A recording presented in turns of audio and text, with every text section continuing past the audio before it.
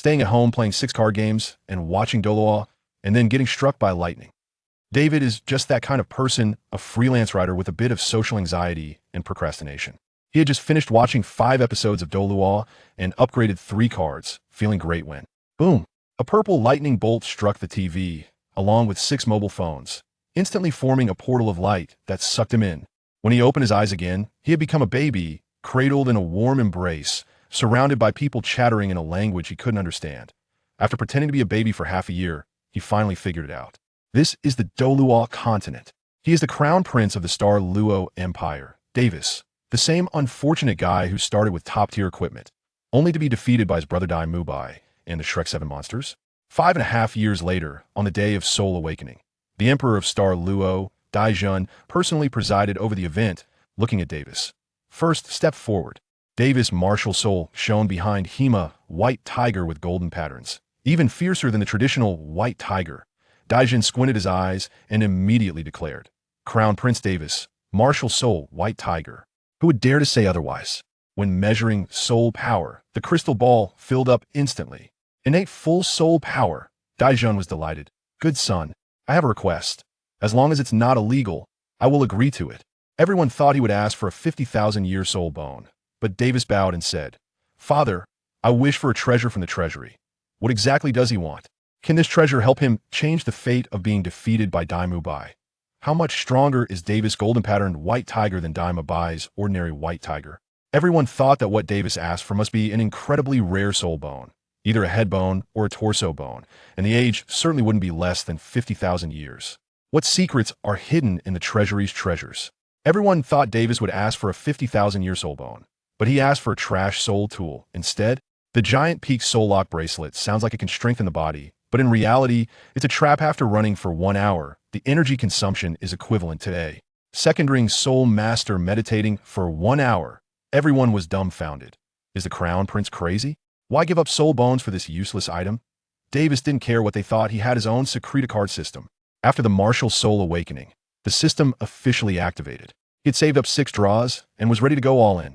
He drew complete true heart method, authentic Taoist inner power, which became a top-tier soul power cultivation method in the Douluo world. Practicing it to the extreme can even increase soul power while walking. Mountain shaking iron palm, a fierce palm technique that became a self-created soul skill. Golden silk soft armor, a life-saving artifact. Plus deep sea blue crystal iron, 10,000-year cold jade pendant, small returning pill. The complete true heart method combined with the giant peak soul lock bracelet, which others thought was a waste of soul power, was perfect for him training his body while simultaneously increasing soul power. Moreover, on the day of the awakening, the third Prince Dai Wei was born. Davis knew clearly. This is the future opportunity to turn the tables on his brother. I must become strong quickly. Once I become a limit, Douluo, I will change the Dai family's ridiculous rules. 3 days later, they would be hunting for souls. What soul rings could Davis absorb? Could his card system be even more powerful than Tang San's cheat? As for whether my cheat is better than Tang San's, sorry, but Davis' cheat might be even bigger and more absolute. Could the complete true heart method giant peak soul lock bracelet allow him to increase his strength even further before the soul hunt? What god level cards could he draw next? Could he practice Tang San's Xiantian skill to become a title Douluo? Davis laughed. The innate skills of the gold martial arts, 9 Yin and 9 Yang, pure Yang Wuzhigong, after modification, would only get stronger. He slowly opened his right hand, and a small sword with a greenish-blue hilt and a silver blade appeared in his palm, its faint glow illuminating the room. Weapon Martial Soul, 7-star sword. This isn't from the Gold Series heroes, but from the legendary Xianjian Qishuan. Dual Martial Souls? Tang San has it, and so do I. Moreover, the potential of the 7-star sword is even stronger than the 7-killing sword. After merging with the complete true heart method, when Davis activated the first zodiac cycle, he discovered it was 10 faster than the Star Luo royal family's secret method. Wait until I switch to 9E9 Yang, my speed will skyrocket. Dai Wei, you're 6 years younger, how can you keep up? 3 days later, an 8-ring Soul Douluo and 3 7-ring Soul Saints escorted Davis to the Star Dou forest for soul hunting. The Dai family's white tiger martial soul has a fixed soul ring formula, but Davis didn't care. His white tiger has golden patterns, belongs to the gold type, and is all about killing. First choice of Soul Beast, Platinum Knife Mantis, with maximum gold attributes and unmatched sharpness. Second choice, Steel Claw Saber-Tooth Tiger, high matching degree with tigers. But how could a 6-year-old child convince the royal family to follow his ideas? Sol Dou Li Fu spoke up. Crown Prince, you have a right to choose, but you must give a reason. Would Li Fu support Davis' choice of the platinum knife mantis? Could this first soul ring allow his white tiger martial soul to soar? Although Li Fu nominally serves the royal family, he is primarily focused on fulfilling the queen's request. What secret is hidden in the queen's request? How incredible will Davis' first soul skill from his dual martial souls be? One sentence from Li Fu made Davis overjoyed. Could choose his soul ring himself. Grandpa Li, my white tiger has pure gold energy. I need a gold attribute soul beast. First choice, platinum knife mantis. Second choice, steel claw saber-toothed tiger. Li Fu immediately arranged. When Keqing will find the soul beast, General Luo will protect him, and I will safeguard the prince. On the outskirts of the Stardow Forest, with an 89-level soul Dou and 3 soul saints escorting, it felt like driving a tank down the street. Soon they found their target, a 400-year platinum knife mantis, and a 300-year and a 500-year steel claw saber-toothed tiger, each. Li Fu glanced at the 500-year one and waved his hand, releasing it. Dai family disciples do not take risks. Davis was delighted just as he wished. Sometimes it's best to be cautious with a cheat and stability. He could laugh until the end. He took out the golden radiant sword, infused it with soul power, and the sword light shone brightly, startling the soul saints. Top-tier attack soul tool. With a swift strike, he pierced the brain of the platinum knife mantis. The 400-year soul ring rose and was absorbed by Davis. Half an hour later, he broke through to level 11, just one step away from level 12. The most amazing part was the soul skill white tiger pure gold gang chi. When attached to a weapon, its power increased by 60. Using the mountain-shaking iron palm, it amplified by 40. It was simply a perfect soul skill tailor-made for him. After absorbing the soul ring, the system provided a draw opportunity, and he directly drew the 13 Taibao's horizontal training golden bell shield. This is A.O. Bei's signature skill once refined to perfection. There will only be one vital point on the whole body. Was Davis soul hunting this time a huge profit? With the golden bell shield, white tiger pure gold gang chi, how incredible would his defense become? This is almost the most suitable body refining martial art for him in the Gold Series Heroes world. In the next draw, could he pull even more powerful martial arts? Dai Wei hadn't even started training, and Davis was already so far ahead. Would he still be able to turn the tables in the future? With the 13 Taibao's horizontal training golden bell shield, giant peak soul lock bracelet, Davis' goal was to withstand a 10,000-year soul ring before reaching level 40.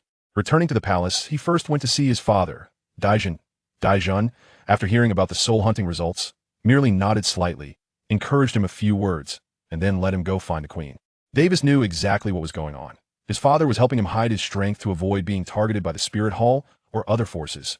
Perhaps, my father is not as heartless as I thought. I in the Jilling Palace.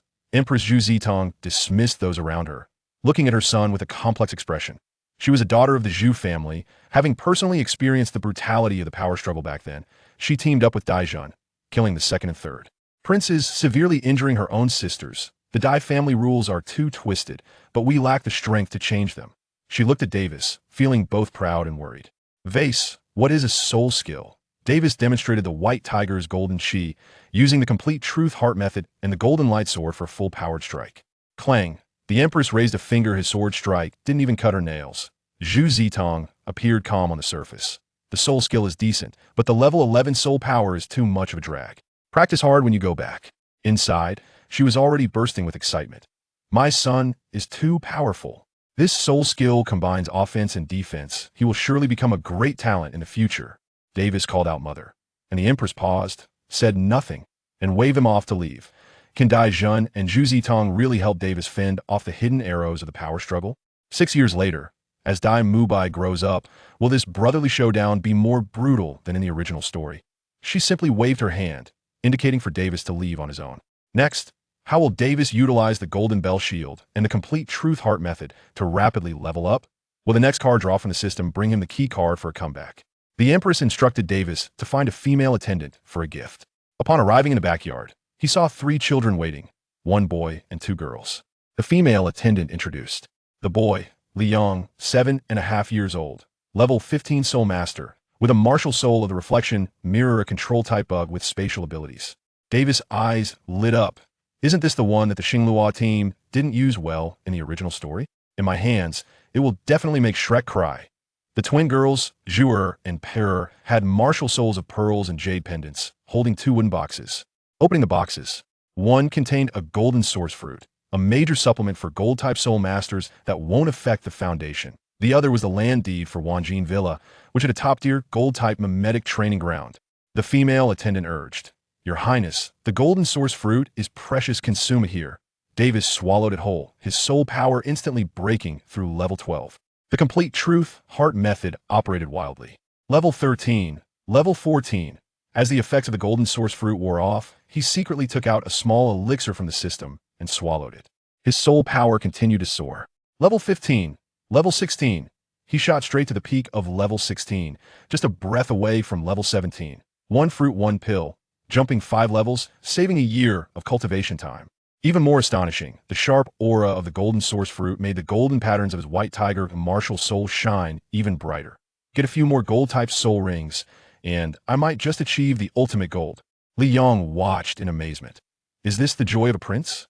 My village chief grandfather could never imagine this. Can the mimetic training ground of Wanjin Villa help him level up even faster?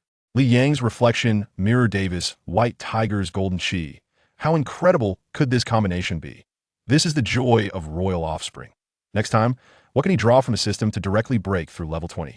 Dai Mubai is still drinking milk. While Davis is already at level 16, can this gap still be closed? The crown prince of the Star Luo Empire, Davis, is a 6-year-old level 16 soul master. The third prince, Dai Mubai, is a native just 4 days old, and his martial soul has not yet awakened. The fish-lipped Ududu, look at this seemingly vast gap and think, come chase after me. Subsequently, under the arrangement of the female attendant, Davis took Liang, Zhuer, and Pei'er, a total of 4 little ones, and moved out of the 9-spirit palace with great fanfare. In the carriage, Davis closed his eyes to rest, but was actually continuing to practice his true heart method to cultivate his soul power, hoping to reach a state where he could practice at any time, whether walking, sitting, or lying down. Zhuer and Pei'er quietly observed Davis, wanting to learn more about the man their sister would serve for a lifetime. Meanwhile, Liang was fulfilling his noble duty as the prince's bodyguard for the first time, sitting upright outside the carriage, seemingly expecting an assassin to leap out from the street at any moment to attack the crown prince. His tense demeanor even amused the coachman. Of course, the coachman would never dare to laugh. This little adult, although very childish, is still a noble soul master and the personal bodyguard of the crown prince. Angering him could lead to a whipping, which would not be worth it. Other servants were busy looking after the luggage of over a dozen carts. While on the luggage cart, following closely behind the prince's carriage, sat Li Fu, the once-renowned Black Tiger General of Star Luo City. Until the convoy reached the suburban Wanjin Villa, they did not encounter any obstacles. Li Fu opened his eyes and sighed. Patience is truly commendable. It seems the old man will have much to worry about in the future. He then flashed into the Wanjin Villa without alerting anyone. This relocation of the prince was not only to facilitate Davis's training, but also a trap designed by Queen Zhu Zitong and Li Fu against the maternal faction of the third prince. If concubine Lian and the forces behind her saw the crown prince moving and noticed the lack of high-level soul master guards during the journey, they might impulsively choose to assassinate him. After all, time is not on Dai Mubai's side. Davis is not only exceptionally talented, but also 6 years older than Dai Mubai, and his maternal family is the Zhu family. Given the current situation, no one in the imperial capital has high hopes for the newly born third prince. The only way for the third prince's supporters to stage a comeback is through assassination. Thus, the queen provided them with this opportunity. In this plan, aside from the level 89 soul, Dou Li Fu, who is overseeing the convoy, there are also 4 soul sages, 2 from the queen's faction and 2 from the Zhu family, with the remaining guards all being soul kings or above. As for why the Zhu family would assist, it is because no matter who becomes the crown prince, a Zhu family woman will become a queen. However, let's not forget that with the early elimination of a prince, the Zhu family can save a daughter from being buried alongside him.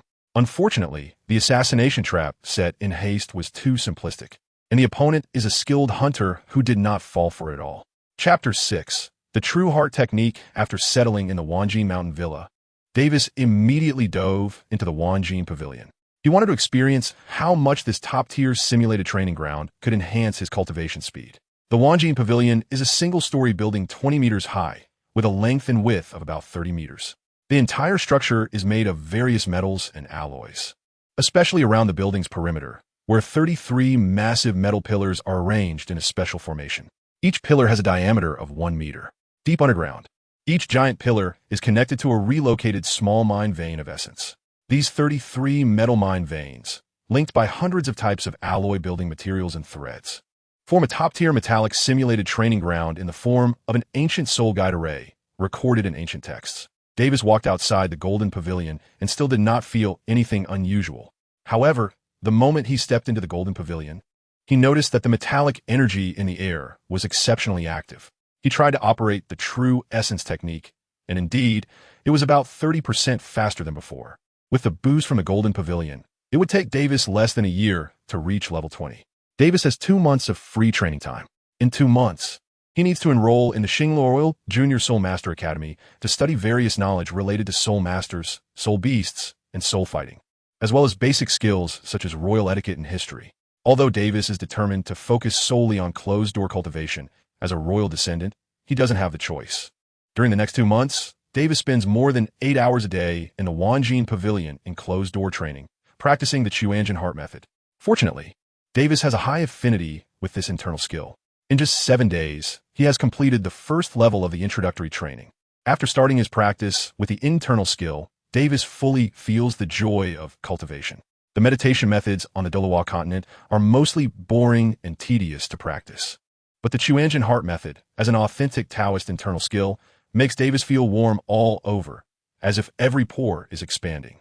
The Soul Master level corresponds to the first level of the Chuanjin Heart Method, and soon, 2 of the 12 meridians have been connected by the pure soul power cultivated through the Chuanjin Heart Method. The speed of practice with the Chuanjin Heart Method has increased again, faster than the royal secretive White Tiger Meditation Method by 15 times. Don't underestimate this ratio. It's important to know that the White Tiger Meditation Method itself is already one of the few superior meditation methods on the Douluo continent. As Davis's practice with the Chuanjin Heart Method progresses, the gap between it and the White Tiger Meditation Method will only grow larger. Over time, it could amount to a crucial difference of 1 level in soul power, possibly from 95 to 96, or even from 98 to 99. The Chuanjin Heart Method has a total of 7 levels. The first 6 levels each correspond to 2 of the 12 meridians, while the 7th level connects all 12 meridians into a complete cycle, allowing true qi to be self-generated and endlessly flowing.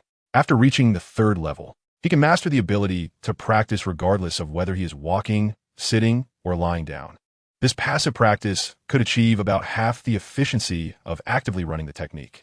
In other words, with the same 8 hours of daily practice, Davis, along with an additional 16 hours of passive training, effectively has double the practice time of others. Of course, as the introductory internal skill of the Chuanjin sect, it has its limits. After reaching the 7-ring Soul Saint level, this internal skill will basically reach its limit. Although it can still be used to cultivate soul power, it doesn't have much advantage compared to the meditation methods native to the Douluo continent. However, the time before reaching level 70 is enough for Davis to distance himself from his peers. Moreover, with Davis's luck and the numerous internal skills from the Jinxi Guild world, he needn't worry about not drawing a good one. After more than a month of cultivation, Davis broke through the level 16 bottleneck and reached level 17. At this point, it has only been 2 months since Davis awakened his martial soul. Besides cultivation, Davis is also engaged in another venture during these 2 months: business. In the world of Douluo continent, money has a somewhat awkward status as currency. Truly valuable items for high-level soul masters, such as soul bones, self-created soul skills, and high-quality spirit herbs, are hard to purchase with gold coins. However, for royal descendants, money can showcase its power in various aspects, such as building nations, training armies, and developing new weapons. As a time traveler, Davis has countless business ideas in his mind. His identity as the crown prince ensures that even if he interferes in some lucrative industries, as long as they are not banks, iron smelting, or weapon forging, which could shake the foundation of the country, no one can take food from his mouth. So during his breaks, Davis devised 3 entrepreneurial plans and had Uncle Fu find trustworthy family members to execute them. These 3 entrepreneurial plans are the brewing plan, the new style restaurant plan, and the boutique jewelry plan. Among them, the brewing plan largely references hundreds of diverse alcoholic beverages from his past life, improving the brewing process on the Douluo continent by combining the essence of brewing industries from both Earth and Douluo. The other 2 plans simply reference the management models and design styles from Earth. Even so, This new concept will bring unprecedented impact to the Douluo continent, which has stagnated for thousands of years. Of course, Davis's task is to cultivate and will not roll up his sleeves to do business himself. The person in charge of the brewing plan is named Dou Di Supreme, a low-level food system soul master with a martial soul of strong liquor.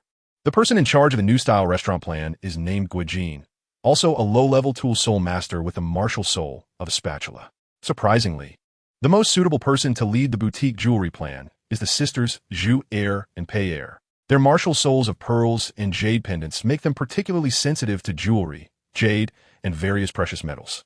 Moreover, perhaps due to their talent, these two little girls have an excellent understanding of the new jewelry styles in Davis's plans. The jewelry designs they created even impressed Davis, who has seen many treasures from Earth. Thus, Davis decided to let these two girls, who are under 10 years old, take charge of the boutique jewelry plan. Of course, he won't forget to pair them with the most professional business talents. Professionals do professional things. This way, as the boss, Davis can maximize profits.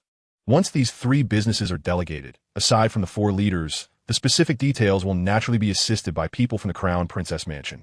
Davis only needs to grasp the general direction and enjoy the benefits. Originally, the Queen was somewhat dissatisfied with Davis's distraction towards business. However, when the 2 months ended and Davis went to Juling Palace to pay his respects, revealing his level 17 soul power, the Queen no longer said much. Instead, she sent many of her own people to pave the way for Davis's business. To quote her, if the Crown Prince is going to do business, he should either not do it or do it to the best of his ability. With Davis's advanced ideas and the Queen's strong support, Davis's business grew larger and larger, not only shining in the brewing, jewelry, and catering sectors, but also gradually penetrating other fields. After several of Davis's enterprises began to run smoothly, he prepared to attend elementary school, Xingluo Junior Soul Master Academy. Chapter 7. Defeating Davis. Early the next morning, accompanied by his attendant Liang, Davis arrived at the Xingluo Junior Soul Master Academy. Being a royal institution, even the Junior Academy has an extraordinary presence from the outside. The entrance to the academy is bustling with elegantly dressed noble youths. A man in a teacher's uniform at the registration desk is processing the admission paperwork for new students. Martial Soul. Iron Spear. Innate Soul Power Level 7. Rated Excellent. Martial Soul. Steel Chain. Innate Soul Power Level 6. Rated Good. Martial Soul. Gray Sparrow. Innate Soul Power Level 4. Rated Average. Suddenly, the teacher frowned and asked loudly, "Which family sent this child? Doesn't the Royal Academy accept students rated below good?" A noble student assisting him with the registration quietly reminded the teacher, Teacher Luo, this is the legitimate grandson of the Marquis Wu family. The teacher hinted to give some face, even if it meant not allowing admission, to avoid making an enemy. Unexpectedly, this Teacher Luo was straightforward and scolded without hesitation. So what if he is the grandson of the Marquis Wu? As long as this child inherits the Wu family's grayback falcon martial soul, even if he only has a level 4 innate soul power, our academy would accept him. The Gray Sparrow martial soul is already one of the weakest flying beast martial souls, and with only level 4 soul power, this child cannot keep up with the teaching pace of our Royal Junior Academy. Forcing him to enter our school is not helping him, but harming him. After saying this, he waved his hand, signaling someone from the parent waiting area not far away to take the child away. Seeing this scene at the registration desk, Davis couldn't help but sigh. Although what Teacher Luo said was harsh, it was not without reason from the perspective of Douluo continent values. In this world, whether a person's life is ordinary or extraordinary is almost decided from the day their martial soul awakens. This phenomenon cannot be changed, even if one day Davis ascends to the throne. The saying that there are no useless martial souls, only useless soul masters, is simply a joke. Although the Marquis family was displeased, they had no way to deal with the teachers of the Xingluo Royal Junior Academy. This is because those who work at the Xingluo Royal Academy, even at the junior level, are generally retired soul masters from the military for various reasons. It is a very close-knit group. If today the Marquis family troubles an ordinary teacher over admission issues, then congratulations. Tomorrow morning the Royal Senior Academy's Soul Law Education Committee might come to the Marquis' door with a group of soul emperors and even soul saints to smash the door. This is a proud tradition of the Xingluo Royal Academy, explored at the cost of many noble families' faces and the doors of their mansions. After the Marquis family left, Davis brought Li Yang to the registration desk. Teacher Luo did not recognize Davis, but the students assisting him immediately recognized him. It was His Highness the Crown Prince. The students whispered among themselves, and Teacher Luo approached, simply bowing and greeting, showing respect but not overly flattering. Davis simply exchanged a few words with Teacher Luo and learned that the information about him and Liang had already been registered by someone from the Grand Prince's residence. Davis chose to be a day student because he has access to a top-tier simulation training ground. However, Liang must live on campus.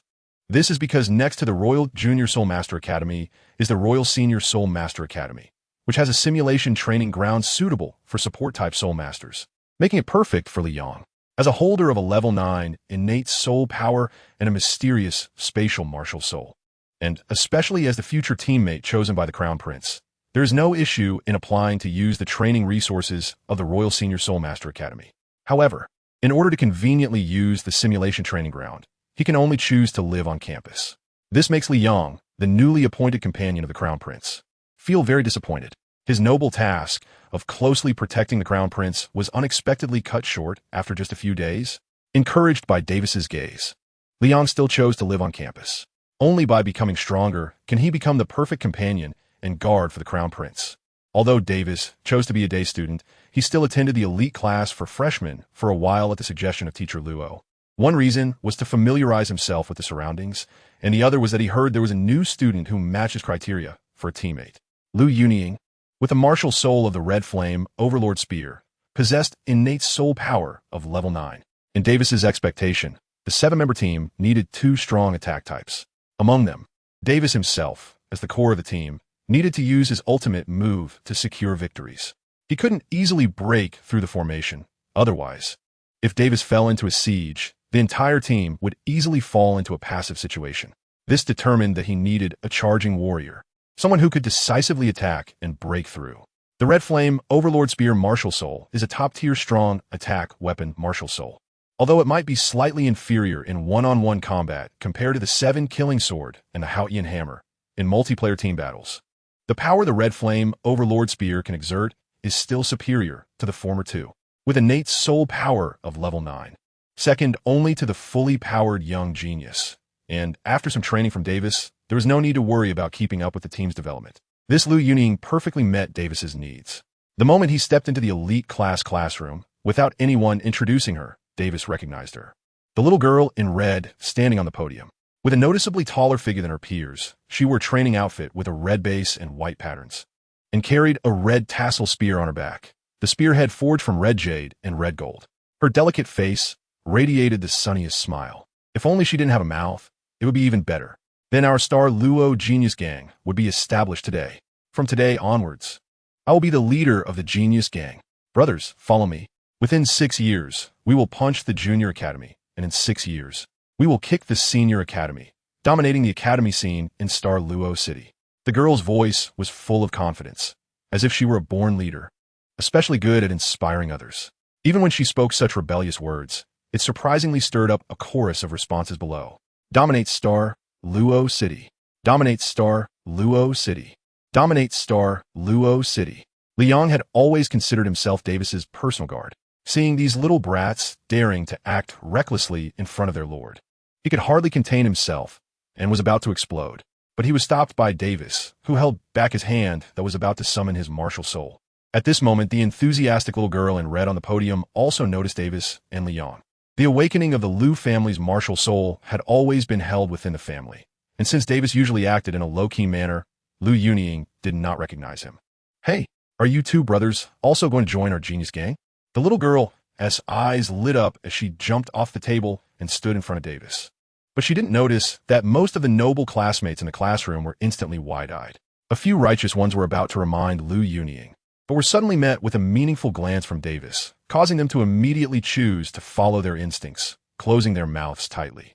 Davis raised an eyebrow at Lu Yunying and asked with a smile, "Joining is no problem, but can you tell me what this genius gang is all about?" Lu Yunying confidently patted Davis on the shoulder and replied, "Have you heard about the Royal Soul Awakening ceremony a few days ago?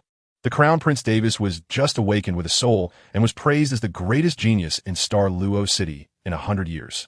We established the Genius Gang to let the people of Star Luo City know that among this generation of young people, besides Crown Prince Davis, there are other talented youths.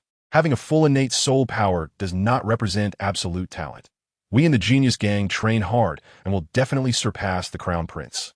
Davis became increasingly interested in this so-called Genius Group, and then asked, so what does our Genius Group do?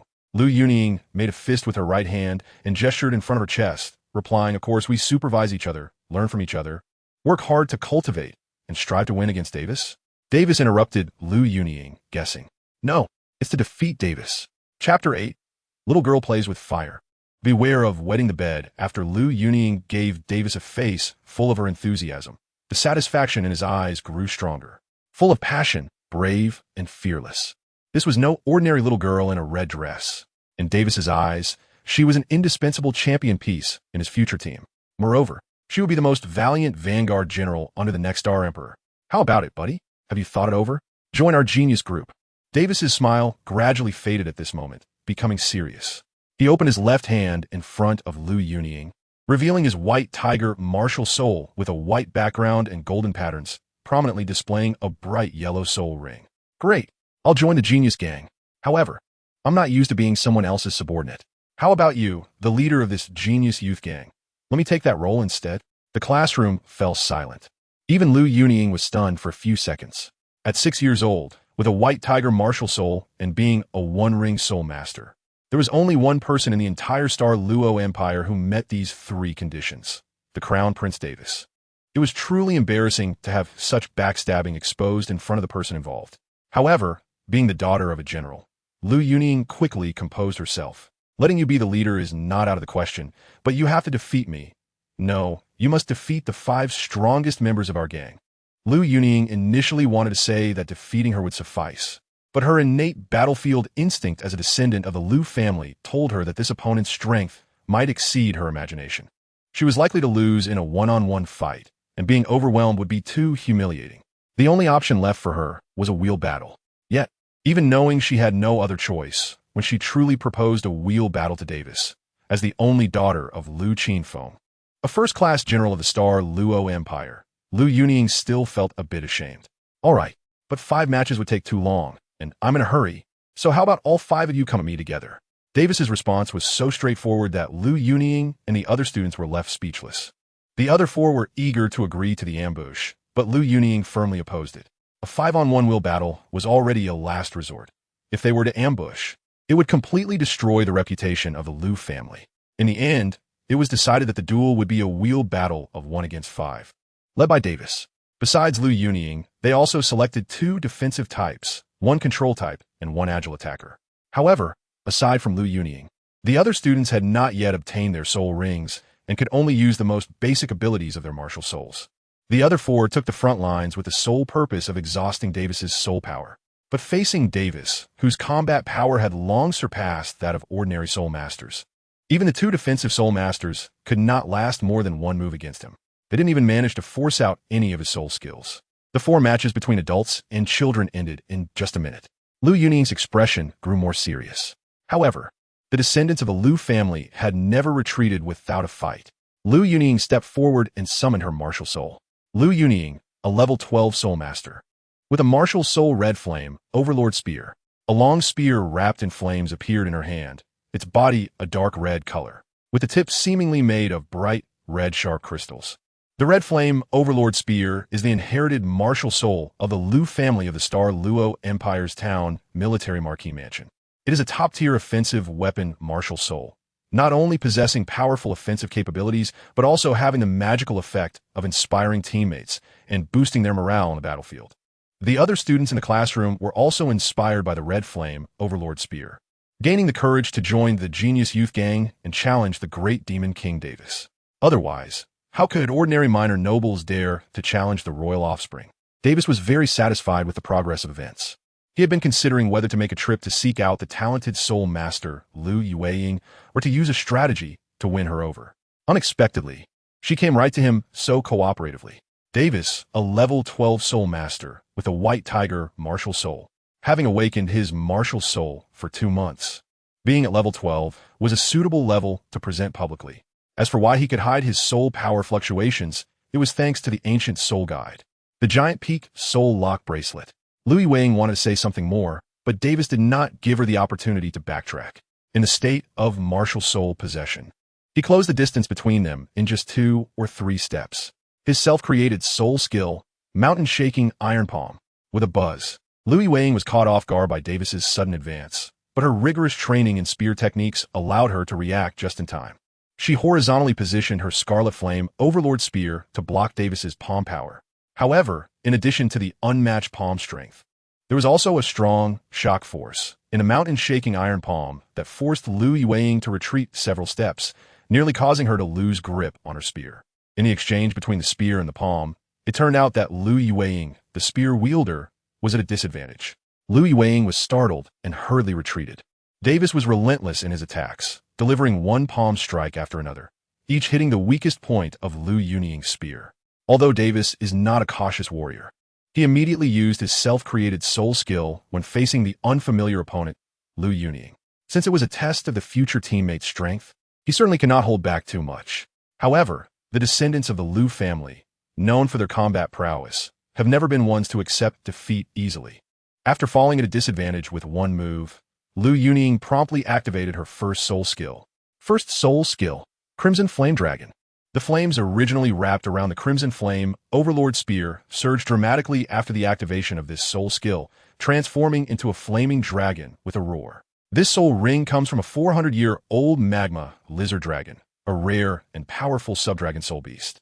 The Crimson Flame Dragon skill not only enhances Dai Wei's attack, but also allows her to unleash the flame dragon at the end of the skill's duration, dealing a significant amount of damage.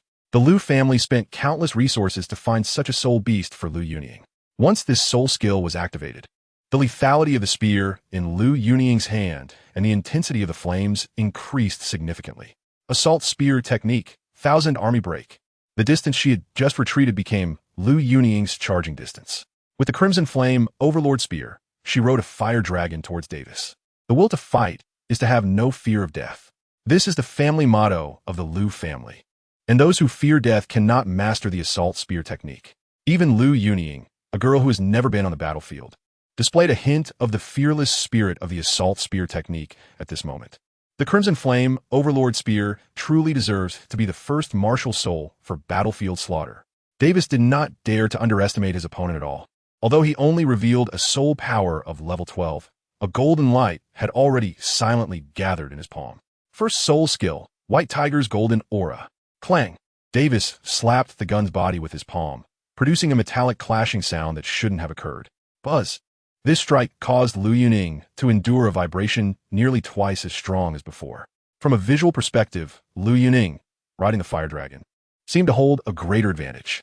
After all, in the eyes of the surrounding little soul warriors, the gun in the hands of the big sister, Dai Wei, was surrounded by flames, with dragon roars echoing. Meanwhile, the great Prince Davis, under Dai Wei's relentless pursuit, could only rely on the soul skill emanating from the light on his palm for defense. And in fact, something shocking happened before everyone's eyes. A piercing metallic buzzing sound rang out, and the long spear in Dai Wei's hand was directly knocked away by Davis's palm. The outcome was clear. It was a decisive victory. The soul master from the Dai family, with his spear knocked away, while his opponent remained unscathed, meant that Dai Wei lost. Both at level 12 soul power, and both being attack type. What was expected to be a battle of equals between top beast martial souls and top weapon martial souls unexpectedly ended in just 2 moves. Dai Wei never anticipated such an outcome. She was completely stunned, not even noticing when her long spear fell to the ground behind her. Davis realized that his strike had been a bit too much, so he approached and patted Dai Wei's head, laughing. "Little girl, you like playing with fire so much. Aren't you afraid of wetting the bed at night?" Dai Wei immediately puffed up like a little cat, baring her teeth and retorting. "You're the one who wets the bed. You drew the entire map of the Star Luo Empire on your bed." Chapter 9. The Formation of the Team. You won. Dai Wei came back to her senses, decisively withdrew her martial soul, and said to Davis, "Now you're the boss of the Genius Gang." Davis glanced at Dai Wei and shook his head, saying, "I have no interest in this genius group. What I'm interested in is you." Dai Wei's face instantly flushed red, and she took a step back, even summoning the Crimson Flame Overlord Spear to guard her chest. "You, what do you want? Even if you're a prince, you can't forcefully take a girl in the Royal Junior Academy and act recklessly. My father is a first-rank general." Davis rolled his eyes. This girl was overthinking things. Where did your mind wander off to?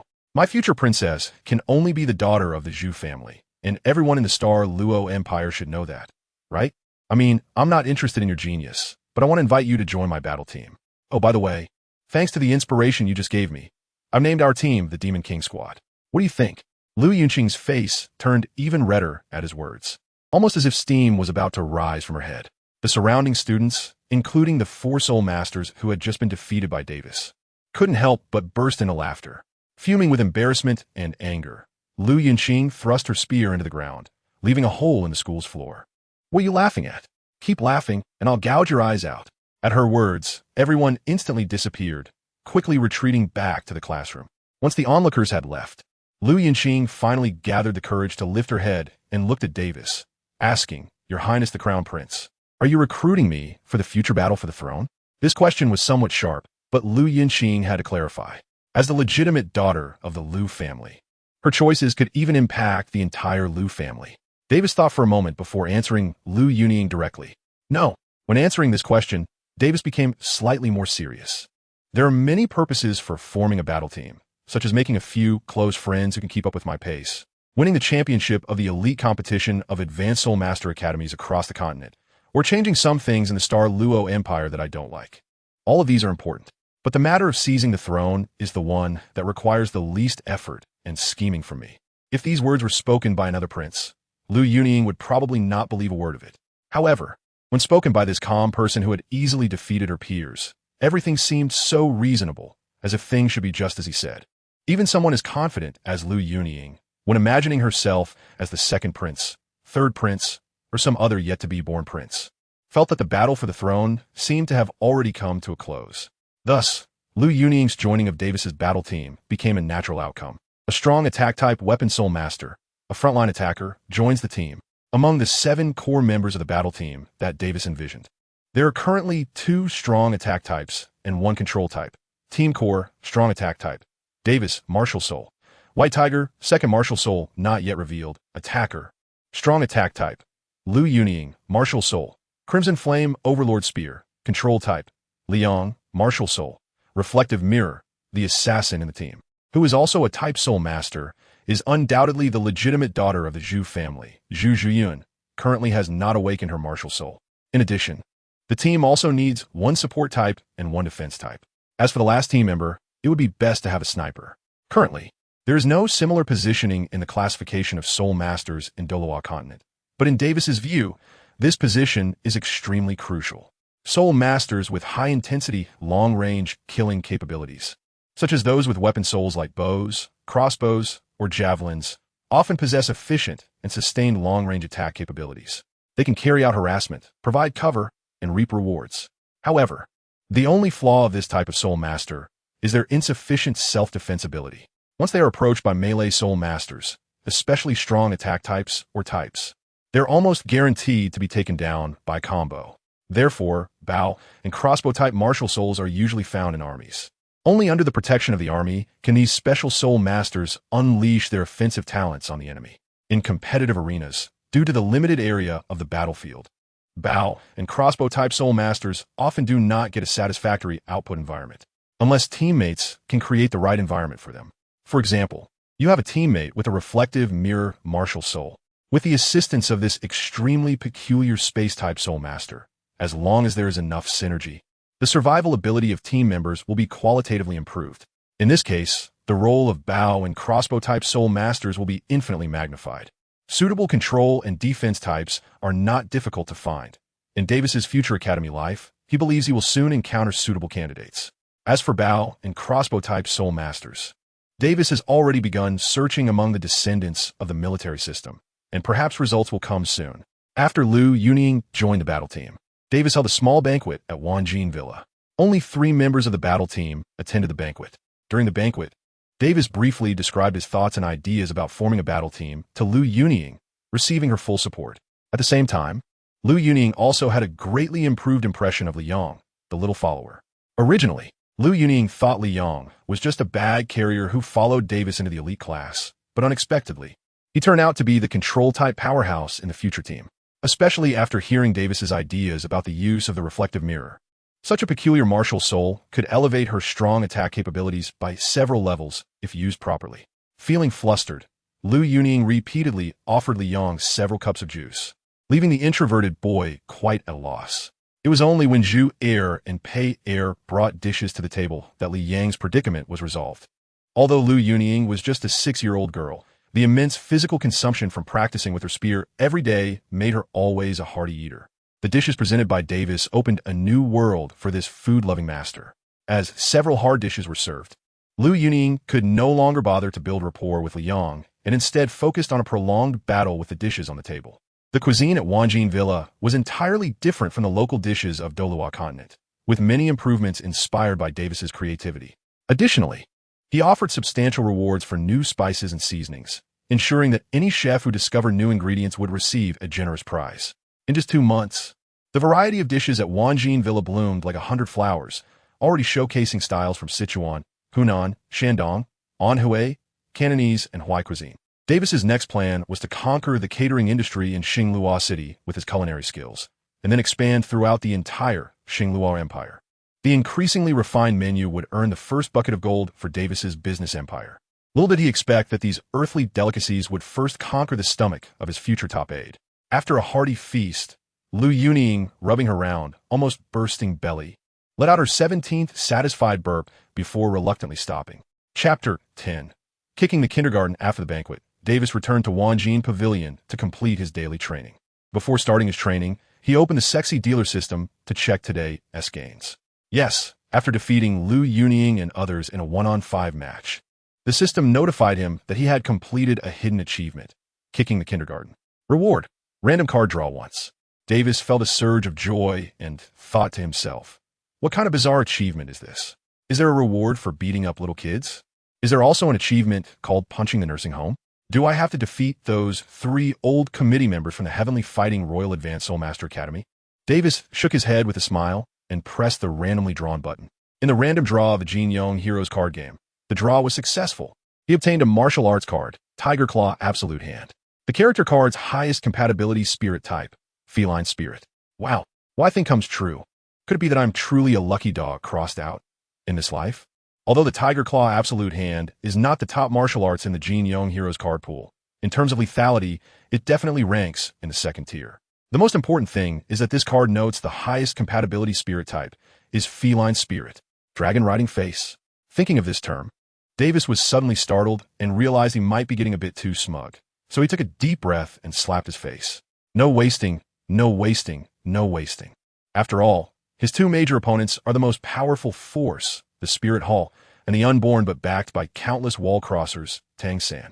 But with this card, many ideas that were previously impossible can now be put on the agenda. Davis recalled the general plot of Douluo continent in his mind. Counting the rise of Tang San, there was one thing that could not be ignored: the fairy grass. As the first significant turning point on the rise of the Shrek 7, the importance of the fairy grass is self-evident. If it could be intercepted in advance, the gap between both sides would only grow larger.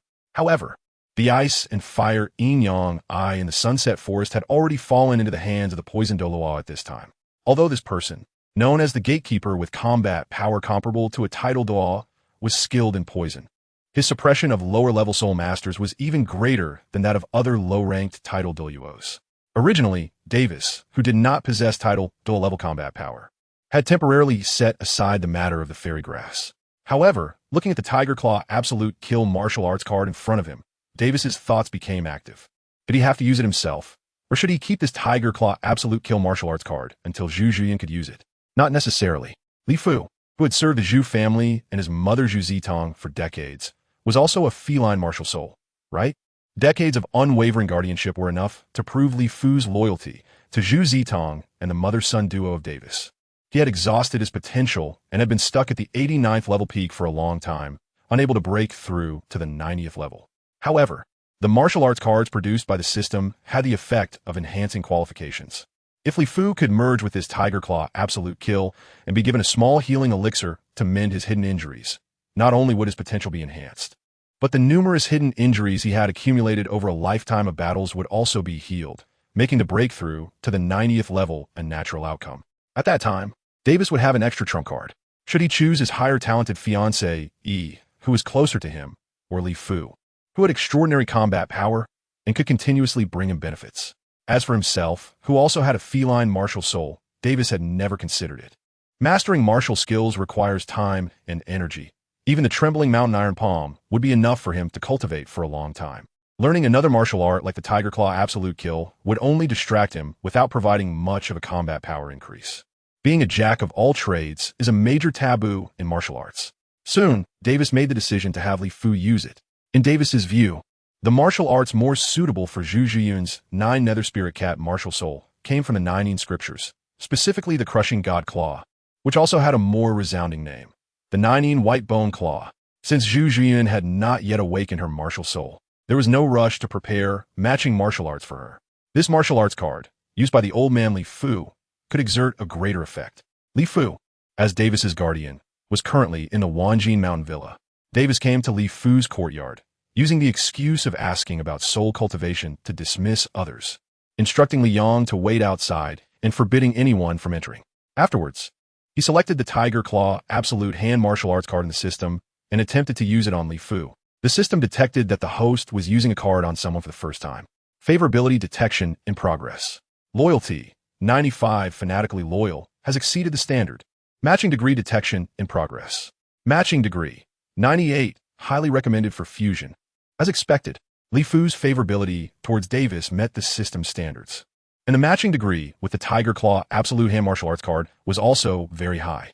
After completing this series of preparations, Davis then bowed to Li Fu and asked, "Grandpa Li, if you achieve title Douluo, can you defeat Douluo?" Li Fu did not expect Davis to suddenly ask such a question, and he was taken aback. After thinking for a moment, he answered seriously, "That old poisonous snake? What has he done to provoke your highness? If I can achieve title Douluo, defeating him wouldn't be too difficult." However, although Li Fu had never fought against Douluo, both were once well-known soul Douluos on the continent, and they had some mutual understanding. This title Douluo, known as the Poison Overlord, is indeed good at overpowering the weak. And no matter how many people you have, they can't withstand a few puffs of his poison. But when it comes to fighting at the same level, as long as you can dodge his 8th soul skill soul bone skill combo, it would be easy to deal with him. However, Li Fu understood very well that there are no ifs in this world. Even if he had a secret trump card that was far beyond an ordinary soul Douluo, with only an 89 level Black Tiger soul, challenging a 91 level Emerald Phosphor Serpent King would not give him even a 2-layer chance of winning. As an old man with innate soul power only at level 8, and having been injured on the battlefield in his younger years, he feared he would never have the hope of glimpsing the world of title Douluo in this lifetime.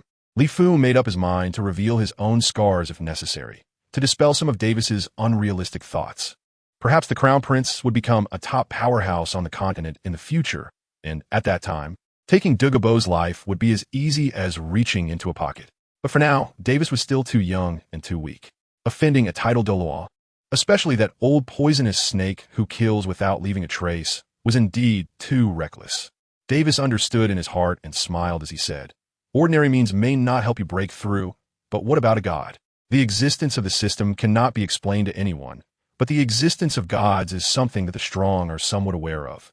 Li Fu's pupils suddenly contracted, and his hands unconsciously clenched, crushing the armrests of 2 chairs. Then, a violent aura that could cover the sky and block the sun erupted, just enough to envelop a small space around the two, yet cleverly did not exert any pressure on Davis within that range. "Your Highness the Crown Prince." If I heard correctly, Li Fu's expression was extremely serious at this moment, staring into Davis's eyes and speaking word by word. "Did you just mention gods?" Li Fu had once deeply experienced how much turmoil any news related to gods could cause on this continent. So much so that at the first mention of this term, he immediately used his ultimate trump card, which had been hidden for over a decade and was known to no living person in the entire continent, Domain. If Davis had not mentioned gods after the death of the late emperor and the previous duke, no one in this world would have known that a soul fighter from the Starfall Empire, who had lost all prospects, would possess such an extraordinary ability as Domain. This was precisely why Li Fu dared to say that he had a 2-layer chance of winning against Douluo. After more than 10 years, Li Fu once again activated his Domain, but the purpose was merely to confirm that there were no third ears around, to avoid concocting too much and exposing himself, and to give the old man some room for imagination, Davis did not elaborate further, but intended to let Li Fu personally experience the arrival of divine grace. Silently confirming the use in the system, the Tiger Claw Death Grip martial arts card transformed into a golden light and merged into the top of Li Fu's head. Chapter 11. Martial Soul Evolution, Rending Wind Black Tiger. After the Tiger Claw Death Grip martial arts card fused with Li Fu, along with the medicinal power of the small returning pill, it began a comprehensive transformation of his martial soul and body. Half an hour later, the fusion was complete. Roar! A thunderous tiger roar echoed in the room, blocked by Li Fu's domain, causing no disturbance outside. At this moment, Davis, as the original owner of the martial arts card, could see Li Fu's status from his system panel. Li Fu relationship, subject loyalty, 100 diehard, martial soul, rending wind black tiger innate soul power, level 9 soul power, level 90 fuse soul card, Tiger Claw Death Grip. After fusing with the Tiger Claw Death Grip martial arts card, Li Fu underwent earth-shattering changes. Not only did his soul power break through the shackles and reach level 90, but his innate soul power also increased from level 8 to level 9. What surprised Davis even more was that Li Fu's original martial soul, the Black Tiger, had barely reached the threshold of a high-level martial soul, but after this fusion, it had completely transformed into the top-tier beast martial soul, rending wind Black Tiger. Coupled with the newly acquired self-created soul skill, Tiger Claw Death Grip, Li Fu's close combat explosive damage was significantly enhanced. It could be anticipated that for a period of time in the future, Li Fu's strength would undergo a leap-like transformation. After a short while, the aura around Li Fu gradually retracted, and he slowly opened his eyes. Grandpa Li, how does it feel to receive divine grace? Davis looked up at the elder with a smile and asked. Li Fu felt the powerful body filled with health, strength, and potential. It had been a long time since he felt this way. It was so amazing. He had never felt this good before. Was this the power bestowed by the divine? Those eyes, which usually seemed murky and lifeless, were now sharp and bright, with a hint of disbelief deep within. What had just happened felt like an illusion. Even the subordinates, partners, and relatives fused with soul cards could not access the existence of the system. Thus, Davis took out the prepared statement. Grandpa Li Fu, actually, since the day I was born, I was chosen by a deity to be the divine child, that is, the heir to the divine position. That blessing, just now, was a blessing from the deity for you, the guardian. Li Fu suddenly understood, filling in the entire plot based on the framework of the story given by Davis. So, he had already been determined to be the heir to the divine position of birth. In that case, the early wisdom of His Highness the Crown Prince, the extraordinary golden tiger stripes of the white tiger martial soul, and the divine blessing just now all made sense. However, concerning the inheritance of the divine position, this news was too shocking. There was still a hint of disbelief in Li Fu's eyes.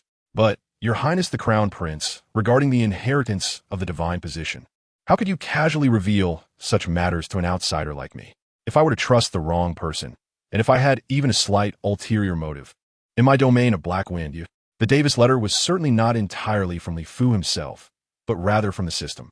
However, what it conveyed to Li Fu was, this blessing from the divine represents my identity as a guardian, and the choice of the guardian is determined not by me, but by the deities of the divine realm. Upon hearing this, Li Fu felt that the last piece of the logical puzzle in his heart had finally fallen into place. He himself was, of course, guiltless, but his care and loyalty towards the queen and the crown prince were never overtly expressed, and this child, Davis, could not fathom human hearts. However, the deities could. The hearts of mortals, of course, cannot obstruct the gaze of the divine. Thus, he naturally became the most suitable guardian for His Highness the Crown Prince. Having sorted out his thoughts, Li Fu finally stopped being entangled and bowed to Davis, saying, Old servant Li Fu is willing to serve His Highness unto death. This was the second time in his life that the old man uttered these words, but it was sincere and simple enough that no one could doubt it. Davis had a serious expression as he raised his hand to tap Li Fu's arm. He couldn't reach his shoulder due to his height, and said, Li Qing, I, Davis, accept your loyalty.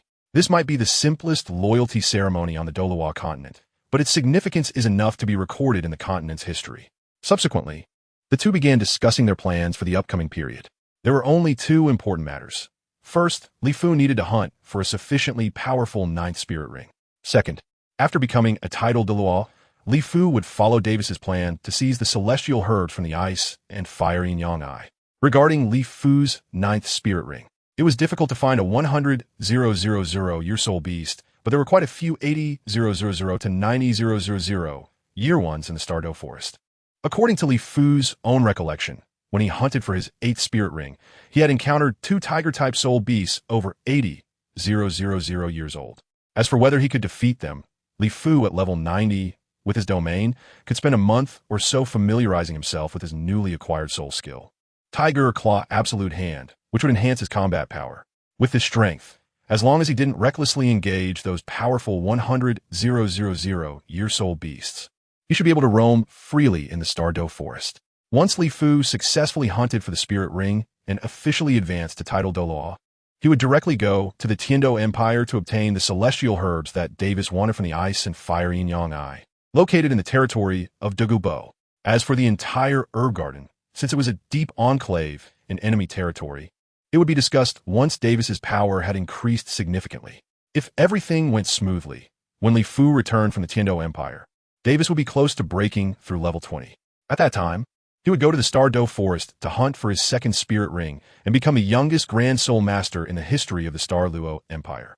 After that, Davis would develop a series of cultivation plans for himself. He would no longer be limited to simply cultivating soul power.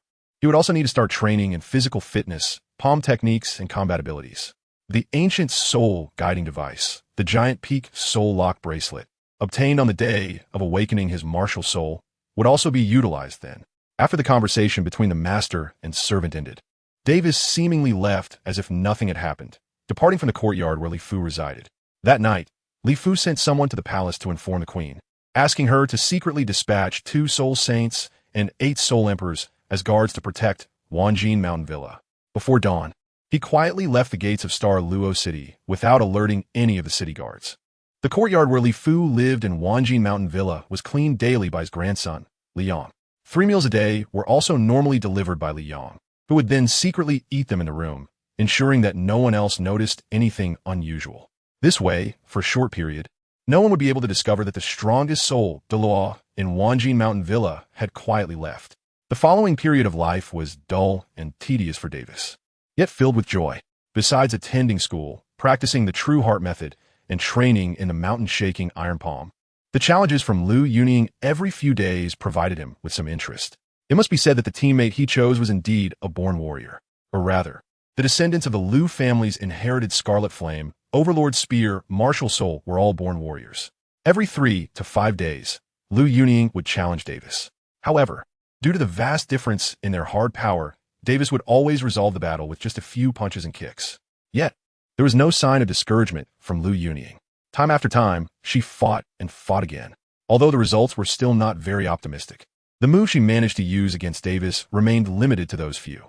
The other students in the Royal Junior Soul Master Academy were unable to understand her masochistic mentality. However, Davis understood and was deeply shocked. Only by constantly sparring with Lu Yuning did he realize how terrifying this repeatedly defeated young girl's talent was. One must know that while Lu Yuning was progressing, Davis himself was also improving every day. Even though he hadn't trained for long, after integrating the martial arts card, practicing the mountain-shaking Iron Palm was much smoother than for others. Under such circumstances, how could Lu Yuning's progress in her family's spear techniques barely keep pace with him? If it weren't for the fact that weapon martial souls couldn't transform into soul beasts, Davis might even suspect that she was some kind of 100,000 year Scarlet Flame Overlord Spear Soul Beast transformed. Chapter 12. The Night Banquet at the Marquis's Mansion, the Heavy Crossbow Assassination.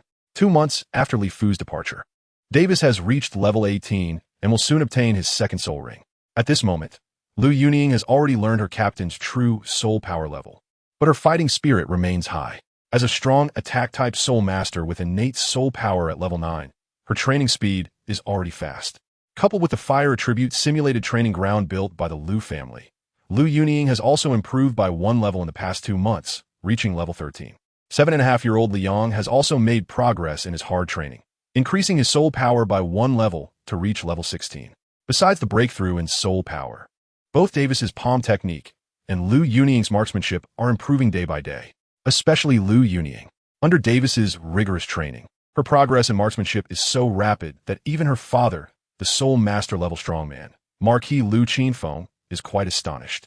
Otherwise, it wouldn't have been so easy for Lu Yuning to gain the Marquis's approval to join Davis's team. However, what makes Lu Yuning a bit desperate is that besides attending classes and the unchanging 6 hours of soul power training each day, she spends the rest of her time practicing marksmanship.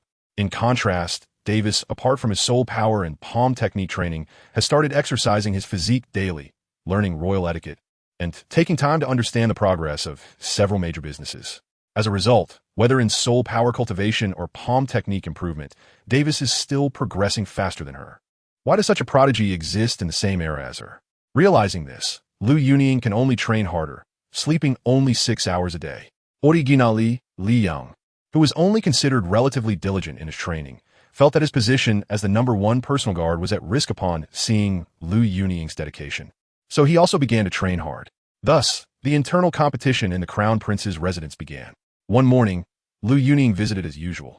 However, she was not wearing her previous training outfit, but magnificent golden-red noble gown, with the Marquis family's emblem pinned on her chest. Although the Marquis family has good upbringing, Lu Yuning, dressed up, exudes the demeanor of a gentle and well-bred young lady.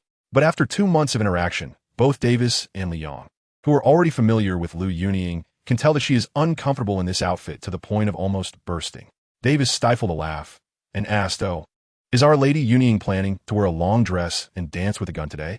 Liang chimed in from the side, "Your Highness the Grand Prince, you better be careful. It might be Yuning's long-practiced ultimate move." The two formed a duo that typically wouldn't laugh, but since they hadn't gone through the entire training, they burst into laughter after just 2 sentences, infuriating Lu Yuning to no end.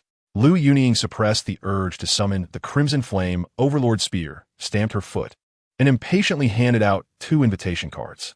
"My father heard about our plan to form a battle team and specially hosted a banquet to invite my 2 teammates to our residence."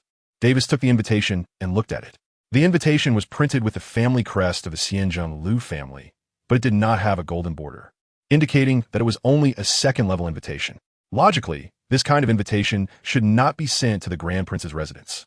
Looking again at what was written on the invitation, it was addressed to Lu Yuning's 2 teammates, Davis and Liang, rather than the Grand Prince. Davis immediately understood. Lu Qinfeng truly deserved to be a general at the highest level of the Star Luo Empire's military. His actions were indeed meticulous. By not using the Lu family's highest-level invitation, it showed Lu Qinfeng's regard for the 2 of them while not flattering the prince. Inviting Davis to the banquet under the pretext of inviting his daughter's teammate, without mentioning his identity as the Grand Prince, was to leave some leeway for the Marquis' residence. Close ties between the military and the prince were never good news. This banquet might be Lu Qinfeng's assessment of Davis, the Grand Prince, and the captain of his daughter's battle team. The outcome of the banquet could determine whether Lu Yuning could join the battle team with the support of the Marquis' residence. Therefore, Davis had to go. After changing into formal attire for the banquet with Liang, they arranged for 6 Soul Emperors to openly guard them, with 2 Soul Saints secretly following for protection, and set off for the Marquis' residence. Inside a civilian house in Star Luo City, Luo Jin, a Soul King expert who had retired from the Fengyun army, was in a wretched state, being trampled beneath someone's foot. "Luo Jin, have you considered it?" A man in black slightly lifted his foot off Luo Jin's head and asked. "The Grand Prince has already set out. There's no time to waste. If you act, you might not die. If you don't act, you'll die now, and your wife and daughter will be implicated. Your wife can't hold on much longer, you know. Would you let your lovely daughter die for a Grand Prince she has never met?" Looking at his wife lying in a pool of blood and his daughter, who had been knocked unconscious and was being held by the man in black, Luo Jin glanced at the 3 masked Soul Emperors in front of him. This iron-blooded soldier, who had survived countless life-and-death battles, had no choice but to lower his proud neck and submit to the leading masked man, saying, "I agree. But you must let my daughter go." The leader nonchalantly agreed, casually throwing the little girl onto the ground and then handing Luo Jin an address. "Get here within 10 minutes and assassinate Grand Prince Davis. If you succeed, we will save your wife and release your daughter. If you fail, you know the consequences." Luo Jin glanced at the address and left without saying a word, quickly followed by 2 Soul Emperors, leaving the leader to watch over Luo Jin's family. The speed of the Soul King and Soul Emperors was astonishing. They reached their destination, the Drinking Star Pavilion, in just about 3 minutes. The Drinking Star Pavilion was the largest restaurant in the east of Star Luo City. Although it was not the tallest building, it ranked among the top 10 in height and was conveniently located on the route Davis and his party were taking. Luo Jin entered the top-floor private room that had been booked in advance by the men in black. He did not exchange any words with the two men in black and silently summoned his martial soul, the silver wing heavy crossbow. This was a heavy crossbow, capable of high explosive attacks at mid-range. Luo Jin, a Soul King, had repeatedly shot and killed unsuspecting Soul Emperors before. However, it had a fatal flaw. Its shooting frequency was extremely low, and after summoning the martial soul, his movement speed drastically decreased. These drawbacks meant Luo Jin could only be an excellent system soul master, able to perform at his best only under military protection. But at this moment, the target the men in black wanted him to assassinate was merely a one-ring soul master. As long as Luo Jin exerted his full strength, even with a soul saint protecting in the shadows, he had at least a 50% chance of killing the target in one shot. 10 minutes later, Davis and his party passed beneath the Drinking Star Pavilion. The black giant crossbow in Luo Jin's hands glimmered with silver light, and 4 out of 5 soul rings lit up. First soul skill, Charged Arrow. Second soul skill, Eagle Eye. Third soul skill, Hunting Light. Fourth soul skill, Armor-Piercing Arrow. Seeing this, the two black-clad men who had been worried about Luo Jin's cooperation breathed a sigh of relief. Before choosing Luo Jin for the assassination, they had conducted detailed research, including understanding Luo Jin's 5 soul skills, except for the 5th soul skill used for close-range counterattacks. The other 4 soul skills were all applied to this arrow, increasing the probability of successful assassination by 2 levels. Assassinating the Grand Prince of the Star Luo Empire was already a stroke of luck with a 7-layer assurance. Regardless of what the men in black thought, Luo Jin was completely unconcerned at this moment. All his focus seemed to be poured into the arrow he was about to shoot. The arrow on the silver wing heavy crossbow emitted a heart-pounding aura. Yet Luo Jin's gaze was as calm as the deep sea. When Davis's carriage moved into the optimal shooting angle for Luo Jin, whoosh. In the deep sea, a thunderclap sounded. A piercing arrow shriek broke through the air, aiming directly at Davis inside the carriage. The mere curtain could not obstruct Luo Jin's 2nd soul skill, Eagle Eye. This arrow was so fast that it only drew the attention of the 2 soul saints guarding in the shadows when it was within 5 meters of the carriage. It would only take less than a 1/10 of a second for the deadly arrow to pierce through Davis's skull. At this critical moment, the carriage's body glowed with a dark blue inscription. The carriage had already been enhanced with soul skills by a high-level defensive soul master in advance. Ding! The arrow struck the inscription and was momentarily blocked. "You scoundrels! How dare you attempt to assassinate His Highness the Grand Prince?" One of the hidden soul saints exploded with rage, summoning his martial soul. Yellow, yellow, purple, black, black, black. A level 74 control system soul saint, martial soul, steel chain. 5th soul skill, chain capture. Several chains shot out at high speed toward the crossbow arrow.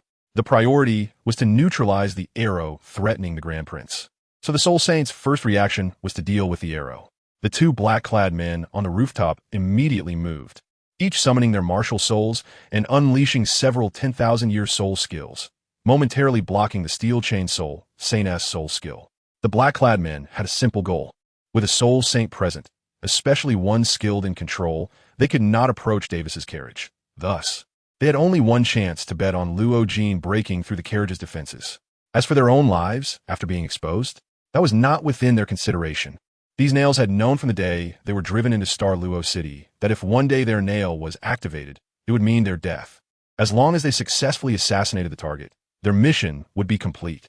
Seeing the assassin appear and attack, the other Soul Emperors in the party reacted simultaneously, with half surrounding the carriage and half charging at the 2 black-clad men.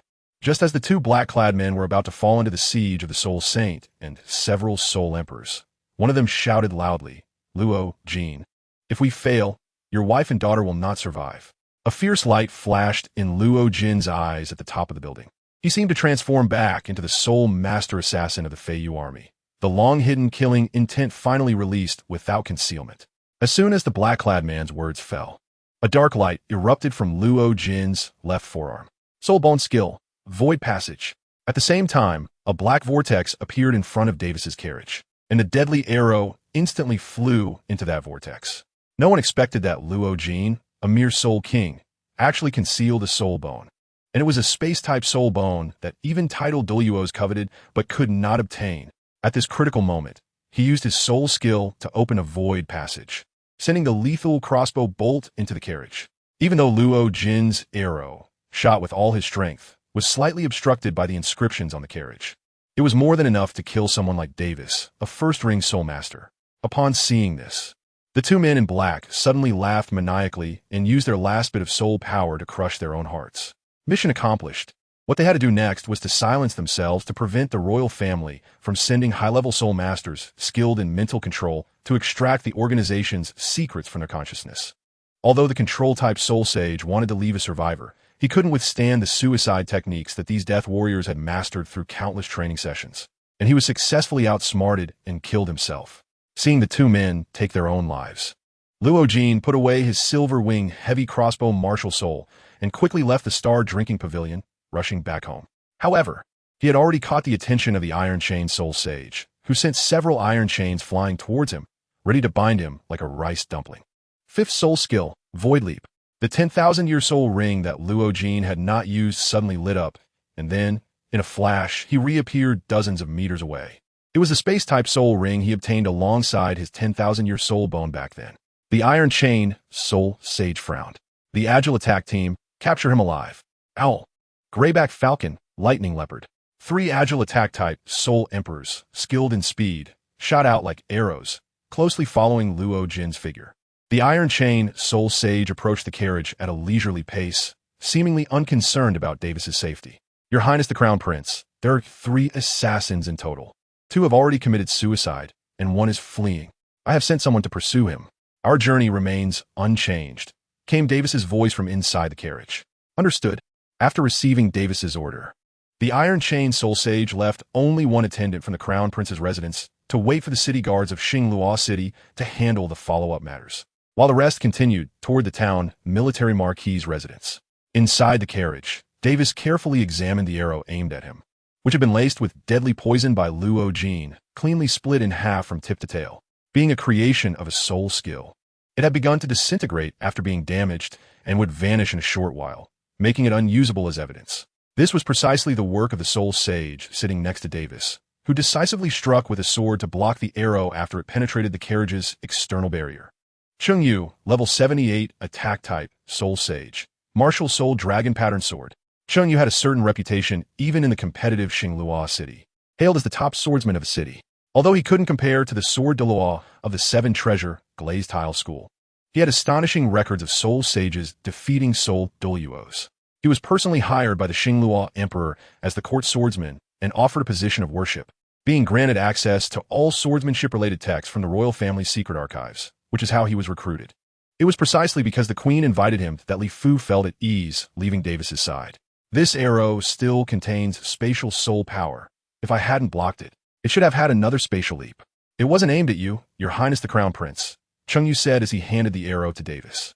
Davis smiled non-committally and said, It's fine, we don't need to invest any more thought into this matter. The Marquis of Jinjuan's residence will find out the truth. Sitting next to Davis, Lu Yueying had been pale since the assassination began, but her complexion gradually improved upon hearing Davis's words.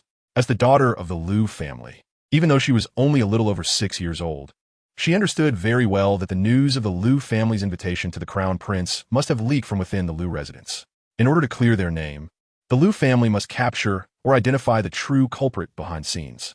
And the fact that Davis, as the victim, was willing to hand over the opportunity to investigate the case to the Lu family showed that he had a certain level of trust in his teammate.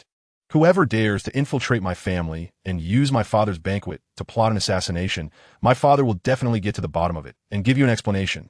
No matter who it is, if they dare to use my aunt, Lu Yueying, will make them understand why the tip of the Scarlet Flame Overlord gun is so red. Davis waved his hand, indicating that Lu Yueying need not be so agitated. Those who resort to assassination tactics are all fearful of our future. Most of our enemies are just jackals with half their bodies buried in the ground.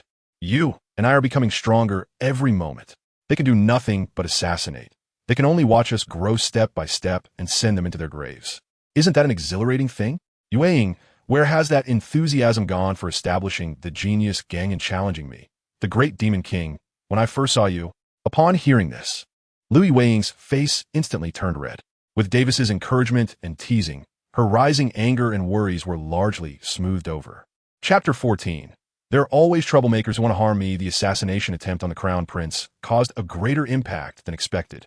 The palace, the harem, the military, and even the spirit hall of the Xingluo Empire were all stirred. In an instant, spies and messengers from all sides were dispatched. And although the surface of Xingluo City remained calm, the undercurrents were already surging. However, our protagonist, Crown Prince Davis, continued to head to Lu's residence for the banquet as if nothing had happened.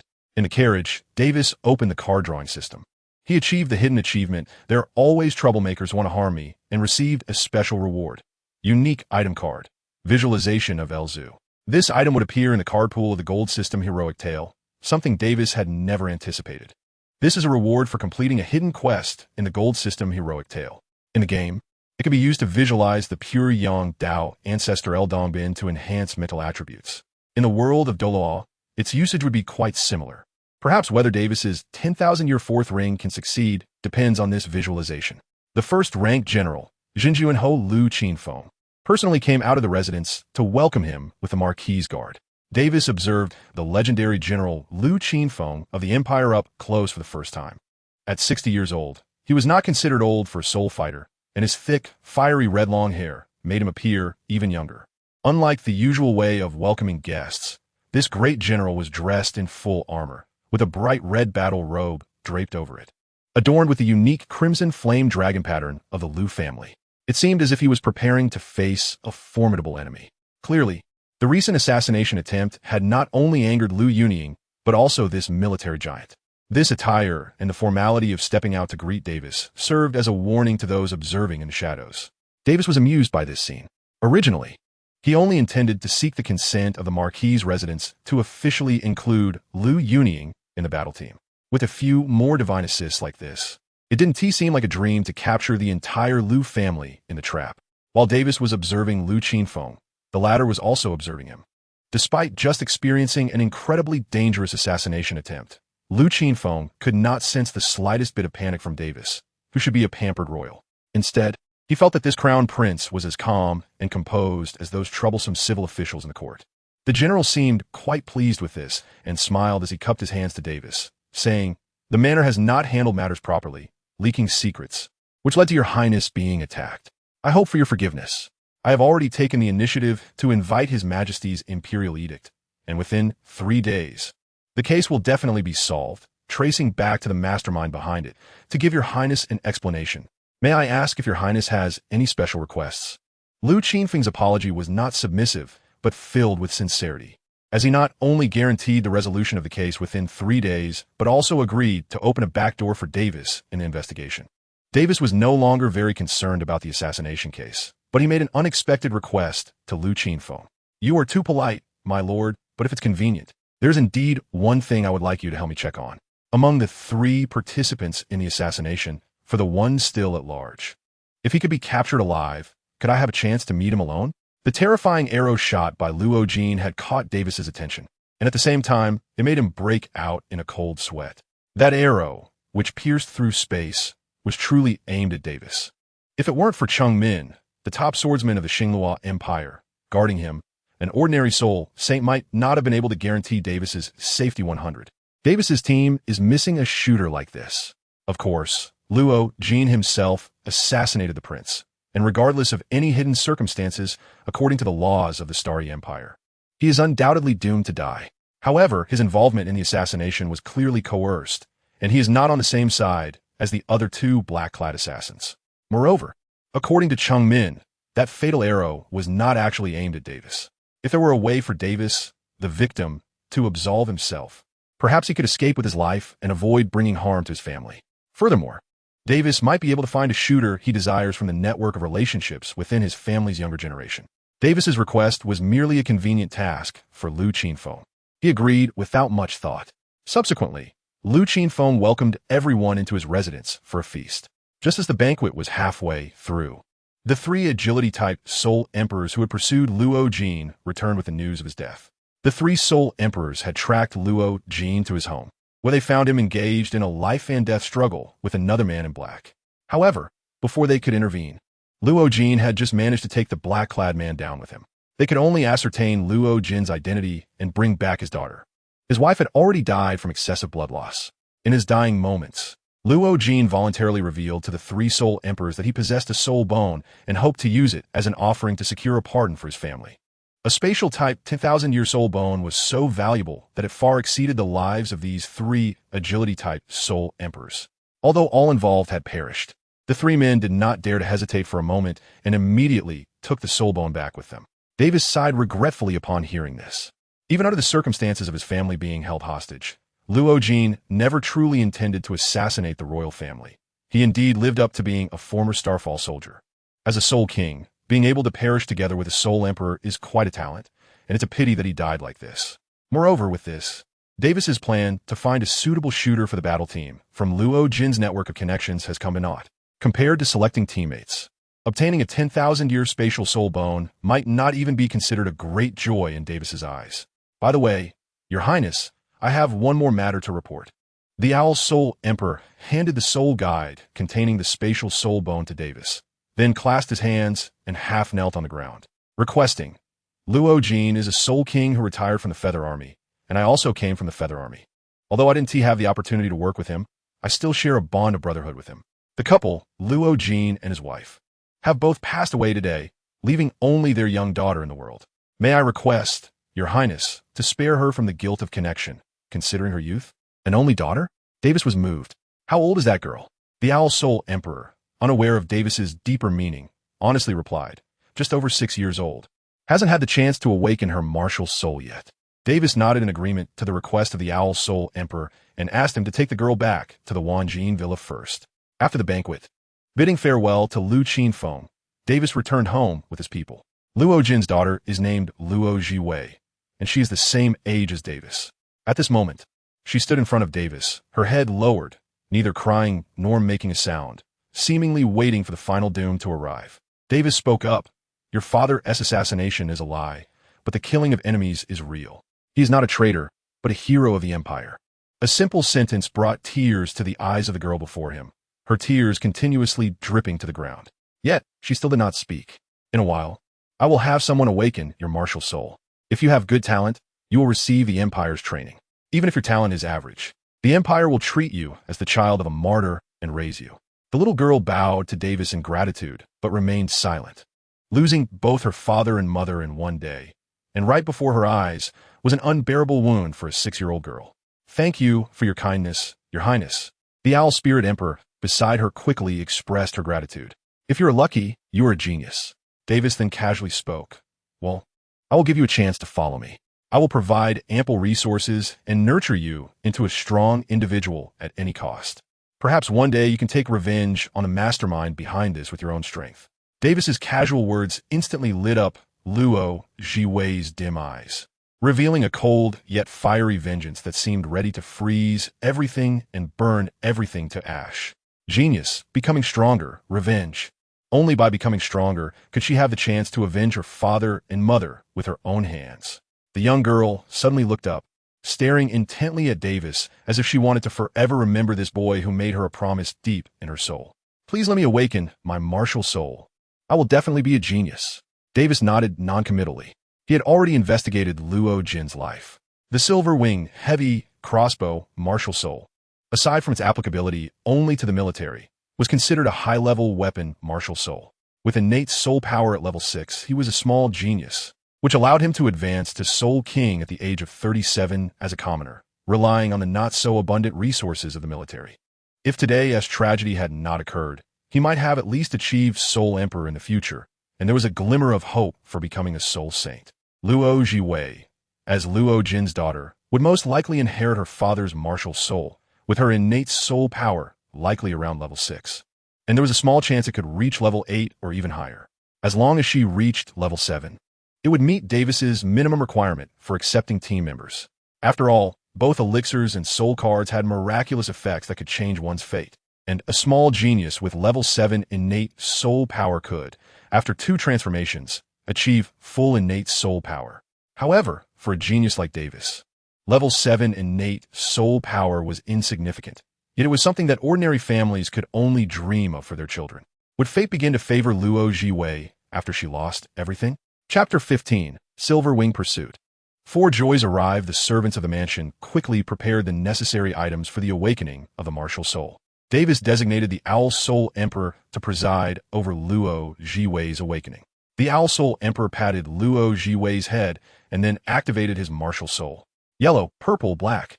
Luo Jiwei, already standing in the awakening formation, emitted a deep purple light from her hands, deep and captivating. As the light gradually faded, what appeared in her hands was a hand crossbow. It didn't look like Luo Jin's silver wing heavy crossbow. Instead, it resembled a lightweight one-handed crossbow. "Child, place your hand on the crystal ball," said the Owl Soul Emperor. Following his instructions, Luo Jiwei placed her hand on the awakening crystal ball. The purple light in the crystal ball began to spread upwards rapidly, 50%, 60%, 70%, until the purple light occupied more than 90% of the crystal ball. It gradually came to a stop. Level 9, innate soul power. Like Lu Yunying and Liang, she was an undeniable great genius. In Davis's eyes, a hint of joy was already showing. The only remaining step was to assess Luo Jiwei's martial soul strength. From the outside, Luo Jiwei's martial soul appeared to be just an ordinary hand crossbow. If there was nothing extraordinary about it, it was likely not even as strong as her father Luo Jin's 7th level innate soul power, silver-winged heavy crossbow. Davis was about to ask when he witnessed a surprising scene. A purple light suddenly emanated from Luo Jiwei's hand, and the hand crossbow, which was originally only 1 foot long, transformed into a giant crossbow that resembled the appearance of a silver-winged heavy crossbow. Twin martial souls? No, it should be a single martial soul with 2 forms. Davis quickly reacted and had someone bring over several targets specifically designed to test soul skill power. After a round of testing, Davis was pleasantly surprised to discover that Luo Jiwei's martial soul had likely undergone a mutation. The martial soul was named Silver Wing Soul Chaser Crossbow. It had 2 forms, the heavy crossbow and the light crossbow, which could be freely switched. In the heavy crossbow form, the power of regular shots reached the level of top-tier assault-type weapon martial souls. In the light crossbow form, it was truly a soul-chasing death dealer. Although the power and range were reduced by about half, the movement speed, shooting speed, and accuracy received a substantial boost. Once Luo Jiwei's strength increases, she might be able to output the power of a soul master archer camp single-handedly. This would be a nightmare for some fragile soul masters. Davis couldn't be more satisfied with this test result. From today on, you'll be my companion reader, just like Liang, and you will also be a member of our Demon King team. Main archer of the Demon King team, welcome aboard. With Luo Jiwei's return as the archer, the official members of Davis's team were nearly full. Assault-type attacker Lu Yunying, control-type tactical core Liang, long-range sustained damage core Luo Jiwei, and the decisive force of the assault-type Team Davis. Plus, next year, the agile attack-type assassin Zhu Zhiyun would awaken. In Davis's vision, the remaining 2 positions in the team had to be filled, one of which must be reserved for the main tank. In the original work, the defensive soul master of the Xinghua team, Ying Wei, had a martial soul of an inflated water buffalo. Although this talent was considered good, it was not top tier for defensive martial souls. As a substitute off-tank, it might be acceptable, but it did not meet Davis's requirements for the main tank in the team. Ideally, it would be best to have a top-tier defensive martial soul like the Xuanwu Shield, similar to the Shijia brothers in the Tianhou Royal team, to maximize the advantages of Li Yang and Luo Jiwei. For the last support position, the best choice would naturally be the 9-treasure glazed tile pagoda. Unfortunately, Davis was in Xinghua, and with the starting prince being almost bound to the 7-treasure glazed tile sect of the Tianhou Empire, he could forget about that. Davis has already informed the queen, asking her to unleash her maximum energy to find the contemporary successor of the 9-heart sea tang, Yi Lingling, and to invite her to join the team at all costs. The sausage Uncle Oscar, who possesses innate full soul power, is also on Davis's search list. However, compared to the almost undead 9-heart sea tang, Oscar's support capabilities are not as enticing. In addition to the main 7 members, Davis plans to establish 2 to 3 substitute positions, similar to the Shrek team, to deal with various opponents and unexpected situations. 2 days later, Lu Yunying handed over a letter from her father, Lu Qinfeng, to Davis, which contained his promised explanations. After reading it, Davis merely smiled and burned the letter. Apart from the 2 who wrote and received the letter, even Lu Yunying did not know its contents. For a period afterward, Davis was quite calm. He practiced daily at the Wanjin Mountain Villa with everyone and did not even visit the Junior Royal Academy. Most outsiders assumed that Davis was frightened by the previous assassination incident and dared not leave the protection of the Li family's residence. Some ministers even impeached him, claiming he lacked courage and had lost the royal dignity. However, the impeacher was expelled from the court by Emperor Xinghua Daizhun and would never be used again, with the reason being that he had privately peeked at royal secrets and was suspected of colluding with imperial assassins. This action made it clear to everyone that regardless of whether Crown Prince Davis was truly frightened, he was still favored by the Holy Family. Small matters brought to the table could not even harm a single hair on him. Only a few knew that during this dormant period, Davis's training had been even more arduous. Other than the basic necessities of eating, sleeping, and personal hygiene, Davis spent all his time either practicing the complete truth heart method to enhance his soul power, practicing palm techniques, or coordinating soul skills with Li Yang, Lu Yunying, and Luo Jiwei. This relentless training caused his maids, Zhu Er and Pei Er, to feel uneasy, worrying that their prince might have some psychological issues. Until one morning more than 3 months later, in the rooms of Davis and Luo Jiwei, intense fluctuations of soul power were heard one after another. Someone has broken through. Davis, at the age of 6.5, has advanced to level 20 as a quasi-soul master. Luo Jiwei also broke through to level 10 soul power within 2 months after her martial soul awakening, and can obtain a soul ring at any time to become a soul master. Seeing how hard Davis has worked over the past 3 months, his personal maid Zhu Er suggested holding a small celebration banquet to allow everyone who has been training hard for 2 months to relax a bit. While everyone was discussing how to organize the celebration banquet, news came from the Greyback Falcon Soul Emperor patrolling outside the Wanjin Mountain Villa. Li Fu has returned. Davis was overjoyed upon hearing this, even more so than when he broke through to level 20 in soul power. After all, Old Master Li's trip carried too many of his expectations. Davis led the crowd to the entrance of the Wanjin Villa to greet them. Before they had even walked out of the courtyard gate, they heard the old man's hearty voice. "Your Highness, wait a moment. I'm here." Looking up, they saw a weary yet spirited figure appear in front of them. Before Davis could ask anything, Li Fu bowed and said, "Thanks to your Highness. This trip has gone smoothly. Not only have I achieved all my goals, but I've also gained a little unexpected joy." With many people around, Li Fu spoke rather vaguely, but Davis understood completely. It seemed that Li Fu had successfully handled both his 9th spirit ring and the celestial herb. As for the unexpected joy Li Fu mentioned, Davis didn't take it to heart. After inviting Li Fu to take a seat, Davis waved his hand and instructed the many servants. "Today is indeed a day of great joy. Go prepare, and let everyone have a good time tonight." After dismissing the crowd, Davis and Li Fu went to the secret chamber beneath Wanjin Pavilion. Li Fu detailed the gains from this trip to Davis. After leaving Xinglua City, he secretly headed straight to the Stardow Forest and quickly found the 90,000-year spirit beast, the Black Cloud Howling Wind Tiger, which he had encountered before. This was a variant beast whose combat power was infinitely close to that of a 100,000-year spirit beast, and it had the ability to control fierce winds. A typical 90-level quasi-title Douluo would probably only have the option to flee upon encountering it. However, after gradually mastering the martial technique Tiger Claw Absolute Hand, Li Fu discovered that this self-created soul skill was a combination of dominance and cunning, elevating his already strong close combat abilities by 2 levels. After a fierce battle, Li Fu took advantage of the Black Cloud Howling Wind Tiger's moment of rigidity after using its ultimate skill. He used his domain to instantly immobilize the opponent, then activated his martial soul's true form, and with a swift Tiger Claw Absolute Hand, he extracted its heart. He successfully acquired a spirit ring just shy of 100,000 years with no danger involved. As for the unexpected joy that Li Fu mentioned, it was indeed not a trivial matter as Davis initially thought. After killing the Black Cloud Howling Wind Tiger, Li Fu discovered a highly complete torso spirit bone condensed within the tiger's corpse. A 90,000-year torso spirit bone, with completeness close to the limit. What does that mean? Such a treasure could not possibly exist even in the royal treasury of the Xinglua Empire.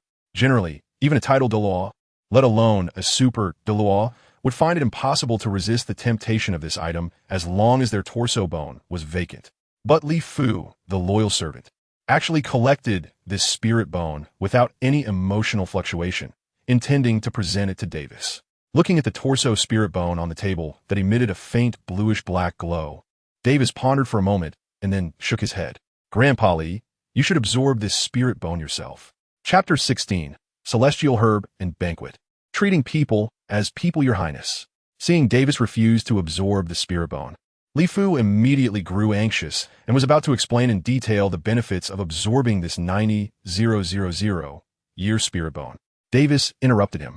Grandpa Li, I understand the value of this 90,000-year torso soul bone, but the gods have already made plans for my future soul bone, so. Davis didn't know how to refuse Li Fu, so he once again took out the divine being as a shield. Li Fu immediately stopped questioning. As long as it was related to the divine being, he would definitely support it wholeheartedly. Thus, under Davis's instructions, Li Fu sat down on the spot and absorbed the incredibly precious 90,000-year torso soul bone. With the enhancement of this soul bone, Li Fu not only raised his soul power level by one more rank, but also gained a soul bone skill that could perfectly complement his ninth soul ring, significantly increasing his strength. Next, it was time for what Davis was most concerned about: the celestial herbs. These treasures that he had been planning to acquire since his crossing finally had a portion in hand. Li Fu took out 5 celestial herbs from a treasure chest, which were exactly the 5 that Davis had instructed him to retrieve: the heavenly mushroom chrysanthemum, the rooster crest phoenix sunflower, the tulip, the autumn water dew, and the water fairy jade bone. For these 5 celestial herbs, Li Fu had ambushed in the sunset forest for half a month before finally waiting for the opportunity when Douluo went out. After confirming that Douluo had gone far away, Li Fu quietly sneaked into the medicinal garden created by the ice and fire yin-yang eye and, following Davis's instructions, took down these 5 celestial herbs.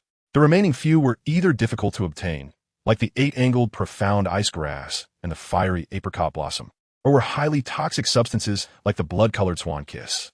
Of course, there were also items like the heartbroken red and the fragrant chua celestial product, which would eventually be needed.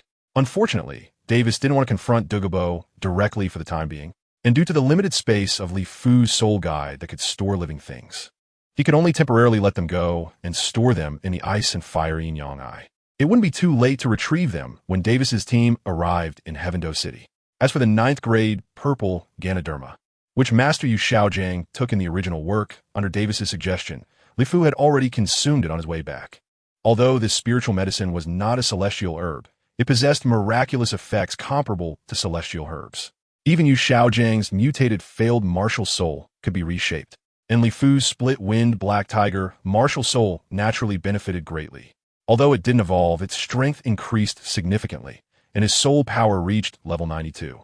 Now, after absorbing the 90,000-year torso bone to raise his level by 1, Li Fu, who had stagnated at level 89 for over 10 years, unexpectedly jumped to level 93 in just a few months.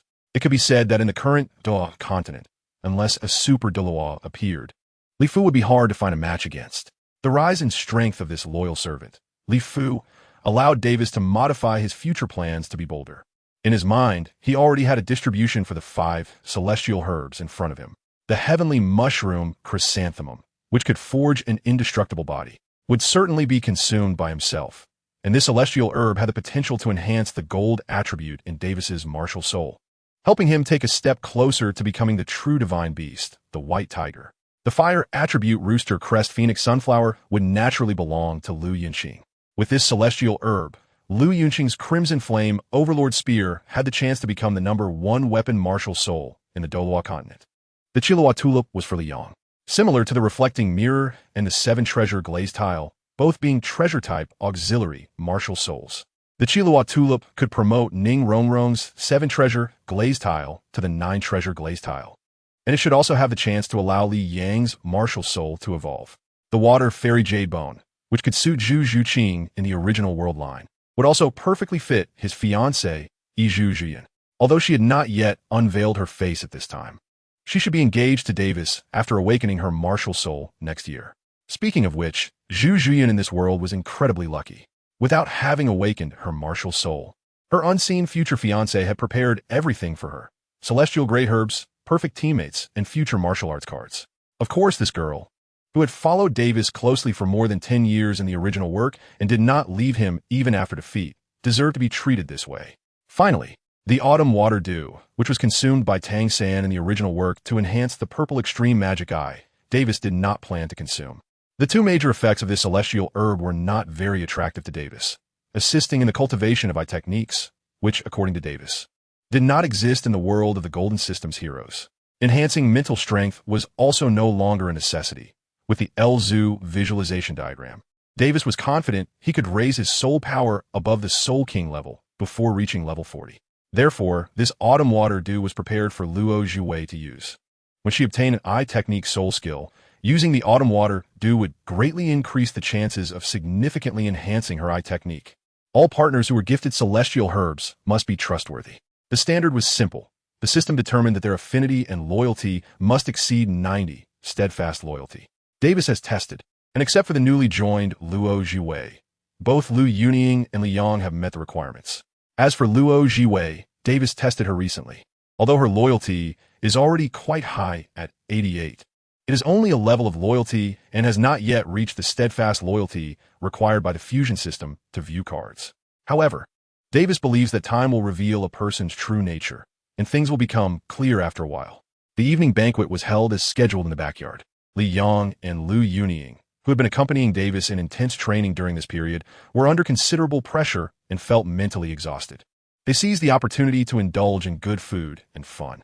Various precious ingredients were prepared into exquisite dishes using Davis's newly invented culinary techniques, served one plate after another. Li Fu rarely drank, while the underage Davis and others enjoyed beverages crafted by the Wanjin Chamber of Commerce based on Davis's ideas. Seeing his grandson being valued and close to the Lord brought great comfort to Li Fu, and he drank quite a bit, unsure if it was due to genuine happiness or the deliciousness of the wine. Zhuer and Payer, as hard work during this time, did not go unnoticed by Davis. They had to manage many affairs of the fine jewelry shop, while also taking care of Davis's daily life. Tonight, the two sisters were ordered by Davis to put aside all their work and enjoy themselves with everyone. The joyful atmosphere in the backyard even affected the usually cold-faced Luo Zhiwei, who, after being nudged by Zhu, half-heartedly joined in. Sitting above, Davis could clearly see that this girl, who had undergone dramatic changes, revealed a hint of a smile for the first time since coming to the residence. Watching Luo Zhiwei display a genuine smile at the banquet, Davis felt a surge of fortune, took out the cards from the system, and tried to use them on her, but received an unexpected result. Favorability detection in progress. Luo Zhiwei's loyalty, 90, faithful, met the standard. It is actually reasonable. Luo Zhiwei's parents died due to an assassination case. But those who killed them were not from the royal family, but the masterminds behind the assassination plot. As the target of his father's assassination, Davis not only helped restore Luo Jin's reputation and acknowledge his achievements, but also adopted Luo Zhiwei, providing her with the best resources for development and treating her as family. For a 6-year-old girl who had just lost all her relatives, this may be the only light in her remaining life. Davis has always believed that subordinates and teammates are not robots, but individuals with their own rich thoughts and emotions, and they must be given enough respect and understanding. When one is in a high position, they should treat others as people. This is a principle that Davis has upheld since his previous life. Indeed, on such a joyous day, at this banquet filled with toasts and mingling, Luo Zhiwei's loyalty quietly broke through. Chapter 17. Absorbing Celestial Herbs. Hunting souls again early the next morning, Davis gathered his 3 teammates together. In front of everyone, he took out several celestial herbs and explained their effects in detail. After listening to Davis's explanation, Li Yang and Lu Yunying's gazes instantly became fervent. These were practically divine objects that could elevate a person to great heights. Even the usually reticent Luo Zhiwei secretly clenched her fists. Even though she came from an ordinary soul master family, upon hearing Davis describe the effects of the celestial herbs, she understood that this was a treasure that could turn an ordinary person into a genius. Davis didn't keep them in suspense, and immediately had Li Yang and Lu Yunying take the 2 types of celestial herbs, Chihuahua tulip and coxcomb phoenix sunflower. According to the original text, he also consumed the rare mushroom heavenly chrysanthemum himself. Luo Zhiwei's Tear of Autumn is not ready to be used yet, and is temporarily stored with Davis. The Tear of Autumn is best at nourishing the eyes, and soul skills related to the eyes are often the most basic soul skill for range soul masters like Luo Zhiwei, usually appearing within the first 3 soul rings. It will only show its power when she acquires her eye-related soul skill. The 3 of them absorb the energy of the celestial herbs, and Davis, with the highest soul power, was the first to awaken. Davis checked his condition and found that his physical strength had improved several levels. Moreover, when attacked, he would spontaneously generate a golden light to resist some damage. This should be the indestructible body that the legendary Qirong Tongtian chrysanthemum grants its users. Additionally, Davis noticed that the soul power within him had become exceptionally sharp, and he even felt that his tiger claws could easily break through the defenses of soul masters of the same level. Even the unknown 7-star sword martial soul in his right hand had greatly increased in sharpness and solidity. The specific extent of this improvement could only be determined through actual combat. He speculated that it was due to the absorption of the pure golden spiritual energy from the Qirong Tongtian chrysanthemum, which significantly enhanced the golden attributes of his two martial souls. Perhaps with a few more golden soul rings, Davis would achieve the ultimate golden soul power. As for his soul power level, it remained stuck at level 20 with no improvements. However, sensing the abundant energy within him, he estimated that once he obtained his second soul ring, he could instantly reach level 26 or higher. The enhancement of soul power brought by the celestial herb energy was more pronounced in low-level soul masters. Liang experienced even greater changes. His mirror of reflection, originally made of a silver frame and a light blue mirror surface, evolved into a new form after absorbing the Qilua tulip. The mirror transformed into a deep sea-like dark blue, while the frame became a brilliant platinum color, embedded with 9 gems of various colors. Guided by these 9 gems, no matter what type of soul ring Liang obtained, he would ultimately receive a soul skill related to space. This was no longer just the mirror of reflection. Liang called it the Void Treasure Mirror. In his perception, the first soul skill, mirror space, had greatly increased. It could originally only expand the mirror space within a 10 by 10 meter range, encompassing unresisting teammates. Now, it could incorporate any living being within a 30 by 30 meter range into the mirror space. Furthermore, the stability of the mirror space had significantly improved, making it nearly impossible for ordinary soul masters of the same level to break through its defenses. Additionally, Liang's soul power level increased from level 16 to level 20. And according to him, there was still some residual energy from the celestial herb, which should allow him to further increase by 2 to 3 levels after obtaining his second soul ring. Lu Yuning also experienced notable changes. After absorbing the Coxcomb Phoenix Sunflower, the Crimson Flame Overlord Spear she wielded now had 2 Crimson Flame Flood Dragons instead of 1, and they seemed to have come to life. With just a slight activation of her soul power, the 2 Flood Dragons vividly appeared, and the intensity of the flames seemed to have more than doubled. Lu Yuning's soul power was only level 13 before absorbing the celestial herb, making her increase the most among the group. Her soul power surged by 7 levels to reach level 20, the same as Davis and Liang, and she was just waiting to obtain a soul ring to become a great soul master. Furthermore, Davis could see through the system that, thanks to the improvement from the celestial herb, both Liang and Lu Yuning had reached the innate full soul power level in their cultivation talents. Together with Luo Jiwei, who had not yet absorbed the celestial herb, the 4 members of the team were all at the threshold of obtaining soul rings. Davis immediately decided that everyone should adapt to their newly enhanced soul power, and they would set off together to obtain soul rings in 3 days. After reaching level 20 soul power, Davis took out a soul guide device he had previously obtained, the Giant Peak Soul Lock Bracelet. With his true heart technique approaching the 3rd layer and his soul power level reaching 20, this device, which continuously consumed soul power to refine his physique, finally had its moment to shine. Davis wore the bracelet carved from black jade on his wrist, and the endless soul power within him immediately began to flow into it. When Davis had consumed about 23 of his total soul power, the absorption of soul power by the Giant Peak Soul Lock Bracelet gradually came to a halt. Subsequently, a heavy pressure appeared in every corner of Davis's body. Meanwhile, the energy from the rare herb, the Qirong Tongtian chrysanthemum, which had not been fully absorbed within him, began to subtly improve Davis's physique to resist the pressure from the Giant Peak Soul Lock Bracelet. Now, stimulated by the Giant Peak Soul Lock Bracelet, this energy was absorbed at an even faster rate, and perhaps by the time Davis absorbed his 4th soul ring, he would already possess a body strong enough to withstand the pressure of a 10,000-year soul ring. Additionally, this ancient soul guide also had the effect of concealing soul power levels. Davis's obviously abnormal soul power level, under the suppression of the Giant Peak Soul Lock Bracelet, can evade the detection of many observant individuals. 3 days passed in the blink of an eye. This time for soul hunting, Davis did not bring anyone except Li Fu. After all, the transformation of the 3 members in the team, due to the fairy grass, was too bizarre, and he and Lu Yuning, both 6.5 years old, along with Li Yang, who was 7.5, were indeed a bit too extraordinary. Furthermore, even in the perilous Star Dou Forest, with Li Fu's tidal Douluo strength, he was more than capable of ensuring the safety of the few of them. To avoid drawing attention, the group of 5 set off early in the morning before dawn and soon arrived at the outskirts of the Star Dou Forest.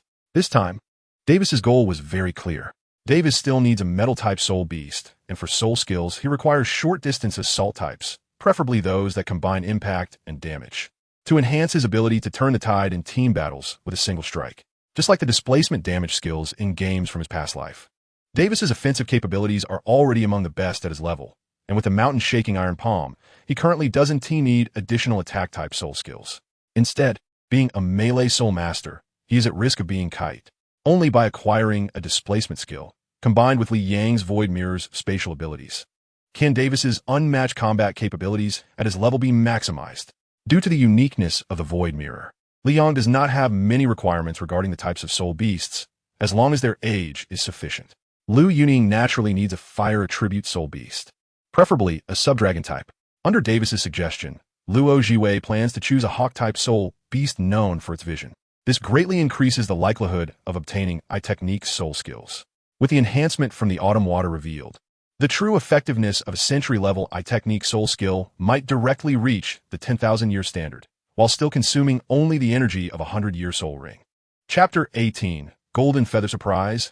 Eye of the Void. After the 5 of them entered the Star Dou Forest, they headed straight to their planned first location, Golden Feather Cliff. This is one of the areas on the outskirts of the Star Dou Forest with the richest gold attribute, and according to the intelligence provided by the Queen, there is a small colony of golden feather arrow hawks nesting here. The golden feather arrow hawk is a rare hawk-type soul beast and is known to be one of the fastest soul beasts in short-distance flight, even faster than the phoenix-tailed coxcomb snake.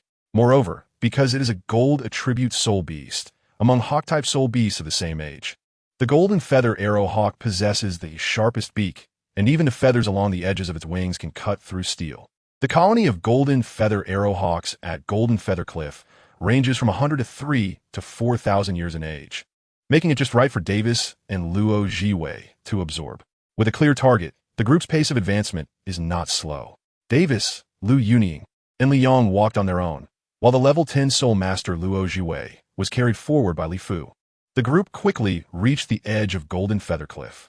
By this time, dusk was approaching, and 3 golden-feathered hawk-like soul beasts were circling and flying at the cliff's edge, exactly the target, the golden feather arrow hawks, that Davis and Luo Jiwei were after. Li Fu identified them, and found their ages to be approximately 400 years, 1,300 years, and 3,800 years. The 400-year-old golden feather arrow hawk perfectly matched Luo Jiwei's needs, while Davis, who had consumed the immortal herb, should have no trouble absorbing the 1,300-year soul ring. However, just as Li Fu was about to make his move to capture one, Davis raised an objection. Grandpa Li, with my current body strength, choosing the 3,800-year golden feather arrow hawk should pose no danger. Li Fu firmly opposed this, believing that a level 20 soul master absorbing a 3,800-year soul ring was far too risky. But Davis was aware of his own capabilities. After all, he had initially cultivated an indestructible body with a miraculous mushroom, and that name wasn't given for nothing. Moreover, a portion of the medicinal power of the miraculous mushroom still remained in his body.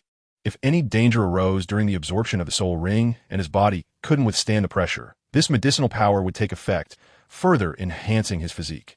Additionally, with the second layer of the all-true heart method perfected, his speed in absorbing the soul ring was significantly higher than that of an average soul master. A mere 3,000-year soul ring wouldn't pose a threat to him. Nevertheless, the old loyal servant still had some concerns, which were only alleviated when Davis once again invoked the divine as a shield. Li Fu activated his martial soul and shot out like a cannonball. The sensitivity of these hawk-like soul beasts was exceptional. The moment they sensed Li Fu's overwhelming soul power, the 3 golden feather arrow hawks attempted to fly away. If it were an average tidal Dou not known for speed, they might not have been able to catch the 3,800-year golden feather arrow hawk in a short time. Its short-distance sprint speed was incredibly fast. But Li Fu was not an ordinary tidal Douluo. 6th soul skill, Black Wind Binding. A region of howling black wind quickly opened up in the air, centered around the 3 golden feather arrow hawks, trapping them inside. Despite their flying speed, they were completely immobilized in the raging wind, easily captured by Li Fu like a few dazed geese. From a moment Li Fu flew out to when he returned to the ground with all 3 soul beasts, it took less than 3 seconds. This is the terror of a titled Douluo. Your Highness, I have fulfilled my duty. Li Fu bowed to Davis, knocked out the 1,300-year golden feather arrow hawk and tossed it aside, while the other 2 were severely injured and placed in front of Davis and Luo Zhiwei. Davis took out his golden sword and swiftly ended the life of the 800-year-old golden-feathered arrow falcon. He then handed the golden sword to Luo Zhiwei. The young girl held the sword, which was taller than her legs trembling slightly, but she acted quickly and steadily, piercing the eye of the 400-year-old golden-feathered arrow falcon with a single strike. The 2 of them each found a corner to absorb their soul rings. Davis sat cross-legged, concentrating his soul power in his hands, and the soul ring was drawn towards him. The 3,000-year soul ring was indeed extraordinary. As soon as he began to absorb it, he felt a powerful and intense surge of soul power crashing over him like a waterfall. Even with his body modified by the miraculous Tongtian chrysanthemum, he still felt considerable pressure. However, this pressure decreased significantly once Davis fully operated the second layer of the True Heart method, and the remaining pressure posed no danger to him. It was just a matter of taking some time to gradually absorb the soul ring completely.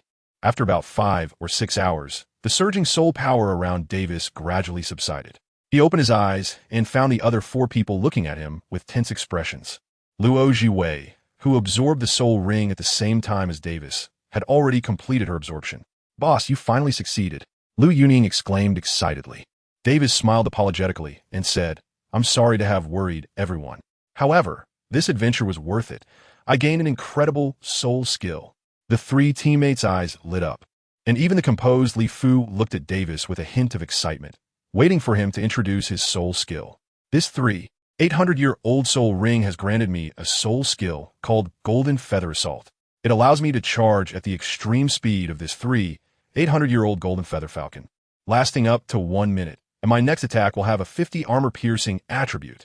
The big one and the 3 small ones were all shocked by the attributes of the soul skill.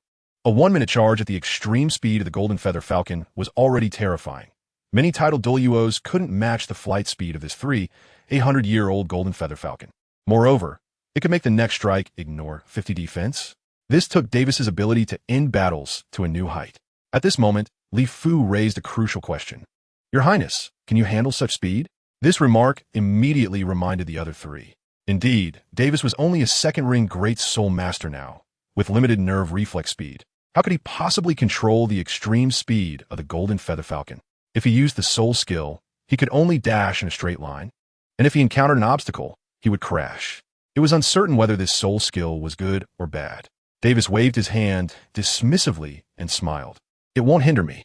During the time of the golden feather assault, I can achieve the neural reflex speed of the golden feather falcon."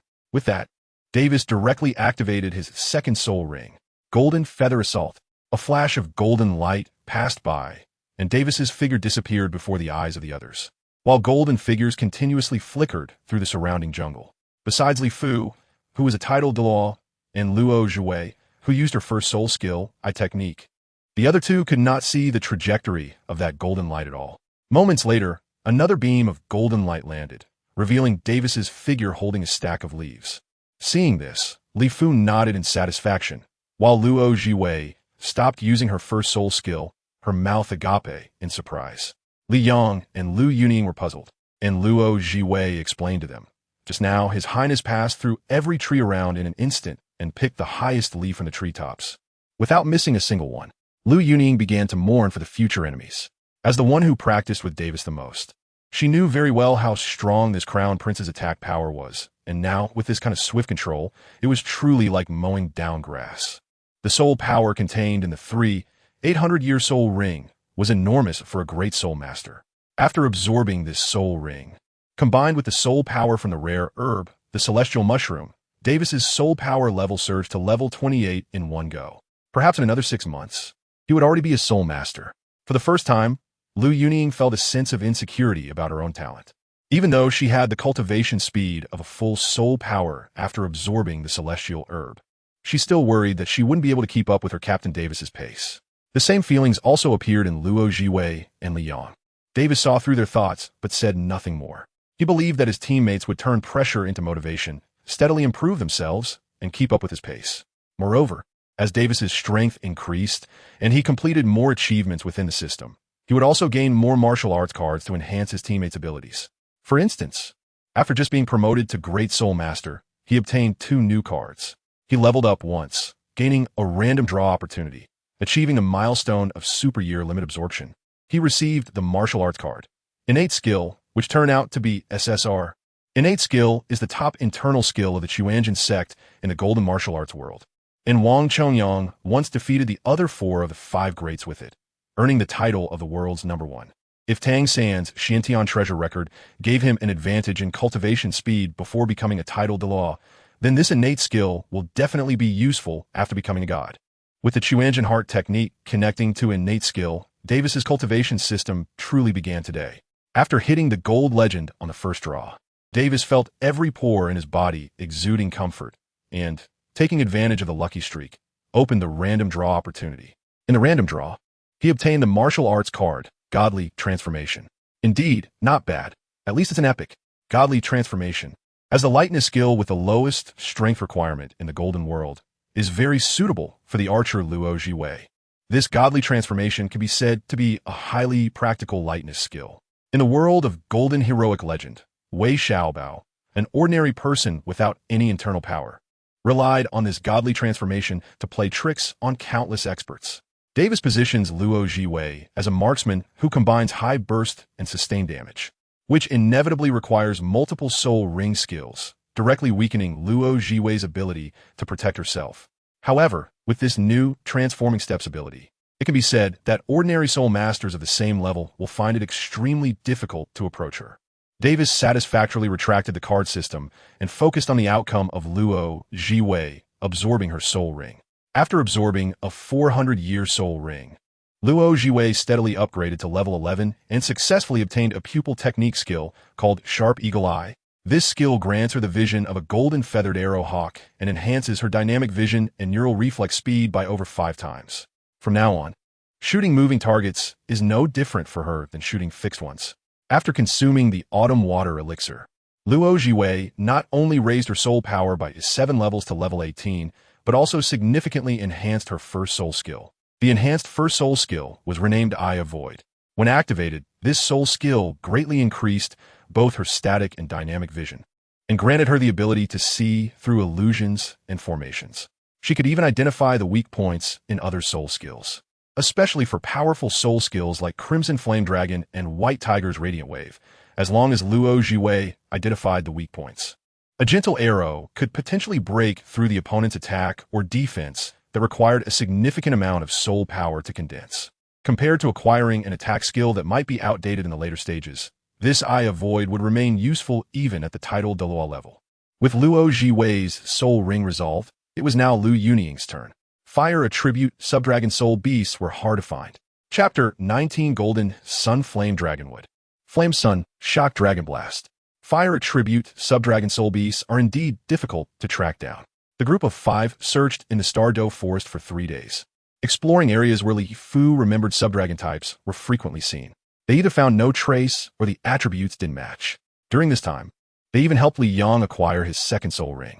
Li Yang's second soul ring came from a 700-year-old gemstone turtle. There was no special purpose in choosing this soul beast. It was purely because of its gentle temperament and the ease of absorbing its soul ring. After all, with Li Yang's reflection mirror evolving into the Void Treasure Mirror, the subsequent soul skill path was already determined and would not be affected by the type of soul beast. However, unexpected surprises often occur.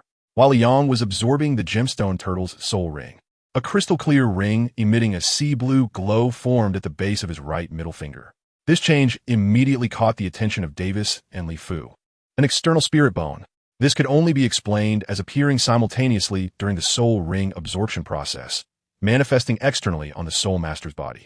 At this moment, even Davis, who had just acquired a remarkable soul skill, couldn't help but envy Li Yang's luck. Such a treasure, second only to a 100,000-year soul ring, actually emerged from a mere 100-year soul beast? When Li Yang woke up and saw the speechless expressions on his lord and grandfather's faces, he was startled. thinking something had gone wrong with his soul ring absorption. After a round of explanations, he realized how incredibly lucky he had been. After checking his changes, Liang reported that his soul power had risen to level 25.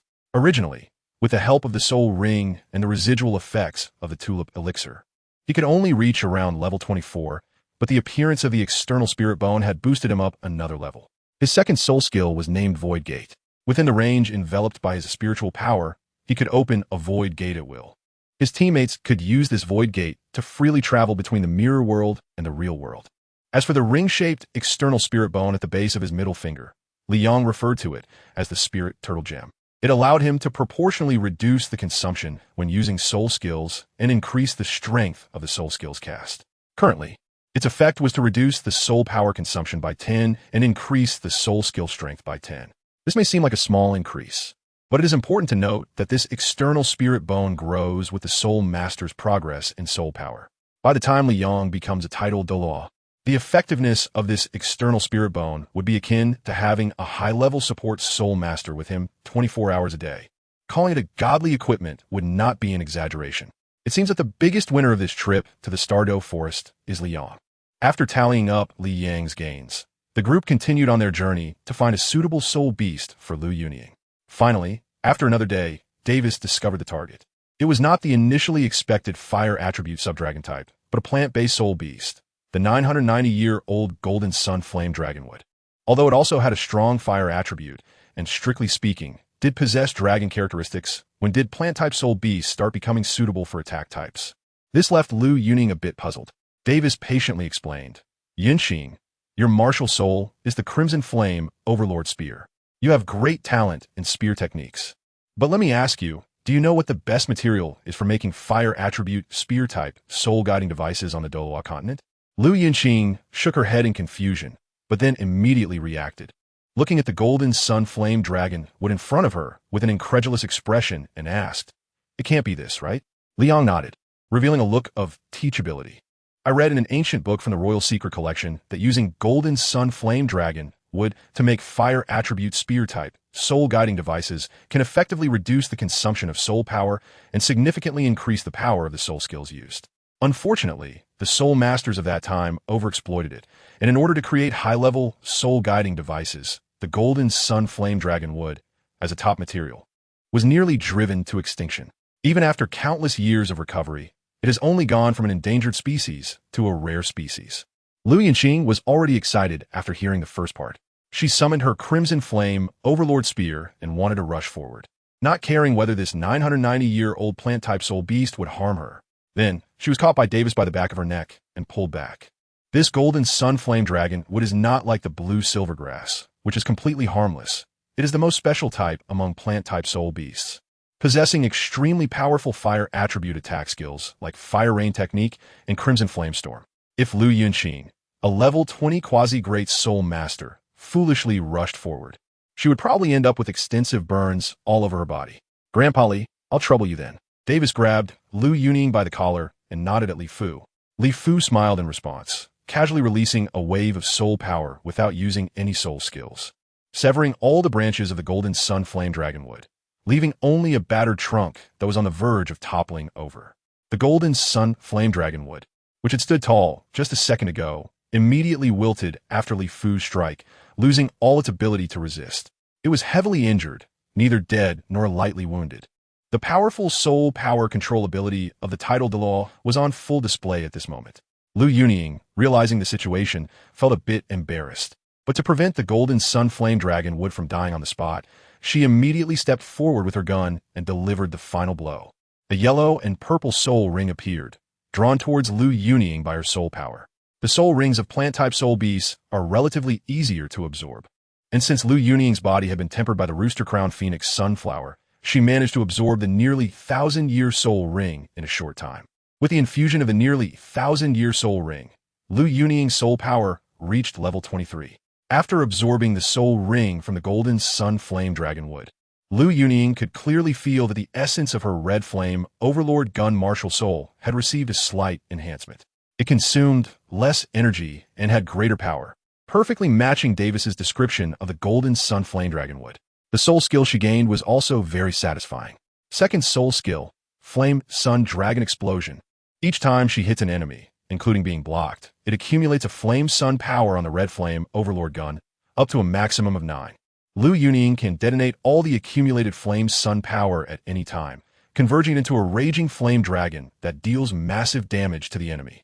The more Flame Sun power accumulated, the higher the damage. If she can fully charge 9 Flame Sun powers, the damage from a single explosion will receive a significant boost. Looking at Lu Yunying's delighted expression, one could tell how satisfied she was with this second soul skill. If it weren't for the frequent accidents in the Stardow Forest, she would have loved to challenge Davis to a friendly match right on the spot. But for now, she had to hold back and wait until they returned to Xingluo City to challenge him. The objective of the 5-person team had been fully accomplished, and this soul-hunting journey was coming to an end.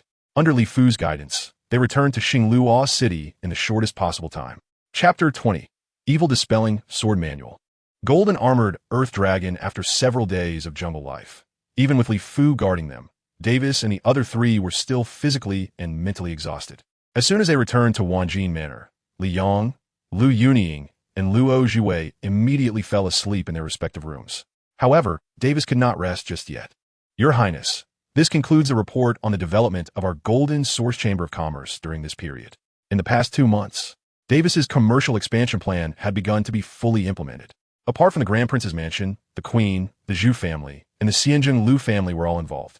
Exotic delicacies and fine jewelry from another world had just emerged and caused a sensation in Xingluo City.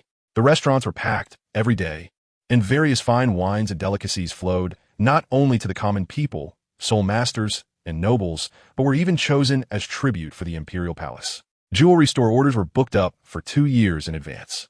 Moreover, with numerous big shots backing the Golden Source Chamber of Commerce, other competitors dared not make a move, not even to imitate or forge. Competing with the royal family and the 2 largest noble families in Xingluo City was tantamount to risking life for money. As a result, Davis's pockets swelled at a visible rate. In just 2 months, not counting the money spent on expanding production and operations, as the largest shareholder, Davis received over 1 million gold soul coins in just 1 dividend. Even the wealthiest 7 treasures glazed tile school on the entire Douluo continent wouldn't dare to claim they could make more money than Davis. Davis is very satisfied with the development of the business landscape and did not raise many opinions, only giving some advice to Zhu Air and Pei Air on the overall direction. After dealing with the matters of the Jinyuan Chamber of Commerce, the system suddenly sent a notification. Achieved a hidden achievement. A small goal. Net profit of 1 million gold soul coins. Reward. Random card draw once. Davis certainly wouldn't save the lottery chance for the new year and directly chose to draw. In the random draw of the Golden System Hero's Transmission card, the draw was successful. Obtained item card. Evil Repelling Sword Manual Robe. Davis's mood suddenly felt as if he had eaten 100 flies. And it was only missing the 2 characters for bad luck written on his face. How should one put it? If you say he is unlucky, he has drawn an extraordinary martial art that is undeniably top-tier soul skill in the Douluo continent. Not a one-time use martial arts card, but a kasaya that can be repeatedly learned by multiple people. But if you say he is lucky, who can practice this? Go to the palace to find a few eunuchs? In the Douluo continent, those who can awaken a decent martial soul have plenty of paths to rise, whether by joining the army or entering an academy, and they cannot possibly enter the palace to become eunuchs. It can be foreseen that for a long time to come, this flashy, extraordinary martial art will probably just gather dust in the system warehouse. The next morning, the 4 members of the battle team energetically walked out of their rooms. Having obtained a powerful soul skill, Lu Yunying felt confident and challenged Davis again. Yunying happily rushed in. Crimson Flame Dragon. Yunying joyfully unleashed her ultimate move. Sunfire Dragon Explosion. Yunying was quickly knocked down. Davis quietly activated his newly acquired second soul skill, Golden Feather Strike, and within a second, he taught Lu Yunying a lesson with the speed of the Golden Feather Falcon. That was a speed that a soul master of this level simply couldn't react to. Hey, that's cheating. You're not allowed to use your second soul skill. Lu Yunying, who had just gotten up from the ground covered in dust, glared at Davis in dissatisfaction. With his 1,000-year second soul skill, Davis was unbeatable in one-on-one combat. Even Lu Yunying, an exceptionally high-ranking soul master, could be taken down by him in just a few punches and kicks. Davis helplessly shrugged his shoulders, indicating that being strong was not his fault, and then agreed to Lu Yunying's request to seal his second soul skill and fight her. It must be said that there was a subtle synergy between Liu Yuning's first and second soul skills, and when combined, they were indeed formidable. Coupled with the Liu family's unique spear technique, it could be considered a top-notch self-created soul skill.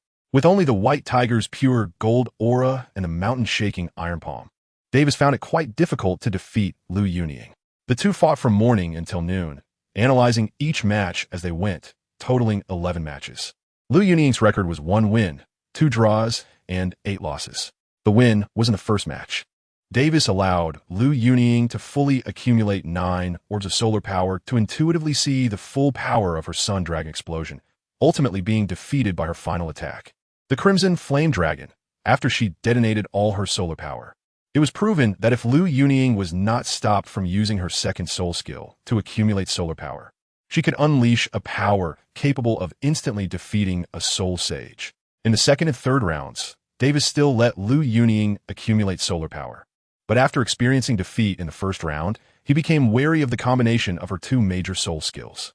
Even though Liu Yuning's damage was already off the charts, Davis managed to drag the battle until both their soul powers were exhausted. In the subsequent 8 matches, Liu Yuning lost all of them.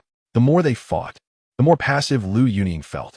It seemed that as they continued to spar, Davis became increasingly adept at breaking through her spear techniques with his basic moves of the earth-shattering iron palm. This is the advantage of high martial arts cultivation. As he continually refined his true heart method and earth-shattering iron palm, Davis deepened his understanding of martial arts. Given the roughness of self-created soul skills in the Douluo continent, it became increasingly difficult for Liu Yuning to gain an advantage in techniques. Furthermore, a time traveler would never be defeated by the same move twice. The back-and-forth sparring suddenly turned into a one-sided beating, which made Liu Yuning feel very upset, prompting her to practice her spear technique diligently in a corner after lunch. Davis naturally entered the Wanjin Pavilion to continue practicing the Chuanjin Heart method. Although he had acquired the innate skill, this martial art was too profound for him at this stage.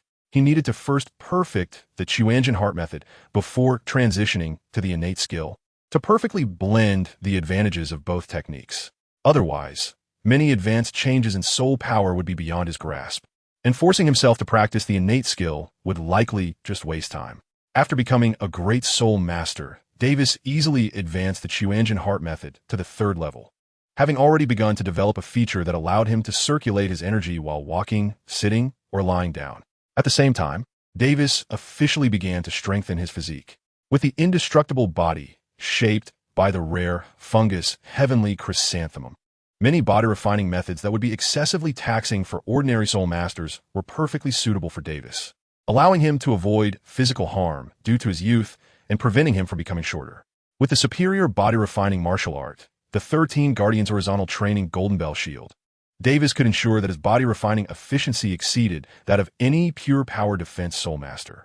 Coupled with the all-around pressure provided by the Giant Peak soul-locking bracelet, Davis's body-refining practice progressed rapidly. Once the body-refining training was on track, it was time to focus on the soul aspect. In the Wanjin Pavilion, Davis took out the visualization image of Lu Zhu from the system, and following the instructions, he began to meditate and mentally sketch Lu Zhu's divine image. Perhaps because he had already reached a deep understanding of Taoist internal skills, the process of visualizing Lu Zhu went surprisingly smoothly. After attempting to sketch 3 or 4 times, the image of Lu Zhu in his mind became clear and recognizable. And during this process, Davis's soul strength continuously increased. Soul power, palm techniques, body refinement, visualization. Davis's subsequent life was extremely busy. He had fallen behind on many courses at the Royal Junior Academy, forcing the academy to send a few teachers to give Davis individual lessons every 3 days at Wanjin Villa. Since wearing the Giant Peak soul locking bracelet, Davis felt as if he were under constant weight, and this weight pressed on various parts of his body. The soul power restored by the self-operating 3rd level of the Chuanjin Heart method was barely enough to sustain the consumption of this ancient soul guide. Therefore, Davis spent a significant amount of time practicing in the Wanjin Villa. Like ordinary body-refining techniques, the training of the 13 Guardians Horizontal Training Golden Bell Shield required not only simple weight-bearing, but also constant acceptance of external forces for tempering. The phrase tempered into steel applies to almost all body-refining martial arts. After Davis began his body training, he had the guards at the Wanjin Mountain Villa strike various parts of his body with wooden sticks. Initially, they used a force of 50 kilograms. which gradually increased to 60, 70, and 80. At first, they used ordinary solid wooden staffs, then switched to ironwood, and finally to iron rods. Unlike others who were engrossed in their internal martial arts training, whether it was the common iron cloth or the superior body training martial arts like the 13 Protectors Horizontal Practice Golden Bell Shield, the process of cultivation was never enjoyable, but rather a torment. Half a year passed quickly, and Davis's soul power increased to level 30, with his physique surpassing the standards of most defensive soul masters. The 13 Protectors Horizontal Practice Golden Bell Shield is divided into 13 levels, and under Davis's various advantages. Disregarding resource consumption and continuously practicing with the Giant Peak Soul Locking Bracelet for 24 hours, he broke through continuously and reached the 5th level in just half a year. If the system had an attribute panel, Davis's attributes would likely be Soul Power Level 30, Martial Soul, White Tiger, 2nd ring, 7-star sword, 0 ring. Internal skill, Chuanjin Heart Method, Body Training Skill, 13 Protectors Horizontal Practice Golden Bell Shield, Martial Technique, Mountain Shaking Iron Palm. Now, Davis can completely absorb soul rings of around 8,000 years. As for the 10,000 year soul ring, it is still not feasible for the 3rd ring. Firstly, because his cultivation regarding the visualization of Lu Zhu is not sufficient, and his soul power is not enough to fully withstand the impact of a 10,000 year soul ring. Secondly, although Davis's physical strength surpasses most soul masters, he still lacks some refinement to absorb a 10,000 year soul ring. As for continuing to hone his body and rushing for a 3rd ring 10,000 year soul ring, that is unnecessary. The slight advantage of a 10,000 year soul ring over an 8,000 year one is not enough to delay his soul power cultivation. Yu Xiaojing mentioned in the original timeline, after reaching level 10, before hunting for soul rings, continuing to cultivate is not a waste of effort. The accumulated soul power will be released together after obtaining a soul ring. It sounds convincing, but it's actually nonsense. Can the speed of soul power accumulation of a soul master compare to that of a great soul master? Therefore, Davis's principle in his cultivation journey is, as long as it does not affect future cultivation potential, the primary goal in the early stage must be to increase soul power level. Any talk of compressing soul power or honing the body to increase soul ring years is nonsense. When he reaches level 70 or 80, and as he ages and his cultivation speed declines, there will be plenty of time to compress soul power. As for honing the body, was Tang San's body at level 30 stronger than Davis's now? Did he have a 2nd ring of 800 years? So rest assured, level up and go hunt for souls. On the day Davis reached level 30, he asked Li Fu to take him to the Star Dou Great Forest to search for his 3rd spirit ring. This time it was just the 2 of them, but in just half a year, the other members of the team were still far from the level 30 threshold. Davis's first choice target is the golden armored Earth Dragon. Unlike the white armored Earth Dragon mentioned in the original text, which is closely related in bloodline, the white armored Earth Dragon excels only in defense, while the golden armored Earth Dragon boasts formidable defense and is also among the top in attack power at the same level. The 2 of them traveled light and quickly reached the outskirts of the Stardow Forest. Once Li Fu slightly revealed his soul saint-level pressure, they easily obtained information from an informant about the recent sightings of golden armored Earth Dragons in a specific area. Chapter 21. Handsome as El Fengxian. Cool as Sun Wukong. The location provided by the informant is in the middle layer of the Stardow Forest, at least several hundred miles from the outskirts. Even for a tidal Douluo, it would take more than half a day to get there, considering the pace and the time needed to navigate through the forest. It is a vast canyon with a large river running through it, rich in vegetation, with plenty of plant types suitable for herbivorous soul beasts, making it an ideal habitat for social soul beasts. Indeed, the golden armored Earth Dragon, with its domineering name, is a gregarious herbivorous soul beast. Overall, it is a docile and reasonable soul beast. They usually live in groups of 7 or 8. Their dietary needs are primarily met with grass and leaves. Although the golden armored Earth Dragon has considerable attack power, it is more famous for its defensive capabilities. Its golden dragon scale armor is not just for show. Ordinary soul beasts of the same age would need to chip away 2 teeth to break through that layer of armor. Their sharp fangs and claws are often used against soul beasts and soul masters who refuse to reason with them. Fortunately, Li Fu found traces of the golden armored Earth Dragon in this canyon. With a bit more effort in searching, they would soon locate the group of golden armored Earth Dragons. Originally, Li Fu only needed to capture a suitable golden armored Earth Dragon as before, and take Davis away. However, during their tracking, they encountered two other individuals, one of whom was someone Davis never expected to meet so soon. It was a blonde girl, looking as flawless as an angel descended from the divine realm. Like Davis, she was accompanied by an elderly man. According to Li Fu's perception, the soul power fluctuation of that girl was almost as high as Davis's, and the elderly man beside her was also a title Douluo. Blonde, a beauty. Soul power fluctuation not low at 8 years old, and accompanied by a guardian at the title Douluo level. These features, to those familiar with the Douluo continent, were almost like reading an ID number. The Spirit Hall, Qian Rinxue. Both title Douluos were originally concealed, making it hard to detect each other, but unfortunately, both were accompanied by a burden. Due to the suppression of the soul lock bracelet, Davis's exposed soul power fluctuation was only at level 20. A soul power fluctuation of 20 or 30 was like a 100-watt light bulb in front of a title Douluo's perception, even if one tried to hide it. Thus, almost at the same moment Li Fu spotted Qian Rinxue, the opposing title Douluo also discovered Davis. The soul power of the two title Douluos remained restrained, their minds tense to the extreme.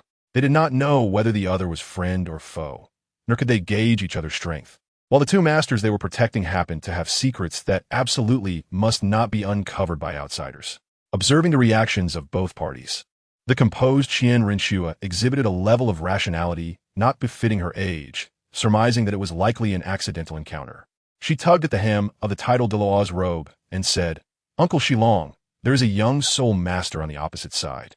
Judging by their reaction, it should just be an accidental meeting. Of course, Uncle Shilong was willing to avoid a confrontation with a title Douluo-level opponent, but he still couldn't determine the other party's intentions, so he could only grip Qian Rinxue's hand tightly while closely observing Li Fu's actions. Not far away, Li Fu also heard Qian Rinxue's words and slightly turned his head to glance at Davis. Davis subtly nodded to Li Fu. At this point in time, he and Qian Rinxue had no reason to meet in the Star Dou Forest. It should have been a simple encounter. Qian Rinxue, with a soul power of level 20 at just over 8 years old, reaching the bottleneck of level 30 isn't unreasonable. Although both sides had initially resolved their misunderstandings, they still remained on guard, each protecting their own young master as they gradually moved away.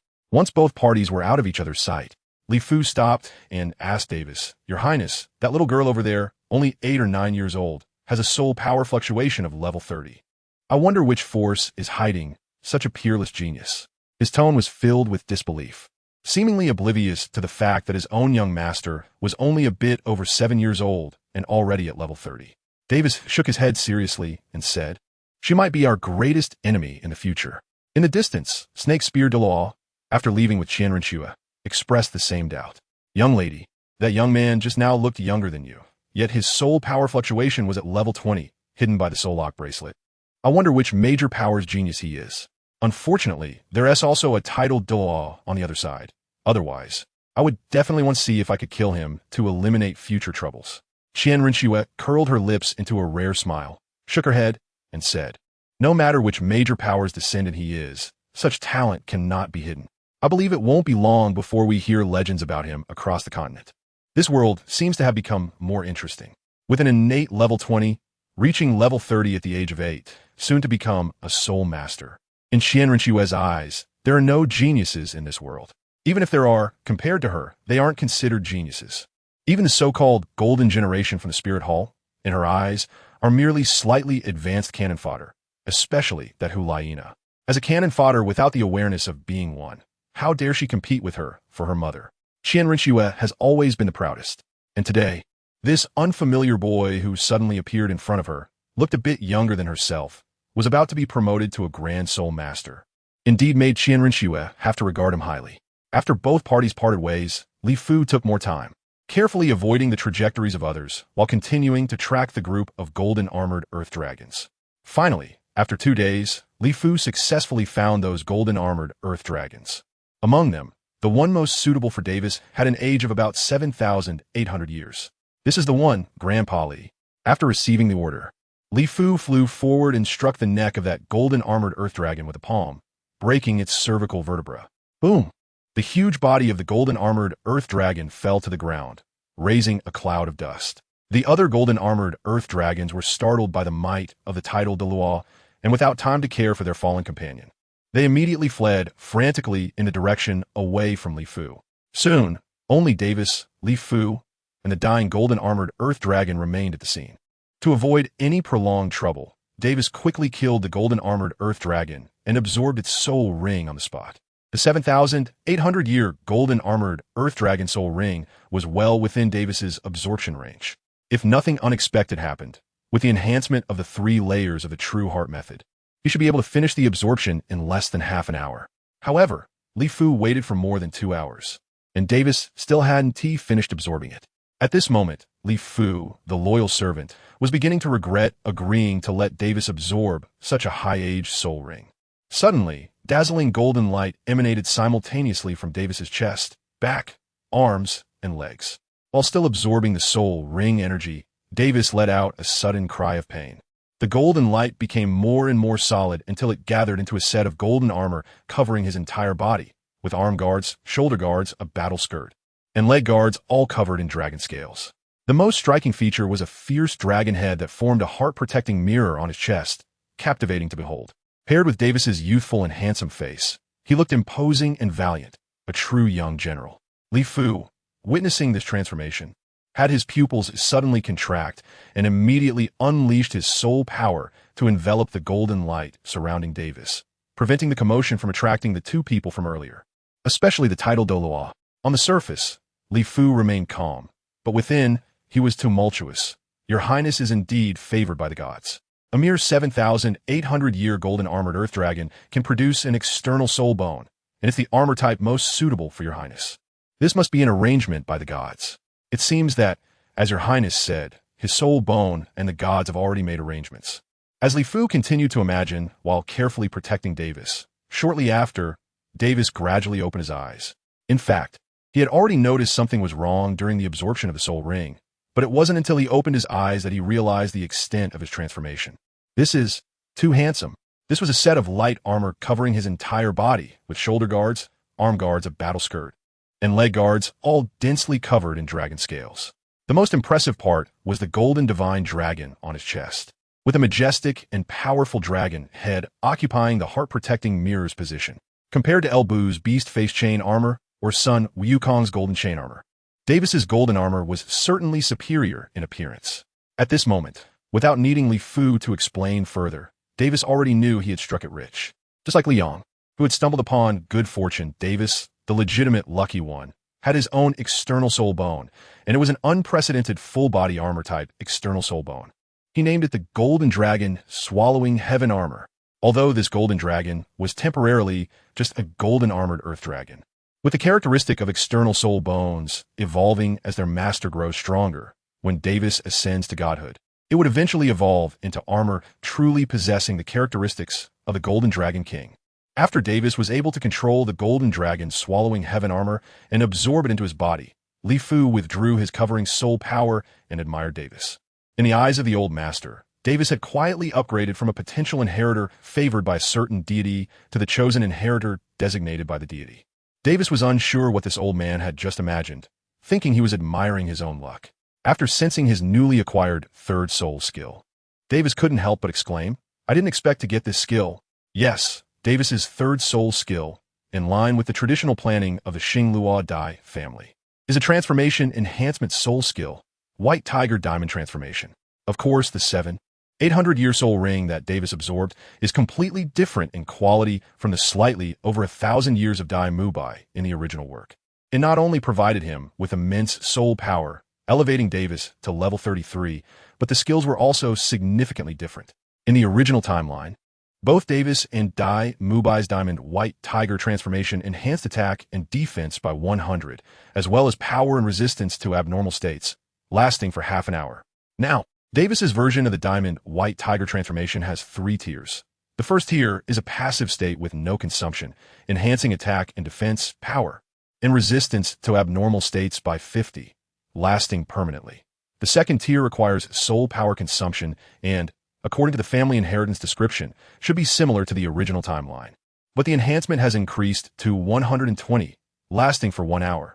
The third tier is an overclock mode, consuming twice the soul power of the second tier, with an enhancement of 200, lasting for 10 minutes. Chapter 22. The Sword Saint Teacher who has been unemployed for a year.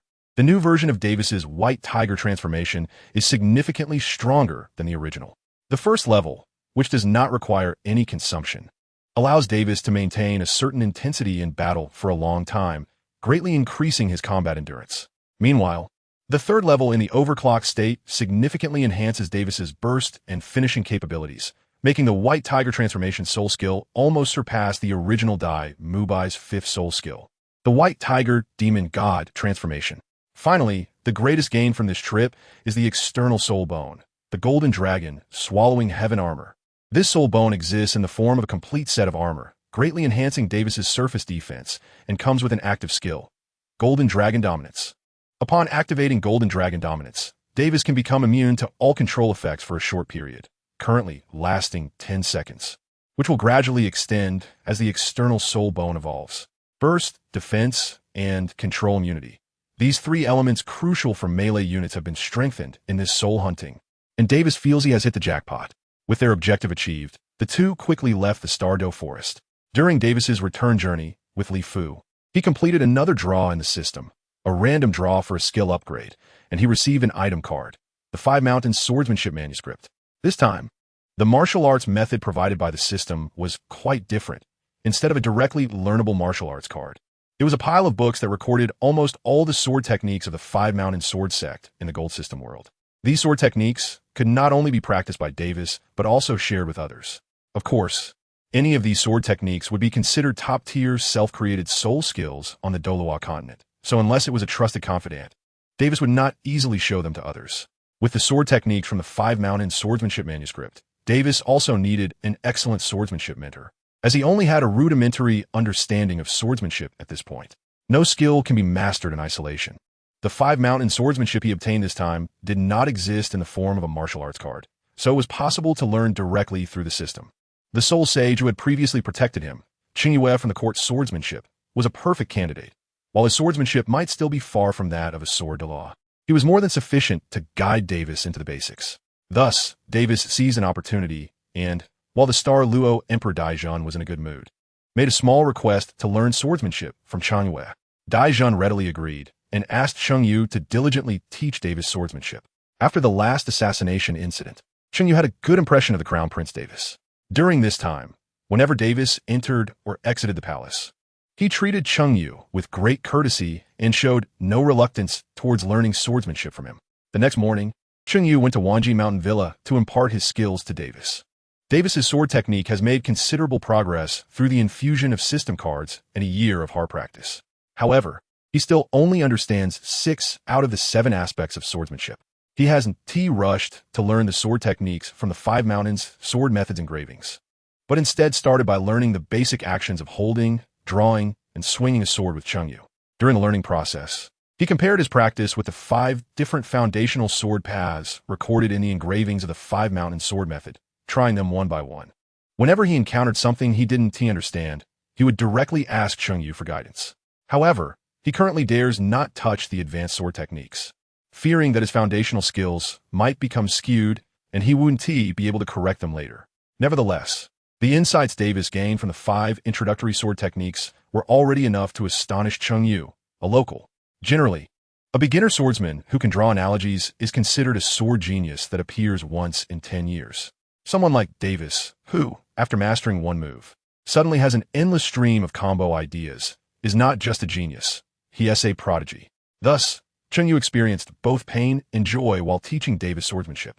In the process of teaching, he absorbed many ideas from the Five Mountain sword method, enhancing his own sword skills in an inspired state. Even broke through to level 1 in soul power. After teaching Davis for a year, Chengyu's soul power increased by another level, reaching the threshold of level 80 to promote to soul de law. At this point, he began to feel that his own swordsmanship foundation was almost depleted by Davis. It's not that Davis, after only 1 year of swordsmanship training, had caught up to Chengyu, the top swordsman of the Star Luo Empire, but rather that Davis had built a solid foundation in swordsmanship and started to develop his own sword philosophy. From here on, he could completely practice the sword techniques from the engravings of the Five Mountains sword method by himself. Chengyu's guidance was no longer essential for him. This realization left Chengyu, who had always been praised and respected for his swordsmanship, feeling a bit lost and embarrassed. He had taught a disciple for only a year and already had nothing left to teach. In that year, the Crown Prince had gifted many cultivation resources, and he had intended to spend several years leading the Crown Prince into the realm of swordsmanship. But it seemed that he had gained even more in swordsmanship than he had imparted. Davis seemed to have guessed what Cheng Yu was thinking and promptly made his request to poach him. "Mr. Cheng, I have an ancient sword technique here, but my foundation in swordsmanship is shallow, and I dare not casually browse through it. How about you stay at the Wanjin Mountain Villa and help me take a look when you have the time? By the way, I can also ask the titled Douluo from the mansion to help you hunt for soul rings." The implication of this statement was essentially that with this ancient sword technique and the titled Douluo assisting in hunting souls as compensation, he was inviting Cheng Yu to join his camp. As for Cheng Yu's official position in the court swordsmanship, it was merely a courtesy similar to that of a guest elder, and there was no need for him to clock in daily. Whether he worked in the palace or the Grand Prince's manor made no difference to the Star Luo Emperor who hired Cheng Yu. Davis was offering too much, completely hitting Cheng Yu's practical needs, so he did not think for too long before agreeing. By formally joining the camp, he would essentially become a guest at the Grand Prince's manor. With his soul sage cultivation and the combat power of his soul Douluo, Cheng Yu, who had never shown excessive courtesy to Davis, finally sincerely paid him a gesture of submission, saying, "I, Cheng Yu, pay my respects to His Highness the Grand Prince." After Cheng Yu formally became a disciple, Davis asked Li Fu to assist him in obtaining a suitable 80,000 year soul ring in the shortest time possible. Cheng Yu was exceptionally skilled in swordsmanship. During his time as a soul sage, he could defeat a soul Douluo, and now that he had advanced to level 81, he was even more formidable, making him a strong contender among soul Douluos. Davis has added a new general to his ranks. Meanwhile, the training of the members of the Demon King team has also entered its own proper routine. These 7- or 8-year-old children currently have soul power levels that are quite exaggerated, and frequent meetings with outsiders could easily expose them. Davis has the ancient soul guide artifact, the giant peak soul lock bracelet, which can hide part of his soul power level and even conceal his soul rings. However, the other 3 cannot do the same. Davis specifically went to the Nine Spirit Palace to borrow several royal craftsmen who specialize in soul guide devices from the Queen, hoping to see if they could replicate the effect of the giant peak soul lock bracelet, which conceals the user's soul power level, and design a simplified version of the soul guide device. After studying the giant peak soul lock bracelet for 2 days, the royal craftsman concluded that it was possible, but it would require additional funding. Currently, the research on ancient soul guide technology in Douluo continent is still superficial. Even the royal craftsmen, who represent the highest level of the Star Luo Empire, cannot perfectly replicate those complex structures of soul guide devices. However, for a soul guide device like the giant peak soul lock bracelet, if they only mimic the simplest functions of concealing soul power and soul rings, it is still feasible. The cost is enormous, and in the eyes of the palace craftsman, it is simply not worth it. However, what seems like a huge expense to the craftsman is not considered a significant cost to Davis, the newly emerging business genius of Star Luo City. With a wave of his hand, he allocated 100,000 gold soul coins as the initial research funding and promised that as long as progress was made, subsequent funding would not be an issue. It must be said that the royal craftsmen indeed have profound skills, with all the materials and funding in place. They produced the first replica in less than a month, the soul lock bracelet. The cost of a single unit is around 200,000 gold soul coins, and it has only one function: to shield the user's level 10 soul power and the highest level soul ring. This costly soul guide device is seen as a useless item by the craftsman. At what price would a soul guide device costing 200,000 be sold? However, for Davis, this is already sufficient for use. If it can successfully protect the intelligence of his teammates, it is worth far more than just a few 100,000 gold soul coins. The first to wear the soul lock bracelet is Lu Yunying. Li Yang and Luo Jiwei are both servants of the Grand Prince's residence and have little to no connections outside, so their demand for the soul lock bracelet is relatively low. Only Lu Yunying, as the legitimate daughter of the Lu family, often needs to deal with various social interactions. After putting on the soul lock bracelet, the soul power she displays is only at level 12. Thus, for a period of time, Lu Yunying occasionally wore the soul lock bracelet during the day while visiting the Royal Junior Soul Master Academy, showing that she was still the same inexperienced girl. At night, she would wear a mask and transform into a great soul master with a martial soul named Fire Spear, causing a stir at the Grand Soul Arena. After consuming the Rooster Crown Phoenix Sunflower, Lu Yuning's physique and the appearance of her martial soul underwent significant changes. Coupled with the magical disguise technique, she indeed fooled the crowd at the Grand Soul Arena in Douluo City. A great soul master at over level 20 poses little challenge to Lu Yuning now. Therefore, in order to keep his teammates alert, Davis decided to sacrifice some of his own training time to practice with her. Unfortunately, even with his third soul ring, Davis's physical strength is something Lu Yuning cannot bear. Each strike of the mountain-shaking iron palm carries triple shockwaves, making it difficult for Lu Yuning to even hold her long spear steadily, let alone withstand it in Davis's hands. However, the resilience of the children of the Lu family is indeed extraordinary. Most people would have given up the challenge after enduring Davis's strikes daily. But Lu Yuning grows more courageous with each battle. Facing repeated defeats from Davis did not dampen her enthusiasm for the challenge. Instead, it helped her grasp some techniques for dissipating force while using the spear under the pressure of Davis's mountain-shaking iron palm. Although she still has a long way to go compared to so-called Tai Chi, it proves that Lu Yuning's spear skills are indeed making rapid progress. The improvement of his teammates is exactly what Davis wants to see. Those who are far behind him are not teammates, but merely ordinary subordinates. Davis aims to cultivate a group of companions who can accompany him on his journey, sweeping through the Douluo continent and even ascending to the divine realm together. Chapter 23. Meeting Zhu Zhiyun for the first time, Soul Master Fish Explosion.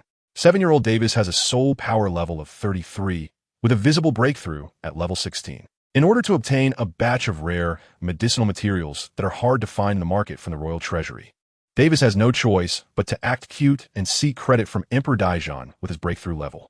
To his surprise, Daizhan is overjoyed and not only doubles the quantity of the medicinal materials Davis requested, but also decides to hold a birthday banquet for the Crown Prince tomorrow night, showcasing the excellence of the Crown Prince. Davis, feeling helpless, could only agree to participate with a cheerful face. At first, he attended his own birthday banquet with the attitude of just going through the motions. He didn't want to have too much interaction with the noble forces of Douluo City at this stage. However, he didn't expect to actually gain something from the banquet. He met his future wife, the 6-year-old Zhu Zhiyun. In the original timeline of the Douluo world, this woman had always been by Davis's side. From initially having the upper hand to later facing tragic defeat, living and dying together, never leaving each other. They were in sync, able to use their martial soul fusion skill even earlier than Dai Mubai and Zhu Zhuqing. Their fates had long been tightly bound together, even though they were not yet betrothed. Having met the Crown Prince, this was not Zhu Zhiyun's first encounter with Davis, but it was the first time they communicated alone in a formal setting. Tomorrow was the awakening day for the royal and noble youths, and Zhu Zhiyun's father, Zhu Zitan, the head of the Zhu family, decided to bring his eldest daughter out to get familiar with Davis. Perhaps after tomorrow, Zhu Zhiyun would become Davis's fiancée. Davis glanced at the timid little girl, patted her head, and showed a warm smile, but couldn't help teasing her. "Hello, little Zhiyun. Are you here to attend my birthday party?" Zhiyun nodded and answered earnestly, "Yes, Your Highness the Crown Prince. Zhiyun wishes you a happy birthday. So, where's my birthday gift? Huh? Don't your family give you birthday gifts on your birthday?" Zhiyun's little mind went blank. She never imagined that her father, who was also Davis's uncle, had already prepared a very valuable gift to send to the Wanjin villa. The mindset of a child made her feel that not bringing a gift was very impolite, and for a moment, the little girl anxiously tugged at her dress, not knowing how to respond. Davis didn't want to bully her too much either. He just pinched her porcelain doll-like little face again and stopped asking her for a gift. Instead, he took out a small jadestone bottle from his pocket. "Since you forgot to bring me a gift, let me give you one instead. Inside is a candy bean. Remember to eat it tonight, and you'll have good luck when you awaken your martial soul tomorrow." Davis handed a jade bottle containing a small elixir to Zhu Zhiyun. In this world, the small elixir still possesses powerful healing and cultivation enhancement properties. Based on Zhu Zhiyun's performance in the original Douluo timeline, her innate soul power should be around level 8 or 9. Davis wanted to see if taking this elixir before awakening could change her innate soul power. Since Tang San's Xiantian skill is a cheat, there's no reason the small elixir wouldn't work, right? If it weren't for his luck not being good enough to draw a large elixir, Davis would have wanted to try and create a wife with innate level 20. After giving her the small elixir, Davis quickly left, leaving the young girl standing there, staring blankly at the jade bottle in her hand, troubled. Court banquets are always tedious and boring. After dealing with all the nobles and royal relatives, Davis felt more exhausted than after 10 matches with Yuning. Returning to the Wanjin villa, he handed the precious herbs he had gathered to the maid juror, and then entered the Wanjin pavilion to begin his unwavering soul power cultivation. Even though the Chuanjin heart method operates automatically, Davis still insists on practicing for over 4 hours every night. The speed at which the Chuanjin heart method accumulates soul power is only about half that of active cultivation. To be a step ahead of Dai Wei, perhaps all he needed to do was follow the routine, and now Davis had already achieved that. However, if he wanted to surpass someone like Tang San, Qianren Xue, or exceptional geniuses, or even the title Douluo Hope Bibi Dong, he felt his efforts were still not enough. To leverage this continent, he needed at least the strength of a super Douluo above level 96. After 4 hours of soul power cultivation, Davis fell asleep in the Wanjin pavilion and the next morning set out to attend Zhu Zhiyun's awakening ceremony. As the eldest son of the Dai family, Davis was required to attend the awakening ceremony of the Zhu family's eldest daughter. According to the customs of the Dai and Zhu families, if Zhu Zhiyun awakens with excellent talent, there might be a marriage contract established under the witness of the elder from both families after the awakening. Davis soon arrived at the Nine-Spirit Palace. As the inevitable candidate for queen, the daughter of the Zhu family would not participate in the awakening ceremony with outsiders and would typically hold it only in the queen's palace. After Davis entered the Nine-Spirit Palace, the nervous Zhu Zhiyun was already waiting there. The awakening ceremony was presided over by Queen Zhu Zitong, and the audience consisted only of members from the Dai and Zhu families. Concubine Lian held the young Dai Bai, who had just turned 1 year old, at the scene. Once everyone was present, the queen approached Zhu Zhiyun, gently touched her head, and asked, "Zhiyun, are you ready?" Zhu Zhiyun secretly glanced at Davis beside her, gritted her teeth, and looked up at the queen, saying yes. "Any queen, I am ready." The queen extended a slender finger and lightly tapped Zhu Zhiyun's forehead. Under the activation of soul power, a purple soul guide array lit up beneath Zhu Zhiyun's feet. Enveloped in purple light, a meow was heard, and then a small, agile figure sprang out from behind Zhu Zhiyun. As expected, it was the Zhu family's inherited martial soul, the Nether Cat. The queen's expression softened by 3 points as she took a soul power crystal ball from the tray held by a female attendant. Zhu Zhiyun obediently placed her hands on it.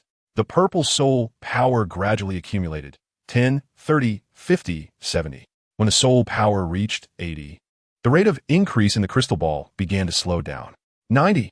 After the scale in the soul power crystal ball reached 90, the rate of increase became slower and finally came to a complete halt at around 95. Innate soul power level 9. 5. Although it was slightly inferior to Davis's full innate soul power, it could still be considered a rare genius. Regarding this result, the Emperor, the Queen, Duke Zhu, and Davis were all very satisfied, and perhaps the only one who was not completely satisfied was concubine Lian, who was holding the third Prince Dai Bai. Zhu Zhiyun was destined to be Davis's fiancée, and the higher her talent, the more difficult the future would be for Dai Bai. Without any unexpected events, today, the engagement between Davis and Zhu Zhiyun was officially settled by both families. Davis gifted the eternal cold jade obtained from the system's card draw to Zhu Zhiyun as a token, instructing her to keep it close at all times. This piece of cold jade is a rare item, made from the leftover materials of the cold jade bed from the ancient tomb sect of the gold element world, and carrying it can slightly increase one's cultivation speed. The Emperor witnessed this scene and couldn't help but admire how his son resembled his younger self. The last piece of worry in the queen's heart also fell away. With the son having full innate soul power and the daughter-in-law having innate soul power level 9. 5. They seemed well matched, and comprehending the martial soul fusion technique would not be too difficult. With such a combination, no other prince could hope to surpass him. The elders regarded the eternal cold jade given by Davis to Zhu Zhiyun as a token of love, and this jade pendant felt icy to the touch. Rich in spiritual aura, clearly a rare treasure upon a simple glance. Zhu Zhiyun's father, Zhu Zitong, the head of the Zhu family, also decided not to be stingy, and returned the favor to Davis with a 1-meter-long gift list, which included 10 prosperous shops in the bustling area of Xinglua City. Davis gladly accepted, just in time to develop the Wanjin Chamber of Commerce. After the awakening ceremony, Davis returned to Wanjin Manor to continue his cultivation. His training in soul power, body refinement, and soul aspect was already on the right track. He just needed to follow the steps to make progress. At present, the key focus for Davis was swordsmanship. Perhaps due to possessing the exceptional 7-star sword martial soul, Davis's talent in swordsmanship was extraordinarily high. Under Cheng Yu's guidance, Davis's swordsmanship quickly reached a bottleneck. In the Douluo continent, swordsmanship is divided into 4 levels: mastery, subtlety, transformation, and ultimate. Only when one can wield the sword as if it were an extension of their own body, with all sword techniques seamlessly integrated and no delay in executing moves, can they be considered to have achieved mastery. According to Chengyu, those who have not reached this level are not true swordsmen. They can only be called useless with a sword. Davis is currently at the mastery level. The swordsmanship recorded in the 5 Mountains sword technique is diverse and sophisticated. With this as the foundation of his swordsmanship, and coupled with his exceptional talent, Davis quickly achieved a high level of proficiency in sword techniques. The subtle realm, as the name suggests, is when a swordsman grasps the opportunities for battle to an exquisite degree. Every sword strike is executed at the most opportune moment, and every attack targets the enemy's greatest threat, making it essential to defeat the opponent. It is important to note that reaching this level requires a wealth of swordsmanship experience and practical combat foundation. As for the transformative realm and ultimate realm, Chengyu is not very clear about them. Even as the #1 swordsman in Xinglaw, he is merely on the threshold between the subtle and transformative realms. So how could he fully explain the scenery above the transformative realm to Davis? In the world of Douluo continent, due to the existence of soul skills, the research on combat techniques is not very deep. After all, the swordsmanship of the subtle realm is difficult to cultivate. But many soul kings possess soul rings of 10,000-year level. Even Chengyu, the sword saint of Xinglaw, has not reached the transformative realm of swordsmanship. Davis estimates that to witness the prowess of a transformative realm swordsman, he may have to wait until he meets the sword de law of the 7 Treasure Glazed Tile School in the future. Currently, Davis, who has reached a bottleneck in swordsmanship, urgently needs a lot of practical combat experience to help him break through his limitations. Thus, on this day, a newcomer wearing an iron mask appeared in the Great Soul Arena of Xingluo City. Gui Mian, the person in charge of the Great Soul Arena, welcomed this mysterious figure, as it was impossible to refuse someone brought by a mysterious soul de law. Davis, wearing a mask and wielding a golden sword, did not intend to showcase his martial soul in the Soul Arena, opting instead to rely solely on his swordsmanship and soul power enhancement. When arranging his first opponent, the head of the Soul Arena was quite troubled. Xingluo City is the imperial capital, and anyone who can survive in this Soul Arena, even if just a Soul Emperor, is an experienced veteran with skills. This young man, whose origins are unknown, was arrogant and chose not to use his martial soul. Those veterans would not hold back. He worried that if Davis were to suffer serious injuries, that Soul de Law would come looking for trouble with the Soul Arena. However, in just 3 seconds, Davis's first match dispelled the head's ridiculous concerns. He neither activated his martial soul nor summoned his spirit rings. Davis just made a quick move, lightly swinging his sword to create a gash on the weak opponent selected from the Grand Soul Arena. The other party immediately fell to the ground and surrendered without hesitation. Encountering an unbeatable opponent, surrendering at the first opportunity is the survival strategy of these seasoned veterans in the Grand Soul Arena. Chapter 24. The Starry Sword Saint is nothing without using any soul skills, and even without revealing his martial soul, Davis easily won the first match. This left the person in charge of the Grand Soul Arena feeling unreal, but for some reason, this feeling was somewhat familiar, as if something similar had happened several years ago. Arrange the next match, Davis said coldly to the person in charge of the Grand Soul Arena, clearly dissatisfied with the opponent he had just arranged. Yes, young master, I will definitely arrange a strong opponent for you in the next match. The person in charge of the Grand Soul Arena quickly smiled and replied. 10 minutes later, Davis returned to the competition stage. Accompanying him was a level 37 soul master named Taizhan, whose martial soul was the Ironback Pangolin. This opponent was clearly much more seasoned than the previous one. As the two exchanged greetings, Taizhan activated his martial soul and performed a classic role of the pangolin, charging towards Davis. First soul skill, Iron Armor Charge. The pangolin's solid back curled its tail, hiding its soft underside, rolling into a yellow-brown ball and rapidly advancing towards Davis, gaining speed and momentum. The force of this impact was something Davis could withstand, but it would expose his clearly superior physical prowess, which wouldn't achieve the purpose of honing his swordsmanship. Therefore, Davis merely took half a step to the side, gently allowing the yellow-brown ball to pass. Clang! A steel sword was drawn from his waist, and with one thrust, it pierced the ball that rolled past him. Mount Hua sword technique. White clouds emerging from the mountains. Puff! The sound of a sharp sword entering flesh echoed, and the iron armor on Tieshan's back provided no protection at all. Davis's sword was quick and precise, piercing just a line of the soft underside exposed in the middle of the ball. After rolling away from Davis, Taizhan quickly dispelled the ball state of his first soul skill. Holding a small sword wound on his left rib, he looked at Davis with a serious expression and said, "What a fierce sword technique." Davis remained unmoved, as his persona in the Great Soul Arena was that of a cold-faced swordsman. In moments like this, silence was the best approach. Speaking too much could not only ruin his character, but also expose his identity. When Taizhan saw that Davis showed no reaction, he didn't think much of it. It was normal for a young master who could achieve Soul Master status at such a young age to look down on people like them who struggled in the Great Soul Arena. Watch my move. Third soul skill, Earth Shockwave. Taizhan stomped his right foot hard on the ground of the arena, and a wave of yellow energy wrapped in dust surged from beneath him towards Davis. Following that, Taizhan activated his first soul skill, Iron Armor Charge, rushing behind the yellow energy wave, also attacking Davis. The speed of the yellow energy wave was incredibly fast. Even a regular Soul Master would find it difficult to dodge. But that did not include Davis. As long as he activated his second soul skill, Golden Feather Assault, Davis's speed could reach a point where his opponent couldn't catch him. However, Davis had no intention of summoning his martial spirit or dodging. He wanted to test how effective his swordsmanship was against such a pure energy attack.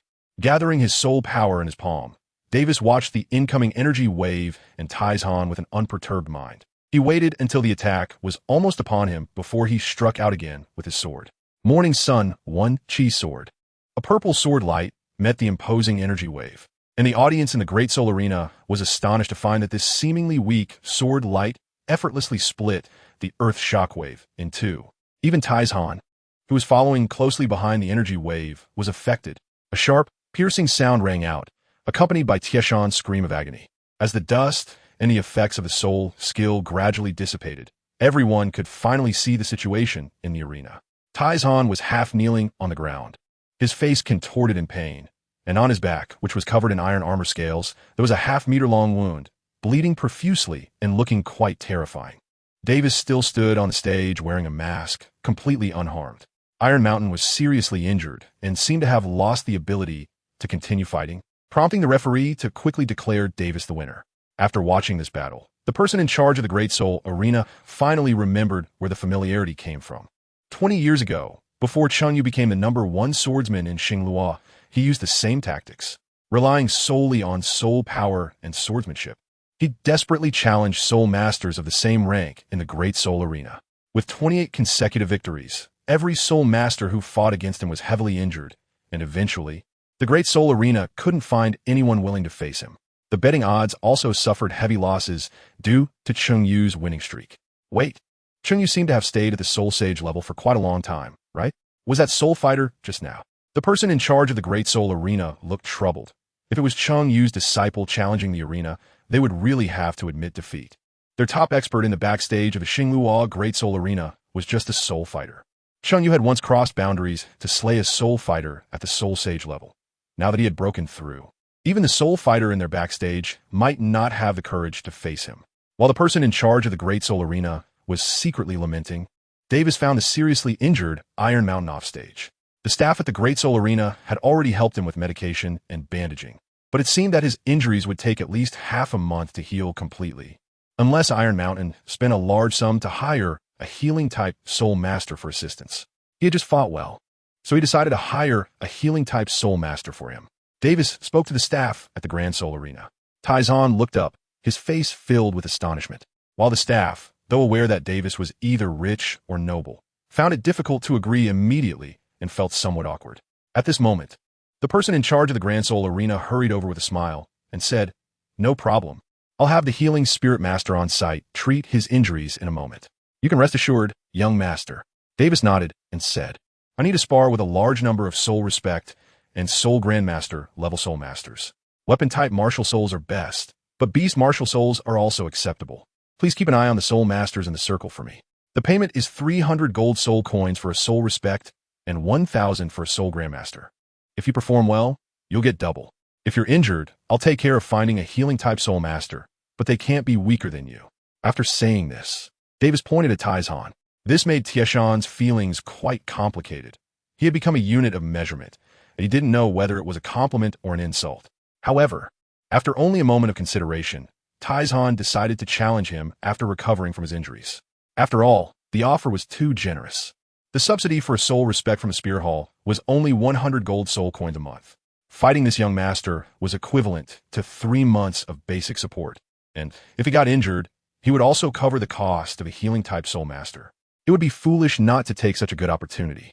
The person in charge of the Great Soul Arena gave a thumbs up and praised, "Young master, you are generous. This prize will definitely attract a lot of people. However, if this continues, our Great Soul Arena might go bankrupt." Davis casually said, "It's simple, no win-loss bets, just let them bet on my consecutive wins. And the end time of each match is all that matters." The person in charge's eyes lit up, as if a new world had opened up. Looking at Davis, who was wearing a ghost mask, was more pleasing than seeing his own father. A casual remark turned out to be an idea worth millions of gold soul coins. This is a living god of wealth. What does it matter if Chung is the sword saint? Compared to his apprentice, he is nothing. Episode 25, The Dragon and Tiger Fight in the Eyes of Outsiders. Davis's golden idea will certainly not be offered to the Great Soul Arena for free. With Chung Yu around, the Great Soul Arena cannot afford to be greedy for his share. Otherwise, if this sword saint, who has been promoted to Soul Daw, gets angry, the Great Soul Arena might not be able to handle it. After negotiations, it was agreed that Davis would receive 20 of the betting profits for every consecutive win he achieves in the Great Soul Arena battles. This can also be considered as providing some development funds for the Wanjin Chamber of Commerce.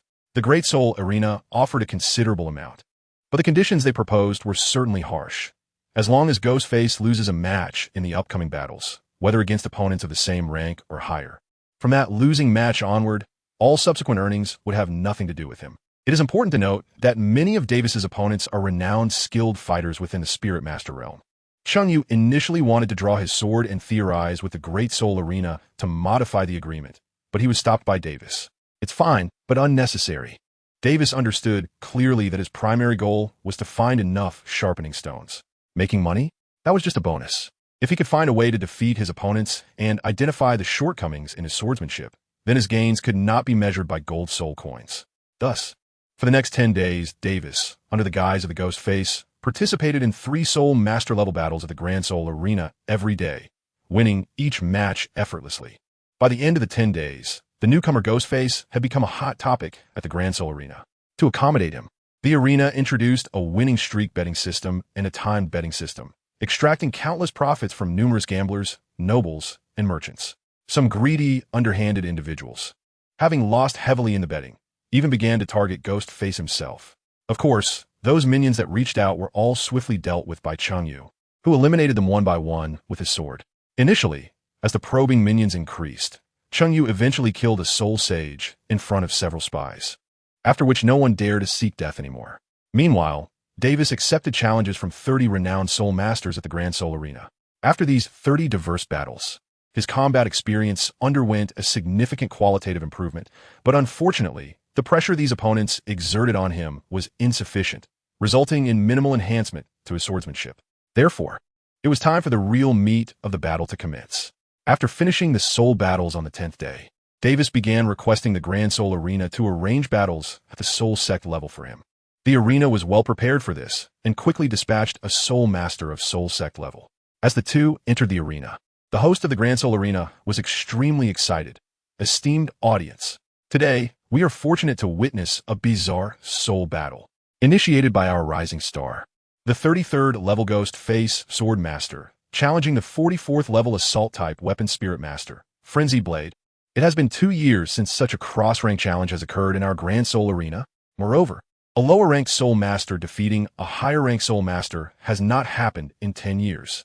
However, the Ghostface Sword Master has achieved 30 consecutive victories in the Soul Master Arena, and no one has ever forced him to reveal his weapon spirit or use any Soul Ring abilities.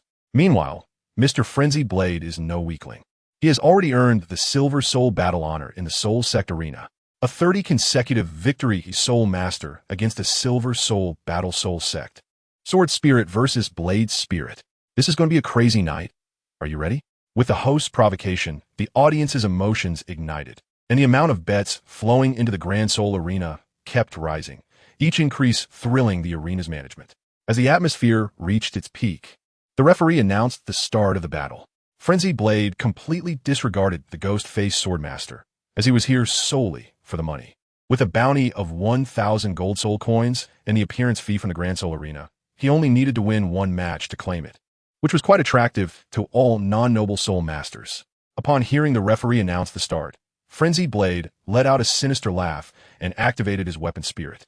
The horse-cutting blade, yellow and purple, 4 standard soul rings appeared in the arena, indicating that although Frenzied Blade was not a noble, he was not entirely unqualified low-level soul master either. Second soul skill, 3 points of blade chi. 3 blinding streams of blade chi erupted from the horse-cutting blade weapon spirit, plowing through the ground of the Grand Soul Arena towards Davis. Davis still had not activated his martial soul, only containing soul power in his palm, planning to fight with swordsmanship. This arrogant attitude not only shocked the audience, but also infuriated Crazy Blade, a soul elder daring to conceal his abilities while opposing the soul sect. All right, you want to hide, do you? Then I'll make sure you can hide to your heart's content. Second soul skill, 3-point blade aura. Second soul skill, 3-point blade aura. Crazy Blade activated his second soul skill twice in a row, forming a total of 9 blade auras that surrounded Davis in a fan shape. This second soul skill of Crazy Blade is considered one of the best among low-level explosive soul skills, as long as the soul power is sufficient. It can be released continuously without restriction, with an extremely fast release speed, easily dealing massive damage in a short time, determining the outcome with one strike. Faced with this overwhelming blade aura soul skill, Davis showed no signs of panic and drew his iron sword. Mount Hua sword technique, boundless falling leaves. An incredible event suddenly unfolded before the audience's eyes. The iron sword in Davis's hand, infused with soul power, lightly thrust forward a few times and shattered the 9 blade energies that the Mad Blade had activated with considerable soul power, as effortlessly as breaking 9 pieces of tofu. The entire arena fell silent, and the Mad Blade's jaw nearly dropped in shock. His prideful second soul skill was so easily countered, this was impossible. The Mad Blade roared in anger and unleashed a third wave of blade energy. Using the same trick again, this time, Davis didn't even bother to lift his eyelids. With one stroke of his sword, he shattered the 3 blade energies. Do you have any fresh tricks? This one seems to be lacking. Davis's indifferent provocation thoroughly infuriated the hot-tempered Mad Blade. All right, I'll show you what I can do. With a flash of purple light from the third soul ring of his blade horse martial soul, he unleashed his third soul skill, Blade Chi Infusion. Mad Blade's entire body suddenly shot up, his hair standing on end, and his gaze filled with uncontainable ferocity, as if possessed by some fierce beast. He must have used an enhancement-type soul skill, and at this moment, Mad Blade's physical attributes should have significantly increased. Take this. With a downward slash, it seemed like he aimed to cleave the ghost-faced swordmaster in half with one blow. Davis became slightly serious, the soul power on his iron sword shining brightly. The Huashan sword technique held its form, the sound of bells and drums. Clang! A heavy metallic clash echoed, and the spectators outside were surprised to find that the seemingly small Davis remained motionless, while the imposing Kwang Dao retreated half a step. Unfortunately, in his frenzied state, Kwang Dao could no longer notice this. Can you block one of my moves? 10 moves? 100 moves? Horizontal slashes, diagonal slashes, vertical slashes, upward thrusts. Though the moves Kwang Dao used were ordinary, they were executed with incredible skill. They could not be considered self-created soul skills. They were likely the most suitable way for him to wield his blade, honed through countless battles. Coupled with his robust physique and significantly enhanced physical qualities after activating his third soul skill, he possessed considerable lethality. Otherwise, he wouldn't have been able to earn a silver soul coin in a big city like Xinglua City. Unfortunately, he encountered Davis, who was his greatest nemesis. Kwang Dao's pride in his physical abilities offered no advantage against Davis, who had trained in the 13 Guardians Horizontal Practice Golden Bell Shield. Moreover, Kwang Dao's so-called refined swordsmanship fell far short when compared to the exquisite Huashan sword technique. Therefore, even though he launched a continuous barrage of strikes, Davis remained firmly standing amidst the storm of his attacks, not retreating an inch. After dozens of strikes, even Kwang Dao's strong physique began to feel slightly weak in his hands. Looking at the unmoving young swordsman before him, Kwang Dao had to admit that in a pure sword fight, he was no match for this guy. After one of his strikes was intercepted by Davis, Kwang Dao stepped back and activated his deep purple fourth soul ring. Fourth soul skill, Crescent Blade. A gigantic crescent-shaped blade of energy, about 5 meters in diameter, appeared in midair as Kuang Dao retreated and slashed horizontally, sweeping towards the chest of the ghost face swordmaster. The density of this blade of energy far exceeded that of the previous 3, and an ordinary soul master struck by it would risk being split in 2. Davis's eyes lit up. This strike had some flair. He took half a step back, and the iron sword in his hand gathered momentum. A faint purple sword light, resembling the morning glow, painted the entire Soul Arena red. The Morning Sun 1 Chi sword struck straight ahead. Apart from the basic 5 mountains entry sword techniques, like the Huashan sword technique and the Songzhan sword technique, this was the only advanced sword technique Davis had learned from the remnants of the 5 mountain sword techniques. It was simple. This sword technique had only one move: gather strength and strike. The more decisive the strike, the more soul power it could mobilize, and the more solidified the morning glow sword light became, increasing its lethality. When this sword was unleashed, it directly clashed with the 4th soul skill activated by the Mad Blade. After a moment, the sword light severed the blade's aura, and it nearly dissipated, unable to inflict any further damage on the Mad Blade. In this confrontation, it seemed like Davis had a slight upper hand, but that was not the case. The soul power consumed by his self-created soul skill, the Morning Sun 1 Chi sword, was equivalent to that of the 2nd soul skill. It was just that the soul power was incredibly solidified, making it exceptionally sharp. On the other hand, the Mad Blade Crescent Scimitar was a 4th soul skill, and by this point in their battle, that strike had nearly drained 2/3 of the Mad Blade's remaining soul power. Seeing his ultimate move countered, the Mad Blade's fighting spirit waned significantly. Feeling the pitiful amount of soul power left inside him, the Mad Blade decisively surrendered. A wave of cheers erupted from the audience on the viewing platform of the Soul Arena. Although this battle did not last long, the Soul Arena's use of the Soul Honored challenging the Soul Sect and the Soul Honored's abandonment of soul skills created a perfect climax for the audience. With the outcome now clear, the underdog had succeeded. The spectators, who were inexperienced, could not see that the Ghost Face Swordmaster had maintained absolute dominance throughout the match. They believed they had witnessed a fierce battle, which naturally ignited their extraordinary enthusiasm. Davis was too lazy to stay on the field and cater to the passions of the gamblers, quickly returning to the backfield to rest and wait for the next match arranged by the Grand Soul Arena. In episode 26, The Deepest Secret of Davis's Heart. In the following month, Davis continued to participate in battles at the Grand Soul Arena at a rate of 3 matches a day. All his opponents were Soul Masters, ranging from level 41 to 49. He remained undefeated. During this period, several top-tier Soul Masters posed a significant threat to Davis.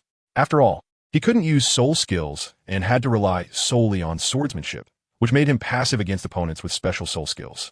However, overall, Davis was becoming increasingly accustomed to battles at the Soul Master level, and his fighting style was growing more seasoned. The 5 mountain sword technique was gradually becoming second nature to him, reaching the perfection of the first realm of swordsmanship. Moreover, after a month of training, Davis had mastered more advanced sword techniques than just the Morning Sun sword. He had also dabbled in the deadly, continuous 3 immortal swords of Mount Huashan, the fast and slow 17 paths of Mount Song, and the returning wind and falling goose sword of Mount Hung. Although he was still far from mastering all the sword techniques inscribed in the 5 mountain sword technique, Davis's combat methods had become sufficiently diverse. Through over 100 battles, the name of the Ghost Face Sword Master resonated throughout Xinglua City. In both the Grand Soul Arena, and Davis reaped substantial amounts of gold soul coins. At this point, Davis felt that this revelry was about to come to an end. However, the Grand Soul Arena, having tasted the sweetness of success, hoped that Davis would continue to participate in battles there. Davis certainly would not let the prospect of making money affect his upcoming training plans and simply rejected the offer. With Chengyu behind him, the Grand Soul Arena was unable to do anything to him and had no choice but to hand over the earnings from these days. Ending this collaboration. After returning to the Wanjin Villa, Davis opened the card drawing system. New achievement unlocked, Swordmaster, acknowledged by over 50,000 people, possessing superb swordsmanship. Reward, item card, Zhalongdan 3 pieces. 100 consecutive victories. Defeated 100 enemies of the same level or higher consecutively. Reward, martial arts card, 9 Injun Jing, tomb version. After taking the Zhalongdan, he would fall into a state of false death and would awaken after 9 days, clearing all negative statuses such as poisoning and injuries. This is a life-saving divine medicine. Davis quickly stored the jade bottle containing the Zhelong Dan into his storage soul guide. As for the 9 Scriptures Tomb Edition, this was definitely a great harvest. Although the lack of the Sanskrit general outline caused the value of the Tomb Edition 9 Scriptures to drop significantly, it still barely qualified as a supreme martial art, especially since it contained the I Ching bone refining chapter, which could enhance one's root bone qualifications. Davis planned to leave this technique for Zhu Zhiyun. Combined with the Millennium Coal Jade he had previously obtained, it could greatly accelerate Zhu Zhiyun's cultivation speed. After taking stock of his recent gains, he heard the voice of the maid, Zhur, outside. "Your Highness, an old man has come to the mountain villa, specifically asking for you." The Soul Emperor guarding the entrance couldn't discern the other party's depth, so he asked Mr. Chengyu to take a look from a distance. He said the person is very likely a title Douluo. "I have already informed Elderly. Do you want to meet him? A title Douluo? How could a title Douluo come to this place at this time?" The sudden unexpected situation made Davis frown. It was clear that he had to meet. Aside from those 2 individuals at the highest level of the Spear Hall, no one in this world could treat a title Douluo with indifference. However, he must meet with Elderly present. It wasn't that Davis was timid or afraid. Rather, a wealthy heir should not sit idly by. No matter how high Davis's potential was, he could not withstand any title Douluo's first soul skill before it was realized. When one's own strength is insufficient, one must be cautious. Elderly soon arrived. The 2 went together to the entrance of the Wanjin Mountain Villa to greet the visitor. The person, being a top figure in the Douluo world, willingly adhered to etiquette by waiting at the entrance for the guards to announce him. Did not mean that Davis could ignore his identity. Even as the Star Luo Prince, Davis needed to show respect by personally going to the entrance to welcome him. Almost as soon as they met, Davis recognized who this old man was. He appeared youthful, with white hair and beard, standing there quietly with closed eyes, yet exuding the aura of a peerless sword sheath, making it seem as if once he opened his eyes, that exceptional sword would pierce toward him. Upon seeing this person, Elder Lee's heart trembled, and he placed a hand on Davis's shoulder, gently shaking his head. It indicated that he did not have the confidence to protect Davis in the presence of this person. This was the first time Elder Lee, after becoming a title Daw, encountered someone he could not see through it all. However, at this moment, Davis felt surprisingly calm. Who was this person? A 96th level title Douluo, the supreme elder of the 7 Treasure Glazed Tile School, the owner of the strongest weapon martial soul on the Douluo continent. One of the most proud and noble figures on the continent. Jian Dao Qinshin. Star Luo Davis, I have met the Sword Douluo, Your Excellency. Upon hearing this, Qinshin opened his eyes. Just one glance at Davis made him feel as if an endless stream of sword energy was piercing toward him. This was the sword intent attack of the Sword Douluo. Chengyu, also a master of swordsmanship, recognized it and wanted to step forward to help, but was stopped by Elderly. He could sense that Qinshin's sword intent attack on Davis carried no malice. He was merely testing the young prince. Forcing his way in would be pure suicide. Chengyu awkwardly relaxed his right hand that was about to draw his sword, but he did not fully let his guard down, choosing to observe alongside Elderly, ready to intervene at the first sign of trouble. Davis was suddenly stirred by the sword intent, and his right hand 7-star sword martial soul almost couldn't help but leap out to assist him in resisting the opponent's sword intent. However, Davis ultimately suppressed the 7-star sword martial soul and relied solely on his will to accept the baptism of the sword intent from the Sword Douluo. It was still far from the time to expose the 7-star sword. Fortunately, during this period, Davis had also put in considerable effort in the Elzu visualization diagram, significantly enhancing his soul power compared to before. Moreover, Qinshin's purpose was merely to test and would not use abilities that far exceeded Davis's strength. Davis drew the golden sword from his waist and thrust it with the most decisive, determined, and desperate effort in history. As he thrust, it seemed like he shattered some kind of shackles within himself, but at this critical moment, he couldn't care about anything else. Ding! The ethereal purple sword light was shattered by the gaze of the Sword Daw, yet Davis ultimately managed to safely receive the overwhelming sword intent attack. To be able to break through oneself in a desperate situation, and to have such mastery of the sword path before the age of 8. Indeed, very impressive. Davis had not yet come to his senses when he heard Qinshin's somewhat weary voice praising him. Once he regained his composure, he saw the renowned Sword Douluo bowing slightly and clasping his fist towards him, saying, "Qibao Glazesek Qinshin, I was rude just now." Davis finally came to his senses at this moment and hurriedly returned a salute, saying, "It's nothing. Although your test caught me off guard, it was not meant to harm, and it helped me advance into the subtle realm of swordsmanship." How could there be any talk of rudeness? This is not the place for conversation. Why don't we go to the mansion for a detailed discussion? Jinxi naturally followed the host's lead and entered the Wanjin Mountain Villa with Davis. Upon entering the villa, Jinxi immediately felt the incredibly rich gold-type energy emanating from underground and couldn't help but marvel. Although the Seven Treasures Glazed sect is said to be as rich as a country, in terms of resources, it cannot compare to the vast territories of the two great empires. This gold-type simulated training ground can be considered the top tier on the entire Douluo continent. Yet it is merely the personal property of the Grand Prince. With his 7-kill sword martial soul, he can also be considered a gold type. If he had trained in such an environment when he was young, his strength would probably be beyond level 96 by now. After everyone was seated, Davis asked the Sword Douluo, "Your sect has been developing in the Tiando Empire for a long time. May I ask why you personally came to Xingluo City today? Is there any way I can assist you?" The Sword Douluo was not at all polite with Davis and nodded directly, saying, "There's indeed a matter that requires the Grand Prince's assistance, but it is unrelated to the Seven Treasures Glazed sect. It is purely a personal matter of mine." Seeing that Davis showed no signs of surprise, Jinxi continued, "I have wasted nearly 100 years of my life in a hurry. Now, having achieved the rank of level 96 title Douluo, I believe I have few rivals on the continent.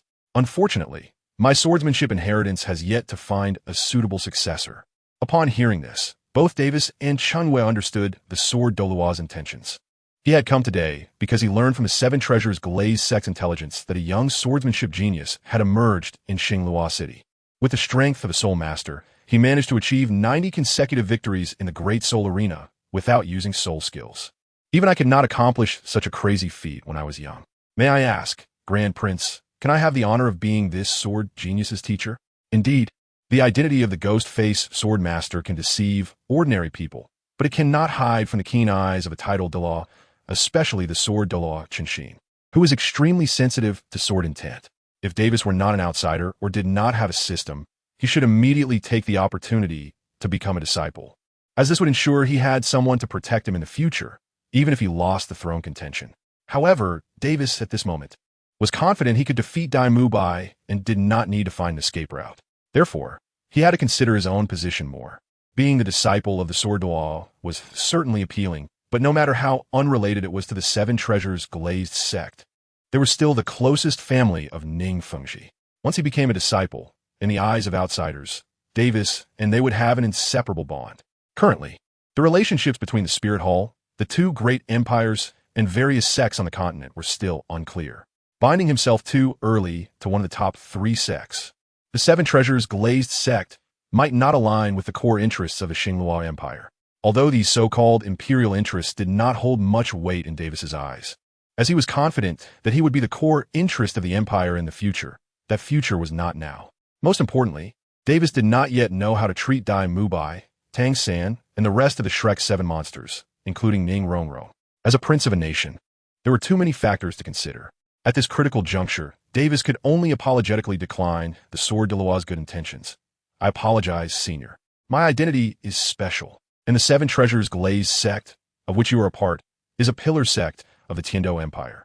It is truly difficult for me to make a decision at this time, and I can only temporarily let down your good intentions."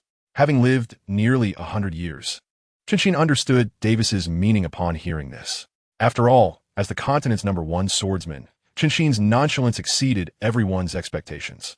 Although he regretted not being able to take in a good disciple like Davis, he still patted his shoulder and smiled, saying, "Since fate is insufficient, I will not force it. If we have the chance to meet again in the future, I will teach you swordsmanship." With that, he floated away, but just as he was about to leave, the Sword Douluo cast an extremely concealed glance at the palm of Davis's right hand and, using sound transmission, said a single sentence to Davis. Only Li Fu, the titled Douluo present, also heard this sentence. He looked at Davis in astonishment, only to find that his usually mature and impassive master now wore a similar expression of shock. This sentence almost uncovered one of the deepest secrets hidden in Davis's heart. Chapter 27. Parental Love for Their Children. Keep your sword martial soul while hidden. Next time we meet, I will teach you how to use a sword. This was what the Sword Douluo left behind as he departed. Davis originally thought that he had hidden his 7-star sword martial soul better when facing Chun Xian's sword intent attack. However, he never imagined that his 7-star sword could sense Chun Xian's 7-kill sword intent. Then, with the continent's #1 sword martial soul, which Chun Xian had almost cultivated to its limit, have no response to his 7-star sword. It was likely that the moment the 7-star sword martial soul began to stir, it was already detected, right? Li Fu quickly returned to normal. After all, in his eyes, being chosen by the gods as an heir could happen. So what was a mere 2nd martial soul? However, Davis' habitual concealment further deepened the impression of this black tiger Dou. The prince indeed always has new trump cards. After Chun Xian left, Davis returned to the Wanjin Pavilion to examine his newly broken through sword path cultivation. The sword path cultivation at the subtle realm, strictly speaking, had already reached the same large stage as Chengyu. This is where the sword path fascinates the capable while leaving the mediocre helpless. Chengyu is already considered a well-known sword path genius, yet he had wasted 20 years at the subtle realm, while a prodigy like Davis only needed one encounter with a master to break through into the subtle realm. After entering the subtle realm, Davis' combat power increased significantly. Originally, although Davis could defeat soul masters without relying on soul skills, he depended on his strong physique, proficient swordsmanship, and the exquisite sword techniques learned from the Five Mountains sword method engravings. However, when facing a soul king with a 10,000-year soul ring, it was nearly impossible to defeat the opponent head-on, and even using soul skills would struggle to offset the advantages of a 10,000-year soul skill. But from now on, Davis had the qualification to confront a soul king directly. After entering the subtle realm, he no longer needed to go to the Great Soul Arena. The opponents there had limited levels and were unlikely to provide Davis with any significant gains. The legend of the Star Luo Ghost Face Swordmaster had gradually spread throughout the Star Luo Empire, and the true identity of the Ghost Face Swordmaster was being repeatedly probed by multiple intelligence agencies. Of course, Davis' means of hiding his identity were not low.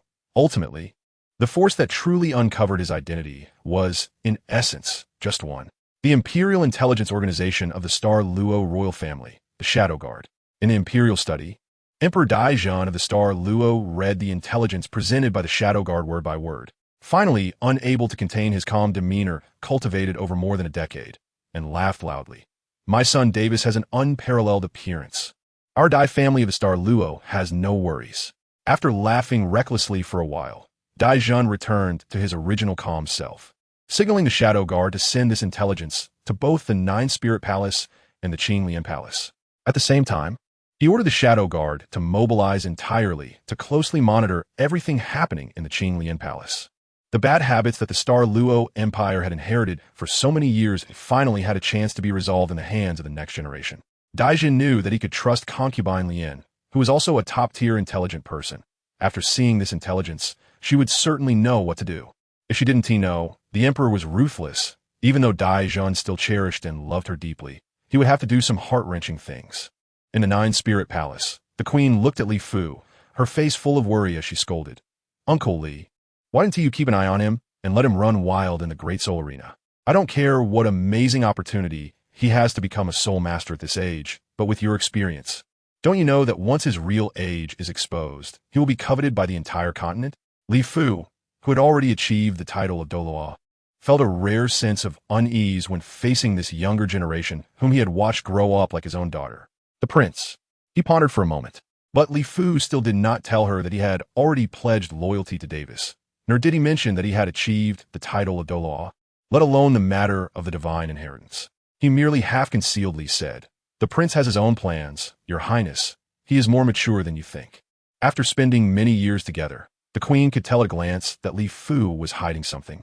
But she could not really question this elder who had dedicated his life to the Zhu family. She still couldn't help but feel worried. If the queen was only worried at this time, then in the Qinglian Palace, not far from the Nine Spirit Palace, concubine Lian felt what could be described as despair. Dai Zhan had someone deliver information to her, and she understood its meaning perfectly.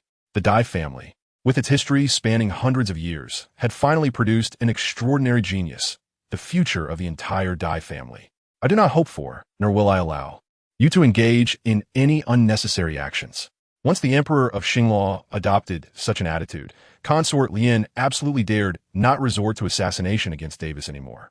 She understood all too well how important such an heir was to Dai Zhan and the Dai family, and she deeply loved Dai Zhan.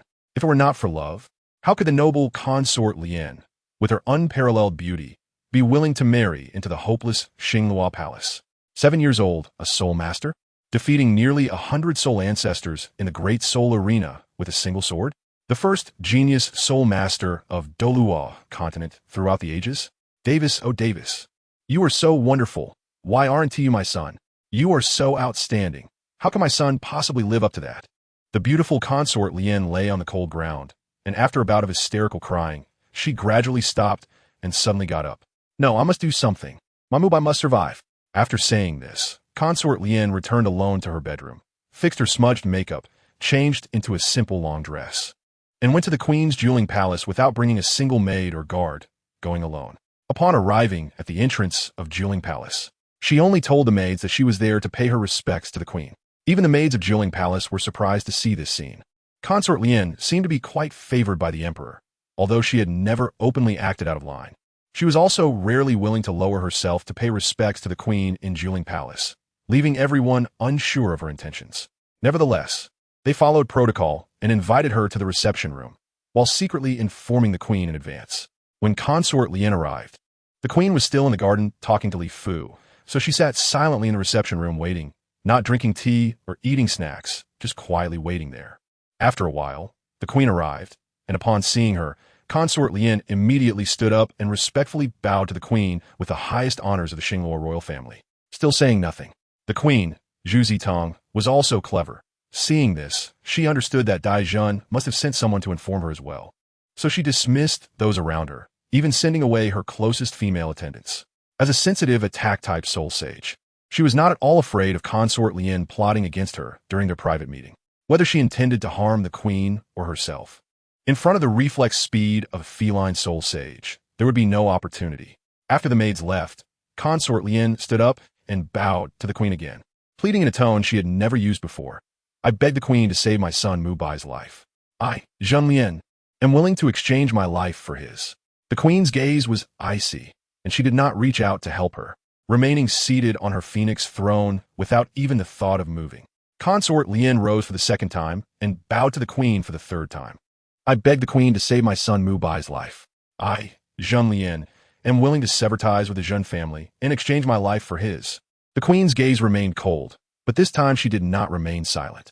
Consort Lien's sincerity was quite evident. Severing ties with the Zhen family meant that Dai Mu Bai would no longer receive support from his maternal family, and losing consort Lien, his only support in the palace, would eliminate any possibility of competing with Davis. The queen stood up, her long legs stretching the luxurious phoenix robe, then bent down to look at consort Lien kneeling on the ground. At this moment, the queen felt no pity, no disdain, only relief. Fortunately, my son is capable. Otherwise, it would be me kneeling here begging. This was the queen's true inner monologue at that moment. It is not impossible, but given your commotion over the years, can your son be obedient? The queen's tone was as cold as an ice cave. If anyone else had heard this, no matter how clever, they would have certainly thought Zhu Zitong was not planning to leave him a way out. But consort Lien had been in a subtle struggle with the queen for 10 years. She understood the queen better than Daijin did. Hearing these words felt like a survivor about to freeze to death in an ice cave suddenly drinking a cup of hot tea. It was a glimpse of hope. Zhu Zitong never wasted words with someone she deemed destined to die, and she was extremely proud, unwilling to lie to someone she saw as weak. By saying this, she indicated that whether it was consort Lien or Dai Mu Bai, she had no intention of taking their lives. At least not for now. Be obedient. Be obedient. You must be obedient. Mu Bai will definitely be a good younger brother who listens. Whatever his elder brother tells him to do, he will listen. If he dares not to listen to his elder brother in the future, I will come back as a ghost to break his legs. As consort Lien said these words, she kept bowing to the queen. Since entering the palace and gaining favor, she had never shown such a heart-wrenching and humble side, but at this moment, Zhen Lien felt happier than at any other time, because her son could live. Chapter 28. Passing the flower with drums.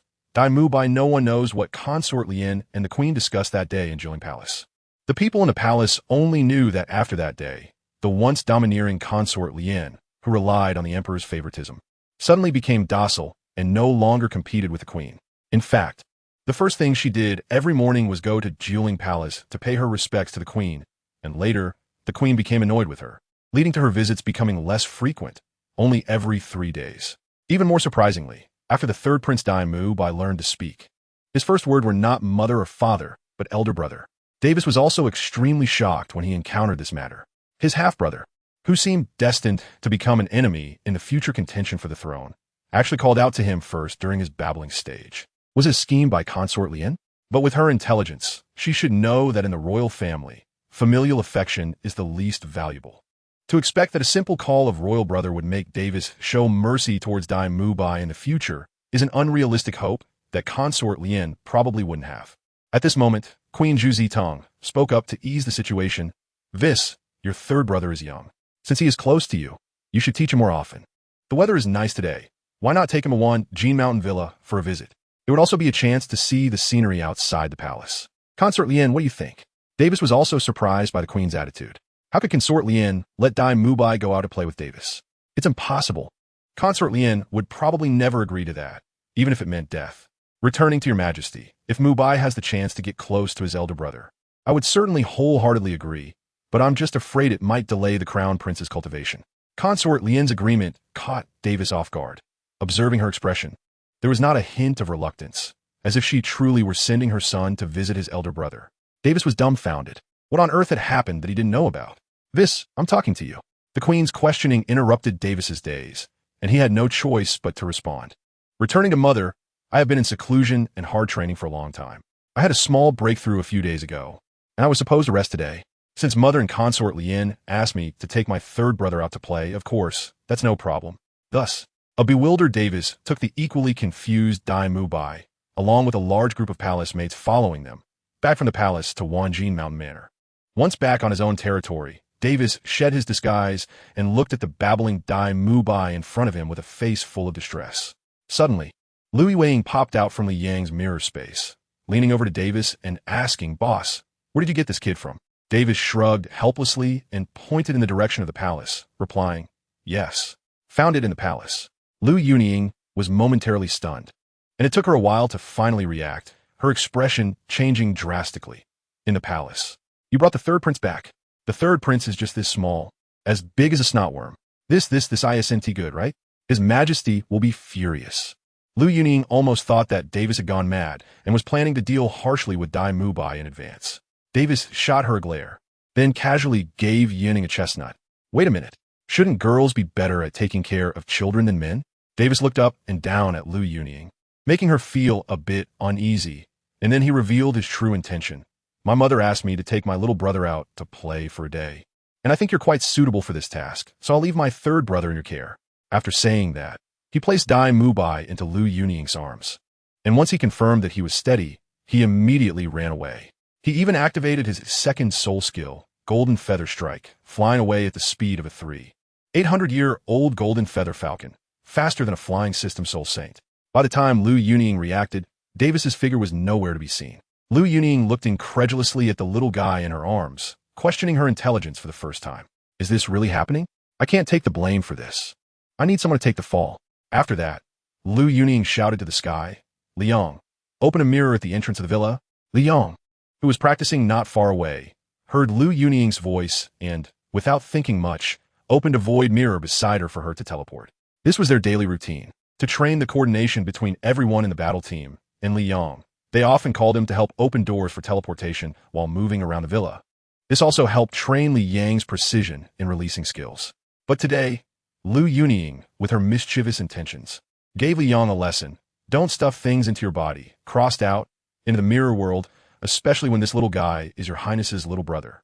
When Lu Yunying exited the space, she naturally didn't bring Dai Mubai along, leaving behind a message. "The Marquis's residence has something going on, so I'm leaving now.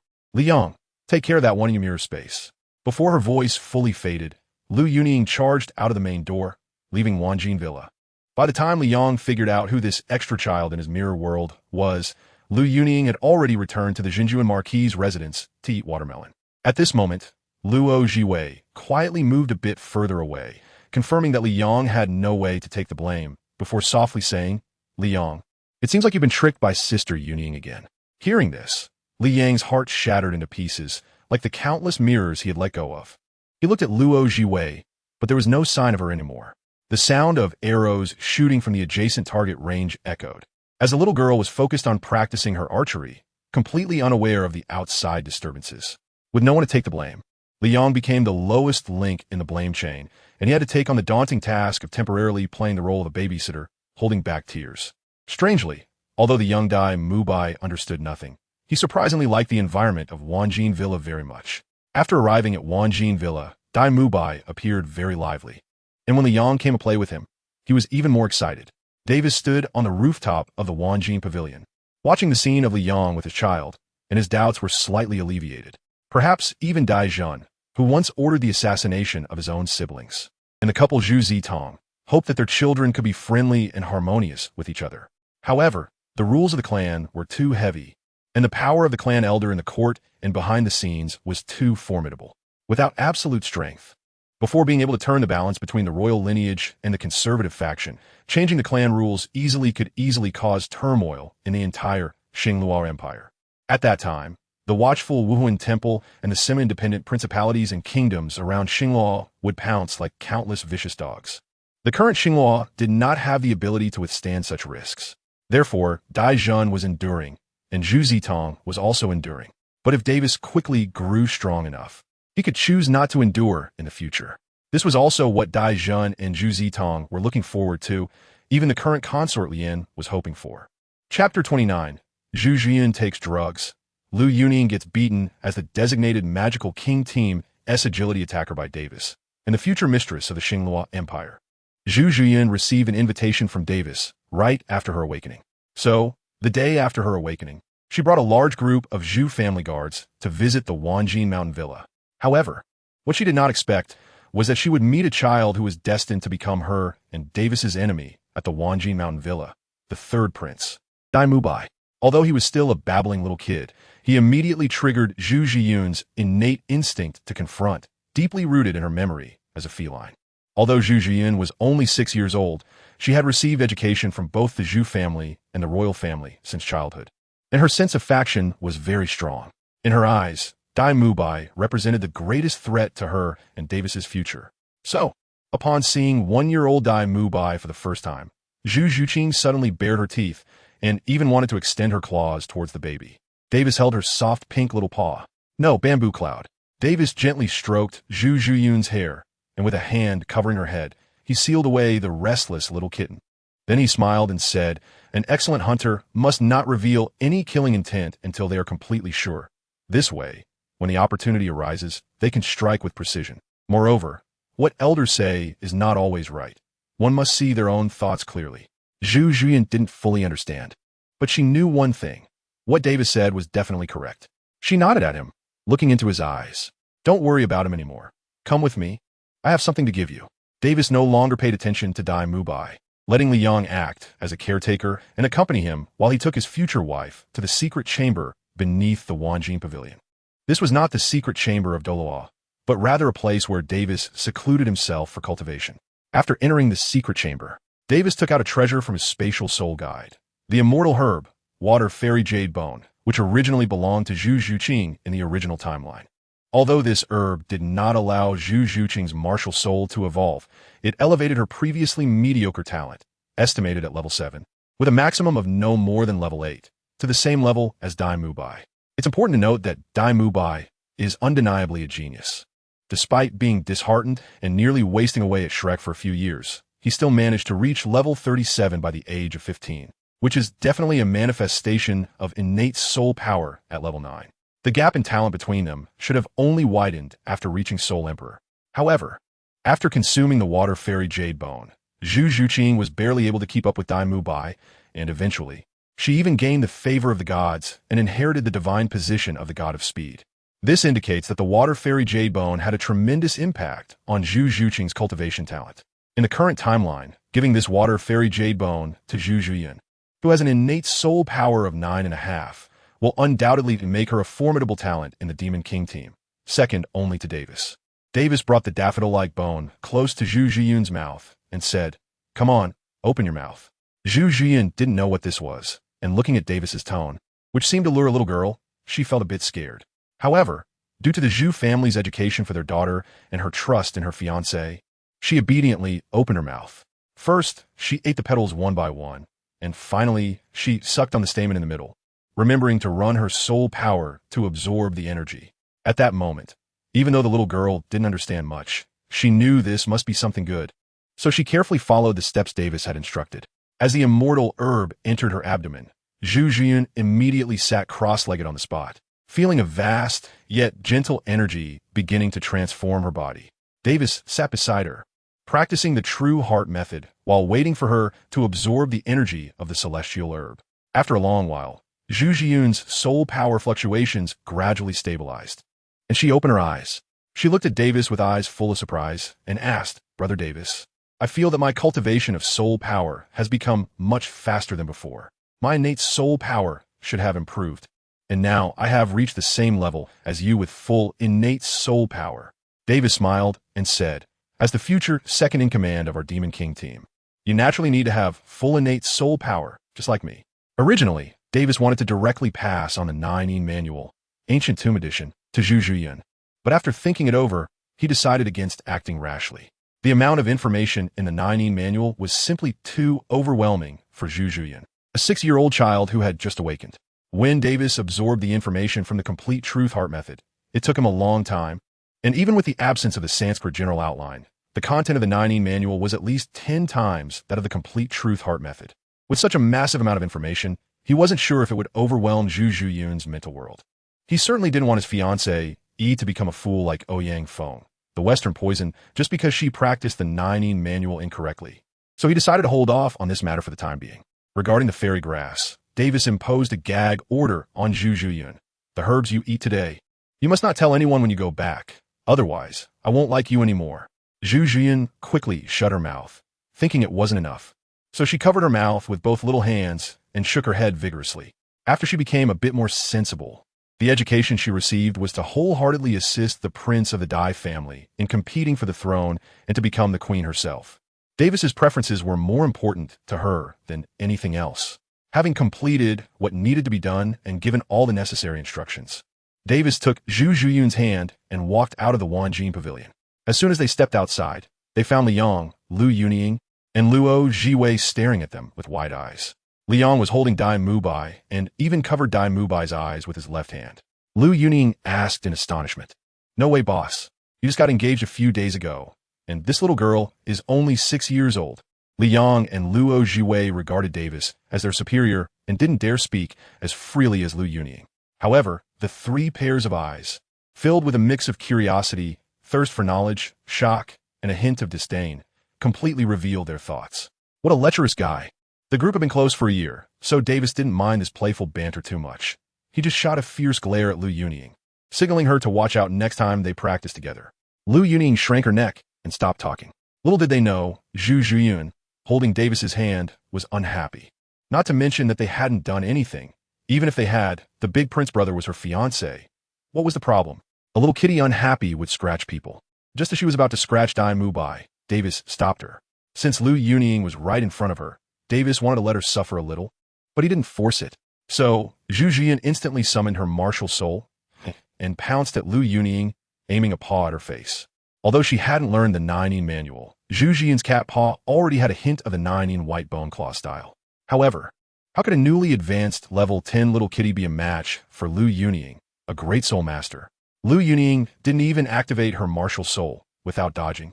She simply reached out and grabbed Zhu Zhiyun by the back of her collar, lifting her up. Although there was only a 1-year age difference between them, the gap was not just in their soul rings, but also in the battle experience gained from daily training with the abnormal Davis.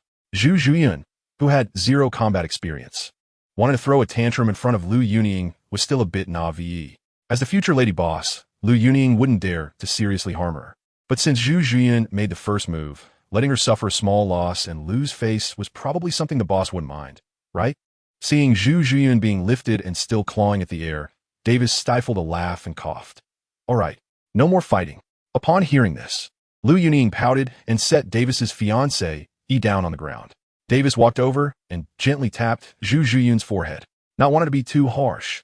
He softly scolded her, "I just told you to assess the situation before making a move, and you turn around and forget it." Yunying is a level 20-something great soul master. If she really decides to attack, she can take you down in an instant. Besides, she is a member of our Demon King team. We will all be comrades in the same team from now on, and we need to trust each other with our lives.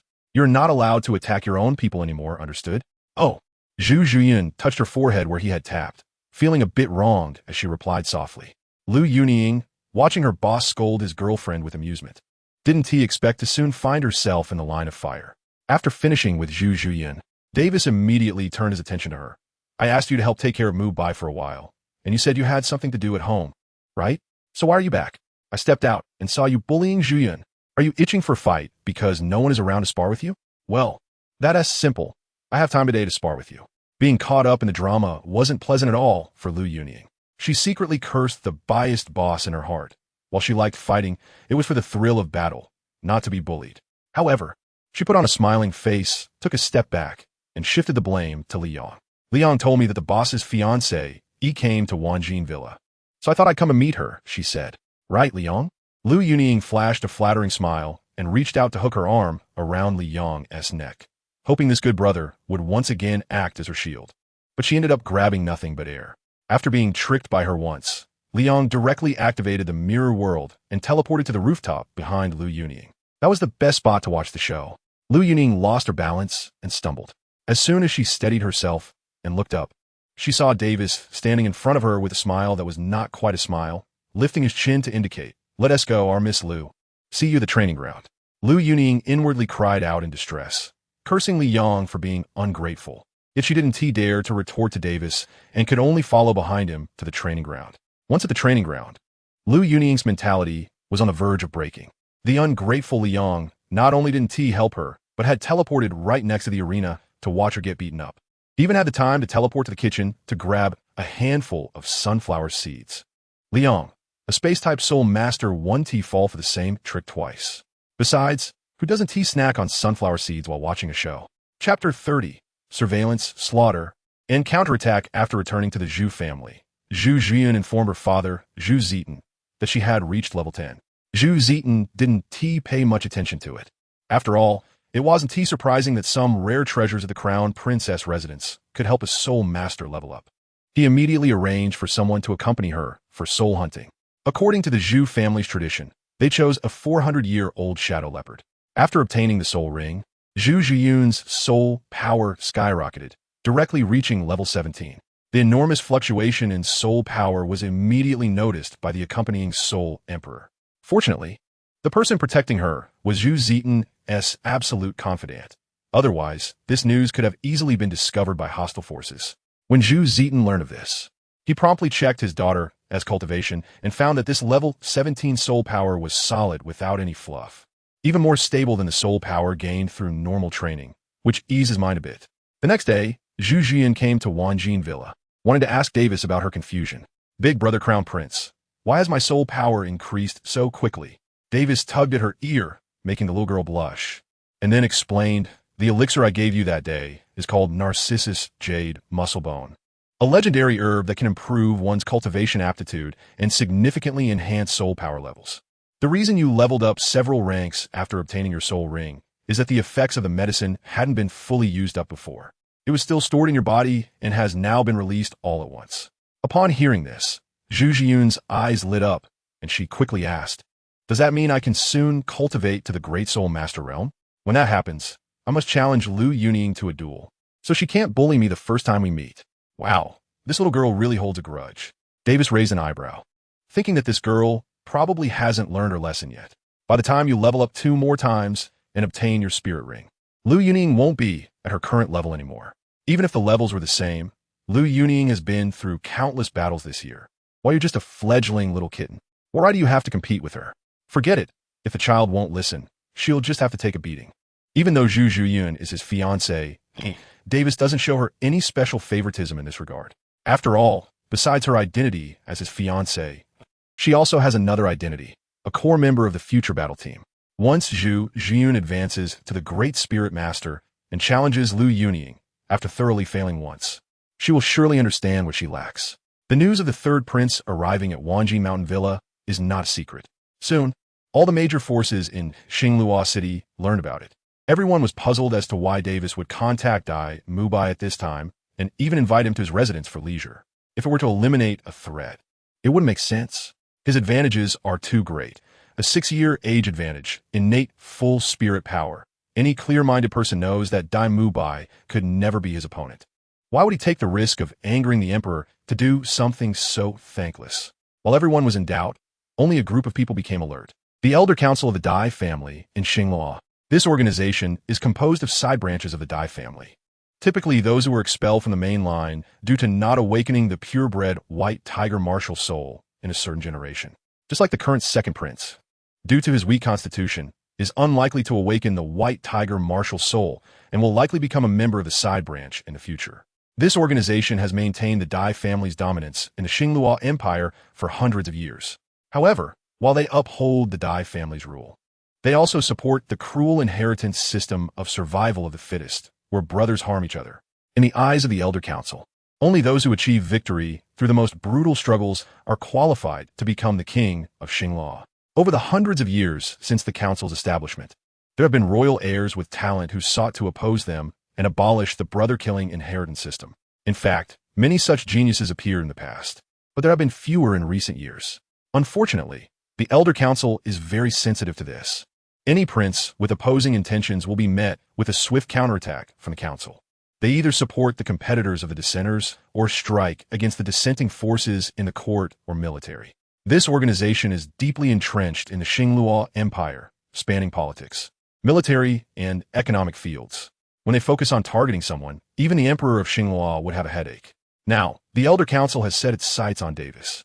Although Davis has consistently had no dealings with Consort Lien and has never visited after Dai Mubai's birth, his action of bringing Dai Mubai back to Wanjin Mountain Villa this time is too unusual, especially for a prodigy like Davis. It is hard for the Elder Council not to imagine that he is dissatisfied with the current inheritance system of Xinghua. Thus, the next day, some suspicious spies appeared not far from Wanjin Mountain Villa. They were just low-level spirit masters, and their stealth methods were not sophisticated, but relying on the Elder Council's background. They dared to openly monitor a hotshot prince. They were betting that Davis, the Grand Prince, would not dare to act. Because in the eyes of the Elder Council, when they acted to maintain the purity of the Xinghua royal family, even the emperor could not intervene. But this time they were wrong. Davis really dares to take action. A report from a sole emperor of the perception system. There are a total of 13 people monitoring Wanjin Mountain Villa, including 7 great soul masters, 5 soul lords, and 1 soul sect. Davis's expression was icy as he let out a cold laugh. Kill them all and hang them on the pole at the entrance of the Wanjin Villa. They are not to be taken down for 3 days. As soon as the words fell, 2 soul emperors from the attack department immediately flew out of the mansion. Soon after, screams, pleas for mercy, and curses could be heard. But within a short while, everything fell silent. Before long, the 2 soul emperors, who had not been stained with blood, returned to the villa to report to Davis. Your Highness, everyone has been slain and is now hanging on the pole. Davis nodded and instructed Chengyu beside him, Mr. Cheng, the Zhonglui will definitely counterattack tonight, so I will trouble you to take action. Chengyu was indifferent to whom Davis had offended and calmly nodded. Since his promotion to Soul Douluo, he had not fought anyone with full strength, and tonight was just the opportunity for his dragon pattern sword martial soul to taste fresh blood again. The Zhonglui would not directly target Davis, the prince, but they had lost people if they were unguarded. Everyone else in the Wanjin Manor would be in danger aside from Davis, although they would not harm the prince. They dared to eliminate all other resisting forces in Wanjin Manor under the pretext of slaughtering Zhonglui members, cutting off Davis's foundation for fighting for the throne. This method had been used more than once in the past few hundred years. However, this tactic would not work against Wanjin Manor, which had a title Douluo and a soul Douluo. Even if Li Fu did not take action, Chengyu was enough to withstand the forces sent by the Zhonglui. In the palace, Emperor Xinghua Dai Zhan frowned upon hearing about the events outside Wanjin Manor. Too anxious, it's still too early. Although he had the power to counter the Zhonglui, he could not guarantee that after eliminating the Zhonglui, the Xinghua Empire itself would not bleed to death. That was why he had tolerated the Zhonglui's excessive actions over the years. He had hoped that Davis would grow strong enough so that the father-son duo could clear them out together and replace the Zhonglui's massive influence in the Xinghua Empire. But now, with Davis ordering the slaughter of the Zhonglui's external members, it was tantamount to slapping the faces of those decayed, conservative factions. As a result, the already fragile balance maintained between the royal family and the Zhonglui for many years was now on the verge of collapse, and a slight push could completely break it. The subsequent response, if not careful, could easily trigger a full-blown conflict between the royal family and the Zhonglui. At that time, whether it was the Tiando Empire, the Wuhuan Palace, or some surrounding kingdoms and principalities, it would be too easy for them to take advantage of the chaotic Xinghua Empire. Chapter 31. 3 Cups of Punishment. No, next time. Daijun was still hesitating whether to intervene in the conflict between Davis and the Zhongluo when Davis had already sent someone to the palace, informing that he had the capability to resolve the issue and requesting Daijun to remain inactive. Daijun decided to trust his son and dismissed the idea of exposing his hidden strength. At that moment, a fierce argument was happening within the Elder Association. Outrageous. Absolutely outrageous. How dare they kill the outer members of the Elder Association and hang their heads on flagpoles? This is an insult to the entire Elder Association. This Davis, thinking he has a bit of talent, dares to challenge us head-on? Let him know who the true foundation of the Star Luo Empire is. The radical faction, which makes up the majority of the Elder Association, was furious and ready to immediately dispatch troops to suppress the Wanji Mountain Manor, capture Davis, and then demand an explanation from Daijun in the Imperial Palace. In their view, the Royal Direct Line is the crown of the great tree of Star Luo basking in sunlight, while the Elder Association is the hidden roots in the darkness. More important than the Royal Direct Line that attracts public attention, Davis dares to slaughter the members of the Elder Association, which is digging at the roots of the Xinghua Empire. He must be severely punished. However, the Elder Association has existed for hundreds of years, and there are still some rational individuals among them. Davis is the most favored prince by the emperor and the only one in the royal family with innate full soul power in the past 200 years. If we rashly take action against him, it may provoke a full counterattack from Daijun and the empress. The Wanji Mountain Manor is guarded by that old man Li Fu, and Chengyu is also a swordsmanship teacher at Wanji Mountain Manor, along with other soul saints and soul emperors. How many soul Douluos do you think you need to mobilize to act against Wanji Mountain Manor? 3, 4, or even more? Although this rational analysis cannot calm down those fanatics in the Elder Association, it at least adds a bit of caution to their minds. Suddenly, an elder from the Elder Association raised a question. Have you considered what happened the last time we acted against an innate full soul power prince? The room fell silent immediately, as if this statement had touched upon a certain taboo. Indeed, someone just mentioned that Davis is the only innate full soul power member of the royal family in 200 years. But what about 200 years ago? 200 years ago, there was a prince with innate full soul power in the Dai family, who happened to be the crown prince as well. Like Davis, he was exceptionally talented and full of ambition, and everyone thought he was the future of Xinghua. However, in the end, it was not he who inherited the throne of the Xinghua Empire. He refused to kill his half-brother and publicly denounced the cruel inheritance system maintained by the Elder Association, even recruiting followers to attempt to confront the Elder Association directly. As a result, extremists within the Elder Association acted out of anger and assassinated him in public to maintain their authority.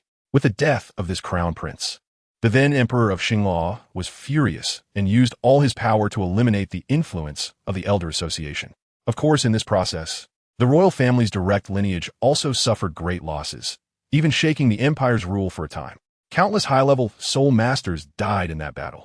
Eventually, the situation became too severe, and under the mediation of various nobles and high officials in Xinghua, the assassin's entire clan was executed, and the clan elder of the Elder Association controlling the assassin committed suicide. Only then did the royal family agree to stop and end this mutually destructive war. Because of that battle, the royal family's accumulation of 100 years was almost exhausted overnight, and the Elder Association was also severely weakened, forced to hide in the shadows of the empire to catch its breath and lick its wounds. Such a brutal war is something even an extreme and stubborn organization like the Elder Association would never want to experience again. After a few minutes of silence, someone questioned, does Daijun have the courage for that? The elder asked again. Every emperor of Xinghua has been a cultivation genius, but less than 1/3 have been able to advance to Seoul Douluo. Do you dare to bet on his bloodline under the pressure of heavy national affairs? The crowd fell silent once more. What should we do then? Davis openly acts against the Elder Association. We can't just sit back and do nothing, right? If we do, what will happen to the authority of our Elder Association? Someone asked. The elder sitting in the main seat suddenly spoke. What to do is a headache for Daijun. Not for us. Let us pass the news of Davis slaughtering the members of the Elder Association to Daijun and see how he reacts. If Daijun favors his son and acts unjustly, then when we act, we can at least claim the moral high ground. This half-baked solution was unanimously approved by the Elder Association. Soon, a letter adorned with dark golden patterns was presented to Dai Zhen's desk. Dai Zhen felt both relieved and extremely troubled after reviewing it. The pressure of making a choice had now fallen on him as the emperor. The Elder Zone was clearly watching his attitude in handling the matter. If the punishment was too light, the Elder Zone would be dissatisfied, and it might lead to taking action against Davis. However, if the punishment was too severe, it could hinder Davis's personal growth. Given this situation, Dai Zhen came up with a plan and issued a royal decree. The young and naive first Prince Davis, though provoked first, should not act on thoughts of killing recklessly. He is first punished to reflect in isolation for 3 years, forbidden to go out unless he obtains a soul ring. During these 3 years, his royal allowances will be deducted, and his training resources will be halved. The attendant who announced the decree quickly arrived at Wanjin Villa and read out this edict. When Davis received the imperial edict, he was completely bewildered. He had already made up his mind to confront the Elder Council, but he never expected that his father, Dai Zhen, would be so supportive and resolve the matter for him. This edict seemed to carry a severe tone and heavy penalties, but for Davis, it posed no substantial harm. 3 years of house arrest. Davis was already a cultivation fanatic, and being confined at home was just an opportunity for him to focus on his training as long as he could still obtain soul rings. Moreover, if he truly wanted to go out, Li Fu could take him flying at night, who would be able to detect the presence of a titled Douluo. The allowance for a prince over 3 years was merely 30,000 gold soul coins, which was less than what the Wanji Merchant Association made in a single day. It was hardly something that mattered to Davis. As for the reduction of cultivation resources by half for 3 years, that penalty was indeed quite serious, considering that the rare resources needed for the White Tiger martial souls cultivation were monopolized by the royal family and could not be bought outside, even with money. However, how much power could the Elder Council exert over the Emperor and the Empress's private treasury? Today, on Davis's birthday, the Emperor and Empress both bestowed a batch of resources. And tomorrow, as Davis's soul power level increased, they would grant him another batch in their delight. It was not just sufficient to support Davis's cultivation. It would be more than enough to support his entire battle team. Overall, for Davis, this punishment could be summarized in one sentence: a light reprimand with the understanding that it would not happen again. However, the Elder Council had no good alternatives, because, on the surface, this punishment was already severe enough for a prince. Even if it were brought to the court for discussion, the officials would not think that Dai Zhen was favoring his son.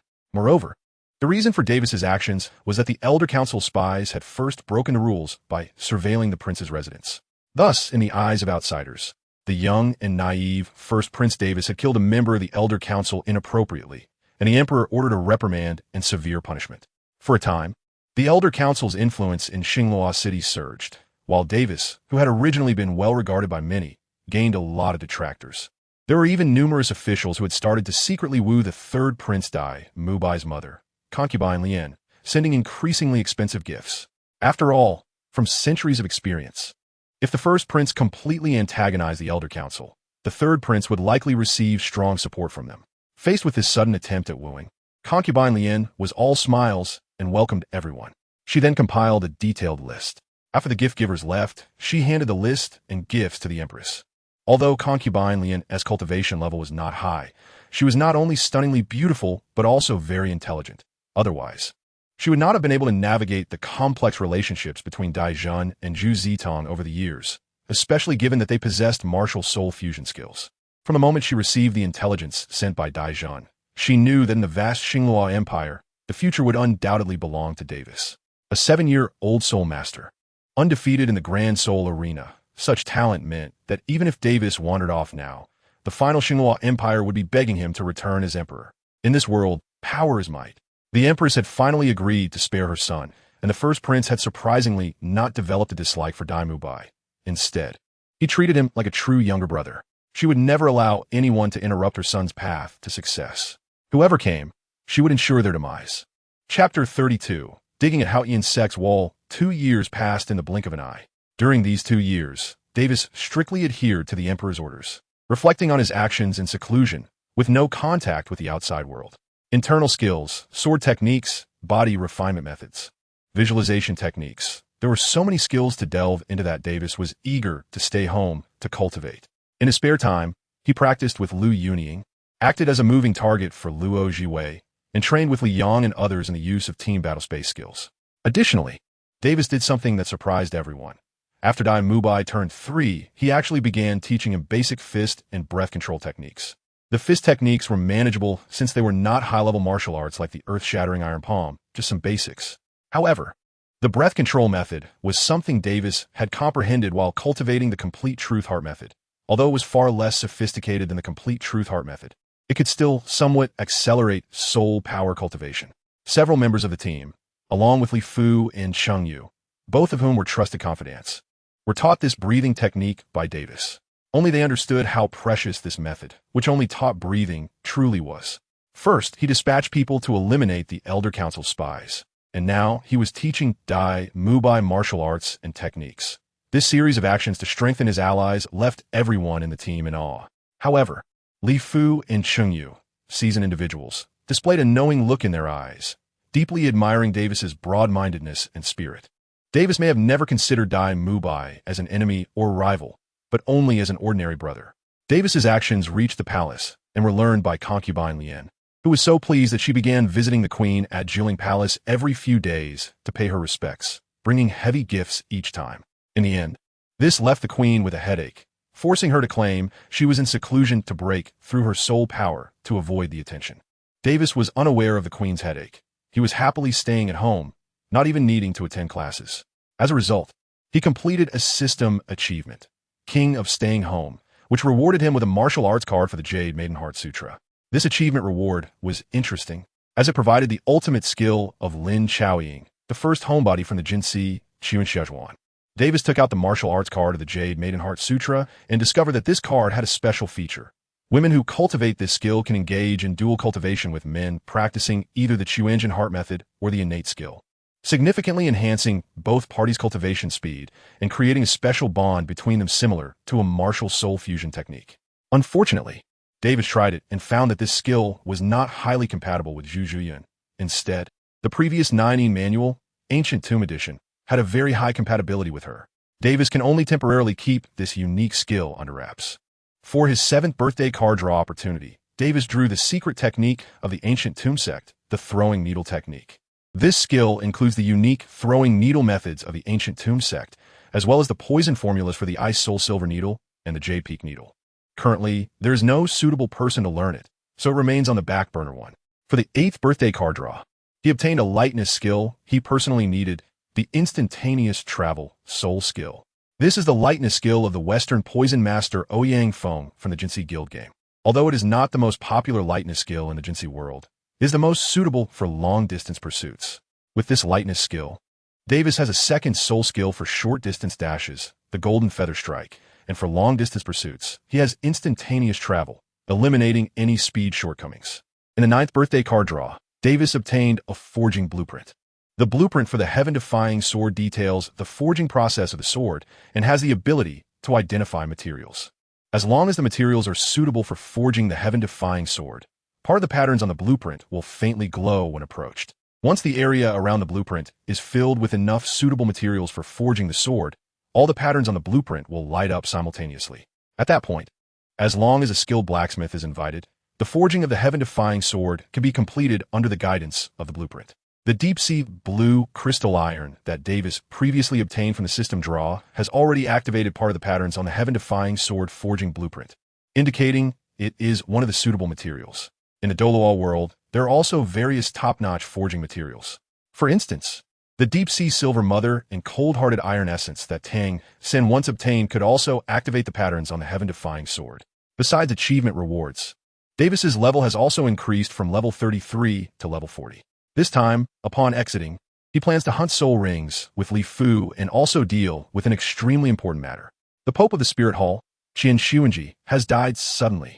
Early this morning, news spread from the Wanjin Chamber of Commerce.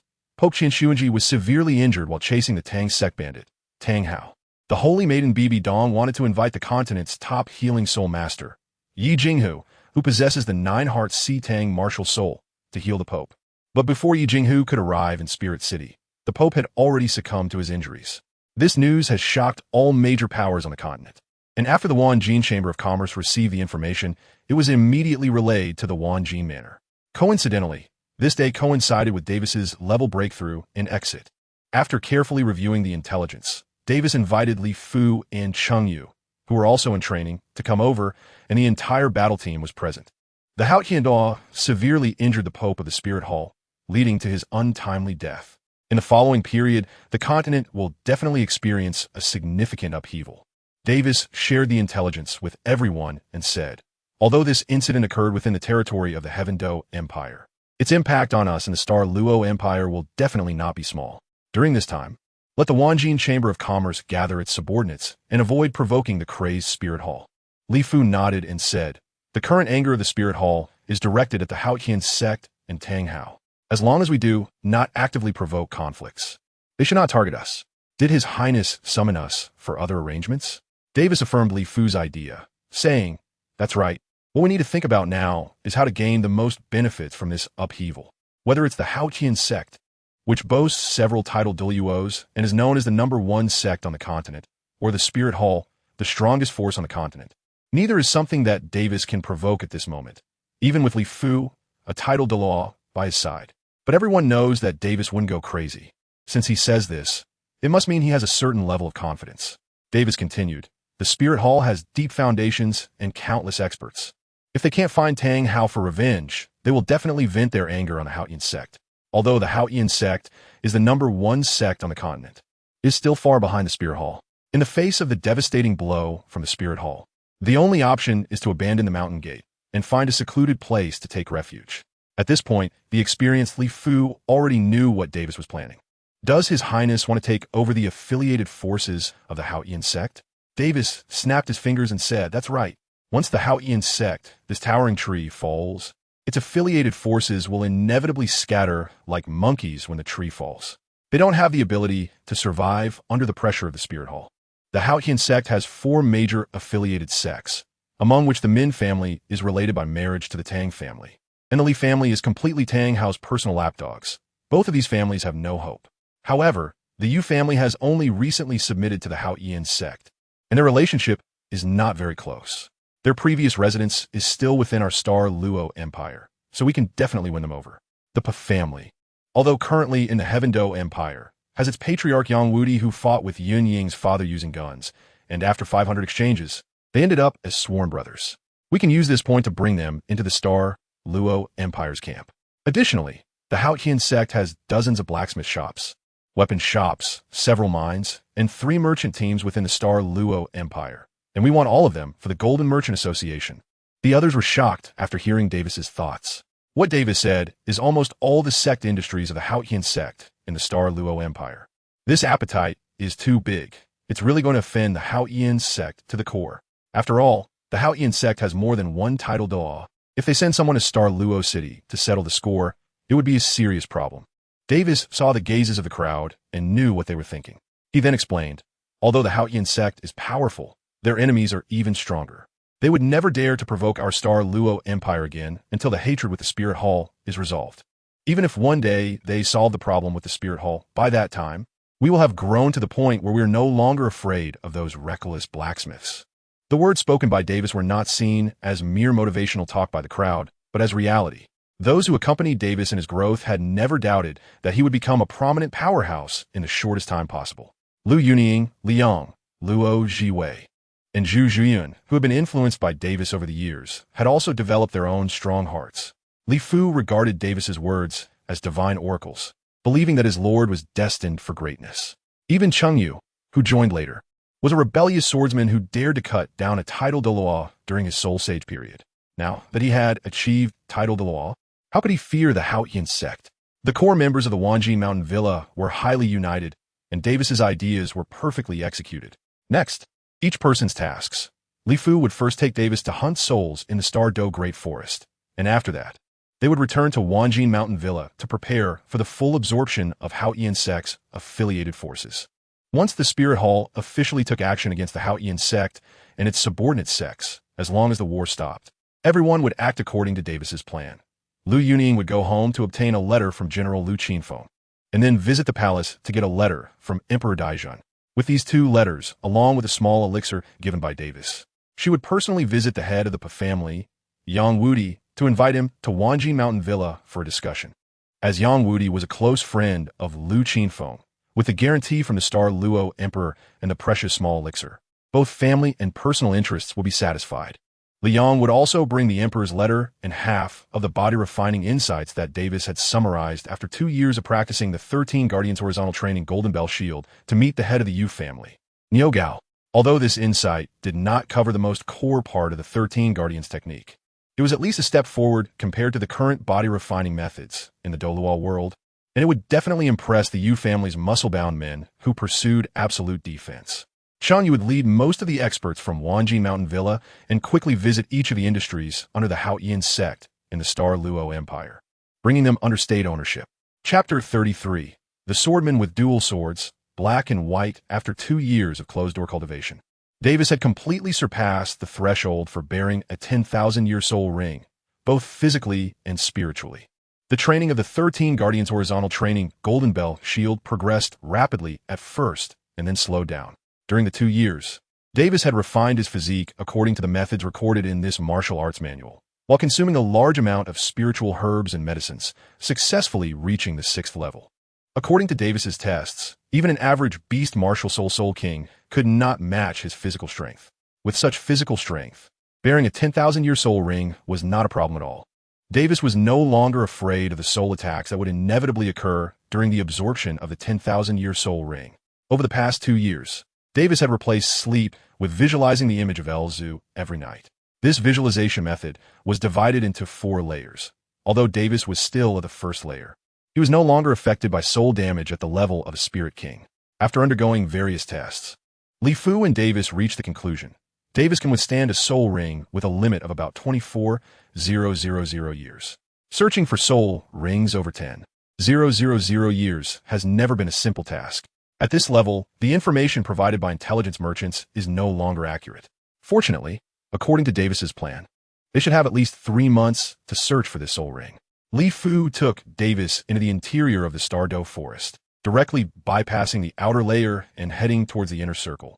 Soul beasts also need a suitable environment to grow. Although the competition is more intense in the inner circle, the environment is far more suitable for soul beasts to thrive than in the outer circle. Soul beasts over 20,000 years old mostly live in the inner circle of the Star Dou forest, and even if they occasionally wander into the outer circle, they do not stay long. Davis's goal is to find a 20,000-year-old metallic soul beast, so Li Fu directly took him to the edge of the boundary between the inner and outer circles, and from there they began to spiral inward to explore. A 22,000-year-old Thunderbird was not suitable, so they abandoned it. A 30,000-year-old Diamond Ape met the attribute requirements but exceeded the age limit, so they abandoned it. A 20,000-year-old Golden Pattern Python had both the attribute and age requirements but lacked sufficient racial strength, so they abandoned it. To be honest, Davis was somewhat picky about the choice of soul rings, but fortunately, he had Li Fu, a title de law, accompanying him. As long as they did not venture deep into the core area of the Star Dou Great Forest and only searched in the inner circle, there was not much danger.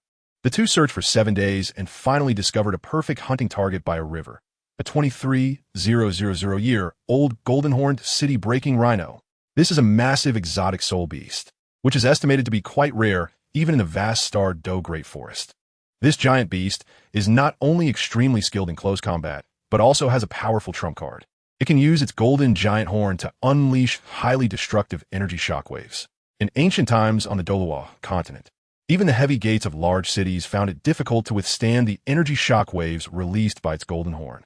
The ancient humans wrote history with the lessons learned from blood.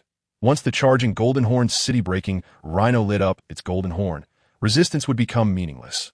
This is why the species has the domineering name of golden-horned city-breaking rhino. After Davis acquires this soul ring, he is likely to obtain a powerful energy impact type attack soul skill, which is currently what he lacks the most. The first soul skill, White Tiger Golden Energy, is a versatile, single-sided enhancement type. The second soul skill, Golden Feather Assault, is an acceleration and ambush type. The third soul skill, White Tiger Diamond Transformation, is a transformation type that provides comprehensive enhancement. In terms of sustained combat, Davis can rely on his palm techniques and sword techniques. Now, it is time for him to acquire a high-powered burst-type soul skill to raise his limits in direct confrontation. Similar to the white tiger radiant wave of Dai Wei from the original timeline. The characteristics of the golden-horned, city-breaking rhino determine that once Davis acquires this soul ring, he has almost a 90% chance of getting the high-power energy impact-type soul skill he desires. After confirming this was the target for hunting, Li Fu decisively moved out. The battle between the tidal Douluo and the golden-horned city-breaking rhino had no highlights. He flew to the top of the golden-horned, city-breaking rhino with the incredible speed of a tidal Douluo, and before the giant beast could react, he delivered a tiger claw fatal strike that shattered its skull. The palm force penetrated the skull and severely injured the cerebral cortex of the golden-horned, city-breaking rhino. But it did not harm the core area of the brainstem, which caused the giant beast to convulse on the ground without immediately dying. This illustrates why these ancient giant beasts, despite their significant innate advantages, were still driven deep into the Stardow forest by humans. The growth potential of human soul masters is simply too high. In comparison, the difficulty for such enormous alien beasts to advance over 100,000 years is nothing compared to the difficulty for humans to advance to tidal Douluo. Davis would not pity the giant beast convulsing on the ground. After receiving a confirming nod from Li Fu, he leaped forward. To ensure that he could deliver a lethal blow and avoid leaving any head for Li Fu, Davis activated his 3 soul skills in succession. Holding the golden light sword, he thrust it with all his might into the brain of the golden-horned, city-breaking rhinoceros through the shattered skull.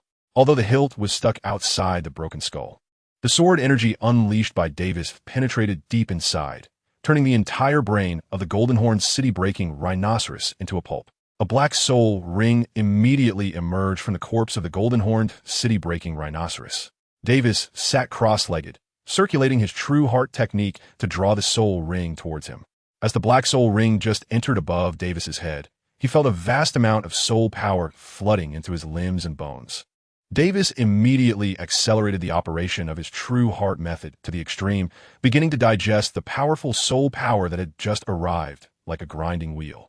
Even with all preparations made in advance, this ancient beast soul ring over 20,000 years old still placed tremendous pressure on Davis.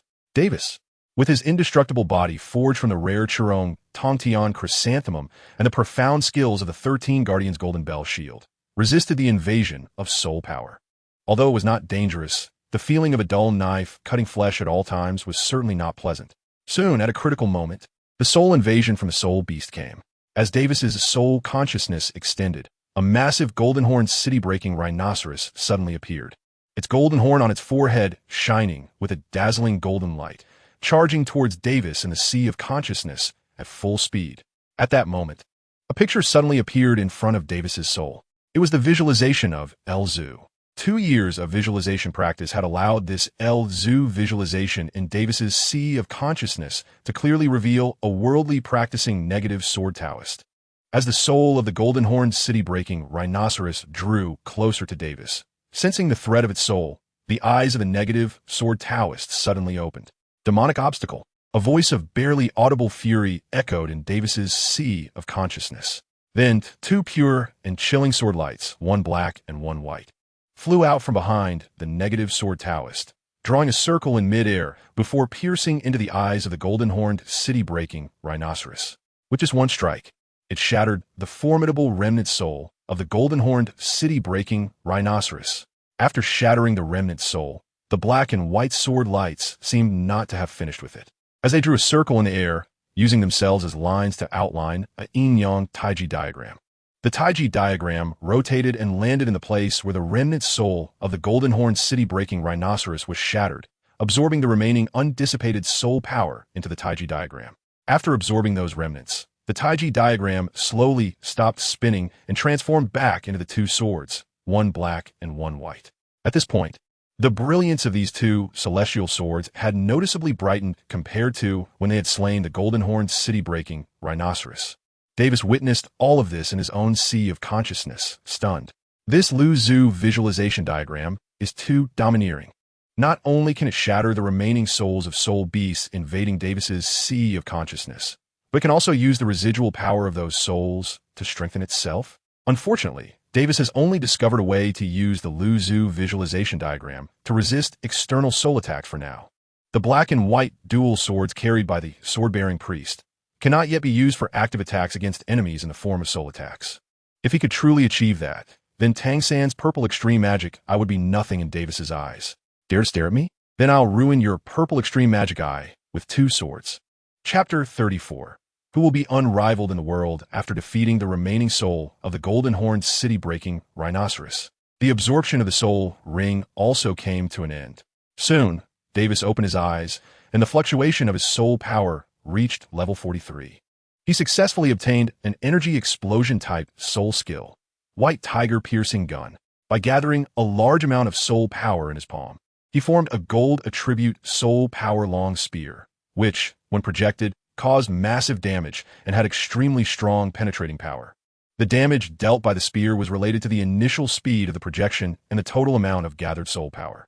Davis tried it out and could consume about 14 soul power at most in one go. According to Li Fu, such a metal attribute soul power spear is enough to destroy a soul emperor. If the first 3 soul skills are activated simultaneously, the damage of the White Tiger spear can be even higher. Davis is very satisfied with this soul skill. The only regret is that such an ancient exotic beast, aside from the soul ring, yielded no other rewards, not even a single soul bone. After testing the soul skill, Davis and Li Fu hurried back to Douluo City. According to the agreement with Emperor Dai Zhan and the Elder Council, Davis is currently under house arrest and should report the results of his soul hunting to Dai Zhan before returning to Wanjin Mountain Villa to continue his confinement. Therefore, after 2 years, Davis once again entered the Douluo Imperial Palace. Dai Zhan heard that the Crown Prince had returned from hunting souls and immediately dismissed all the attendants, leaving only himself in the Xinghua Hall, where he usually handled state affairs, waiting for the arrival of Davis and Li Fu. When he saw the two enter the hall, Davis waved his hand, and a surge of soul power closed the incredibly heavy doors of the Xinghua Hall.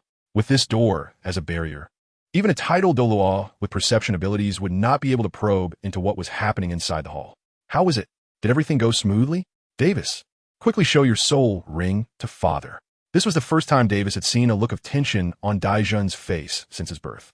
In this absolutely secretive environment, Davis decided not to hide anymore and directly activated his White Tiger martial soul. Yellow, purple, purple, black. The unique configuration of soul rings immediately caught Dai Zhan's attention. After all, as an emperor, Dai Zhan quickly regained his composure after a brief surprise. He did not ask Davis how he achieved such a soul ring configuration, as he believed it must be the most core secret in his son's heart. The fewer people who know, the safer it is. No wonder you never used your martial soul in battles at the Great Soul Arena. With such a level of soul power and such a soul ring configuration, just showing at once would likely attract endless pursuit from hostile forces. Davis nodded and added, Father, for some special reasons, my understanding of the Spirit Hall far exceeds that of others. Seeing that Dai Zhan did not raise any objections, he continued, I know that the true strength of the Spirit Hall is several times stronger than what it currently shows, which is why I've kept a low profile over the years. Even when hunting for soul rings, I only let Grandpa Li Fu take me. The phrase several times stronger severely triggered Dai Zhan's nerves as an emperor. The Spirit Hall today is already arrogant and overbearing enough. If they're hiding several times more strength on top of that, what do they intend to do? Besides targeting the 3 great sects and the 2 empires, what other reasons could there be for hiding their strength? Dai Zhan immediately asked, What do you mean by several times stronger? Davis bluntly stated, As far as I know, the number of titled Douluo that the Spirit Hall can directly control is at least 15, among which there are several super Douluo strong enough to surpass level 95. And in the deepest part of the Spirit Hall, there is a hidden peerless Douluo at level 99 who has been concealed for many years. In the era when gods do not descend, he almost represents invincibility. These 2 sentences hit Dai Zhan like a heavy hammer, striking hard his heart. Even though Dai Zhan remained calm and composed, both Davis and Li Fu could see that the right hand exposed to the outside was slightly trembling. He did not seek to confirm the authenticity of the information with Davis again, because he understood his son. In such a situation, what Davis could say must be undoubtedly true.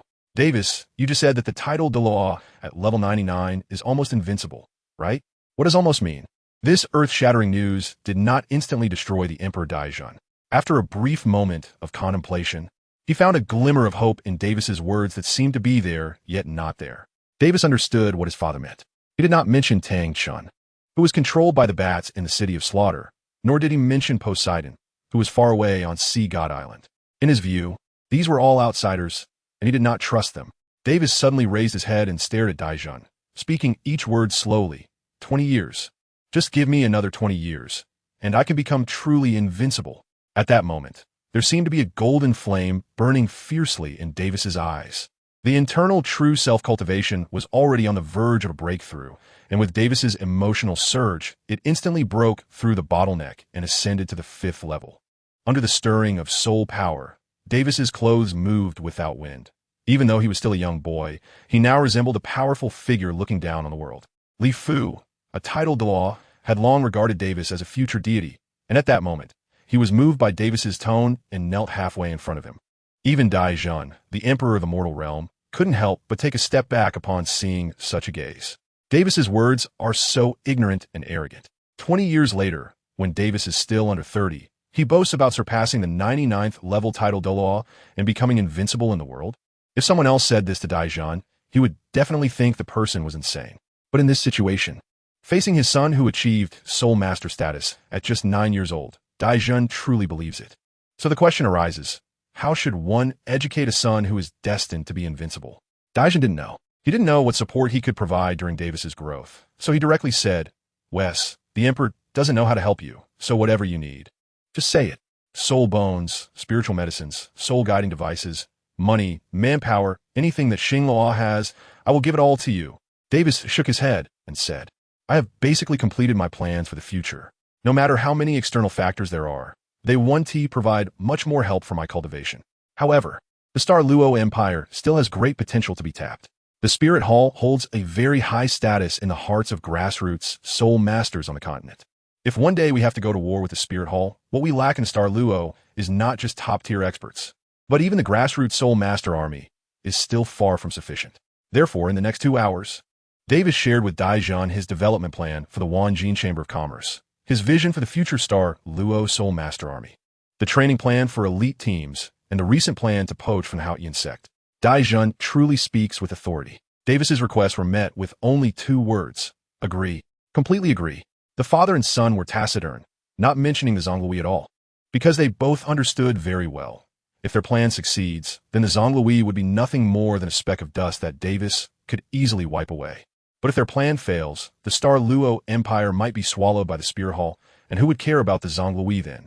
Let the people of the Zhonglui discuss the issue of succession with the next pope of the Spirit Hall. Davis believes that Bibi Dong, the Rakshasa god, would be very willing to discuss with the rats in the dark corners of the Elder Sect what constitutes the leaves under the sunlight and what constitutes the roots underground. Chapter 35. The 2 clans enter the Star Luo after talking with Dai Wei. Davis, who had just resolved to become the #1 in the world, returned to the Wanji Mountain Villa for confinement.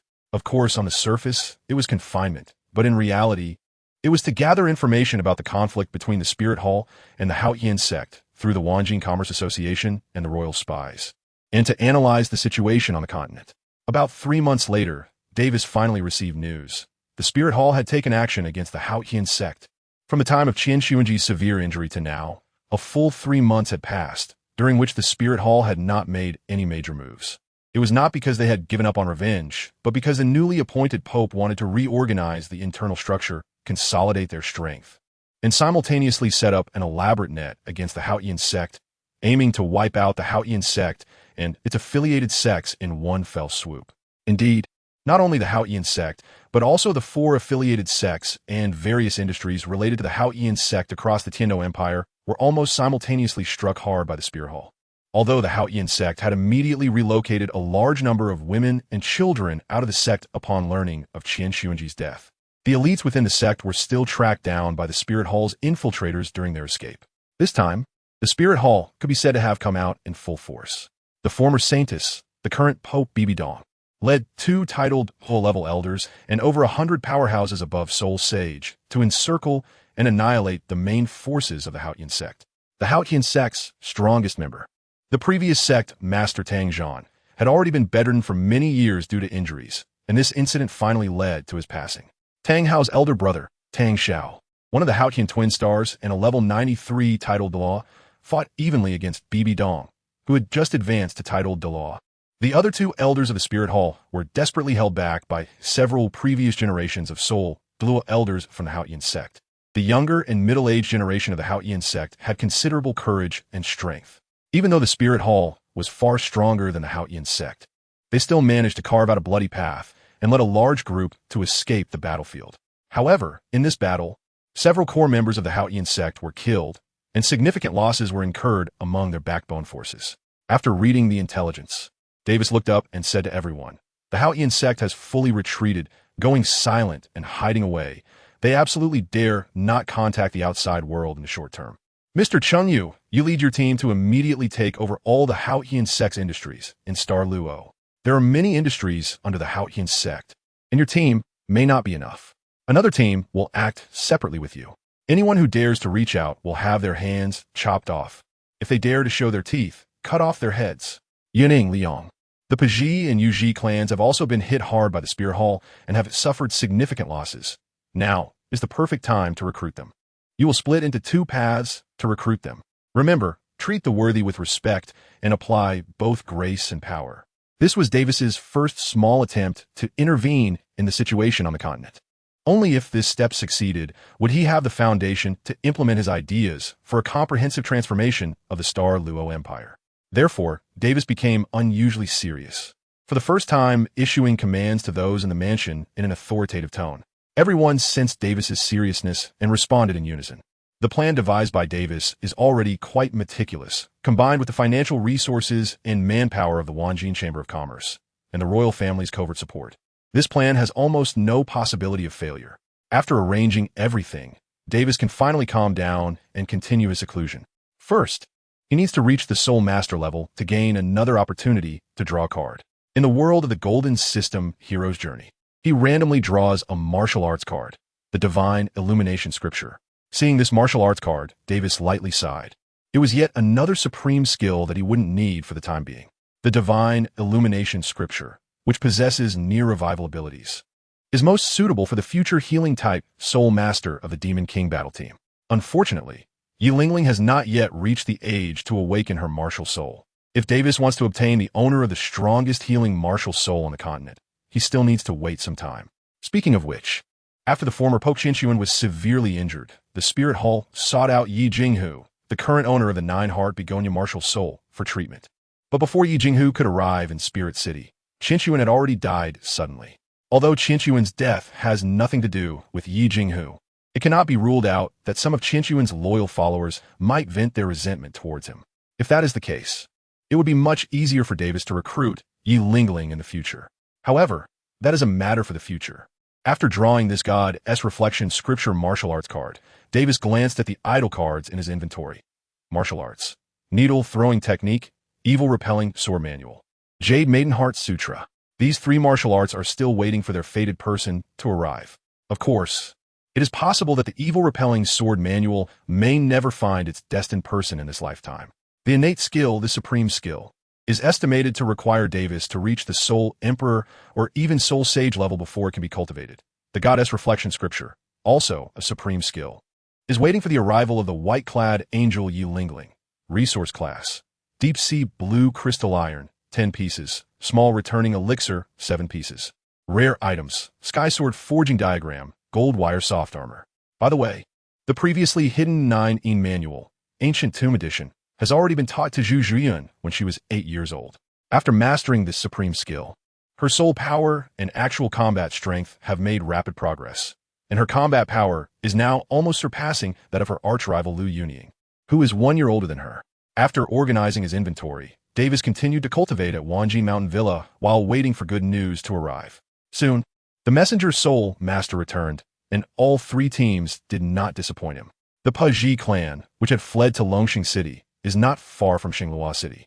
Lu Yunying, being the daughter of Yang Wudi, a lifelong friend of the past, went there with sufficient sincerity from the Xinglua royal family, coupled with the dangerous situation faced by the Paji clan. These factors combined left Yang Wudi with little choice but to directly relocate his clan to Xinglua City. Although whether they would actually join Xinglua still needs to be decided after Davis meets Yang Wudi formally. The cooked duck is already on the plate. Can Davis let it fly away? The Yuji clan, which possesses the armored rhinoceros martial soul, agreed even more readily. Honest people are not foolishly loyal. They had just been betrayed by the Haotian sect, and the substantial benefits and sincerity that Davis offered were right in front of them. Thus, Niu Gao and the senior members of the Yuji clan only exchanged glances for a few seconds before deciding to pledge allegiance to Davis. Yes, their loyalty is not to the Xingluo royal family, but to Davis personally. They did not come to bargain like Yang Wudi, but directly came to pay respects to the new master. After all, honest people are quite clear in their hearts. Without some sincerity, Davis's remaining half-volume of Body Refinement Heart Sutra would not be so easily obtained. Cheng Yu was ordered to annex all the properties of the Haotian sect in Xingluo, and he had the heaviest task and returned the latest. When he reappeared before Davis, his white clothes were stained with a lot of blood. The armed forces of the Haotian sect had already completely withdrawn. So who did Cheng Yu fight? For a behemoth like the Haotian sect, even if they completely went into hiding, there are not many forces bold enough to reach for the Haotian sect's properties, just like Davis. At this time, the Spirit Hall was busy hunting down the Haotian sect, and the other two of the three great sects were also within the Heaven Dou Empire, while the four lower sects did not have the guts to act against the people of the two great empires. Within the Xingluo territory, there's only one answer: the Elder Council and their pack of hyenas. Fortunately, the Elder Council had insufficient information and did not understand the specific situation of the Haotian sect, sending only a soul sage to lead the team. When they encountered the elite soul masters of Wanjin Mountain Villa and Wanjin merchants led by Cheng Yu, they were almost defeated as soon as the battle started, and the blood on Cheng Yu was all from the enemy. Your Highness, I have fulfilled my mission. All the properties of the Haotian sect in Xingluo have now been secured by us. The Wanji merchants have already contacted the city lords from various places to register the properties under the name of Wanjin Mountain Villa. Davis nodded in satisfaction and said to Cheng Yu, Sir, this trip has involved traveling thousands of miles back and forth with continuous fierce battles. You've worked hard. This small elixir has the effect of nourishing the muscles and veins and strengthening the foundation and cultivating the essence. Please take it to relieve your fatigue from the journey. After speaking, Davis took out a small elixir and handed it to Cheng Yu. Although Cheng Yu had never taken a small elixir before, he knew that Davis intended to use this pill to summon Yang Wudi of the Yi tribe, and he understood that this was a very precious elixir. After receiving the small elixir, Cheng Yu swallowed it without much thought. As soon as the medicine entered his throat, he realized the extraordinary nature of the small elixir and immediately apologized to Davis before returning to his own courtyard to enter seclusion. The slight increase in soul power from the small elixir would certainly not help Cheng Yu, a soul Douluo, to advance in soul power level, but for Cheng Yu, the key was its effect of nourishing the muscles and veins and strengthening the foundation and cultivating the essence. A civilian soul master who could grow to the level of soul sage and soul must have fought fiercely and faced countless battles along the way, and his body had inevitably endured one injury after another. Davis's small pill not only helped Cheng Yu eliminate most of his hidden injuries, but also, with a few days of proper recuperation, he should be able to regain some of his cultivation potential from his youth in the near future. Perhaps before the curtain rises on the continent, Cheng Yu might have the hope of reaching the title of Douluo and becoming one of Davis's important aides. Chapter 36. The perfect assist from the honest man Niu Gao. The assets of the Haotian sect have been secured, and next, Davis is preparing to meet the two clan leaders of the Pa family and the Yu family. Since the Yu family has already expressed their submission in advance, Davis specifically arranged for the clan leader of the Pa family, Yang Wudi, and Niu Gao from the Yu family to meet with him simultaneously. Yang Wudi of the Pa family has met the crown prince before. Niu Gao, representing the Yu family, greets the lord. At their first meeting, the interaction between the two achieved the effect Davis desired. Although Niu Gao, as a soul Douluo, had been abandoned by the Haotian sect, he so casually pledged allegiance to a new master, and his new master was not the Emperor Xingluo, but this little prince who was not even 10 years old. Has this silly ox gone mad? Yang Wudi's heart was filled with shock. Although his expression remained calm, the tightly clenched fist revealed his thoughts. Davis was very pleased with the scene and quickly returned the greeting, saying, Chief Yang, Mr. Niu, thank you for your hard work on the journey. Davis, representing the Star Luo Empire, welcomed the two of them and their clans to Star Luo. Once everyone was seated, the honest Niu Gao spoke first. This time we were really harmed by the Haotian sect and that troublemaker Tang Hao.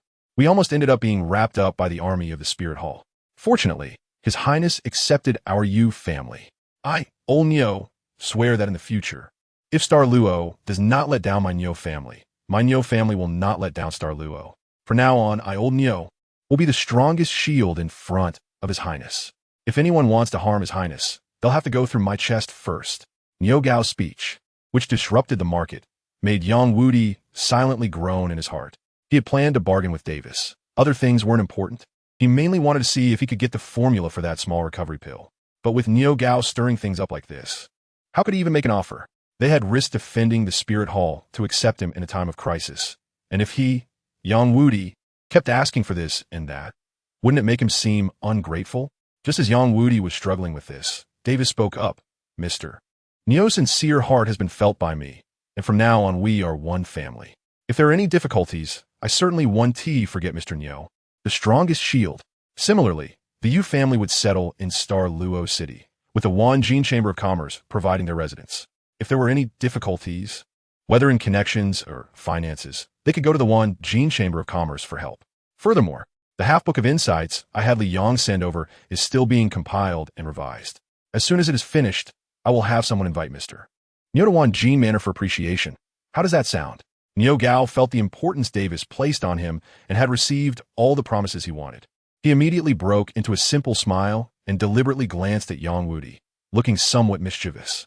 Davis felt that Niu Gao was slightly overdoing his performance and quickly interrupted him. He then said to Yang Wudi, as the leader of the Yang clan, it is indeed necessary for you to be cautious when making significant decisions, as you bear the heavy responsibility of your clan's legacy. After all, no one wants to encounter a family like the Haoyan sect again, right?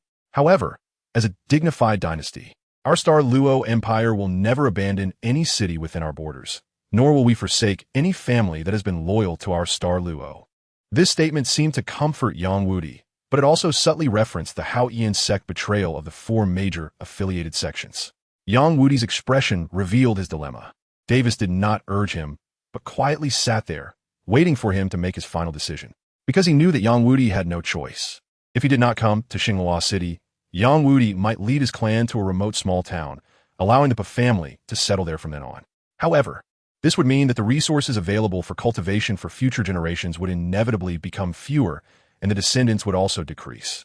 Perhaps after several generations, the name of the family would gradually fade from the continent. Being the clan leader who led the Yang family from prosperity to decline was something Yang Wudi could never forgive himself for. Coming to Xinghua City now was even more so. In this place where the power of the Xinghua royal family and the nobility was most concentrated, how could one expect to gain sufficient resources without submitting to the royal family? It was impossible. Only by relying on the royal family could the family obtain enough space for survival, and the future young people of the Yang family could have sufficient cultivation resources. Davis was very clear about this, and Yang Wudi was even more aware of it. Now was the best opportunity to subdue the Per and Yu families. They had just been betrayed by the Haoyan sect, and their family had suffered heavy losses. Extending a helping hand at this moment, providing timely assistance, could easily break through their psychological defenses. If they waited until many years later, when they had helped their respective families regain their footing, even if their situation was far from what it once was, it would be much harder to get them to step out of their comfort zones and submit to themselves. After much inner turmoil, Yang Wudi ultimately chose to submit, kneeling on one knee and bowing to Davis. I, Yang Wudi of the family, pledge loyalty on behalf of the Yang family to your highness. From now on, the Yang family will be your highness's sharpest sword. As long as your highness does not fail the Yang family will never fail your highness. Davis immediately showed his humility and respect for talented individuals. He quickly helped Yang Wudi up and made his promise. Mr. Yang, rest assured, my Starfall Empire will never abandon the family. Just like the Yu family. Once your family settles in Starfall City, the Wanjin Chamber of Commerce will select a satisfactory family residence for you. If you encounter any troubles, you can always come to the Wanjin Chamber of Commerce for assistance. As for the small elixir I sent you earlier, it is an ancient medicine. Although the formula is no longer available, I still have 2 more here, which I will give to you. You can decide whether to use them for research or consumption. Additionally, I know that the family does not lack experts in pharmacology. If you wish to open a pharmacy or clinic in Starfall City, Wanji Mountain Villa will invest in you, whether it is gold coins, land, or precious medicinal materials. We have everything. As for the profit sharing, you can negotiate it with the Wanjin Chamber of Commerce. The treatment offered by Davis can be considered quite generous. It can be said that he fulfilled all the initial requests that Yang Wudi wanted to make. Even though the formula for the small healing pill had not yet been obtained, having 2 additional pills could greatly assist Yang Wudi's research. not to mention the various resources and collaborations promised by Davis, which laid the foundation for the Pajie clan to re-establish themselves in the foreign land of Xinglua City. Although Yang Wudi was initially put on the hot seat by Niu Gao, after submitting to Davis, he suddenly felt that this new master seemed to be quite good. So why didn't Davis just straightforwardly offer such chips from the beginning and instead chose to grind Yang Wudi like he was training a hawk? Because he knew that the Yang family's allegiance was forced by circumstances, unlike the Niu family, who were willing. He needed Yang Wudi to understand one thing. What I give you is yours. What I don't give you, you cannot ask for. Therefore, only after the Pajie clan expressed submission would Davis offer his chips. Otherwise, allegiance gained through benefits could not be long-lasting. Chapter 37. The entrance and exit of the Emperor of Xinglua, the submission of the Pa and Yu clan significantly enhanced the power that Davis held. Especially with the many talents in pharmacology from the Pajie clan, Davis could further expand the business territory of the Wanjin Chamber of Commerce. In addition to Yang Wudi being attracted by the small healing pill and becoming immersed in deciphering the formula, the Pajie clan also had other skilled pharmacists. With the support of Wanjin Mountain Villa, they opened more than a dozen medical clinics and pharmacies in Xinglua City and surrounding areas, all bearing the Wanjin Chamber of Commerce's name. At the same time, he organized several top pharmacists from the Pajie clan to research and improve the effectiveness of some market-available healing medicines and cultivation auxiliary potions. Once the results of these cutting-edge medicines are produced, they will become a major pillar industry for the Wanjin Chamber of Commerce. In addition, the dozens of blacksmith shops and weapon stores that Davis acquired during this operation have also reopened in Xinglua under the banner of the Wanjin Chamber of Commerce. As for the lack of blacksmiths, the status of a mere blacksmith is not high on this continent. Even in Gongxin City, known as the capital of blacksmiths, it is merely a group of blacksmith soul masters entertaining themselves and is not taken seriously by true major forces. In the world of Douluo continent, where martial souls determine everything, the quality of weapons does not seem to be that important. Therefore, it is not particularly difficult for Davis to recruit some low and mid-level blacksmith soul masters. After all, soul masters also need to earn a living. And the Wanjin Chamber of Commerce is good at dealing with those who need to make a living. For the development of those weapon stores and blacksmith shops, Davis even sent people to the blacksmith capital of Gongxin City to invite the top blacksmith soul masters on the continent to Xinglua to vigorously develop the blacksmith industry. High official salaries may not attract those self-righteous blacksmith soul masters, but the grand vision Davis painted for them was to change the status of blacksmiths in an empire, thereby gradually influencing the status of blacksmiths across the continent. This noble cause of revitalizing the entire industry would surely interest them. Once the blacksmith masters from Gongxin City arrive, Davis will establish a Royal Divine Weapon Bureau specifically to study and improve weapons, preparing for future wars. Davis's decisive action against the industries of the Haotian sect, his precise timing, and the substantial gains he reaped once again shocked many people in the Starry Empire. Ever since the Haotian sect fell into trouble, many noble families in the Starry Empire had considered their industries, but they were worried that the Haotian sect might one day make a comeback and seek revenge, which is why they did not take real action. Unexpectedly, while they were still hesitating, the Crown Prince Davis sent people from the Wanjin Mountain Villa to swallow those industries without leaving a single one behind. At this point, if they were to take action, it would be tantamount to plundering the legal property of Wanjin Mountain Villa under the Crown Prince's name, which is considered looting royal property and is punishable by death. Therefore, although everyone was envious of Davis's gains, very few dared to question him, except for the Elder Council. When Fengyun took over the Haotian sex industries, he had encountered the Elder Council's team and easily defeated them, leaving each of them with only a right hand, including the Soul Saint who led the team, considering that killing would have negative repercussions. The Crown Prince's faction and the Elder Council already had enmity, and after the latter suffered another setback, they certainly would not let it go easily and brought their grievances to the Emperor of the Starry Empire, Dai Wei. An elder from the Elder Council personally entered the palace to appeal to Dai Wei, saying, "Your Majesty, you must do something about the Crown Prince. He dares to send people to seize the property of the Elder Council, even while he is still under house arrest. And he condones his underlings to injure dozens of our members." Dai Wei put on a pained expression, looked up at the old dog below who was lamenting, and asked, "Did we not kill anyone this time?" An elder from the Zhonglui hesitated for a moment and replied, "Although we didn't kill anyone, many of us were seriously injured by that madman Changyu." Dai Wei nodded with relief and said, "It's good that no one was killed." The elders of the Zhonglui saw that Dai Wei planned to let this matter pass lightly and were about to speak again. but they saw Dai suddenly slam the table and angrily say, "Just because no one was killed, what are you trying to sell me? What do you mean by trying to seize the Zhonglui's property? Do you think I don't know that those belong to the Haotian sect? Injuring members of the Zhonglui? Wasn't it you who made the first move? Do you think I'm a deaf and blind emperor?" Dai sudden assertiveness made the elders of the Zhonglui very uncomfortable. Just as they were about to argue back, Dai scolded them, saying, "The prestigious Zhonglui lost to a mere prince in a competition for resources, and you still have the face to come to me and complain? What use is your group of Zhonglui elders who secretly protect Xinghua?" Davis's tone was extremely stern, yet every word was reasonable. He fired off several questions that left the elder of the clan flustered and momentarily lost his composure. Raising his head to question Davis, "Your Majesty, why do you favor the crown prince so much? Are you trying to provoke a full-scale war with our clan?" As soon as the words left his mouth, the elder regretted it. The fragile balance between the clan and the royal family relied on mutual understanding, and his statement nearly shattered that understanding. How dare he directly threaten Davis, such a formidable emperor? Even for an elder of the clan, this was unforgivable. But at this moment, it was too late for him to regret. Dai deliberately kept several attendants in the main hall, and even had 2 civil officials by his side, both of whom were the emperor's staunch confidants. With these 2 present, the threat made by the elder of the Zhonglui to the current emperor would undoubtedly spread throughout the palace, Xinghua city, and even the entire Xinghua empire in the shortest time possible. The reputation of the Zhonglui organization in the Xinghua empire would suffer a heavy blow in a short period. Having achieved his goal, Dai no longer felt angry. He smiled softly and waved to indicate that the elder of the Zhonglui, who was sweating profusely, could leave. This entrance and exit showcased the grandeur of the great emperor of Xinghua. The elder had initially prepared himself for a harsh punishment, but when he saw Dai raised rod come down gently, he felt confused but didn't dare to linger and quickly left the Xinghua hall. Subsequently, the civil officials and attendants in the palace all departed to attend to their respective duties.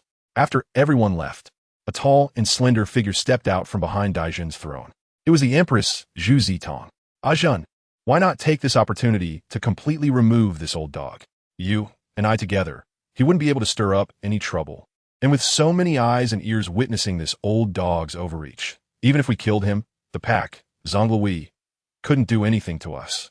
A woman's sense of revenge is always strong, especially when faced with those who wish to harm her son.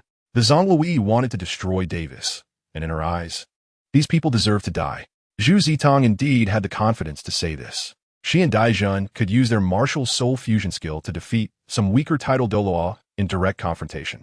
Dai revealed a bitter smile common among middle-aged men. His wife was perfect in every way, gentle, generous, and powerful, but whenever it came to their precious son, she would lose her rationality. Unlike the cold-faced female assassin from the team back in the day. "Zitong, don't be anxious, time is on our side." After taking the small returning elixir sent by Davis, their internal ailments were all healed, and within 10 years, he would definitely become a title Douluo. By then, she should also be close to level 90. In 10 years, with us as a couple joining forces, those old dogs from the Ancestor Association won't be a threat at all. Yes. After discovering the elixir's effects on Changyu were better than expected, Davis sent one to both Dai and Zhu Zitong. The couple, filled with trust in their son, took the elixir together upon hearing it was a foundational, strengthening pill. After taking the medicine, Dai and his wife were pleasantly surprised to find that some of their hidden injuries had been repaired and their cultivation speed had increased significantly. This gave Dai more confidence about the future situation. He now wanted to deceive the Ancestor Association and wait 10 years before turning back to deal with them. Moreover, after listening to Davis's analysis of the Spirit Hall, Dai no longer considered the Ancestor Association to be a significant problem. Aside from a 99-level peerless Douluo, Dai feared nothing now. Chapter 38. The chicken-breaking sword Saint the Haotian sect had closed its mountain and hidden away, while its affiliated sects scattered and fled. The peripheral forces that once surrounded the Haotian sect were gradually absorbed and swallowed by other major powers. A year had passed, and the turmoil caused by the death of the former Pope Qin Shuangji, which swept across the continent, had finally begun to calm down. After this year, Davis's confinement period had also come to an end. During this year, the members of the team had made considerable progress, with Zhu Zhiyun making the most significant advancements. As the youngest member of the team, Zhu Zhiyun had surpassed her nearly 1-year-older teammate Luo Jiwei, reaching level 35 at only 9 years old. Such a rate of improvement was even comparable to Davis, who had the all-encompassing heart technique for 24 hours. This might also be related to the foundational internal skills from the 9 manual, specifically the section on strengthening the body. This internal skill has the effect of improving qualifications, and Zhu Zhuyun, who was already a prodigy, quickly became the member of the team with the talent closest to Davis after undergoing transformation through the 9 manual. The pure internal energy brought by the 9 manual and its various superior martial techniques gave Zhu Zhuyun an overwhelming advantage when facing soul masters of the same level. Zhu Zhuyun's soul skill configuration was also impressive. Aside from the Zhu family's unchanging first soul skill, the Ghostly Sting, her second and third soul skills were obtained based on Davis's suggestions. The second soul skill, Ghostly Cold Light Blade, significantly enhanced her ability to withstand soul rings after cultivating the 9 manual, allowing her to acquire a soul ring from an 1,100-year-old lightning leopard. This soul skill enabled Zhu Zhuyun to instantly flicker behind the enemy and launch a cold light blade, dealing substantial damage. If it successfully hit the back, it would inflict additional massive damage. The Ghostly Cold Light Blade was different from the Zhu family's conventional second soul skill, Ghostly 100 Claws. The former was a highly concentrated single explosion damage, while the latter was a dispersed high-frequency damage. The third soul skill, Ghostly Shadow Clone, identical to Zhu Zhuqing's fourth soul skill in the original timeline, came from a 3,000-year-old ghost tiger and could create multiple lifelike clones. These clones were not mere illusions, but had physical form and could use soul ring skills. Originally, Davis wanted Zhu Zhuyun to obtain an enhancement-type soul skill for her third soul ring, but considering a lightness skill from the 9 manual, he firmly chose the ghost tiger that could produce clones. This lightness skill, named Spiral 9 Shadows, could create up to 9 shadow clones at its peak, with a very high degree of realism. When Zhu Zhuyun activated her third soul skill and used Spiral 9 Shadows, she could instantly summon dozens of indistinguishable shadows, with her true self and the clones summoned hidden among them. Not to mention opponents of the same level. Even those one major level higher would easily fall for this trick. With these two soul skills, Zhu Zhuyun, in Davis's eyes, was already stronger than the original Zhu Zhuqing at the soul sec level. 10-year-old Luo Jiwei had just advanced to level 34. After all, without a suitable internal cultivation method, relying solely on the meditation methods collected by the royal family of the Douluo continent was clearly inferior to the unparalleled martial arts of the 9 manual. However, Luo Jiwei's second and third soul skills were very powerful, earning her quite satisfactory skills. The second soul skill, Skyward Relaunch, Heavy Crossbow, Floating Continuous Shot, Light Crossbow, significantly increased arrow power while allowing her to convert the recoil from shooting arrows into upward leaps, enabling her to move in any direction.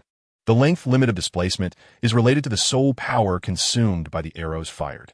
In the reshoot state, a long displacement can be performed, while in the rapid-fire state, 5 short displacements can be executed consecutively, which can be considered a divine skill for archers to kite enemies.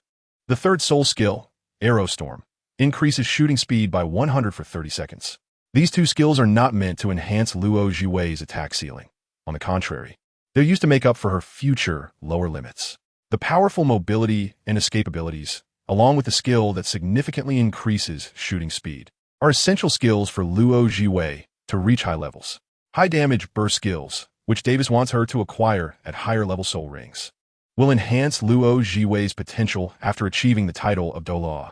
At 10 years old, Lu Yunying is at level 36, slightly ahead of Zhu Zhuyun in level but 1 year older, thus slightly lagging in cultivation progress. Lu Yunying's third soul skill has received an amplification skill, Flame Dragon Battle Body, increases all attributes by 100, significantly enhances fire-type skill damage, grants immunity to fire-type damage, and is similar to Dai Wei's Diamond White Tiger transformation effect in the original timeline. At 11 years old, Li Yang is at level 37, and his third soul skill has received a powerful group control skill, 8 Gates Mirror Lock Formation, which can instantly summon 8 treasure mirrors to form a formation, using spatial power to trap enemies. Only by breaking the 8 treasure mirrors consecutively within a short time can the control of the 8 Gates Mirror Lock Formation be lifted. Otherwise, the shattered treasure mirrors will quickly restore. As long as Li Yang continues to provide soul power, the restoration of the mirrors will not stop. The spatial system is best at control, and from this soul skill onward, it will shine in Li Yang's hands. Thanks to the nourishment of the celestial herb, Several members of the Demon King team have far surpassed the definition of young genius soul masters on the Douluo continent in terms of cultivation progress. Nevertheless, their sense of urgency is growing stronger because their captain, Davis, is 10 years old and at level 48. Today is Davis's 10th birthday, and he has received another random card draw opportunity from the system. In the random card draw of the Golden System Heroes World, he obtained a martial arts card, Heart Sutra Bodhi. The moment he saw this card, Davis froze. He suddenly remembered a mobile game he was playing before his transmigration. The Golden System Heroes. This game has a not-so-buggy bug. The Heart Sutra of Bodhi is the highest mental method of the Bodhi Institute of the Shaolin Temple, and its difficulty in obtaining is among the top in the 72 ultimate skills, with a fast cultivation speed after entry. However, surprisingly, this mental method is weak to an unbelievable extent. It provides almost no damage bonus to any type of martial arts. Its only effect is to help resist inner demons, which many players refer to as the Great Compassion and Great Mercy Death mental method. For a long time, the Shaolin Temple's Bodhi Institute was the least popular game profession until the emergence of a genius streamer. In one of his live broadcasts, he humorously took a character with a Heart Sutra of Bodhi level to max and went to the Lin family's old residence in Xianyang Alley, Fuzhou, to obtain the evil repelling sword manual and forcibly clicked the cultivation button without self-castration. He claimed he wanted to see if this character, who had practiced the Great Compassion and Great Mercy Death mental method, would still experience the debuff of desire and go into a frenzy while cultivating the evil repelling sword manual. Then a miracle happened. The side effects of the evil repelling sword manual did not appear on this character, and the Heart Sutra of Bodhi also showed an increase in Yang attribute internal skill damage. This attempt turned two neglected martial arts into a hot topic, and the game genius streamer was quickly dubbed the evil repelling sword saint with chicken. Influenced by this streamer, a large number of players began to practice the path of the evil repelling sword with chicken. Unfortunately, the official quickly discovered this bug, since it was a problem with the game's setting itself. The officials did not change the relationship between the two martial arts, but instead provided a loophole-filled historical background for them. They then significantly increased the difficulty of obtaining the Heart Sutra of Bodhi and the evil repelling sword manual, especially for players who had already obtained one of the martial arts. The probability of obtaining the other martial art decreased by 99 before the players could react. The officials closed the path for the evil repelling sword saint with chicken in their own way. However, the legend of the evil repelling sword saint with chicken has been passed down forever in the game. The appearance of the Heart Sutra of Bodhi made Davis see a new possibility. Why not let Liang give it a try? After all, he is currently the only male member of the team besides himself. The girls can't practice the Heart Sutra of Bodhi and the evil repelling sword manual anyway. At worst, they can practice the Heart Sutra of Bodhi first, even if it means losing the offensive capability of soul power. Liang, as a control-type soul master, doesn't have much need for offensive soul power. As for the evil repelling sword manual, if it can't be practiced, then don't practice it. They can't really let their teammate down. Chapter 39. Uniting apprenticeship with Li Yang's elusive spatial abilities. If paired with the rapidly and ruthlessly famed evil repelling sword manual, he would surely become a nightmare for enemies. The only problem is whether the combination of the Heart Sutra of Bodhi and the evil repelling sword manual will be accepted by the world rules of Douluo continent. If not, practicing the evil repelling sword manual might trigger a negative state of going into a frenzy, which would affect Li Yang's cultivation in the short term. After some thought, Davis decided to leave the choice to Liang himself. When Liang heard Davis's statement, he was so happy he nearly jumped up. Is my self-created soul skill finally coming? Sure enough, control-type soul masters are the kings of one-on-one battles. Davis patted Li Yang's shoulder and said, "Calm down. I just told you that the idea of these two self-created soul skills complementing each other's flaws is just a hypothesis. If it doesn't work out, practicing this sword technique might cause you injuries and delay your training for several months. Have you really thought it through?" Liang replied nonchalantly. Using a few months of training time to gamble on two immensely powerful self-created soul skills is too good of a deal. Moreover, since you, Your Highness, have brought this up, it means you actually have some confidence in it, right? Indeed, Davis knew that the path of the chicken exorcising sword should be viable. After all, in the previous life, the official version of the Gold System Heroes had only significantly increased the difficulty of obtaining the Heart Sutra of Bodhi and the exorcising sword manual. They didn't directly sever the connection between the two manuals. Instead, they fabricated a history to forcibly explain the chemical reaction between the two martial arts. From this perspective, at least the game officials fully acknowledged the connection between the two. The card drawing system was entirely built on the game's template, so, theoretically, it was quite possible for Liang to successfully practice both the Heart Sutra of Bodhi and the Exorcising Sword manual simultaneously. With Davis's affirmative response, Liang felt more confident, accepted the inheritance of the two self-created soul skills, and went into seclusion. Having obtained two self-created soul skills, Lu Yuning was not willing to fall behind and pestered Yang Wudi every day for lessons in spear techniques. Who could resist being called uncle every day by a little girl? Besides, he and Lu Qinfeng were indeed kindred spirits, and Lu Yuning was truly a rare talent with a spear. In Yang Wudi's eyes, among the previous generation, only the Hao Tian twin stars could be compared to her. Therefore, Yang Wudi began trying to teach Lu Yuning spear techniques. Initially, he only planned to share some experiences lightly, but once he started teaching, he couldn't stop. Lu Yuning's talent for spear techniques exceeded Yang Wudi's expectations. She absorbed the spear techniques he taught like a sponge in a very short time. Whenever Yang Wudi took out another part of his techniques, Lu Yuning would absorb it once more. As this teaching continued, it wasn't long before Yang Wudi passed on his ultimate skill, the heart-shattering spear, to Lu Yuning. This move was the ultimate secret of the Piji clan, concentrating a massive amount of soul power into a single thrust to deal damage across levels. Just this one spear was enough for Yang Wudi to trade blows with a title Douluo. When Yang Wudi expressed his intention to teach this spear technique, Lu Yuning hesitated to learn on her own, as this was the secret art of the Piji clan. However, Yang Wudi was also a stubborn old man. Since he had started teaching, he wanted to teach to his heart's content.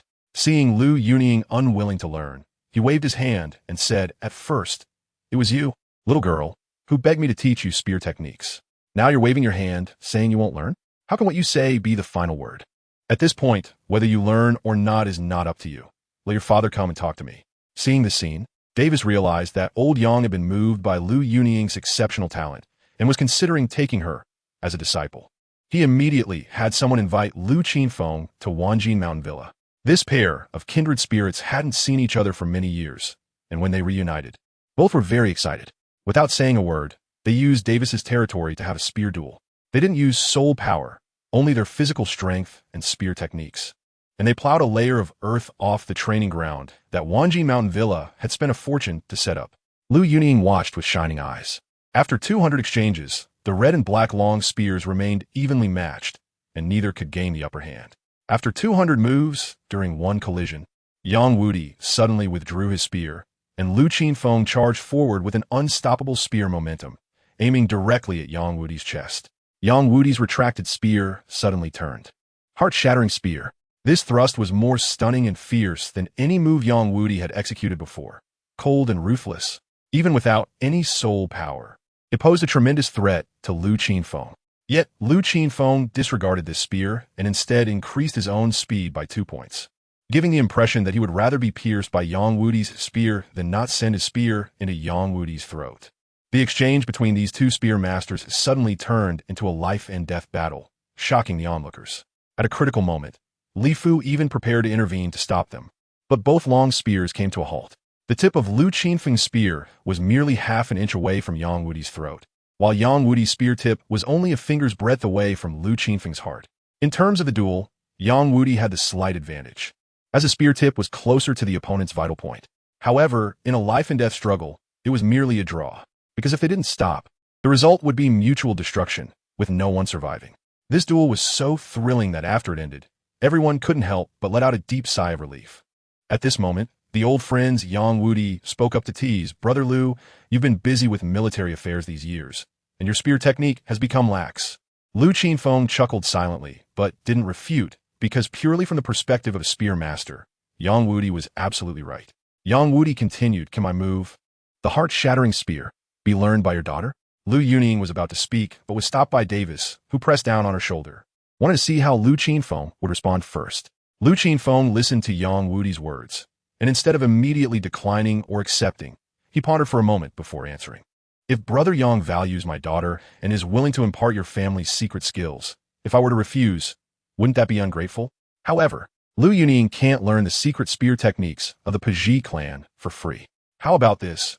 We agree that in each generation, The most talented disciples in spear techniques from both families will learn the other spear techniques, and both sides will impart their skills without holding back.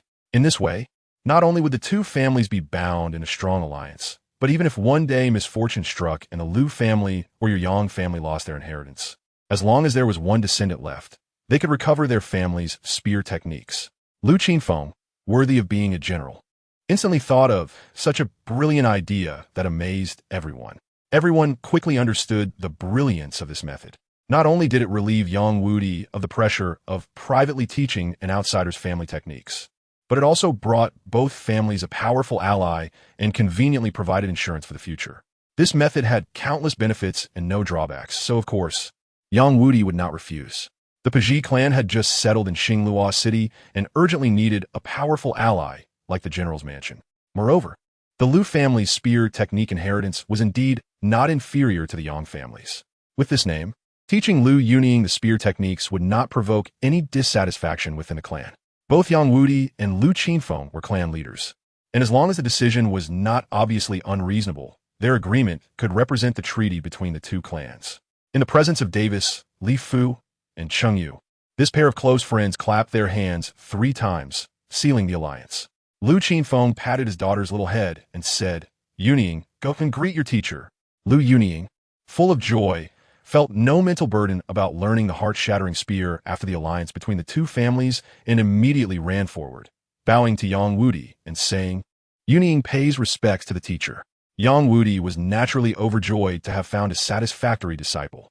Without hesitation, he took out several bottles and jars, all containing the elixirs he had meticulously developed over the years. There were healing pills for restoring injuries, spirit-returning pills for replenishing soul power, and finally, the most precious one, a small pill gifted to him by Davis. It seemed that Yang Wudi truly cherished this disciple, as this small pill was something he intended to keep for deciphering pill formulas, and he only had 3 in total. Now, he was willing to give one to Liu Yunying, indicating that the disciple's position in his eyes had likely surpassed his long-standing obsession with alchemy. Chapter 40. The death of concubine Lian this year. Davis was 10 years old, and Dai Mubai was 4.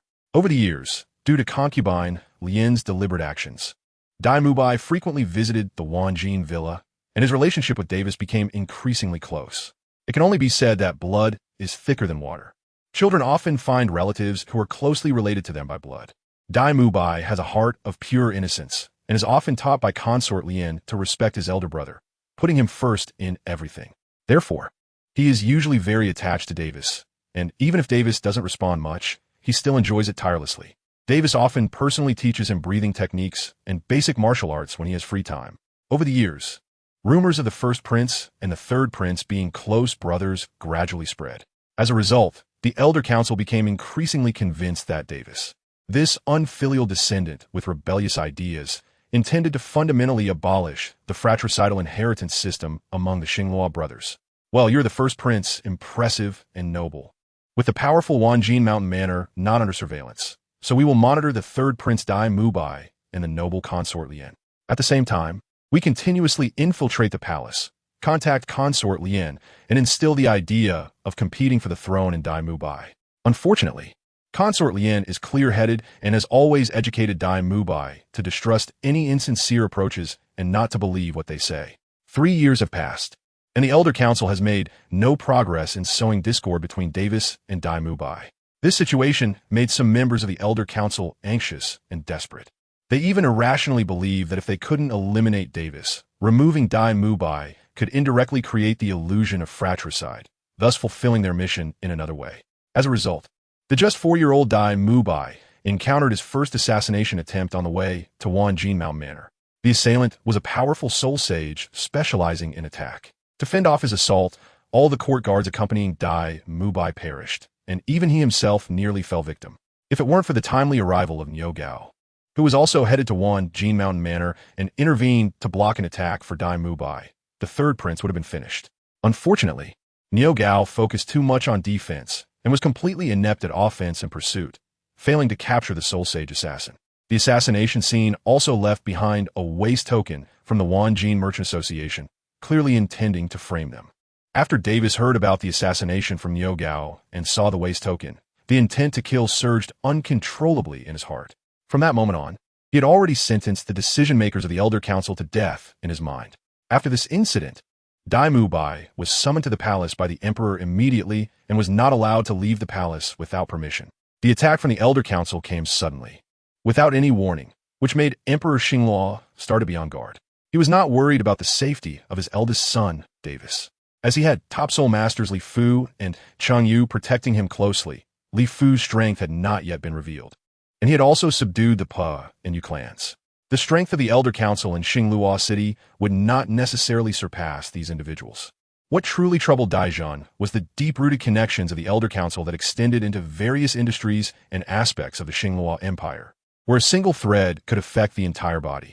However, as a prince with a shallow foundation, Dai Wei lacked the ability to resist such pervasive assassinations. If the people from the Elder Council succeeded, even if Daizhan wanted to uproot the Elder Council later, it would be too late. Therefore, from the day of the assassination attempt, Dai Wei never left the palace again.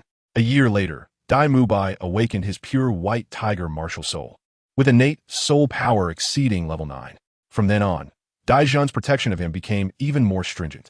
Davis quietly became the Soul King, and everyone in the Demon King team made significant progress. Dai Wei, who remained in the palace, couldn't find an opportunity to act, while Davis, living outside the palace, couldn't bite back, which led the Elder Council to decide to confront Daizhan. After more than a dozen internal meetings, they finally reached a consensus to mobilize all the power of the Elder Council in Xingluo to put pressure on Daizhan, forcing him to maintain the existing inheritance system of Xingluo. Thus, on a night a month after Dai Wei awakened his martial soul, the senior elder of the Elder Council, accompanied by 5 other elders, entered the palace to meet Daizhan. What they specifically discussed is unknown to anyone. Only rumors from within the palace leaked out. That night, the usually calm and composed Daizhan broke several priceless treasures in the Xingluo Palace. However, no one knew that the treasures Daizhan broke were actually fakes. After losing his temper, he went to the Queen's 9-spirit palace and laughed all night. The next morning, Daizhan sent someone to Wanjin Mountain Villa, urgently summoning Davis to the palace. Rumors in the palace suggested that when Davis emerged, he looked pale. On his way back to Wanjin Mountain Villa, he stopped by a public business of the Elder Council and ordered the guards there to severely injure the Soul Master protecting the store, then set the place ablaze, completely destroying it. This was a direct provocation against the Elder Council. Arson on the most prosperous Starry Avenue in the Imperial capital would seemingly lead to Davis being reprimanded, and his arch-rival, the Elder Council, would certainly not let this opportunity to attack him slip by. However, what puzzled everyone in Xingluo City was that the Elder Council did not take any action in response, not even protesting in front of the Emperor of Xingluo. They even proactively sent people to extinguish the fire, clean up the debris, and erase the evidence of Davis's actions. For a time, the entire Xingluo City was in a state of unbelievable harmony, until the night of Davis's 11th birthday banquet.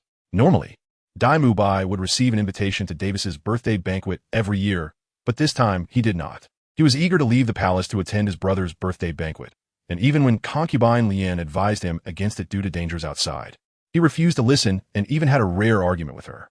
When Dai Wei left concubine Lian's quarters, her previously angry expression suddenly turned to worry and relief. Softly murmuring, "Go, go, my child.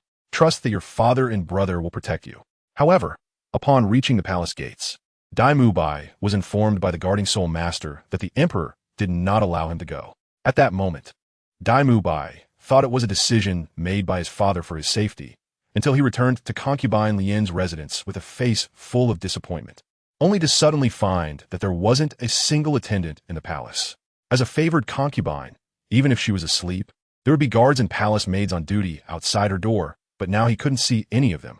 Dai Wei suddenly thought of something, and he ran madly towards the palace, praying over and over in his heart. It won't happen, it won't happen, this kind of thing definitely won't happen. But the moment he entered the palace, Dai Wei felt as if he had been frozen. Even his breath came to a halt.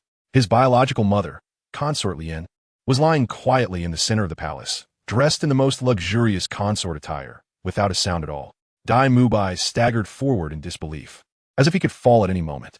When he reached the side of the beautiful Lian Guifei and touched her stunning face, he realized that this peerless beauty, who overshadowed all others, was now completely devoid of a heartbeat and breath, radiating a bone-chilling cold. Just touching her made Dai Wei shiver all over. "Mother, Mother, wake up, he cried. Despite the icy coldness of Lian Guifei's body, young Dai Mubai immediately embraced her, hoping to use his own body heat to melt the chill enveloping her.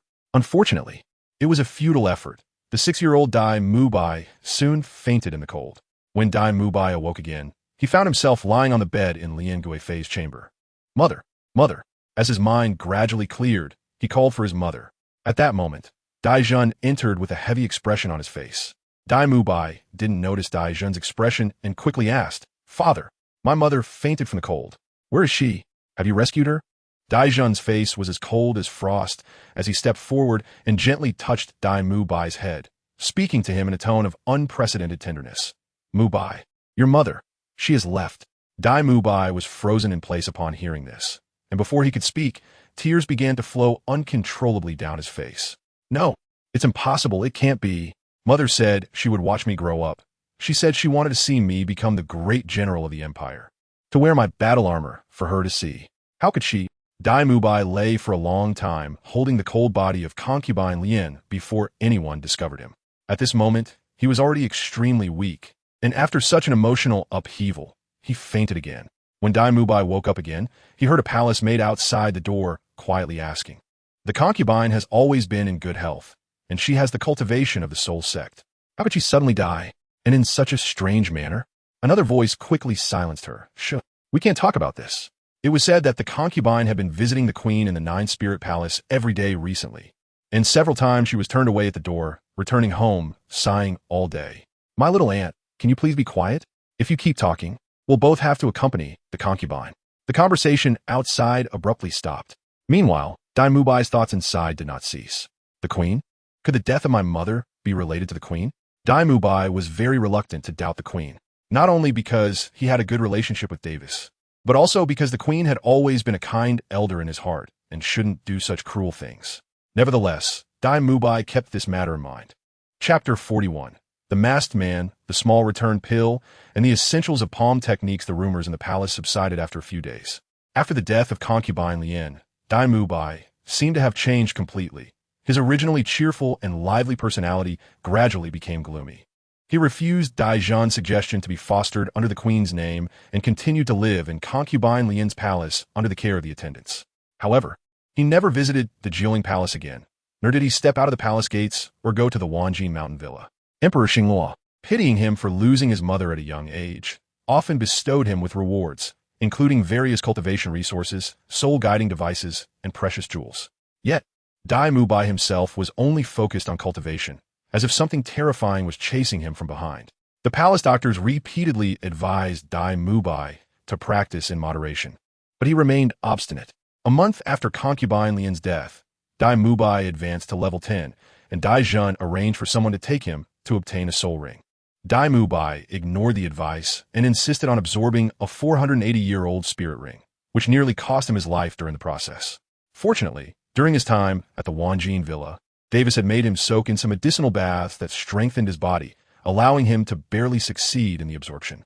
Upon returning to the palace, Dai Zhan, upon learning of this incident, was furious and severely reprimanded Dai Mubai, ordering him to recuperate for a month and forbidding him from cultivating his spirit power.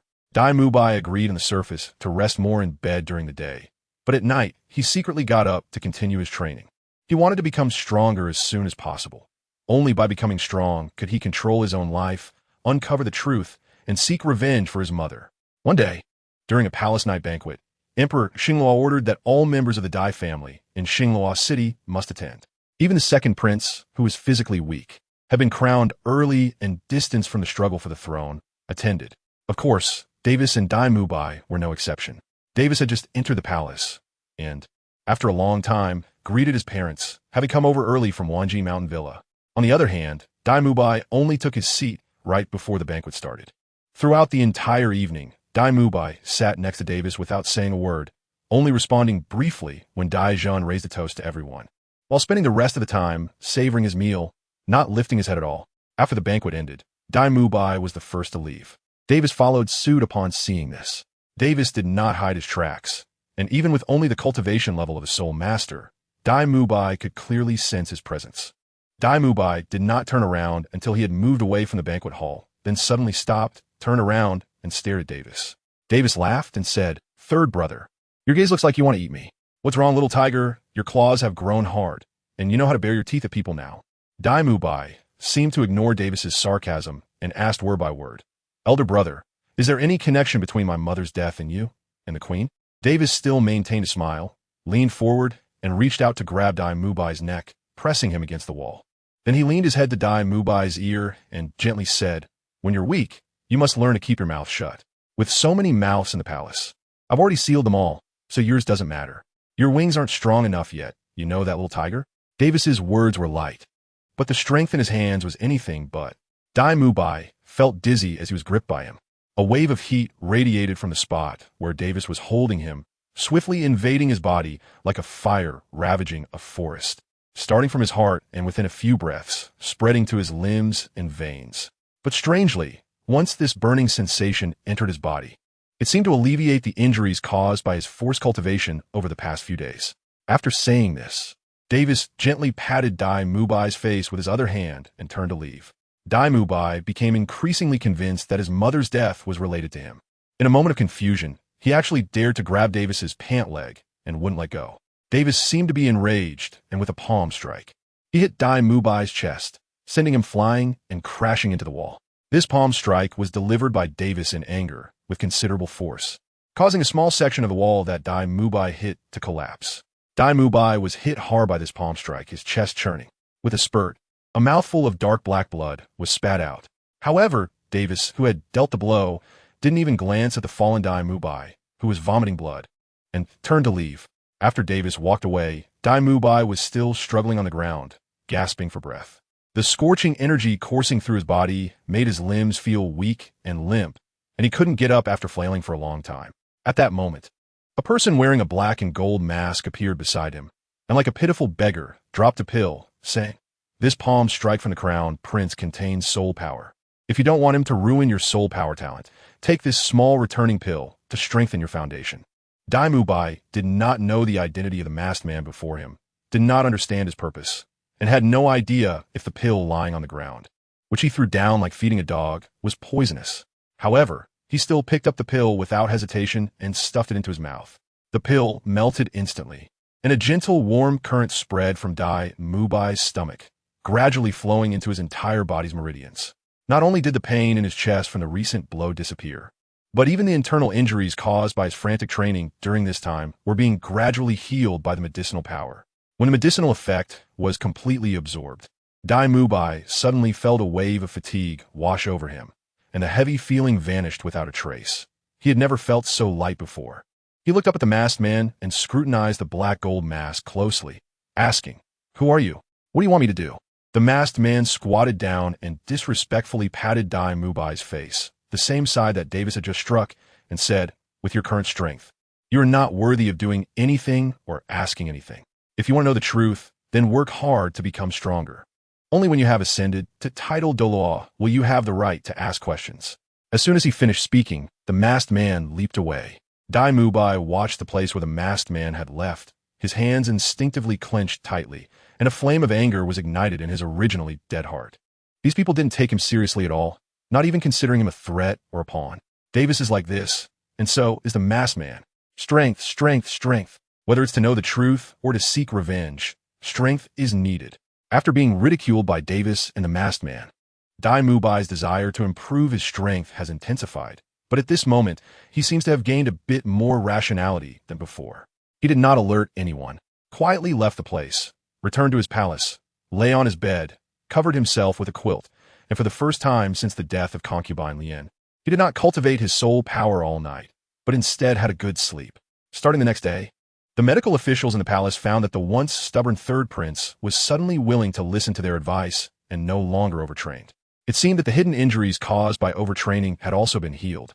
The news brought great comfort to Emperor Xingluo, who then rewarded Dai Mubai with a large batch of cultivation resources, including a manual of palm techniques personally copied by Daijin.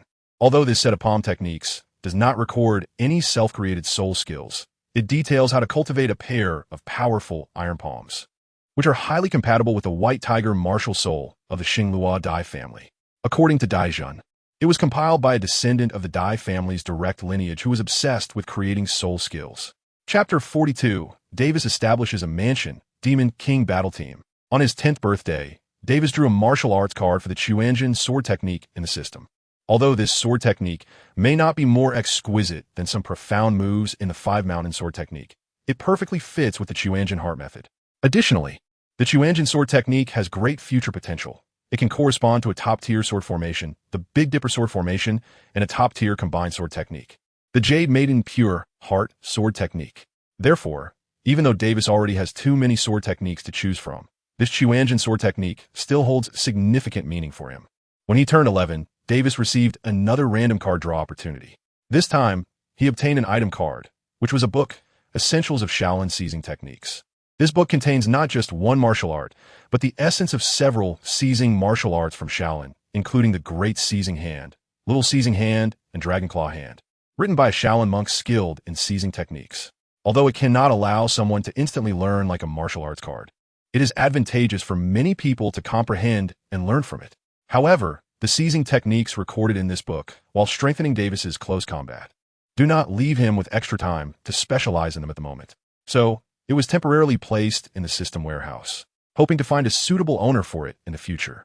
Davis obtained his 5th soul ring before his birthday, a 46,000-year-old gold dual attribute soul beast. The Golden Horned Void Beast. The escapability of space attribute soul beasts is too powerful. Davis and Li Fu spent more than half a month hunting for this soul ring. In the end, it was Davis who used the Golden Dragon Armor's Golden Dragon Body skill from his external soul bone to become immune to the Golden Horned Void Beast's spatial restraints and unexpectedly struck it from behind, severely injuring it and capturing the soul beast for Li Fu. After absorbing this soul ring, Davis advanced to level 53 and acquired a super strong control-type soul skill. 5th soul skill, Golden Constant Suppression Pillar. This skill allows him to summon a totem pillar covered with space attribute inscriptions that suppresses the surrounding space. Enemy units within the range will suffer suppression damage, and their mobility will be greatly restricted. Acquiring this soul skill was somewhat unexpected for Davis. Initially, he wanted to obtain a skill with the destructive power of the Golden Horned Void Beast that could pierce through space with sharp gold attributes. But he ended up with a skill primarily focused on strong control. Nevertheless, it turned out to be a fortunate miscalculation. Having already possessed the 10,000-year 4th soul skill, White Tiger Penetrating Spear, Davis's offensive capabilities in direct combat are already sufficient compared to opponents of the same level or even 1 or 2 levels higher. With the acquisition of this soul skill, Davis's combat style can now be more diversified. As for whether the control-type skills would affect Li Yang's tactical position, that is impossible. Davis is not lacking in output. His positioning in almost all other skills is still absolutely strong in offense. Adding a strong control skill is also to increase the chances of taking down opponents. On the other hand, Li Yang's control is less about limiting enemies and more about perfect coordination, protecting teammates, and controlling the entire battlefield. The tactical positions of the two are completely different. Supplementing Davis with a strong control skill only benefits Li Yang. After advancing to Soul King, Davis received a random card draw opportunity. This time, he drew the 9-in manual, General Principles, which belongs to Zhu Zhiyun from the card deck. As a result, Zhu Zhiyun's martial arts system has also been established, with the foundation built from Yi Jin and Duan Gu chapter. Once that chapter is cultivated to perfection, he will transition to the General Principles chapter, with the 9-in Divine Claw as the main offensive skill and Spiral 9 Shadows as the main lightness skill. It can be anticipated that for a long time to come, Zhu Zhiyun's overall strength will be second only to Davis in the team.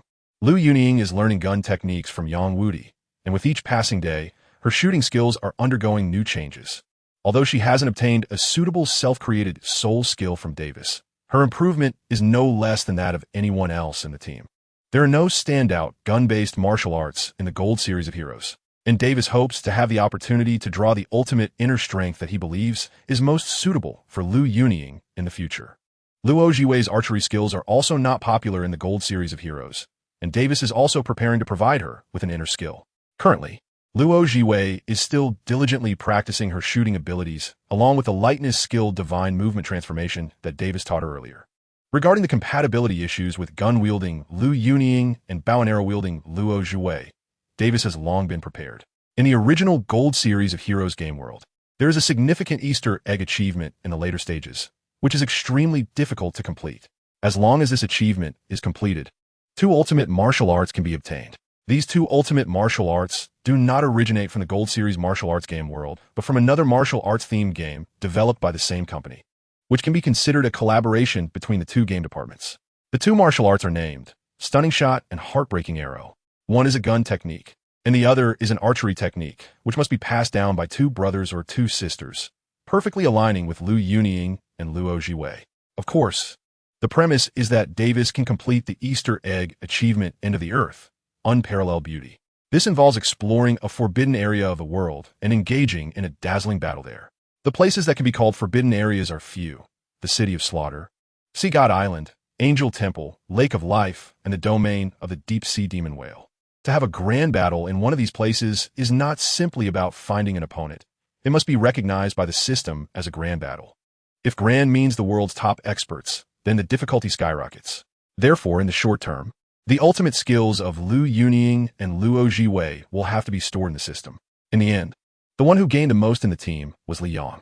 Just a few days ago, he had just exited seclusion and excitedly announced to Davis that his Bodhi Heart Sutra and Evil Repelling Sword Manual had successfully merged. The Evil Repelling Sword Manual is indeed one of the fastest progressing sword techniques in the early stages.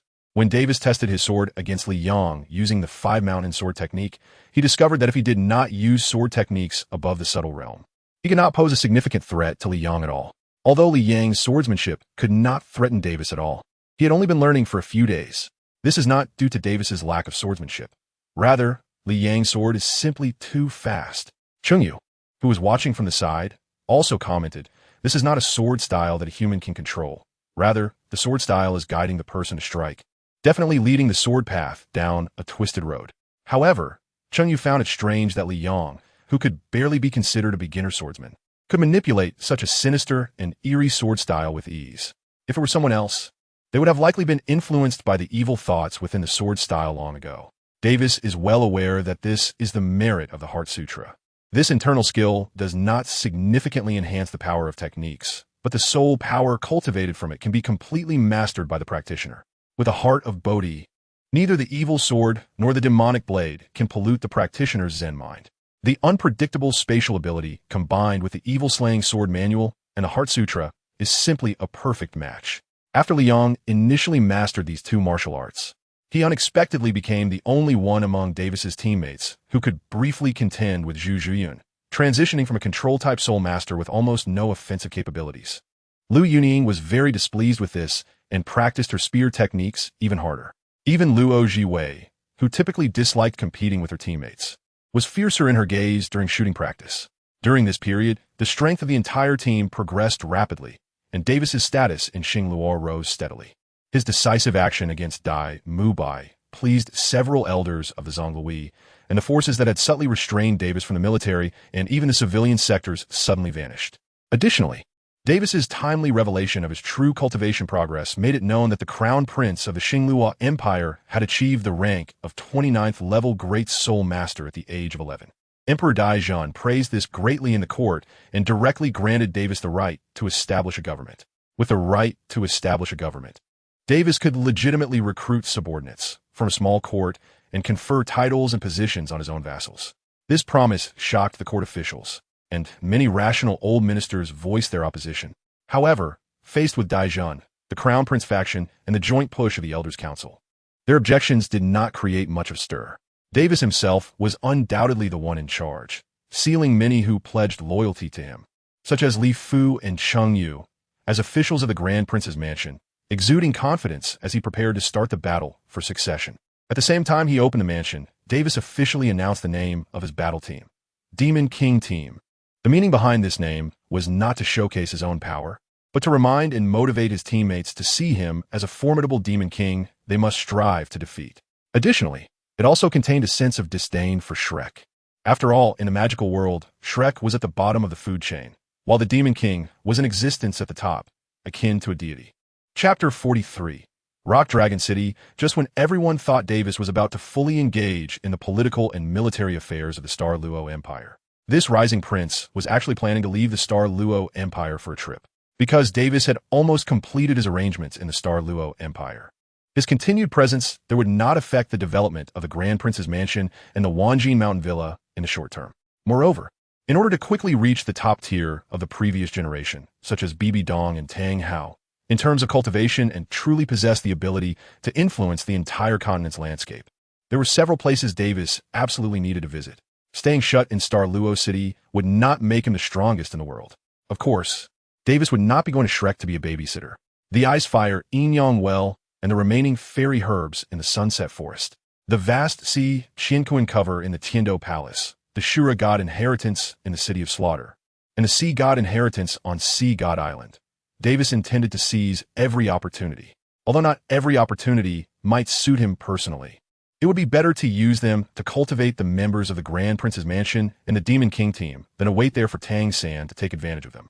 As the most talented prince of the Luo Empire, the public information about Davis had likely been well known to all major forces. This time, he was using the excuse of seclusion for cultivation to quietly change identities with Li Fu and leave. As for whether the Luo Emperor would agree, currently, in Dai Zhen's mind, nothing was more important than Davis's cultivation. As long as he could handle it with the reason of traveling the continent to enhance his cultivation, it would easily pass with Dai Zhen. Of course, this tactic wouldn't work with the Empress. The Empress didn't care whether Davis could become the strongest in the world or when he could achieve that. She only hoped for her child's safety. Therefore, Davis planned to act first and report later, leaving a note for Dai Zhen to take the blame, while Davis quietly left a note about running away from home.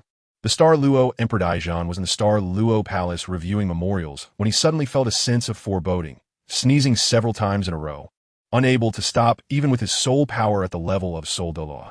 Davis, along with his servant Li Fu and the pharmacology expert Yang Wudi, drove the soul-guided carriage of the Wanjin Chamber of Commerce, traveling day and night away from Xinglua City. During the journey, the elderly Li Fu often closed his eyes to rest, while the powerful Yang Wudi, a soul fighter of a high level, happily took on the role of the driver. There was no other choice. After Davis simply mentioned taking him to see the immortal herbs, Yang Wudi willingly accepted the task without complaint. As for Davis, apart from practicing his soul power through the operation of the Chuanjin Heart Method, he passed the time by reading a book on Shaolin grappling techniques that he had previously obtained. While reading, Davis realized that the author of this book on Shaolin grappling was truly remarkable. Even someone like him, who was not well-versed in martial arts, could tell that this book offered a deep and thorough exploration of grappling techniques, progressing from simple to complex. After studying it for just a few days, Davis had developed a considerable proficiency in grappling techniques. Unfortunately, since Davis's main focus was swordsmanship, this book was somewhat wasted on him. As Davis's grappling skills grew deeper, a few days later, they arrived at their first stop, the Ahakwa Province. The Ahakwa Province is a large province under the Xinglua Empire. Although it is called a province, it is practically indistinguishable from a subordinate kingdom. In fact, in terms of land area, the Ahakwa Province is larger than most kingdoms on the Douluo continent. Being a border town directly adjacent to a province governed by the Tiando Empire, there have been many frictions over the years. The martial spirit is strong in Ahakwa Province, and its military power surpasses that of ordinary kingdoms. The ruling family of the Ahakwa Province is the Gu family, which inherits the top-tier martial spirit, the rock-armored dragon tortoise. In this land where strength is revered, the Gu family holds significant power. The Gu family's rock-armored dragon tortoise martial spirit is the strongest defensive beast martial spirit in the Xinglua Empire, rivaling the Xuanwu tortoise of the Tiando Empire. Moreover, due to its notable dragon lineage, the rock-armored dragon tortoise is more aggressive than the gentler Xuanwu tortoise, which is one of the reasons the Gu family has dominated the Ahakwa province for over 200 years. 2 centuries of feudal rule have allowed the Gu family to establish deep roots in the political, military, and economic aspects of the Ahakwa province. Perhaps in this border province, the imperial edict from the Emperor of Xinglua is not as effective as the commands of the Gu family head. This is also why Davis chose to come here first. In order to contend with the Spear Hall, he needed to enhance his top-tier strength and also required a large number of ordinary soul masters to resist the Spirit Hall's army of soul masters. Thus, he needed to consolidate the strength of the entire Xinglua Empire and form a structured army of soul masters to counter the Spear Hall. However, the Xinglua Empire shares the same issues as the Tiando Empire. After 1,000 years of rule, the border provinces and subordinate kingdoms exhibit signs of being unwieldy, despite their considerable strength. once a full-scale war breaks out between Xingluo and the Spirit Hall. It is uncertain whether these provinces and kingdoms would prefer to resist the Spirit Hall under the Empire's command or embrace the Spirit Hall's glory in hopes of gaining the qualifications for independence. According to the intelligence provided by the Wanjin Chamber of Commerce over the years, the Ahakwa province has been relatively compliant with the imperial orders among all the border towns, at least not leaning toward the Spirit Hall. Therefore, apart from passing through, Davis wanted to see if he could establish some foothold here. The soul-guided carriage quickly arrived at the central city of the Ahakwa province, Yalong City. The architectural style of this city is quite rugged, with the city walls built from countless massive stones. As the main city directly bordering an enemy nation, the walls of Yalong City are twice as high as those of Xingluo City. Upon entering the city, Davis noticed that the residential and commercial buildings within also shared the same architectural style. It is a city that reveres and worships rock. After entering the city, the two headed straight to the Wanjin Chamber of Commerce's outpost in Yalong City. Once settled, Davis went out alone to experience the local customs and culture of Yalong City. Of course, Li Fu would not abandon his duty to protect him from the shadows. It must be said that this city, which is looked down upon as a rural place by the nobles in Xingluo City, has its own unique charm. Although Davis was not wearing royal attire, he was dressed in luxurious clothing, and it was obvious from his outfit that he was a guest from afar. Shortly after he entered the night market of Rock Dragon City, a little boy approached him, eager to be his guide. This nobleman, the boy called Shirtu, was a native of Rock Dragon City. He knew exactly which barbecue shop had the best grilled meat, which tavern served the strongest liquor, and which brothel had the prettiest girls. For just 1 silver coin, he could be your guide for the whole night. Davis looked at the little boy in front of him, who was not yet 6 years old, and, holding back his laughter, asked which brothel has the most beautiful girls. Do you know? Have you been there? The boy, not at all embarrassed about being exposed, replied shamelessly, I don't have money to visit brothels, but I've seen them when I took other gentlemen there. In our Yanlong City, the girls from a Yuquil building are the prettiest, but if we're talking about the experience, it has to be the one Shizai. Davis listened with great curiosity. 10,000 Beast Pavilion? What brothel has that name? Could it be that there are no girls in this building, only soul beasts? Shirtu paused for a moment, but his expression and tone showed no change, and he continued to introduce to Davis. The girls at the 10,000 Beast Pavilion are those who have awakened incomplete beast martial souls, but still retain some characteristics of the beast martial souls, such as cat girls with cat ears and fox girls with fox tails. Many soul masters and nobles enjoy this vibe. Davis felt displeased, but did not show it.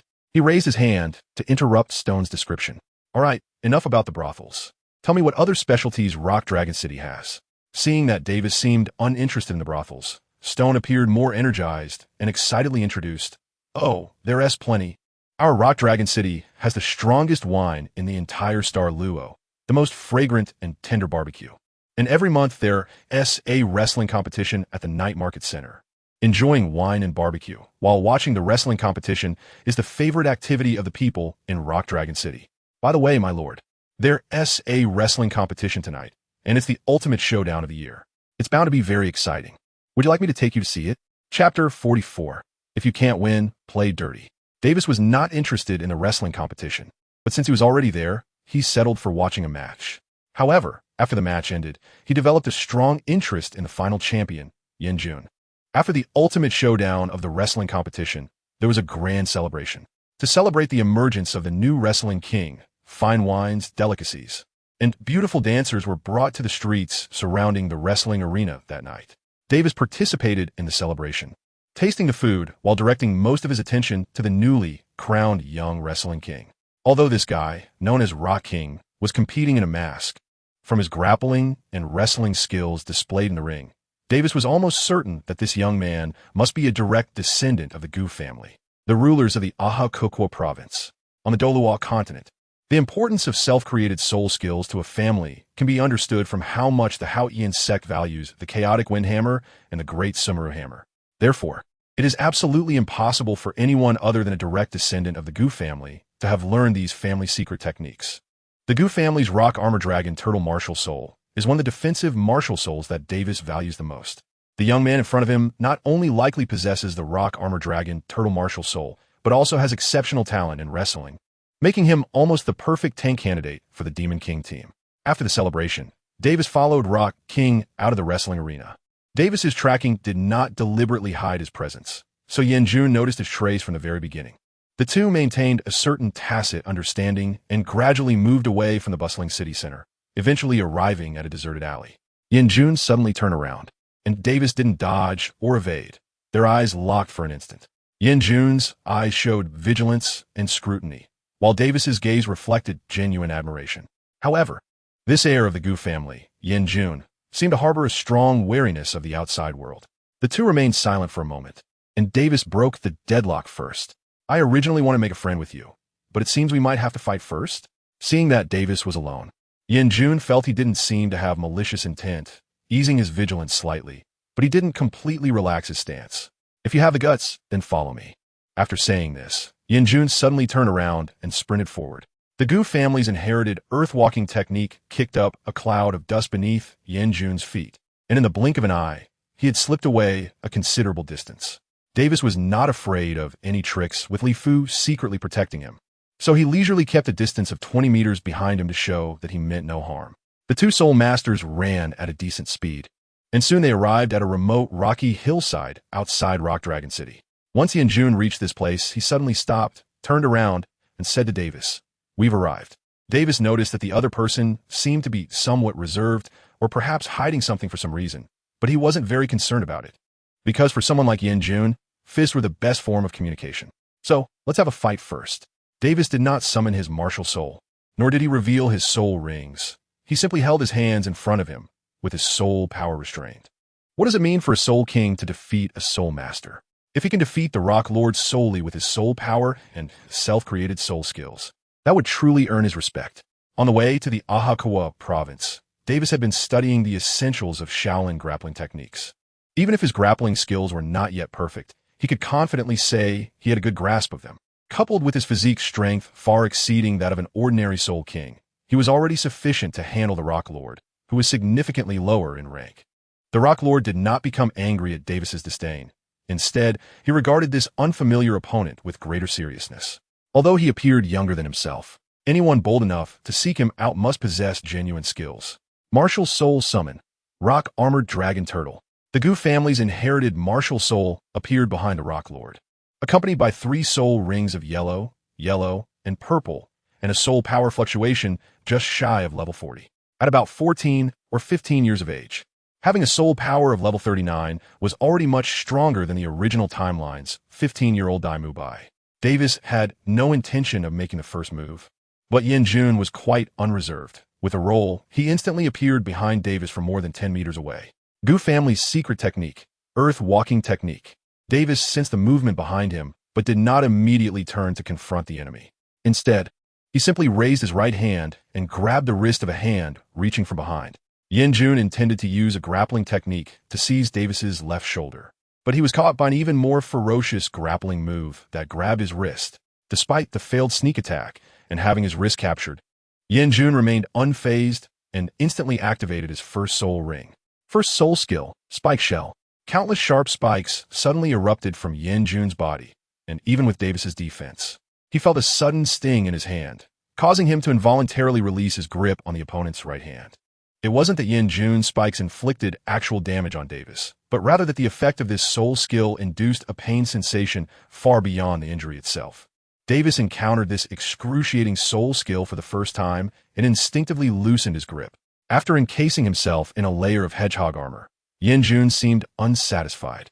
Taking the opportunity to break free from Davis's hold, he activated his third soul ring. Third soul skill, Crystal Heavy Armor Transformation. A full-body armor made of amber-colored crystals appeared on Yanjun, emanating a strong aura of earth attribute soul power. This should be similar to Davis's third soul skill, Diamond White Tiger Transformation, and belongs to the category of enhancement-type transformation soul skills.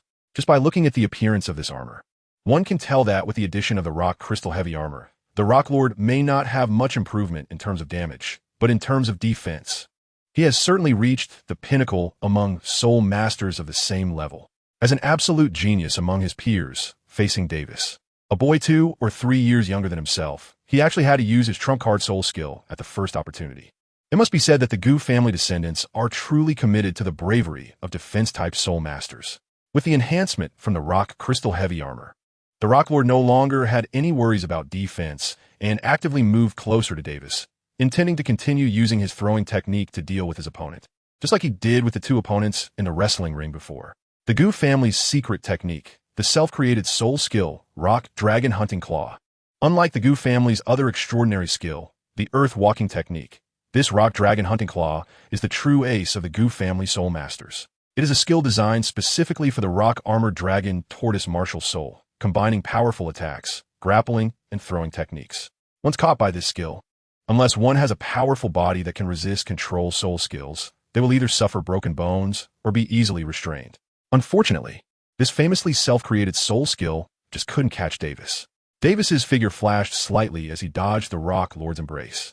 He reached out with one hand, not only blocking the opponent's claws aiming for his neck, but also moving down to grab the Rock Lord's armpit. The Shaolin grappling technique explored the hidden paths. This grappling move startled the Rock Lord into a cold sweat. During the journey from Starfall City to Rock Dragon City, Davis self-studied the essentials of Shaolin grappling, advancing his skills from nothing to a basic understanding and then to mastery, making several levels of improvement. Although the Gu family's grappling techniques were powerful, they couldn't compare to the modified essentials of Shaolin grappling. Therefore, some grappling moves in the Rock Lord's hands, which could dominate a region in the Douluo continent, appeared as naive as a baby learning to walk in Davis's eyes now. Grappling against grappling. Davis aims to defeat Yin Jun in the aspect he is most proud of, to subdue him. The Bodhi branch bends, the eagle captures the rabbit, the thief takes advantage, and the Vajra subdues the demons. These grappling techniques, honed over thousands of years in the Shaolin of the Gold System world, are now all displayed before Yin Jun, making him feel for the first time that his family's Yanlong Hunting Claw is nothing remarkable. In truth, how could a Yanlong Hunting Claw, wielded by the Gu family with such power, not be strong? The apparent restraint is simply because the technique system of the Douluo continent is too primitive. Before long, the two had exchanged dozens of moves. Davis first used grappling techniques against his opponent. At first, he was somewhat clumsy, allowing Yin Jun to gain a slight advantage. However, as the two continued to fight, Davis became more and more adept, quickly improving in the fluidity of his techniques and the timing of his strikes. In contrast, Yin Jun became increasingly flustered. It was as if Davis's self-created soul skill was specifically designed to counter their Gu family's Rock Dragon Hunting Claw. After another 20 or 30 moves, Yin Jun could barely defend himself against Davis's techniques. Suddenly, he used an earth movement technique to jump back and said to Davis, I give up, I give up. What kind of self-created soul skill is this? It seems like it's specifically meant to counter our Gu family. I'm not someone who can't afford to lose. You win this round. This time, he was much more talkative, completely unlike the quiet and reclusive boy from before. Davis sensed that there was more to his words. So this round counts as my win? Do you mean we still have to compete? With this little thought being exposed, Yin Jun showed no embarrassment typical of a young man. Instead, he perfectly exemplified the thick-skinned nature of a tank profession, forcing himself to say, Of course we still have to compete. Your self-created soul skill is too sinister. Who knows if you specifically practiced it against me? Let's not beat around the bush. Let's compete in pure strength. Arm wrestling. Do you dare? Gu Shouqing, looking nonchalant, sat down next to a flat piece of rock, slammed his right hand on the rock surface with a bang, sending a few rock fragments flying, then looked up at Davis. That's right. I said you were being unfair. Just say whether we compete or not. There was no other way. He couldn't win in a fight or escape, and his usual skills had been countered by his opponent, so he could only resort to tricks. He could tell that Davis's intentions were at least not to kill or kidnap him. Otherwise, he wouldn't have listened to him and stopped. Davis was amused by Gu Shouqing's words. Competing in strength? Arm wrestling? Is there really such a good thing in this world? Chapter 45. 3 defeats of Gu Shouqing. Gu Shouqing's request was actually a bit excessive, but Davis was always more lenient toward talents he valued. When Gu Shouqing proposed to compete after arm wrestling, he agreed without hesitation. Are you kidding? Did his 13 protectors train the Golden Bell Shield for nothing? Have his soul lock bracelets he wore for so many years been for nothing? If it really came down to physical strength, let alone peers, even high-ranking soul masters from the older generation are no match for Davis. Otherwise, how could he have the confidence to bear those soul rings that far exceed the normal lifespan? But Gu Shouqing didn't know any of this. So he stubbornly collided with Davis's strongest area and suffered another crushing defeat. How crushing? Bang! Davis exerted a little force and slammed Gu Shouqing's arm onto the table. causing rock fragments to fly everywhere in front of the two. The surface of the rock that served as the arm wrestling table was pressed into a groove perfectly shaped to fit Gu Shouqing's arm. Fortunately, Gu Shouqing hadn't had time to cancel the protection from the crystal heavy armor. Otherwise, this blow would have shattered his arm bones. How about it? Are you convinced now? Davis tilted his chin towards Gu Shouqing and asked with a smile. Gu Shouqing had just reacted from the huge gap in life, but he still stubbornly refused to back down. Even though it was a best of 5 and you've already won, I still want to compete in the final match.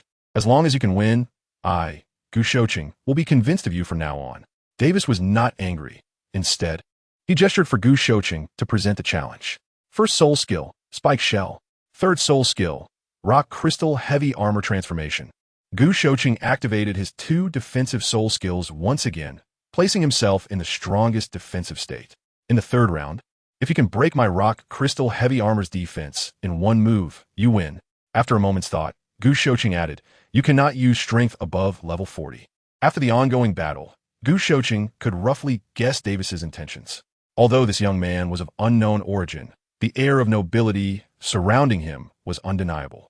Coupled with his greater youth and stronger talent, he was likely aiming to subdue Gu Shouqing. However, the Gu family had dominated the Ahakwo province for hundreds of years, and Gu Shouqing himself was one of the most talented soul masters in the family's history. It would be easy to defeat him, but to subdue him? That would be extremely difficult.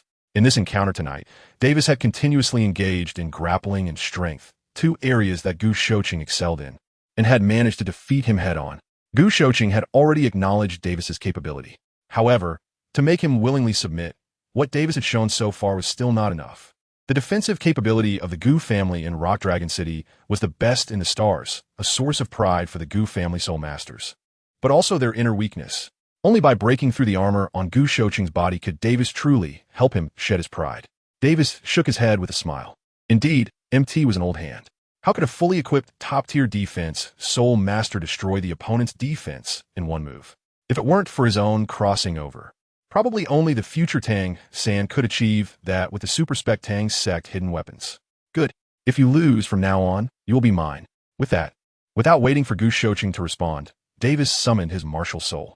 The top-tier assault martial soul of the Star Luo royal family. The White Tiger. Yellow, purple, purple, black. Black. A soul power level completely unmatched for his age, and the last 4 soul rings were absolutely super spec. These things that violated the basic laws of Douluo continent suddenly shattered Gu Shouqing's perception. This is a scam, it's all a scam. What on earth are you? You can't be 100,000-year soul beast transformed, right? Monster, show me your true form quickly. And Davis's next words shattered Gu Shouqing's wild imagination. The eldest son of the Dai family from Star Luo. Davis, please enlighten me. As soon as the words fell, the first 3 soul rings on Davis's martial soul suddenly lit up. First soul skill, White Tiger Golden Aura. Davis's right hand transformed into a claw.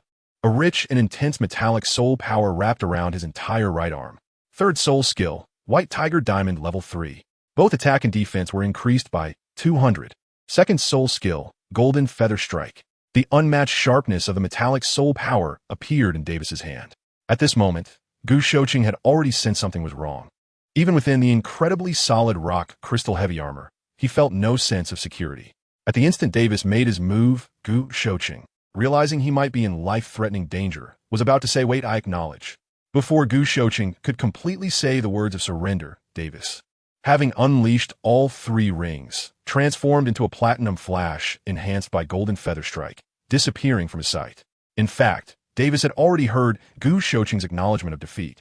But, you say fight, and I fight. You say stop, and I stop? Let me first beat some sense into you before we talk about anything else. Thus, boom, Gu Shouqing vanished. Of course, he would vanish. Anyone who was struck into the mountain rock at such high speed, embedding themselves over a meter deep into the rock, would appear to have vanished. The outer layer of the mountain rock was severely shattered, and Gu Shouqing was buried under dozens of rubble, taking quite a bit of effort to crawl out. Spit, spit, spit. Gu Shouqing awkwardly crawled out from the pile of rubble, clearing the dust and debris from his mouth, brushing off the dirt on his body, only to realize that his previously intact amber rock crystal heavy armor was now in tatters. The armor on his chest, waist, and above his knees had completely disappeared, leaving only some remnants on his head, left shoulder, and both calves, which could definitely be described as a devastating blow. Although the opponent was a 5-ring Soul King, that strike had indeed only used the soul power fluctuation at the limit of a Soul Master. How could such an attack power shatter his proud rock crystal heavy armor in one hit? This left Dou Supreme utterly shocked, not only by the power of that strike, but also by Davis's control over his attack. This soul skill that could completely destroy the rock crystal heavy armor had only caused Dou Supreme a few minor bruises. Looking at the rubble around him, which were all roughly the same size, Dou Supreme had a guess in his heart. Besides the soul power that destroyed the rock crystal heavy armor, Davis had transferred more of his force through the shockwave to the mountain rock behind Dou Supreme, allowing him to shatter the rock behind him while still being separated from Dou Supreme. However, such profound control over soul power was quite unreasonable in the world of Douluo continent. Of course, people in Douluo continent mostly could not comprehend such high-level soul power techniques like hitting a cow across a mountain. How about it? Are you convinced? Dou Supreme was still in a daze when Davis's perfectly timed question interrupted his stupor. He immediately came to his senses and hurriedly shouted, I'm convinced, I'm convinced, I'm convinced. Just now, I thought I was going to die on the spot. From now on, you are my boss. I'm going back to tell my old man that I want to follow you. Dou Supreme was truly convinced this time. Dou Supreme wasn't blind. From the martial spirit, age, and aura, he could certainly tell that the young man before him, with the white tiger martial spirit and golden inscriptions, was none other than the Crown Prince Davis of the Xingluo Empire. But this Crown Prince was hiding too deeply. Can you believe that the so-called number 1 genius of Xingluo, who is publicly recognized as level 29, has hidden almost half of his soul power level from the world?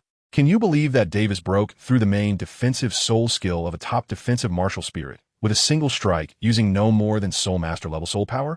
Such an unprecedented genius, who also understands the survival tactics of defensive Soul Masters, is destined to dominate the entire continent in the future. Following him is not shameful. Davis was very satisfied with Dou Supreme's response. He could see that Dou Supreme was genuinely convinced. Welcome to my Demon King team. From today on, you will be our team's strongest shield. Trust me, you will never regret this decision. The true nature of a person can be seen through their fists and feet. After tonight's 3 matches, Davis and Dou Supreme had developed some understanding of each other and established a basic level of trust. On the way back to Yanlong City, Dou Supreme asked Davis about the grappling techniques he used in the first match. Dou Supreme simply couldn't imagine that there could be someone in this world who was even better at grappling techniques than the ancestors of the Dou family. Davis smiled without speaking. The book Essence of Shaolin Grappling may not hold much value for other Soul Masters, but for the Dou family, it could be considered a powerful weapon. It can't be released so early. He still needs to use this secret manual to deal with the head of the Dou family, Gu Qingfeng, who is the father of Dou Supreme. Chapter 46. Exiled from home after defeating Dou Supreme 3 times in a row and completely convincing him, Davis once again completed a hidden achievement. The hidden achievement is to convince others through reason, using physical means to make a peer-type power genius thoroughly submit to you. Reward obtained. Martial arts card, Dragon Elephant Prajna Technique. Following the essence of Shaolin Grappling, Davis acquired another martial art highly compatible with the Rock Armor Dragon Tortoise Martial Spirit, and it is a fundamental cultivation method with great potential. With this martial art, Dou Supreme, the tank of the Demon King team, is about to rise. Dou Supreme brought Davis back to Rock Dragon City, but instead of heading directly to the governor's office in the city center, they walked into a commoner's residence. After the two entered, Dou Supreme closed the courtyard door, opened the cover of a well in the center of the yard, and then jumped down. Before going down, he supported himself on the well edge and signaled to Davis to follow him down. Davis was stunned. Is the way your family returns home always this special? Is your family's inherited martial soul really the Rock Armor Dragon Tortoise? It wouldn't be the Yellow Ninja Turtles, would it? However, since it involved someone else's secret passage, Davis didn't ask further and simply followed Dou Supreme down the well.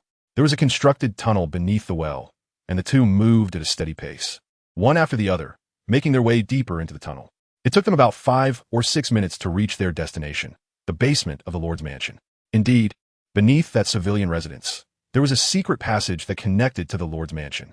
Dou Supreme had already mentioned this while they were traversing the tunnel. From the traces on the inner walls, floor, and moss of the secret passage, it seemed that this tunnel was not the ancestral lair of the Dou family that had been passed down for hundreds of years, but rather a new construction that had been built no more than 10 years ago. So the question arises, in the past decade, when the roads have been relatively calm, the only disturbance being the recent conflict between the forces of Hao Yian sect and the Spirit Hall, what could have compelled the Gu family, who holds military and political power in the province, to invest such vast manpower and resources in constructing this new secret passage? Davis is confident that if he can figure out this problem and solve it, he might be able to bring the province of Ahakwa, which has been wandering on the edge of the Xingluo Empire, back into the embrace of the empire. Since Gu Shouqing chose to take him through this secret passage, it is very likely that when he meets his father Gu Qingfeng, Davis's questions will be answered. The matter of the secret passage quickly alerted Gu Qingfeng, the lord of the city, on the other end of the passage. Before long, Gu Qingfeng, clad in armor, appeared in the underground secret chamber. Upon seeing a stranger beside Gu Shouqing, this seasoned warrior, who had fought on the battlefield all his life, immediately showed a cold glint in his eyes. This secret passage is the highest secret of the Gu family. Even within the Gu family, only he and Gu Shouqing know about it. Even his eldest son is unaware. Now, that Gu Shouqing has brought a stranger here, he must have been kidnapped. Thinking of this, Gu Qingfeng clenched his right hand and was about to take down Davis first before discussing anything else. However, before he could act, a cold snort subdued the entire room. Oof. How dare you be so reckless towards His Highness? In a corner of the secret chamber, Li Fu quietly revealed his figure, and behind him, the fierce martial soul displayed 9 soul rings. Yellow, yellow, purple, purple, black, black, black, black, black. Li Fu stared intently at Gu Qingfeng, his eyes revealing an unabashed killing intent. In his view, this provincial governor, akin to a feudal lord, must not harbor much goodwill towards the eldest son of the Xingluo royal family, having grown accustomed to being a local tyrant in this border province. However, Gu Qingfeng's response overturned Li Fu's assumptions. Realizing that the opponent had dispatched a title-level expert and suspecting that he might not escape this time, Gu Qingfeng did not hold back. Instead, he reacted even more fiercely and rushed towards Davis at an even faster speed. A lackey of the Spirit Hall, the Gu family sons would rather die than betray Xingluo. The rock armor dragon turtle martial soul appeared behind Gu Qingfeng, accompanied by 8 soul rings. Yellow, yellow, purple, purple, black, black, black, black. An 84-level soul, Douluo, Gu Qingfeng, with the toughness of a top defensive beast martial soul. Even if the opponent is a title Douluo, it cannot completely crush Gu Qingfeng's fighting spirit. The Gu family's inherited earth-walking technique displayed a completely different style under Gu Qingfeng's feet compared to Gu Shouqing. In the blink of an eye, Gu Qingfeng had already arrived in front of Davis, completely overturning the continent's perception of slow movement speed among defensive soul masters. Gu Qingfeng locked his target firmly on Davis. The boy opposite him, referred to as His Highness by a title Doa, was clearly a core member of the next generation of the Spirit Hall. As long as he could take him down, he would certainly be able to threaten that title Doa. Gu Qingfeng's 6th soul ring lit up. 6th soul skill, Earth Grasp.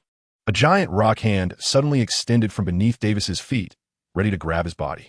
This was Gu Qingfeng's fastest soul skill, capable of swiftly pulling other units from underground to himself using the giant rock hand that emerged from the earth. In Gu Qingfeng's view, there was no way Davis could evade this strike.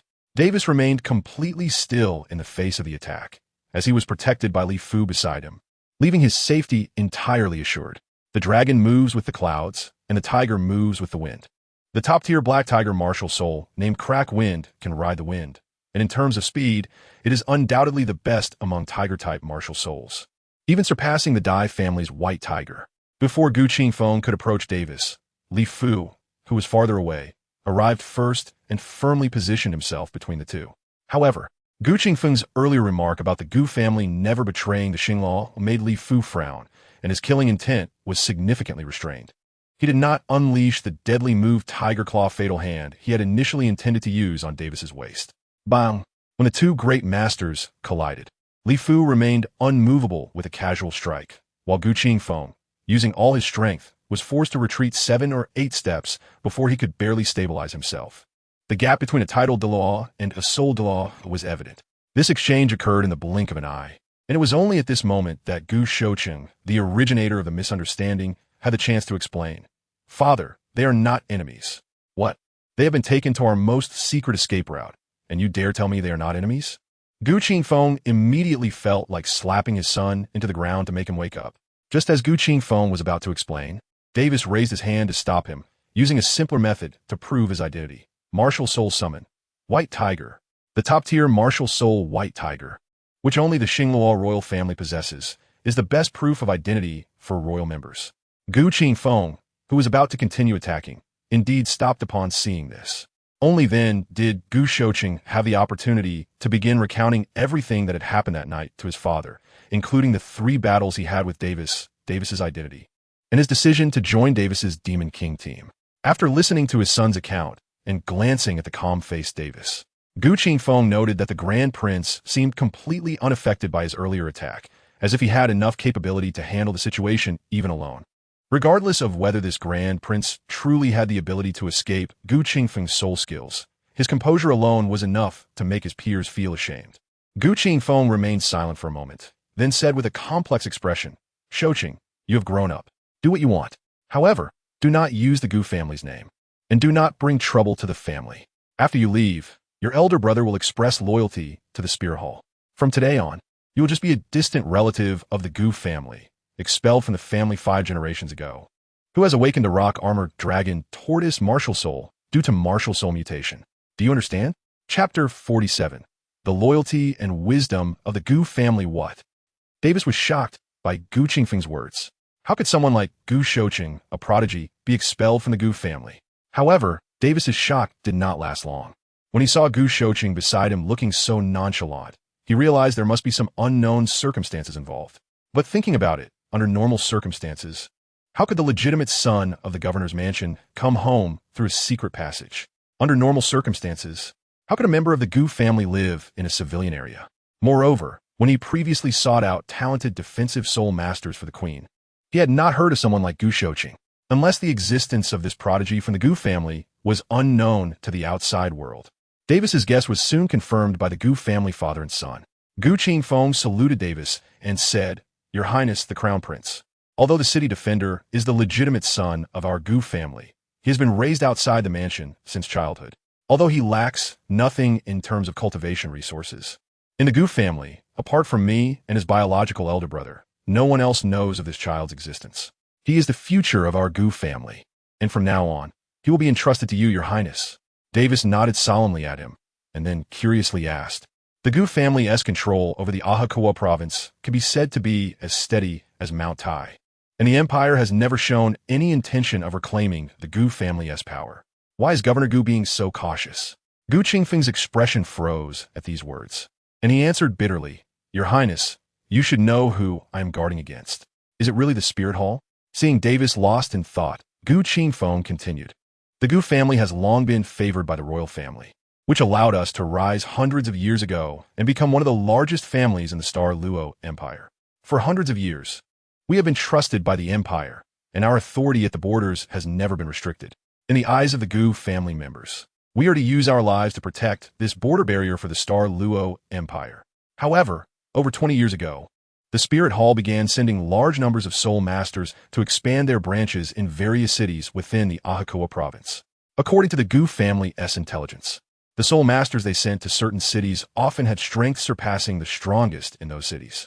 Originally, this kind of expansion in faith could be considered a normal phenomenon, and the governor's office did not pay too much attention to it until I discovered that those Spirit Hall soul masters were trying to befriend some of the mid-level officers under my command. At this point, Davis understood everything. The Spirit Hall had long harbored ambitions for the Ahakawa province, but due to the continental situation, they could not directly interfere with the military and political power within the province. Therefore, they chose a method of slowly boiling the frog to gradually undermine the Gu family's control over the Ahakawa province. From Gu Qingfeng's subsequent explanation, Davis learned that Gu Shouqing was the legitimate second son of the Gu family, but he was a late-born child of Gu Qingfeng, with an elder brother, Gu Shui, who was much older than him. Unfortunately, Gu Shui's talent for soul master cultivation could only be considered average. Although he inherited the family's rock armor dragon turtle martial soul, his innate soul power was only level 6. Now at 29 years old, after consuming a lot of cultivation resources, he had barely reached level 45. In the Douluo continent, having low soul power is a fundamental flaw. Without a qualified heir, it would be very detrimental for the Gu family to maintain its rule over the Ahakawa province. Just how serious was the Spirit Hall's infiltration into the Ahakawa province? They had even begun contacting Gu Shui many years ago. The higher-ups of the Spirit Hall promised Gu Shui that as long as he leaned towards them, they could expend a large amount of resources, send renowned masters, and even gift him soul bones to fully cultivate him, helping him to advance to Soul Sage before the age of 55. With a family head possessing strength above Soul Sage and the influence the Gu family had built over years in the Ahakawa province, Gu Shui would have the possibility to maintain the family business in his generation. Whether the Spirit Hall's promises held any truth aside, they were undoubtedly a huge temptation for Gu Shui, a legitimate heir with limited talent. With Gu Shui's aptitude, the probability of becoming a Soul Sage was less than 50, and even if he could succeed, it would likely be after the age of 70. Fortunately, Gu Qingfeng was very successful in educating his legitimate descendants. The young Gu Shui was not swayed by the Spirit Hall's temptations. Instead, he secretly informed his father about this matter in the shortest time possible. From then on, the father and son of the Gu family began to secretly guard against the Spirit Hall. Of course, on the surface, they still allowed Gu Shui to feign closeness to the Spirit Hall, while secretly making many preparations to counter the Spirit Hall's infiltration. Within 2 years, Gu Shouqing was born. This newborn legitimate heir of the Gu family bore all the hopes of Gu Qingfeng and Gu Shui. Whether the Gu family could withstand the Spirit Hall's threats and temptations depended on how high Gu Shouqing's talent would be. Thus, they went to great lengths to conceal the existence of this child from everyone, placing Gu Shouqing in the care of a civilian family in the city. They even expended a batch of death row inmates to specifically construct an underground passage connecting the household to the city lord's mansion. Fortunately, heaven did not fail the loyalty of the Gu family. When Gu Shouqing was 6 years old, Gu Qingfeng secretly awakened his martial soul, and to his delight, he discovered that this child not only inherited the rock armor dragon turtle martial soul, but also had an astonishing innate soul power of level 9. This meant that as long as he did not die prematurely, he had a great chance of achieving the title of Douluo. Thus, Gu Shouqing grew up in that civilian household, shouldering the heavy mission of inheriting the Gu family legacy and loyalty to the Star Luo Empire. Of course, all the necessary cultivation materials were prepared for him by the Gu family through the secret passage, allowing him to reach level 39 at the age of 14.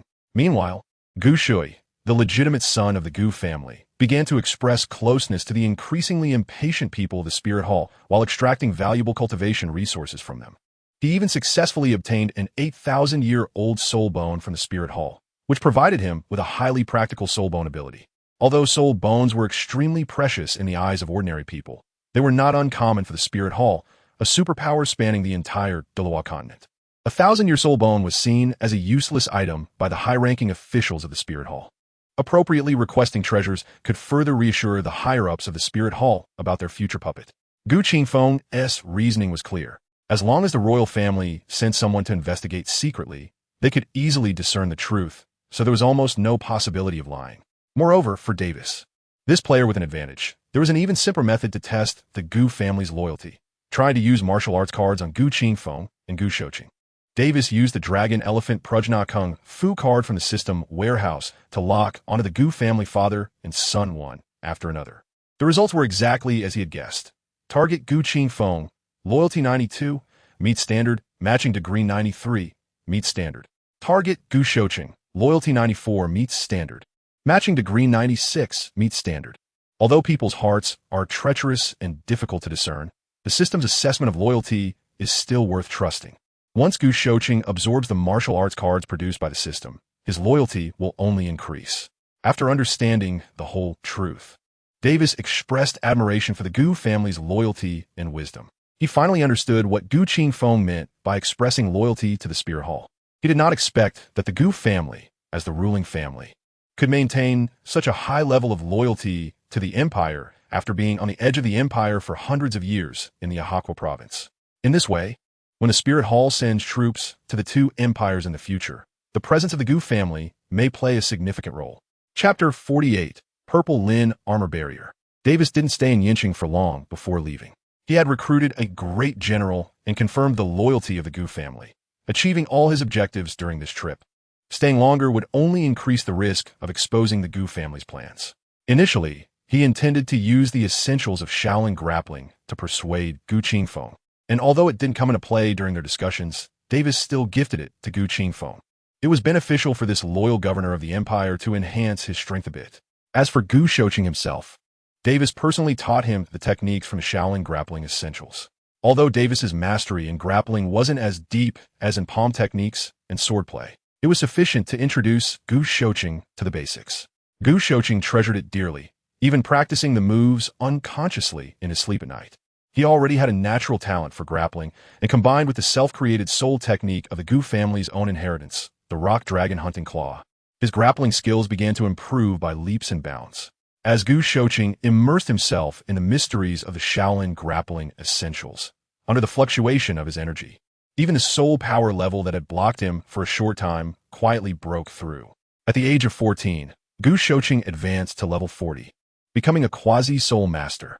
This genius soul master, who had never shown in the original world line of Douluo continent, achieved this strength without relying on celestial herbs, which could be said to be on par with the Golden Generation's 3 giants of the Spear Hall. Davis immediately decided to temporarily change his itinerary and go to the nearest soul hunting forest to hunt for a suitable soul ring for Gu Shouqing. Gu Shouqing's first and third soul skills had been used in previous battles. They were the defense rebound type cone spike armor and the all-encompassing amplification type rock crystal heavy armor transformation. However, the second soul skill, named rock piercing spike, which had not been used in front of Davis, was a genuine attack type soul skill. The reason this move was not used in earlier battles was that, firstly, the technique was too sneaky, and secondly, Gu Shouqing knew that his opponent was probably not a deadly enemy and did not want to offend him. This move was quite rare and special, specifically targeting the lower regions. After all, the spikes emerge from the ground. Just imagine, during a friendly spar, suddenly a ground spike charges straight for the opponent's vital parts. Who could still maintain a friendly demeanor after that? It's unclear which morally questionable soul beast Gu Shouqing hunted that provided this clumsy defensive soul master with such a sinister technique. After understanding Gu Shouqing's soul skill distribution, Davis made a suggestion for Gu Shouqing's 4th soul ring, continue to enhance defense.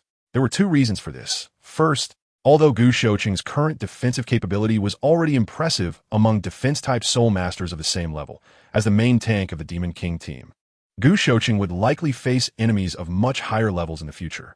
Without sufficiently strong defensive soul skills, it would be difficult for him to withstand those superclass enemies. Second, with Davis, this extraordinary captain around, Gu Shouqing did not need to worry about losing his offensive threat like other defense-type soul masters.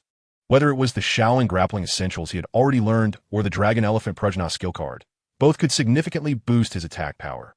Therefore, in addition to enhancing defense, Gu Shouqing's future soul rings had only one requirement: to choose soul beasts that could enhance his physique as much as possible. After searching in the soul beast forest for 2 days, the group finally found a soul beast that perfectly matched their requirements: a 500-year-old Linjia beast. This was a soul beast renowned for its extremely strong defense. In the original timeline of Douluo continent, Ning Rongrong also chose this type of soul beast for her 4th soul skill to amplify. Gu Shouqing was lucky. The group found this solitary Linjia beast without too much effort, and its age met his needs. Without further ado, Davis took action. 4th soul skill, White Tiger Piercing Spear. Boom! The golden spear light pierced through the Linjia beast's body and sent it flying several meters, nailing it to a towering ancient tree. Even the defensively renowned Linjia beast could not withstand a Soul King level blow from Davis. Davis did not dare to use an amplification soul skill, fearing that excessive damage would instantly kill the Linjia beast. The Linjia beast, pinned to the tree and caught off guard, struggled for breath on the trunk, barely holding on. Seeing this scene, Gu Shouqing couldn't help but swallow hard. How ruthless, how terrifying. Fortunately, he had been wise enough to firmly implement the strategy of joining forces when unable to win. Otherwise, if that spear had struck him, it would have been game over right there. After stabbing into the Linjia beast's eye socket and taking its life, Gu Shouqing sat cross-legged on the spot to absorb the soul ring. The absorption of the soul ring was very calm, without the surprise of the soul bone. The probability of a 1,000-year soul beast dropping one was still too low. This soul ring granted Gu Shouqing a soul skill called Purple Linjia Protective Barrier. After activating this soul skill, a purple barrier would envelop Gu Shouqing within a 3-foot radius, capable of weakening all attacks and abnormal states. Davis personally tested it and found that the attack and control against soul masters of the same rank can be weakened by 50%. This skill is simply a perfect match with Gu Shouqing's third soul skill, Rock Crystal Heavy Armor, for the enemy's attacks to penetrate the purple Lin Guardian barrier. They must be weakened by half, and any remaining attacks would find it extremely difficult to inflict damage on the Rock Crystal Heavy Armor. Of course, this skill also has its drawbacks. The 50% reduction only applies to Soul Masters of the same rank. For each rank the opponent exceeds Gu Shouqing, this percentage decreases by 10. However, as the first line of defense, this ratio is still quite considerable. Likewise, against lower-ranked Soul Masters, there is an overwhelming effect. For each rank lower than Gu Shouqing, the damage reduction increases by 5. It seems that this is a late-game soul skill, relying solely on the third and fourth soul skills. Once Gu Shouqing absorbs the 8th ring and advances to Soul Douluo, his defensive capabilities will be sufficient to handle typical title Douluo. After becoming a title Douluo, Gu Shouqing could be referred to as the man who tortures others, letting those scraping title Douluos know what cruelty truly is. After the soul hunting ended, the group returned to their original journey. After helping Gu Shouqing obtain the Lin Armor B Soul Ring, Davis noticed that his favorability had increased a bit more. Additionally, since this new partner had gradually mastered the techniques from Shaolin Seizing Essentials, Davis decided it was time to use the Dragon Elephant Prajna skill card on him. Like every member of the Demon King team who absorbed the Immortal Herb, Gu Shouqing was completely dumbfounded after receiving Davis's explanation of the divine skill. Thus, this ultimate skill was imparted to Gu Shouqing's soul through the martial arts card. After briefly understanding the Dragon Elephant Prajna skill in the Sea of Consciousness, Gu Shouqing jumped up like a frog, almost flipping the roof of the carriage. Wow, wow, wow, wow. Boss, you can't really be the son of a god, can you? Does this kind of skill really exist in the Douluo continent? Davis reached out and gave him a tap on the back of his head, then splashed a bucket of cold water on him, which finally made the boy, who was 2 or 3 years older than Davis, calm down. Although this technique had great potential and unmatched power, it had one significant flaw. Davis's words caused Gu Shouqing's exaggerated smile to freeze for a moment. But when he thought of the benefits of mastering the Dragon Elephant Prajna skill, Gu Shouqing waved his hand dismissively and said, "No matter what flaws it has, I am determined to practice this skill. Even the Pope can't stop me. I mean it." Davis chuckled to himself, slowly shifting his gaze from Gu Shouqing's face downwards, and then joked, "To practice this skill, one must first castrate themselves. Can't that stop you?" Gu Shouqing's eyes immediately widened, becoming larger than copper bells, and he covered his groin with both hands, suddenly stumbling over his words. "No way. Boss, please don't joke with me. Even though my big brother is in the Gu family, they still need me to branch out." Gu Shouqing looked down at himself with a pained expression, and then thought about the unparalleled martial arts in his mind, slowly beginning to hesitate. Then Davis saw the determination on Gu Shouqing's face increasing at a visible rate. "Even so, I must." Just as Gu Shouqing was about to say something fierce, Davis interrupted him. "Of course, I'm just joking. How could there be such an evil skill in this world? It's just that practicing martial arts requires a lot of time and effort, long-term intense physical training, and also requires a lot of rare materials to help strengthen your body. By the way, what were you about to say you also wanted?" Chapter 49. The Trouble of the Yi Family. In the end, Gu Shouqing did not castrate himself. Davis spent a long time persuading him to believe that the Dragon Elephant Prajna skill really didn't have such terrifying side effects. The two continued their journey, and soon, Davis and his group arrived at their next stop, the Barak Kingdom. This country holds significant importance in the Douluo origin world line, as Shrek Academy is established here. However, Davis has little interest in the current Shrek Academy. Among this generation of Shrek students, apart from the genius soul Master Qin Ming, who is famous across the continent, the others are just mediocre and do not live up to Shrek's claim of only accepting non-monsters. What truly interests Davis, enough for him to take a detour to visit the Barak Kingdom, is the Yi family of the Martial Soul family in Barak City. The Nine Hearts Sea Butterfly Yi family. The Nine Hearts Sea Butterfly, which only ever has 2 individuals in existence, is recognized as the strongest healing martial soul on the entire continent and is possessed by Yi Lingling, the support of the Tiendo Royal team in the Douluo origin world line. This talented, young female soul master has long been on Davis's list of intended teammates. The unparalleled internal skill manual in the Davis System warehouse was prepared just for her. He had long been eager to see what kind of magical chemical reaction would occur when the strongest healing martial soul in Douluo continent combined with the strongest healing internal skill, known for bringing the dead back to life. As for how to convince the Yi family to let Yi Lingling join the battle team, Davis was not worried about this at all.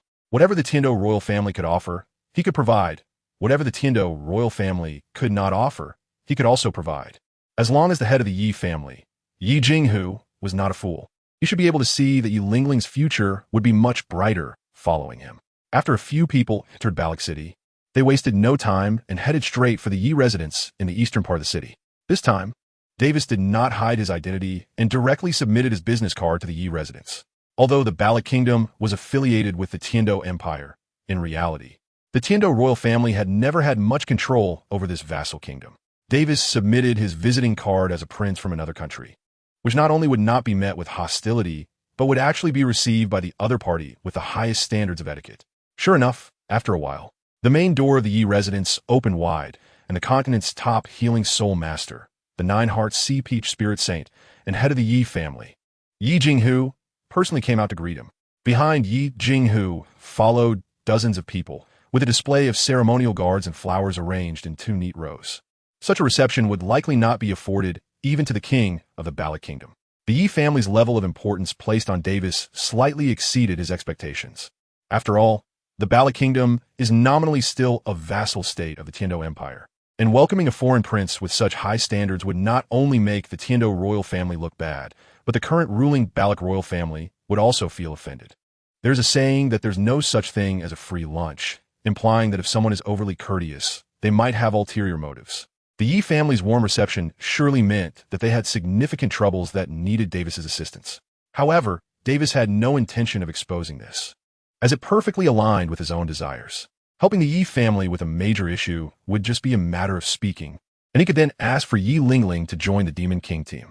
Therefore, Davis naturally accepted the grand welcome from the Yi family and followed Yi Jinghu into the Yi residence, arriving at the reception room. Once everyone was seated, Yi Jinghu smiled and asked, "Your Highness Davis, coming all the way from Xinghua City is truly an honor for my entire Yi family. I wonder if there is anything this old man can do to assist your Highness?" Davis secretly laughed to himself. Yi Jinghu's move to let the other party express their needs first and take the initiative was indeed the act of an old fox who had lived for 70 or 80 years. However, Davis was not fooled by this tactic. He had come solely to relieve Mr. Ye's worries. Upon hearing this, Yi Jinghu's expression froze for a moment. Then he forced a smile and asked, "What do you mean by that, Your Highness? What worries could I possibly have?" Seeing this, Davis became more certain of his thoughts and then said to Yi Jinghu, "Since you, Elder Yi, have a request, why do you need to be so secretive?" Noticing that Davis remained calm, Yi Jinghu no longer engaged in verbal sparring and took the initiative. As this matter concerned the inheritance of the Yi family's 9-heart begonia martial soul, and he had no choice but to yield. It's a long story. Yi Jinghu sighed, waved his hand to dismiss the others in the Yi residence, and glanced at Li Fu and Gu Shouqing, who were seated beside Davis. Davis waved his hand in response. "These two, Gu Shouqing is my future right-hand man, and Old Master Li is my guardian. They are not outsiders." Upon hearing this, Yi Jinghu stopped saying more and began to explain the troubles of the Yi family to Davis and the others. After all, this trouble was brought about by the exceptional martial soul, 9-heart begonia. The inheritance characteristic of the 9-heart begonia martial soul is well known in the intelligence of many major forces. There can be at most 2 9-heart begonia soul masters in the entire continent. If a new 9-heart begonia soul master is to be born, it is inevitable that an elder generation must pass away. A few years ago, Yi Jinghu's only son, who was another possessor of the 9-heart begonia martial soul in the Yi family, was attacked and killed while traveling across the continent, leaving behind only a posthumous daughter, Yi Lingling. Although she has not yet awakened her martial soul, the unique bloodline inheritance of the Yi family almost assures that she will be the next successor of the 9-heart begonia. The 9-heart begonia of the Yi family is recognized as the strongest healing martial soul in the entire continent. Yi Jinghu, as a soul saint, has many soul Douluo and title Douluo indebted to him. It can be said that as long as Yi Jinghu is alive, the Yi family will not fall. But what if Yi Jinghu is no longer around? Not to mention that the vast family business of the Yi family, even Yi Lingling, this lone seedling, is very likely to fall into the hands of ambitious individuals, becoming a tool, or even a slave. Therefore, in recent years, Yi Jinghu has been working hard to stay alive. He doesn't go out, doesn't compete, and doesn't make enemies. He wants to live until Yi Lingling has enough strength to protect herself. But even so, Yi Lingling has still been targeted. The master of the Holy Dragon sect, Tuo Ba Shi, an 85-level soul Dao, has taken an interest in Yi Lingling and recently directly visited to propose a marriage arrangement for his grandson and Yi Lingling. Yi Jinghu cherishes his granddaughter, Yi Lingling, like a precious pearl and would never allow her to be coerced into marrying into the Holy Dragon sect. However, he is caught in a vulnerable position. Years ago, when the former Pope Qin Xuanji was gravely injured and on the brink of death, Yi Jinghu failed to arrive in time at Spirit City. At that time, the sole Douluo responsible for escorting Yi Jinghu was a friend of the Yi family as head. As long as the other party twists the facts and accuses him of deliberately delaying time, the Yi family will definitely suffer a devastating blow from the Spirit Hall. Before Davis arrived, the Yi family was already on the brink of collapse under the pressure of the Holy Dragon sect.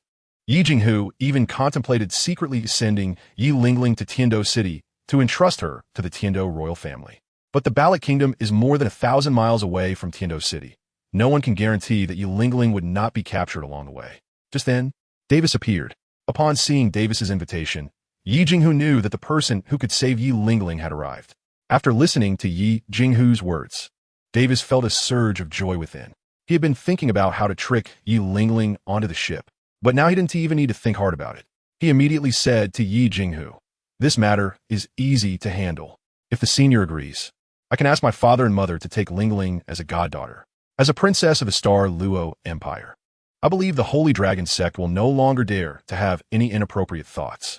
Yi Jinghu did not expect that Davis had the authority to make such a promise and was momentarily unable to believe it. At this moment, Li Fu, who was behind Davis, stepped forward and activated his crack-winged Black Tiger martial soul. 9 dazzling soul rings appeared before Yi Jinghu. Li Fu said to him, "My prince is exceptionally talented and is the hope of the Star Luo Empire's future. Whatever the crown prince requests, his majesty will always comply. Title Douluo is always the most persuasive power on this continent." The moment Yi Jinghu saw Li Fu's soul rings, he believed Davis's promise. Carrying a title Douluo as a bodyguard is a treatment that even Emperor Shui Yi of the Tiandou Empire does not have. This shows that Davis is bound to be the future master of the Star Luo Empire. The two of them, old and young, each with their own needs, quickly reached an agreement. Yi Jinghu immediately had someone bring Yi Lingling over and handed the 4-year-old girl, who had not yet awakened her martial soul, to Davis. "Lingling, he will be your brother from now on. You must treat your brother with the same affection as your grandfather, listen to his words, and help him achieve great things. Understood?" The 4-year-old Yi Lingling clearly did not understand so much. She looked pitifully at Davis and then turned to her grandfather with a face full of grievance.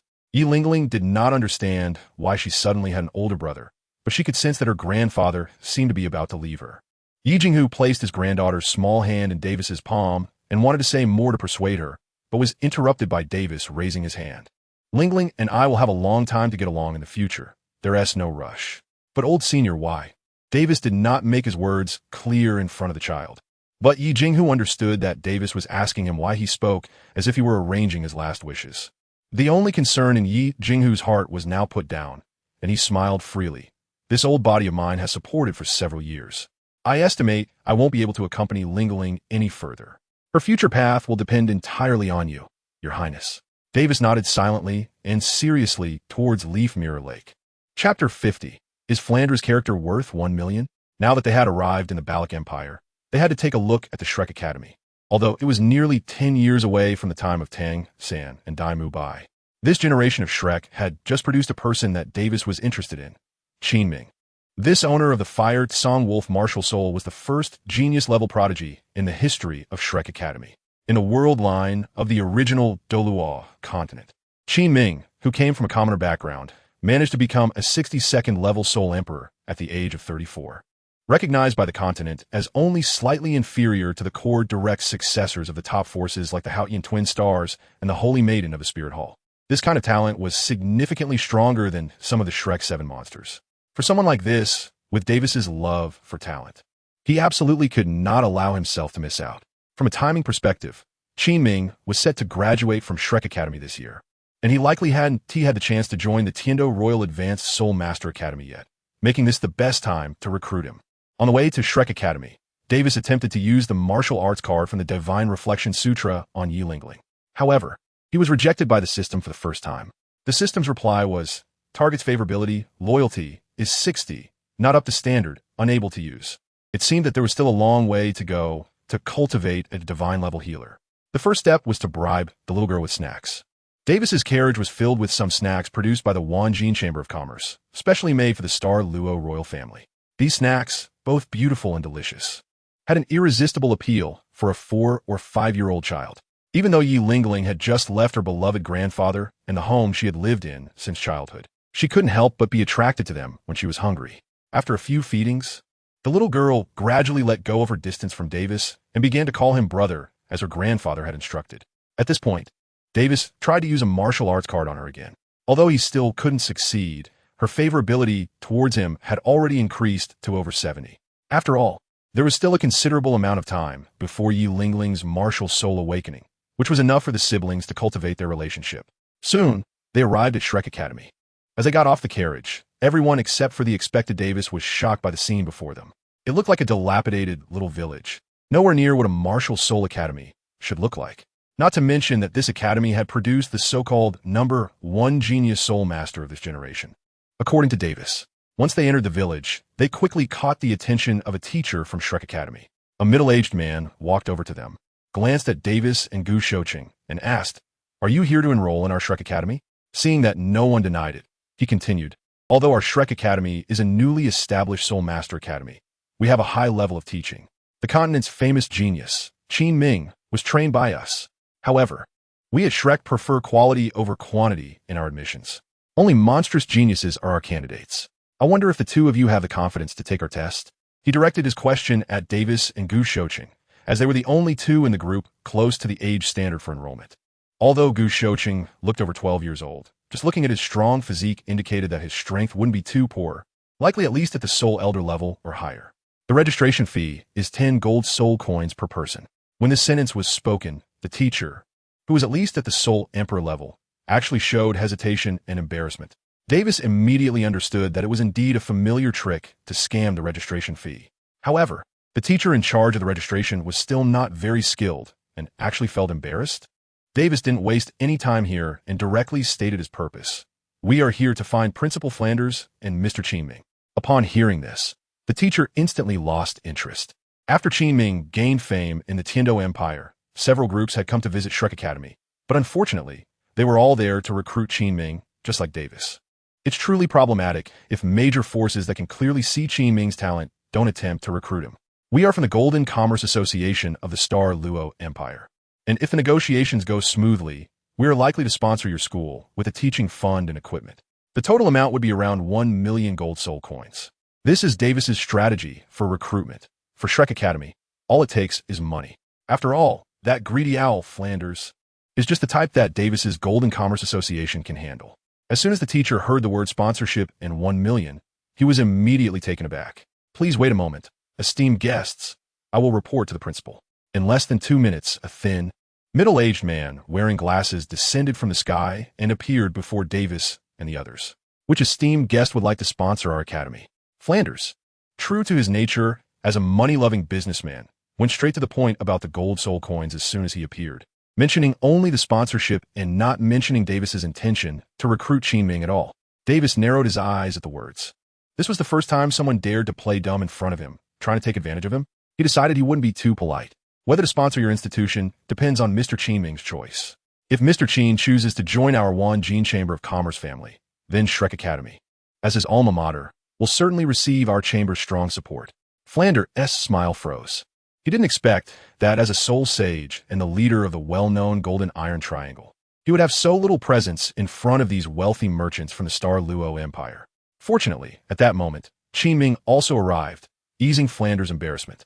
"Dean, I heard from Teacher Li that someone is looking for me." A young man in his 20s approached, tall and handsome, with a hint of heroic spirit in his eyes. Davis immediately recognized that this must be Qin Ming. Only a prodigy like him could exude such an impressive aura. Seeing that Qin Ming had arrived, Flanders stopped pretending to be clueless and introduced him to Davis and his group. Of course, the introduction was filled with many flattering remarks to elevate Qin Ming's status. Although Qin Ming was a young achiever, he felt somewhat embarrassed by Flanders' slightly excessive praise. On the contrary, Davis, as an outsider, did not find any issue with Flanders' words. It was indeed not an exaggeration to praise a seed of a titled Douluo like Qin Ming. Davis positioned himself as a senior member of the Wanjin Chamber of Commerce, a status sufficiently high for dealings with Shrek Academy. He directly approached Qin Ming with a recruitment offer, outlining his conditions. Qin Ming would join the Wanjin Chamber of Commerce for 10 years. And at the end of this period, both parties would mutually decide whether to renew the contract. The cost to the Wanjin Chamber of Commerce would include providing cultivation resources for core members, assisting Qin Ming in applying to the Liao family for access to their top fire-type mimicry training grounds, ensuring that Qin Ming could advance to Soul Emperor before the age of 32, and helping him obtain a satisfactory soul ring. Additionally, the Wanjin Chamber of Commerce would sponsor a total of 1 million gold soul coins to Shrek Academy over the next 10 years. Compared to what the Wanjin Chamber of Commerce was offering, Qin Ming's obligations were minimal. He only needed to serve Wanjin Villa during this decade. It seemed that a Soul King for 10 years was far less valuable than 1 million gold soul coins. But Davis was confident that once Qin Ming joined his ship, he wouldn't want to leave. In terms of the development platform and resources to aid cultivation, what Davis could provide was unmatched by Shrek Academy. Most importantly, as long as Qin Ming met the loyalty standards, he could use a martial arts card to permanently lock in his loyalty, preventing a situation like the original timeline where he abandoned the Tiando Royal Academy to join Shrek. After hearing Davis's conditions, the people from Shrek Academy were stunned. Although there had been several attempts to recruit Qin Ming, the newly recognized second genius of the continent, Davis was the first to offer such a generous and flexible contract. No matter how talented he was, Qin Ming was still just a Soul King at the moment, and it would be a miracle for him to break through to Soul Sage in 10 years. What truly attracted major powers was his potential to eventually become a titled Douluo. Thus, while the offers from other factions were high, they all required Qin Ming to bind himself deeply to them to become a permanent member. Only the Wanjin Chamber of Commerce, represented by Davis, was willing to give Qin Ming the right to choose his future. For this reason alone, he had no reason to refuse. Therefore, Flender, the dean and Qin Ming's mentor, directly spoke on his behalf, accepting Davis's recruitment offer. Flender was confident in his character and guaranteed that this was truly in Qin Ming's best interest, and not merely for the incredibly tempting sponsorship fee of 1 million gold soul coins. Chapter 51. The Sword Stone of the Unrivaled Pursuit of Defeat. Flender's words carried significant weight for Qin Ming, coupled with the fact that Davis's conditions were indeed the most favorable among all factions. Qin Ming had little hesitation and chose to join the Wanjin Chamber of Commerce. With the goal of recruiting Qin Ming achieved, the only other person from Shrek Academy that Davis would be interested in was the future food system genius soul master, Oscar. However, Oscar was likely to be taken in as Flender's disciple only after awakening his martial soul and was currently not at Shrek Academy. After Davis's departure, arrangements would be made for the Wanjin Chamber of Commerce to search for Oscar in various villages of the Bala Kingdom as a talent reserved for the Tiansa Mansion. The fiery horse, Ma Hongjun, who was raised by Flender from a young age and was currently at Shrek, was not of much interest to Davis, as his Demon King team already included Lu Yunying. With all objectives achieved at Shrek Academy, the group left that day for Tiando City. Along the way, besides his own cultivation, Davis occasionally practiced with Gu Shouqing or spent time building rapport with Yi Lingling. After Davis cultivated the complete true heart method to the 6th level, the speed at which he accumulated soul power became quite impressive. Coupled with 24-hour offline training, Davis managed to increase his soul power by 1 level even while on the go. Additionally, although he couldn't practice sword techniques on the carriage, Davis practiced the newly acquired complete true sword technique to a proficient level using his fingers as a sword. After Gu Shouqing obtained the Dragon Elephant Prajna skill, he treated it as a treasure and devoted all his attention to it. With his already strong physique, he made rapid progress in a short time, breaking through 2 levels and reaching the 3rd level. This breakthrough not only significantly enhanced Gu Shouqing's physical strength, but also raised his soul power by 1 level, reaching level 42. As for Yi Lingling, the journey was the best time to cultivate relationships. Davis had raised the little girl's affection level to 89, just 1 step away from the system requirement of 90. However, the newly recognized younger sister was different from Liang, who had been a confidant since childhood. This final step seemed not so easy to cross. Perhaps it required some small stimulus to trigger a qualitative change in the sibling relationship. The newly joined genius Soul King Qin Ming was quite shocked to see the training of Davis and Gu Shouqing along the way. Originally, as a renowned genius soul master across the continent, Qin Ming intended to offer guidance to the two younger generations. However, after getting to know each other, he was astonished to find that Gu Shouqing was only 14 years old and already stood on the steps of the Soul Sect. How old would he be when he breaks through to the Soul King realm? 19 or 18? Moreover, Gu Shouqing's excellence was not just in his soul power level, but also in his astonishing physique and superb grappling techniques, all of which left Qin Ming speechless. As for the younger Davis, Qin Ming had already guessed from his name that he was the famous Grand Prince of the Star Luo Empire. However, this strength was completely inconsistent with the rumors, right? Although Davis had never revealed his soul ring, he could suppress Gu Shouqing, who was fully powered, to the ground without activating his martial soul. Is this reasonable? Nevertheless, Qin Ming, known as a recognized youth genius in the original timeline, was not discouraged by this completely unconventional phenomenon. Instead, it motivated him to work harder in his training, unwilling to be surpassed by the two younger generations. For a time, the atmosphere in the soul-guided carriage became lively. At the same time, Davis could feel that Qin Ming was increasingly recognizing him. After all, the loyalty level indicated by the system was not a lie. From the beginning, when he just reached the camp standard of 50, after spending time together on this journey, Qin Ming's loyalty to Davis gradually rose to 60 points. This was still the result of the Wan Jin Chamber of Commerce not having started to cultivate him vigorously yet. Once the resources promised by Davis on behalf of the Wan Jin Chamber of Commerce gradually came into place and the construction of Shrek Academy began, Qin Ming's loyalty would undoubtedly see a significant increase. On the fast-moving carriage, Davis celebrated his 13th birthday. For his 13-year-old card draw opportunity, he received an unexpected item card. Item card, Dugu Qiubai's Sword Theory Steel. This was a stone tablet that contained no martial arts secrets, but recorded the lifelong swordsmanship philosophy of Dugu Qiubai, a top-tier swordsman in the Golden System world. This was undoubtedly one of the most precious items in the Golden Game world, but unfortunately, it was of no use to the current Davis or the entire Star Luo camp. The effect of this treasure when transferred to the Douluo continent was, a peak swordsman at the transformation level had a certain chance to break through to the highest realm of swordsmanship, the ultimate realm, while observing the stone tablet.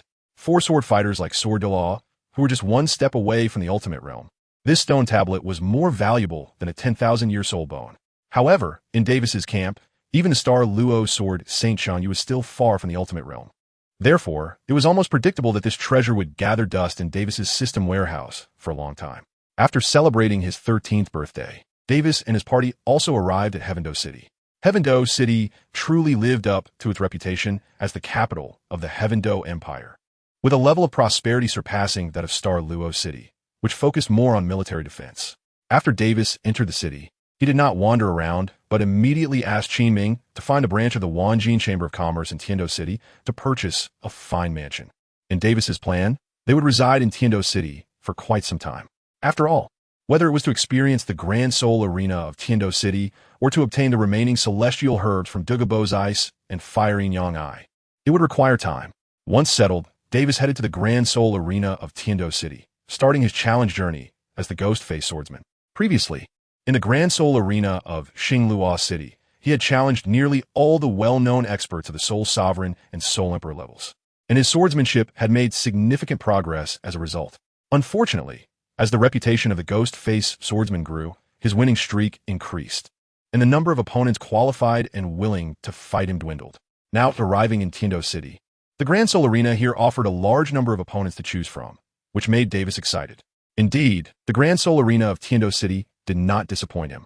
The 3 major sects are all within the territory of the Tiandou Empire, and as the capital of the Tiandou Empire, Tiandou City actually has more and stronger young talents compared to Xinglua City.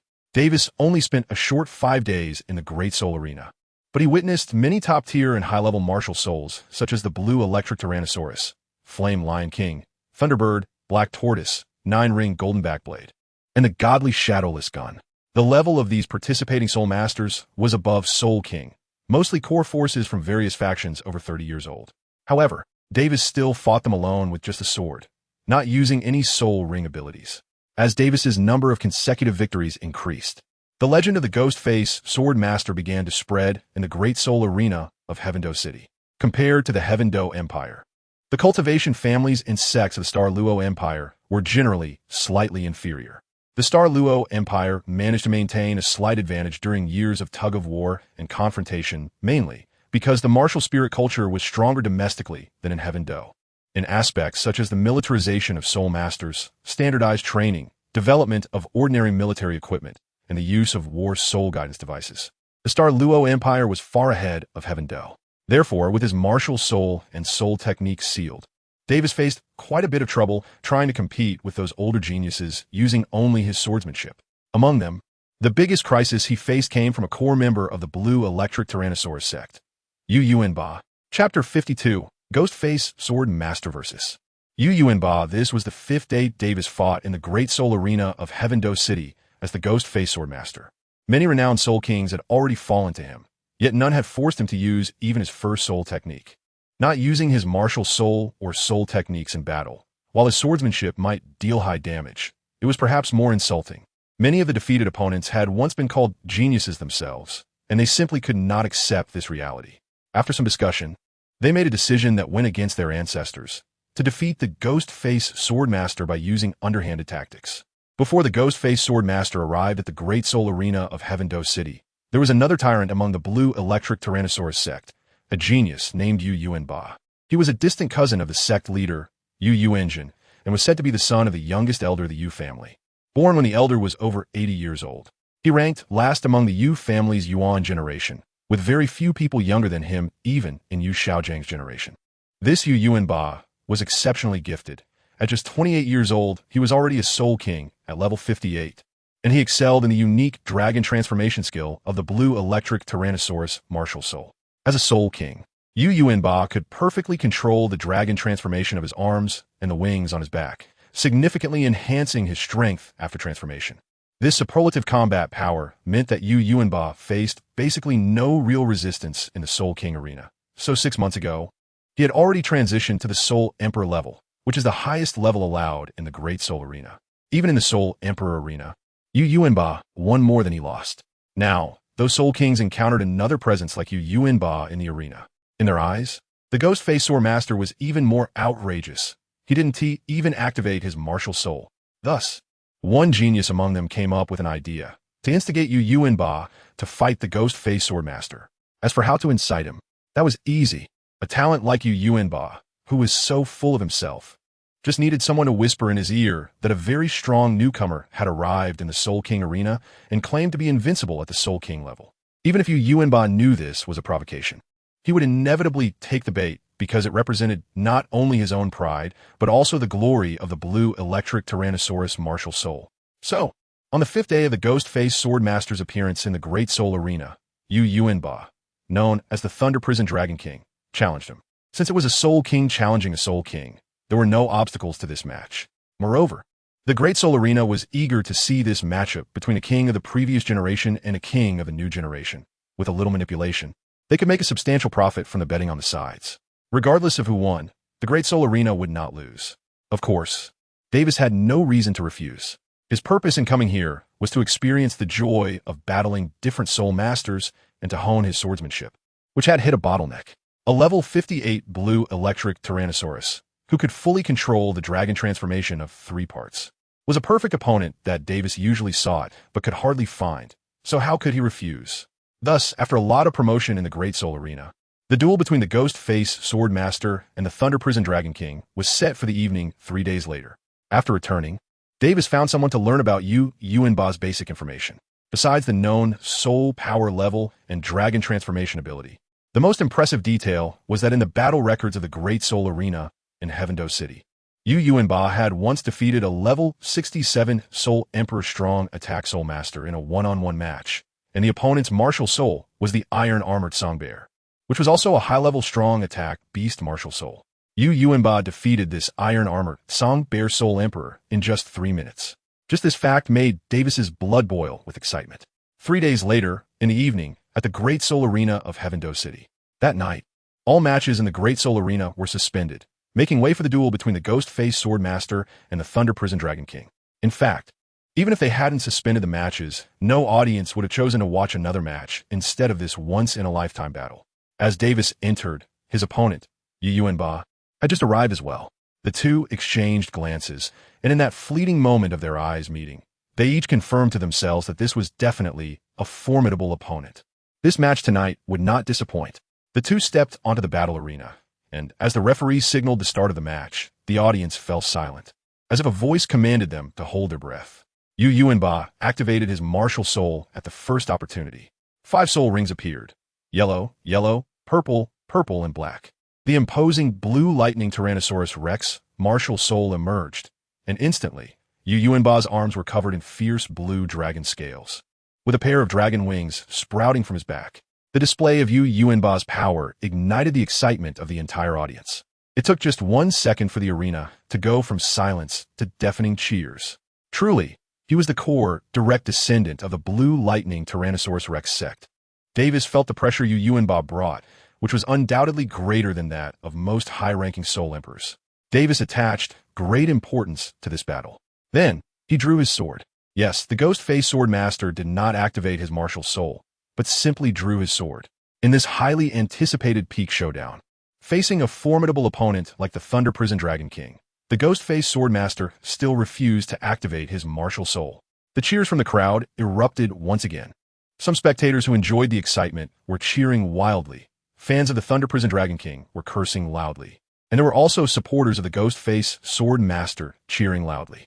The intensity of the scene actually surpassed the moment when Yu Yuanba activated his martial soul just moments ago. Everyone was shocked, including the organizers of the Soul Fighting Arena. Except for Yu Yuanba. He was a very pure person, so pure that he only craved victory, continuous victories, and various kinds of victories. He didn't team mind his opponents using any means within the rules, whether it was feigning weakness, provoking, or ambushing. To him, these were just methods to compete for victory. Nothing shameful about it. He just needed to give his all to win. Therefore, even though the Ghost-Face Sword Master made such an almost humiliating move in this arena, Yu Yuanjin did not care at all. With a gentle flap of his dragon wings, Yu Yuanjin lifted off the ground and soared into the air. The second soul ring on the blue lightning Tyrannosaurus martial soul emitted a yellow light. Second soul skill, Thunder Fury.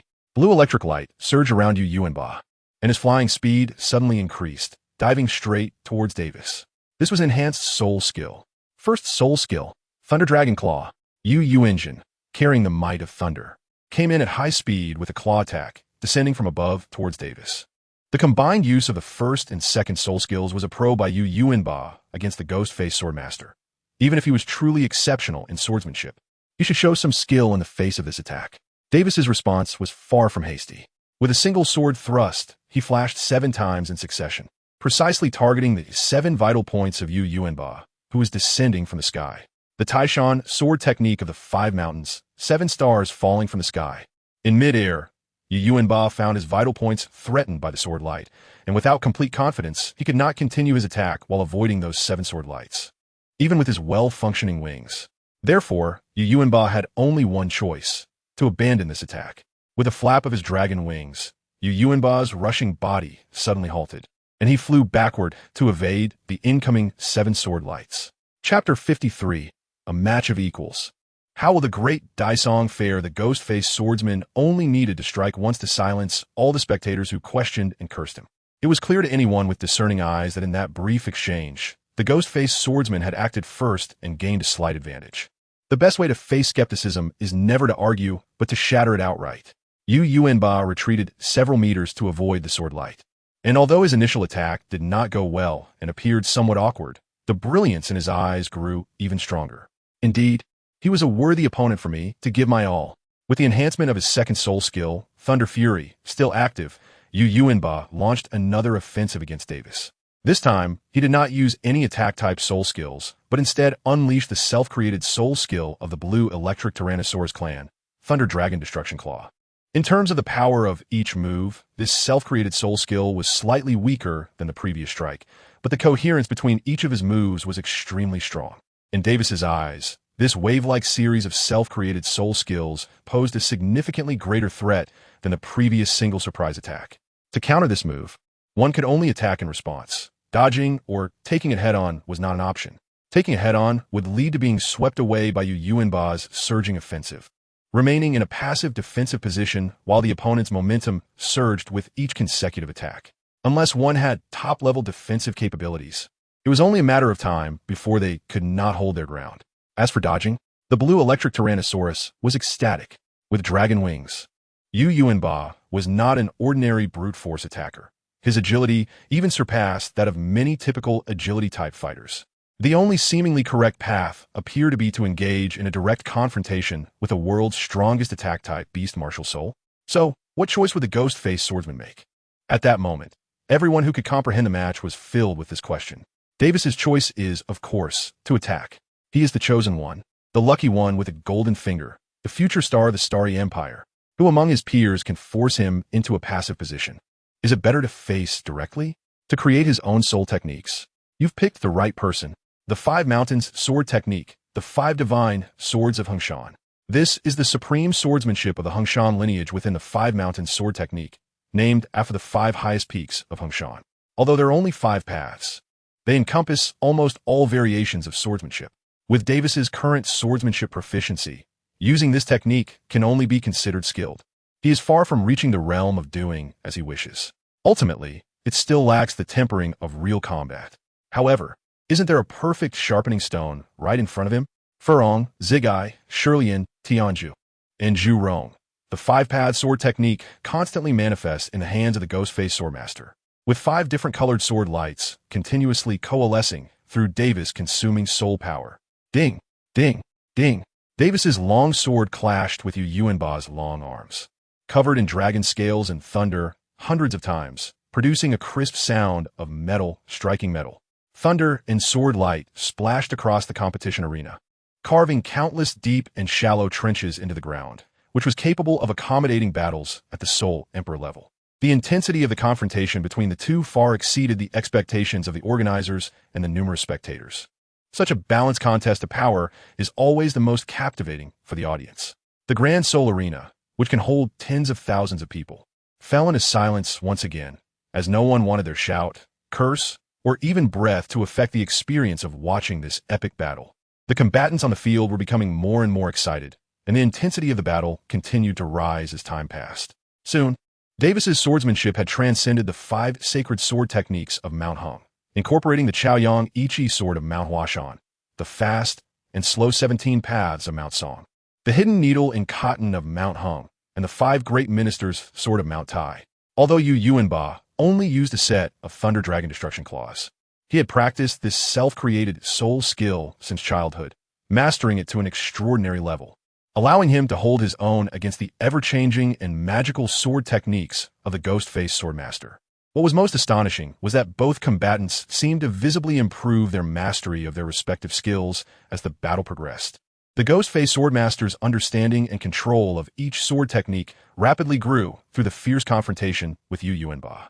Meanwhile, the Thunder Dragon King's Thunder Dragon Destruction Claws made significant progress through repeated clashes with various sword techniques, gradually developing its own unique style. This improvement was not noticeable to ordinary spectators, who could only see the flashing sword light and thunder light on the field. And even some soul saints and soul Douluos unfamiliar with self-created soul skills could not perceive it. However, among the audience tonight, besides those ordinary spectators, there was a special guest. This guest, wearing a bamboo hat that obscured his face, appeared to be an elderly man based on the white hair that extended beyond the hat's brim and the slightly weathered skin of his hands.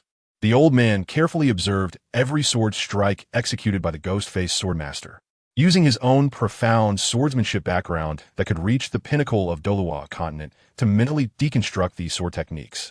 However, the more he watched and deconstructed, the more alarmed he became.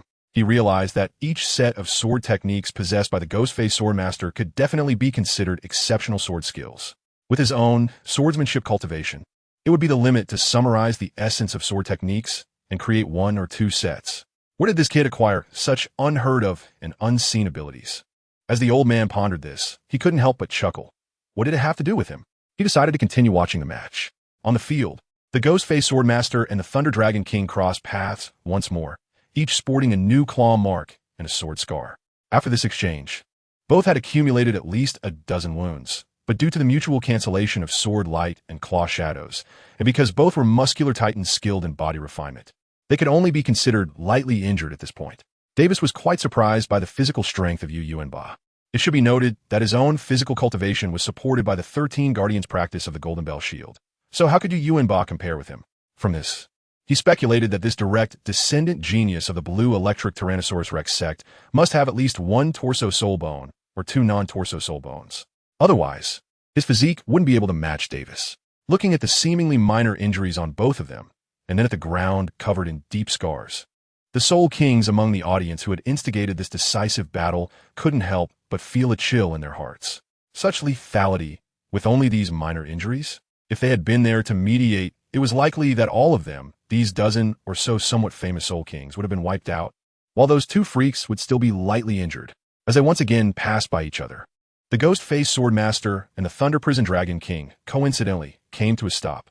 After fighting to this point, they still had some stamina left. But Yu Yuanba's soul power reserves, at the Soul King level, were already close to depletion. Although Davis had the True Heart technique, which was a cheat, he didn't want to use his sneaky ability to manipulate the situation against his respectable opponent, Yu Yuanba.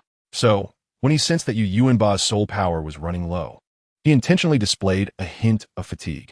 The two stood about 50 meters apart, and upon locking eyes, they seemed to share a common understanding. One move to determine the victor. Yu Yuanba used all the remaining soul power in his body to activate 3 soul skills in quick succession. Second soul skill, Thunder's Fury. Third soul skill, Thunder Armored Battle. With the high momentum from the prolonged battle and the enhancement of the 2 boosting soul skills, a dazzlingly bright Thunder Lance materialized in the palm of Yu Yuanba's right hand. He then hurled it with all his might. Fifth soul skill, Thunder Dragon Overlord Spear.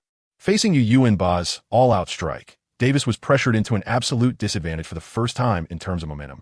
The force of Yu Yuanba's Thunder Dragon Overlord Spear was incredibly powerful and domineering. So much so that even the mysterious elder in the audience couldn't help but nod in acknowledgement. Even though he favored the Phantom Face Swordsman, he had to admit that none of the sword techniques displayed by the Phantom Face Swordsman since entering the arena could break through Yu Yuanba's nearly unstoppable spear. However, the Phantom Face Swordsman, the one directly facing the attack, remained calm. Holding his sword in his right hand, he gently calculated with his left hand and finally found the weak point of the strike just as the Thunder Lance was about to arrive. How formidable is the Tai Wuyue Mountain Sword Techniques Dai Zone? A simple yet piercing white sword light shot out and struck the connection between the tip and the body of the Thunder Dragon Overlord Spear under the sky, filled with lightning. In the eyes of everyone who could hardly believe it, that formidable Thunder Dragon Overlord Spear was shattered and disintegrated with just a light stab, vanishing in an instant. The sky full of lightning suddenly disappeared, leaving only the sword-wielding Phantom Face Swordsman and the Thunder Prison Dragon King, who was half kneeling on the ground, gasping for breath. Chapter 54.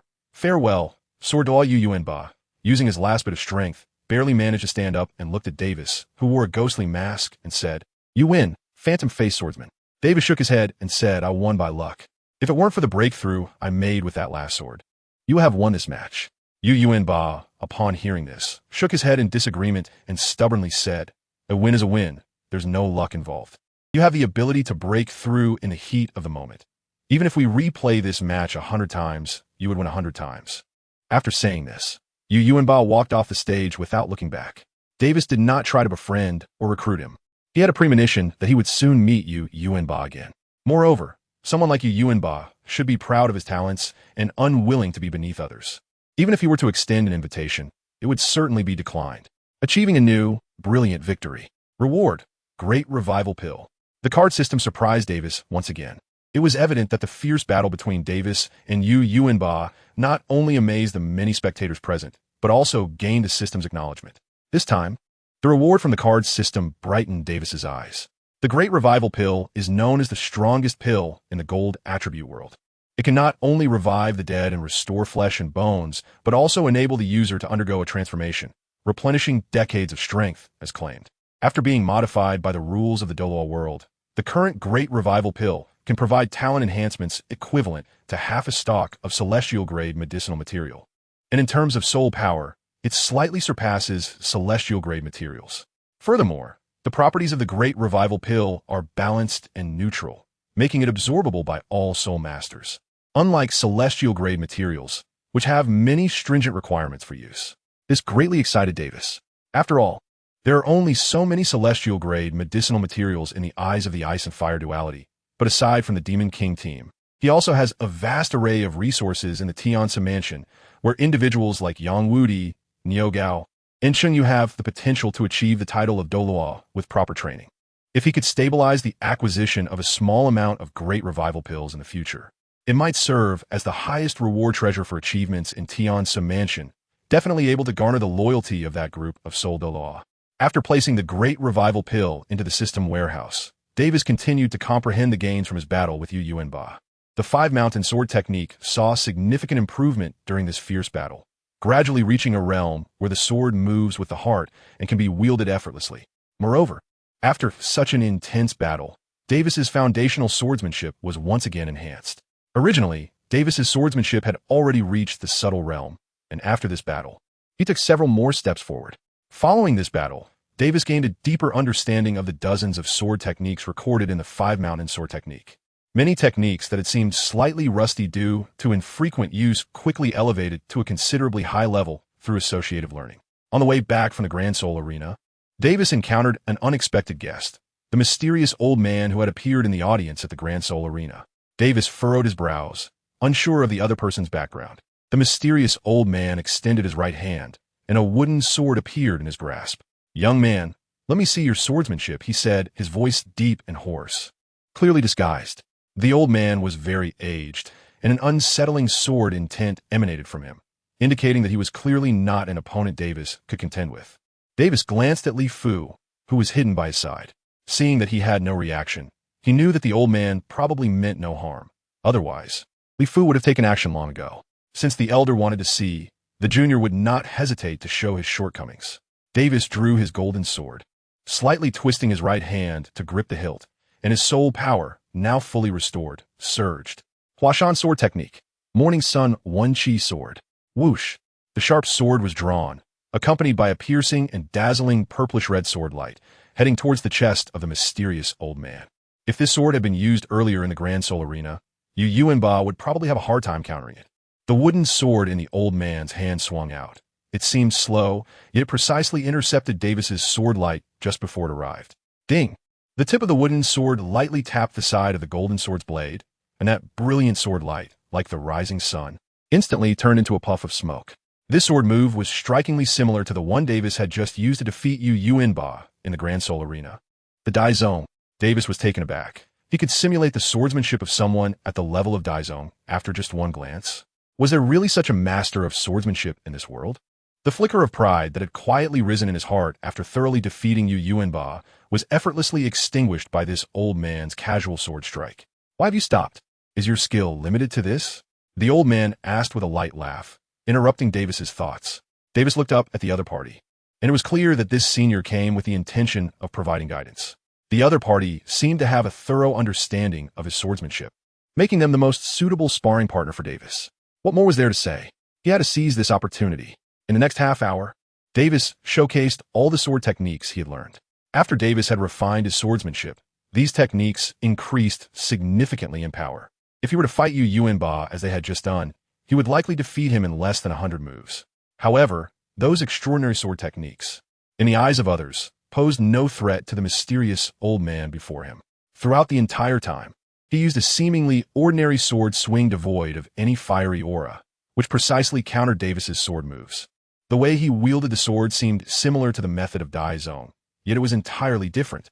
Dai Zone relied on a combination of calculation and swordsmanship, while the old man predicted Davis's sword path purely based on his exceptional swordsmanship, countering his moves and exhibiting a flavor reminiscent of the Dugan Nine swords.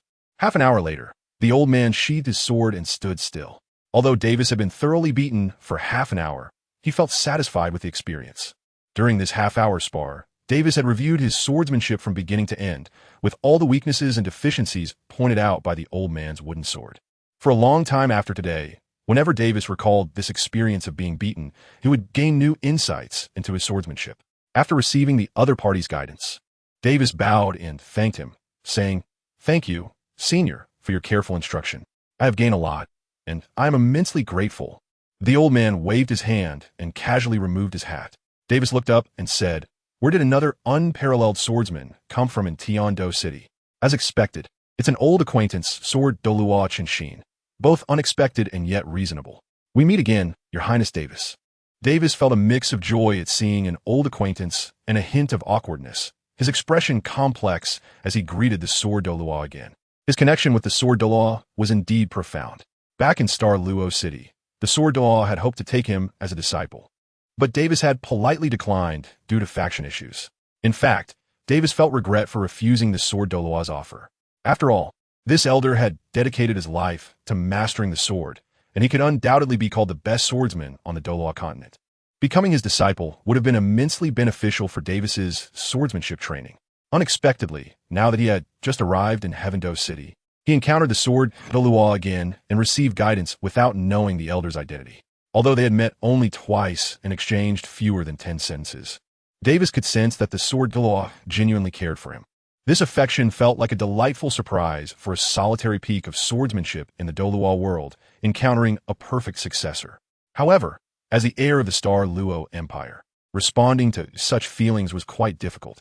The sword Douluo's gaze was sharp, his thoughts clear, and he immediately saw Davis's predicament, directly saying, "In such a short time since we last parted, your swordsmanship has improved remarkably, and I am very satisfied."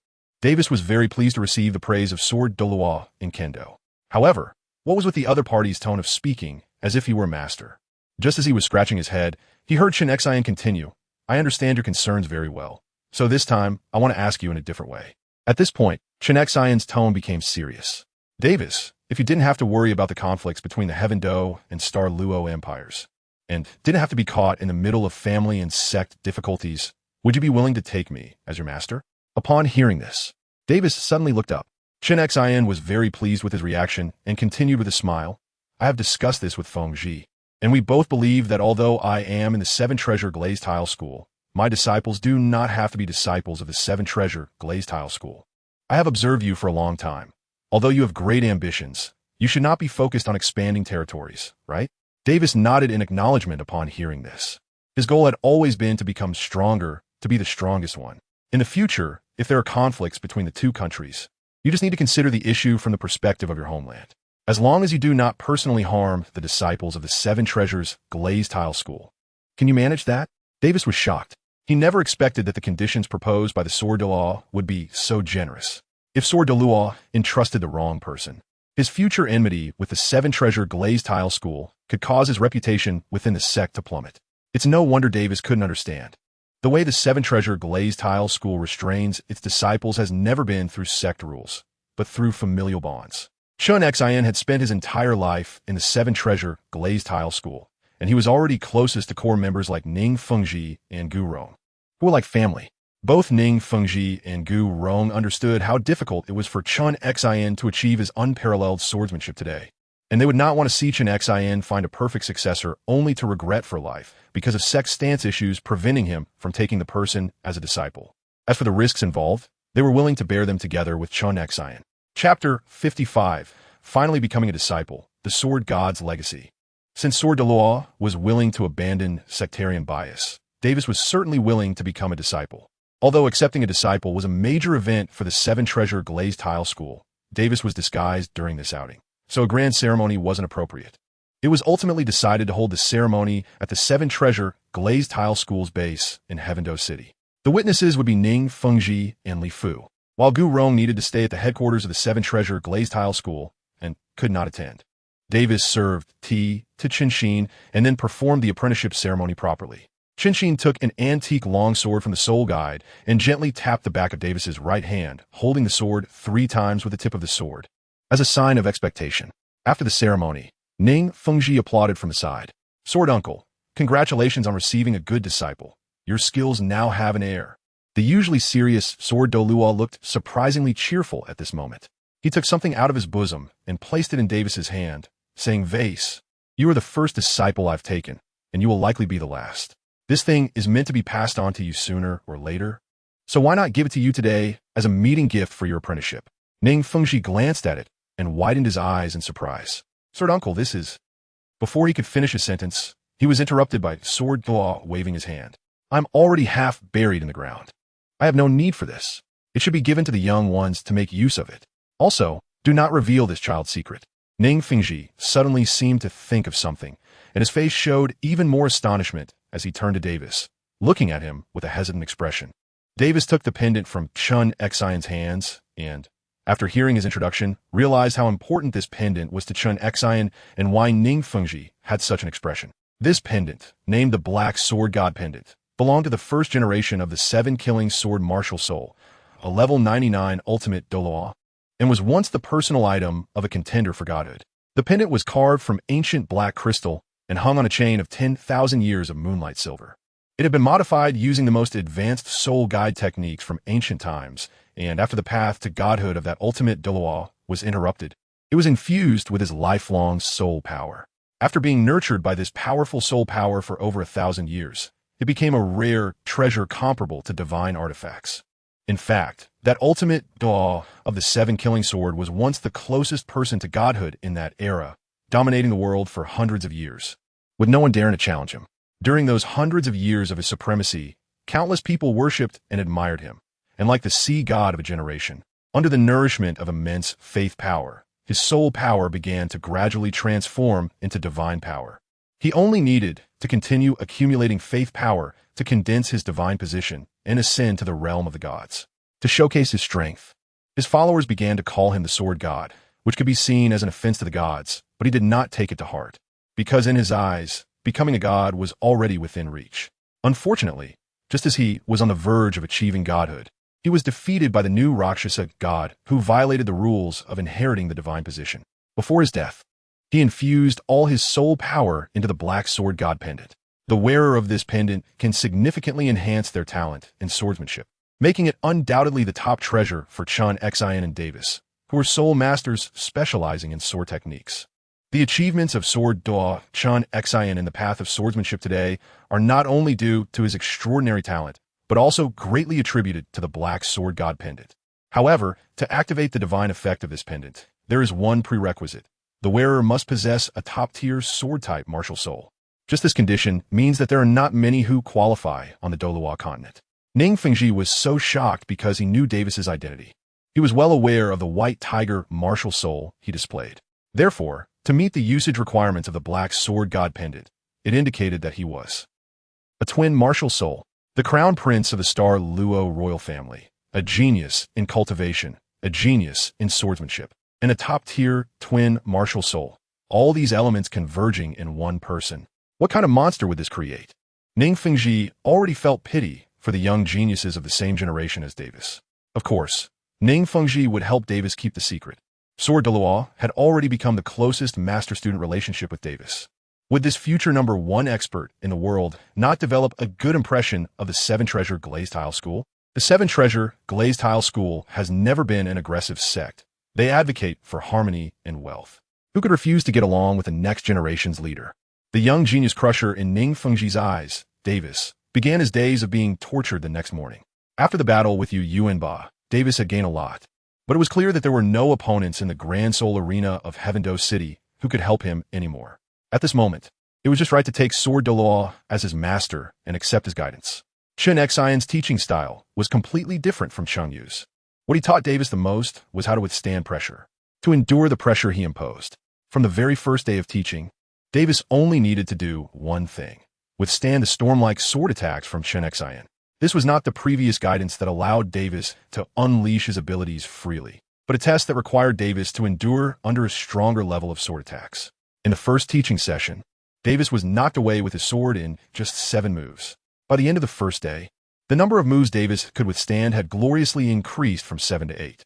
Indeed, with Davis's talent, plus the exquisite sword techniques of the 5-mountain sword technique and the Chuanjin sword technique, along with the blessing of the newly acquired Black Sword God Pendant, his progress throughout the day was merely an increase of 1 move. However, while being tortured, Davis's foundation in swordsmanship was continuously becoming more solid, and his application of sword techniques became more and more effortless by the minute. After the second day, the number of moves Davis could withstand under Sword Douluo's hands had progressed to 9 moves. On the third day, it was 11 moves. On the fourth day, 13 moves. On the fifth day, 15 moves. However, for the next 3 whole days, the number of moves Davis could withstand remained at 15, and he could no longer increase it by even half a move. Davis had doubts, but since the Sword Douluo didn't say anything, he didn't ask more questions. It wasn't until 3 days later that Chun Xian took the initiative to ask, "How do you felt these past 3 days?" Davis was entangled in this question, so he didn't think much and directly answered. Difficult, obscure, unfathomable. Clearly, after achieving a deep understanding of swordsmanship, there should be a period of rapid progress. Yet he inexplicably fell into a bottleneck. Chen Xi nodded and then asked, "Have you thought about the reason?" This question made Davis frown. After pondering for a moment, he replied again, "Is it because the swordsmanship at the subtle stage no longer relies solely on hard practice?" Chen Xin smiled with satisfaction, nodded again, and explained to Davis, "The second realm of swordsmanship, the subtle stage, is about what? It is the process of integrating a swordsman with their sword and sword techniques. How to integrate? It's not as simple as using your arm as your finger. Rather, it requires your hands, feet, mind, heart, every inch of skin, and every strand of hair to bear the imprint of the sword, planting a seed named sword deep in your soul. This imprinting process requires the power of the mind, which can come from suffering, hatred, emotion, joy, or decades of unwavering pursuit. Once this step is completed, your practice at the subtle stage will be fulfilled." With this explanation, Davis suddenly understood. The subtlety of swordsmanship is not about how precise a swordsman's techniques are, but about implanting the essence of the sword into every cell of the body. Why Sword Douluo adopted this almost torturous teaching method during this time. He was trying to make Davis remember this imprint named sword through his body. From the results, it was effective, but not enough. At the very least, Davis did not suddenly have a moment of enlightenment under Sword Douluo's pressure and grasp any transcendent sword techniques. At this point, Sword Douluo conveyed this to Davis, intending to conclude this lesson, planning for Davis to use other methods to engrave the imprint of the sword. At this moment, understanding Sword Douluo's painstaking efforts, the light in Davis's eyes grew brighter. He raised his head and, for the first time, made a request to Sword Douluo. "Teacher, let us fight again." Chapter 56, Sword Douluo breaks through. Hearing Davis's arrogant challenge, Sword Douluo smiled, the desire hidden in his disciple's eyes. The madness to pursue the ultimate realm of swordsmanship at all costs made him particularly satisfied. It reminded him so much of his own past. A swordsman must possess a bit of greed, anger, and ignorance to have the motivation to advance and the possibility to climb to the peak. Someone like Davis, who remained unperturbed and had no desires, was a perfect candidate for a ruler, but not suitable for a swordsman's character. At this moment, Sword Douluo saw greed in Davis's eyes, a greedy desire to reach the ultimate realm of swordsmanship. He had a vague feeling that this battle between master and disciple would be absolutely different from their previous encounters. Sure enough, this time, Davis's style changed dramatically. After they stood apart, Davis cupped his hands in salute and said, "I apologize for my offense." Then, with a burst of speed, he executed his lightness skill, covering 1,000 miles in an instant. Second soul skill, Golden Feather Strike. Both of their speed techniques activated simultaneously, and Davis merged with his sword, transforming into a golden arrow, shooting towards Sword Douluo. When it comes to swordplay, one must give it their all. After all, it's on the territory of the Seven Treasure Glazed Tile School, and if anything breaks, Ning Fengji has plenty of money to replace it. As the sword light approached within 3 meters of Sword Douluo, the sword in his hand suddenly drew from its sheath.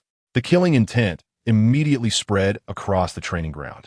This is a characteristic unique to the top-ranking martial soul, the 7 killing sword, which can pressure the enemy with its killing intent.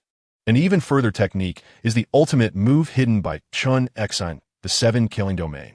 Davis was shrouded in a heavy killing intent. His sword momentum faltered, and his body was obstructed, yet he was utterly unconcerned. He landed heavily on the ground and executed a technique that allowed him to exert force twice in an instant, propelling his sword forward with increased speed. The Huashan sword technique, deadly consecutive 3 immortal swords. The fusion of body and sword created a radiant light that soared into the air, spiraling past the Sword Douluo's side, while the sword light split into 3, striking directly at the Sword Douluo's 3 vital points: the forehead, throat, and heart. Clang, clang, clang. As the 3 piercing sounds echoed, Davis had already positioned himself behind the Sword Douluo. This move, of course, did not cause any harm to the Sword Douluo.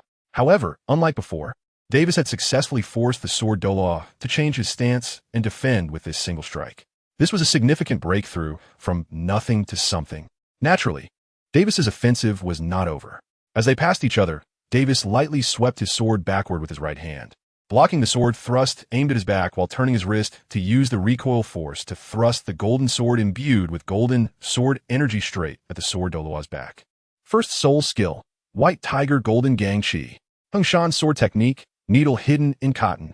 This was one of the rare offensive sword techniques from the Hung Shan sect, an assassination technique that prioritized defense before attack. This backstab against his master was so stunning that even the onlooker Ning Fengji couldn't help but applaud, leaving the sword momentarily unsure whether to be angry or amused. The sword Douluo, with a peculiar expression, turned back to block Davis's backstab, intended to add a bit more force to show this disciple of his a thing or two. At this moment, Davis's sword path changed again. Suddenly, his presence diminished significantly, and the sound of his sword slicing through the air disappeared. Though the sound was gone, the momentum of Davis's sword became extraordinarily perilous, akin to the quietly standing treacherous peaks of Huashan. Huashan sword technique, Shi sword technique. These ever-emerging sword techniques had all been used by Davis during previous practice sessions with his master, but never had he been able to use them so smoothly and effortlessly. He always felt constrained in his ability to fight. This time, Davis cast aside other thoughts and unleashed all his available offensive methods, fighting with all his might, and indeed elevated these sword techniques to a new level.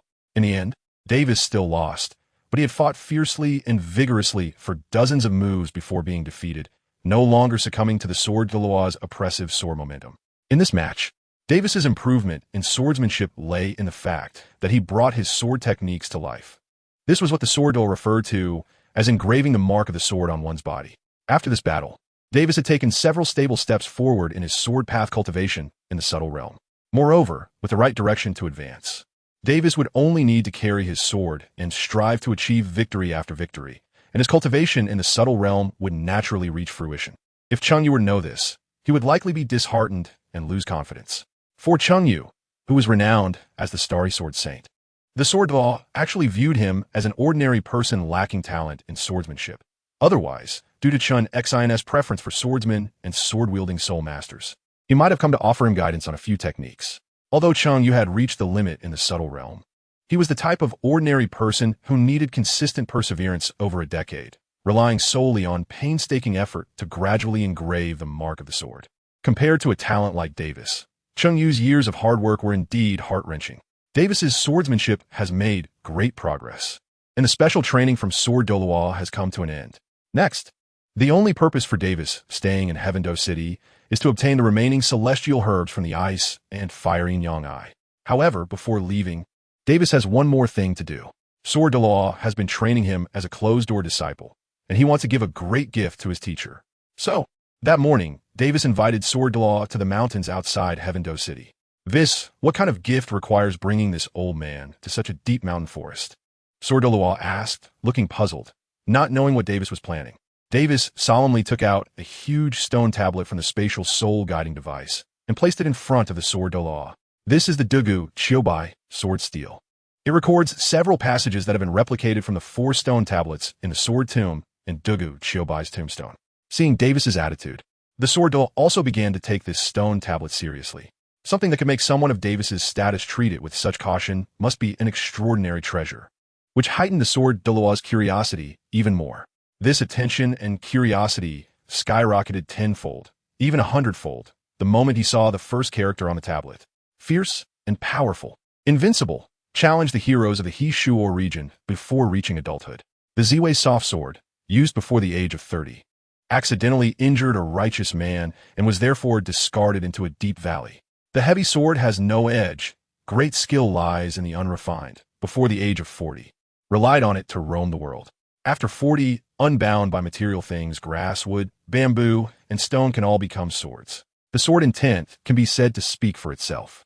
Even though the Sword Douluo did not recognize any of the characters on the stone tablet, he could fully experience the emotions and thoughts of Dugu Qiubai while inscribing the words through the sword intent left on the stone carving. With each character he looked at, the light in his eyes grew brighter, and eventually his eyes shone like lightning. Davis, with only the soul power of Soul King, no longer dared to meet the Sword Douluo's gaze directly, as he watched the sword radiate sword intent all over his body. The pressure of a 96th level title Douluo was instantly revealed, causing all soul beasts within a 10-mile radius to flee in panic. Davis could only rely on the protection of Li Fu to catch his breath under the rampant sword intent and soul power pressure of the sword Douluo. For a moment, the surroundings were silent, with only the breathing of Davis and Li Fu remaining. As for sword Douluo Jinxi, he had already held his breath, concentrating on comprehending the sword. When sword Douluo's gaze fell upon the last passage on the stone tablet, it read, "Having traversed the rivers and lakes for over 30 years, killing all enemies and defeating all heroes, there is no one left to resist. Helpless, I can only hide in a deep valley and befriend the carving. Alas, seeking a worthy opponent in life, but unable to find one. Indeed, it is a desolate and unbearable feeling." As he read the last passage, sword Douluo closed his eyes and reached out to touch the words on the stone tablet. In this moment of spiritual communion with the transcendent sword saint, the arrogance, loneliness, desolation, and regret of Dou Di Supreme were transmitted through the sword intent on the stone tablet into sword Douluo's heart, causing him to shed a tear. As this tear fell, the aura around sword Douluo changed drastically, and Davis felt the soul power pressure increase by at least 30%. This was about to break through. Moreover, it was a dual breakthrough in both swordsmanship and soul power. Chapter 57, the fourth in the world. Sword Dao Jinxi, a vast expanse of sword energy enveloped a 100-meter radius around sword Douluo, splitting countless leaves in two. This sword energy seemed to possess a spirit of its own, avoiding both Li Fu and Davis. Therefore, aside from feeling the stern soul power pressure from sword Douluo, Davis did not encounter any additional danger. Furthermore, Davis could clearly sense that the golden sword, which had been quietly lying in the spatial soul guide, suddenly began to vibrate wildly, as if responding to something. Soon after, Davis noticed that the soul power pressure released by sword gradually began to retract, and the rampant sword energy dissipated one by one. Sword Douluo, suspended in midair, opened his tightly closed eyes. Two dark sword energies shot out from sword Douluo's eyes, piercing through dozens of towering trees before disappearing from view. By this time, the overwhelming soul power emanating from sword Douluo finally stabilized completely. Even more restrained than before the breakthrough, no longer resembling the sword Douluo who had roamed the world, but rather like an old man from an ordinary family. Jinxi landed on the ground, looking at Davis with a beaming face, and said, "Davis, I have tried my best to overestimate the surprise you mentioned, yet I was still startled. My swordsmanship has been at the peak of the transformation realm for over 30 years. I thought there would be no chance to reach the ultimate realm of the sword in this life, but unexpectedly, today I have benefited from my disciple and can look at the mountaintop. I am completely satisfied, completely satisfied. Ha ha." Saying this, Jinxi could not suppress his joy and burst into laughter. Indeed, after coming into contact with the Dou Di Supreme by S sword discussion stone tablet, Jinxi's swordsmanship broke through the final bottleneck and ascended to the supreme realm of the earthly sword path. From this point on, Jinxi's sword techniques would fundamentally differ from those of other soul masters, being able to wield the power of soul rings that had existed for over 10,000 years with a simple wave of his sword. The limit Douluo of the 7 kills sword from thousands of years ago, who had proclaimed himself the sword god, had his sword realm at the ultimate realm. Apart from him, there were no more swordsmen on the Douluo continent who could reach the ultimate realm. Unprecedented in history, with no successors to come. And today, Jinxi became the second swordsman in the history of the Douluo continent to reach the ultimate realm, becoming that successor. It can be said that if considering soul power levels, at this moment, Jinxi might only rank 5th on the entire continent, alongside a few others, with the exception of the 3 peerless Douluos. The second offering of the Wuhuan Hall, the Golden Crocodile Douluo, is at level 98. However, in terms of actual combat power, Jinxi could perhaps rank 4th in the world, surpassing the Golden Crocodile Douluo. The enhancement brought by the ultimate swordsmanship to Jinxi would be enough to exceed the 30 increase from leveling up from 97 to 98. After the 3 returned to Tiando City, Davis and Li Fu went back to their residence, while Sword Douluo headed to the headquarters of the 7 Treasure Glazed Tile School. Sword Douluo immediately shared the good news of his promotion to level 97 and ascension to the ultimate realm of swordsmanship with Ning Fengyun. Of course, he did not mention the matter of the Dou Di Supreme by sword discussion stone tablet, only saying that he had gained enlightenment from a single sentence while guiding Davis. Ning Fengyun was overjoyed upon hearing this. After all, the current sword combat power had increased by at least 50% compared to a day ago. In a real fight, it was likely that the current sword Douluo could withstand 2 previous sword Douluos. Previously, the Haotian sect suffered heavy losses under the siege of the Wuhuan Hall, and the sect's strength had significantly declined. Now that Sword Douluo had ascended, Seven Treasure Glazed Tile School had become the undisputed #1 sect in the world. And all of this came without any cost to the Seven Treasure Glazed Tile School, as if it had fallen from the sky. This made Ning Fengji pay even more attention to Davis.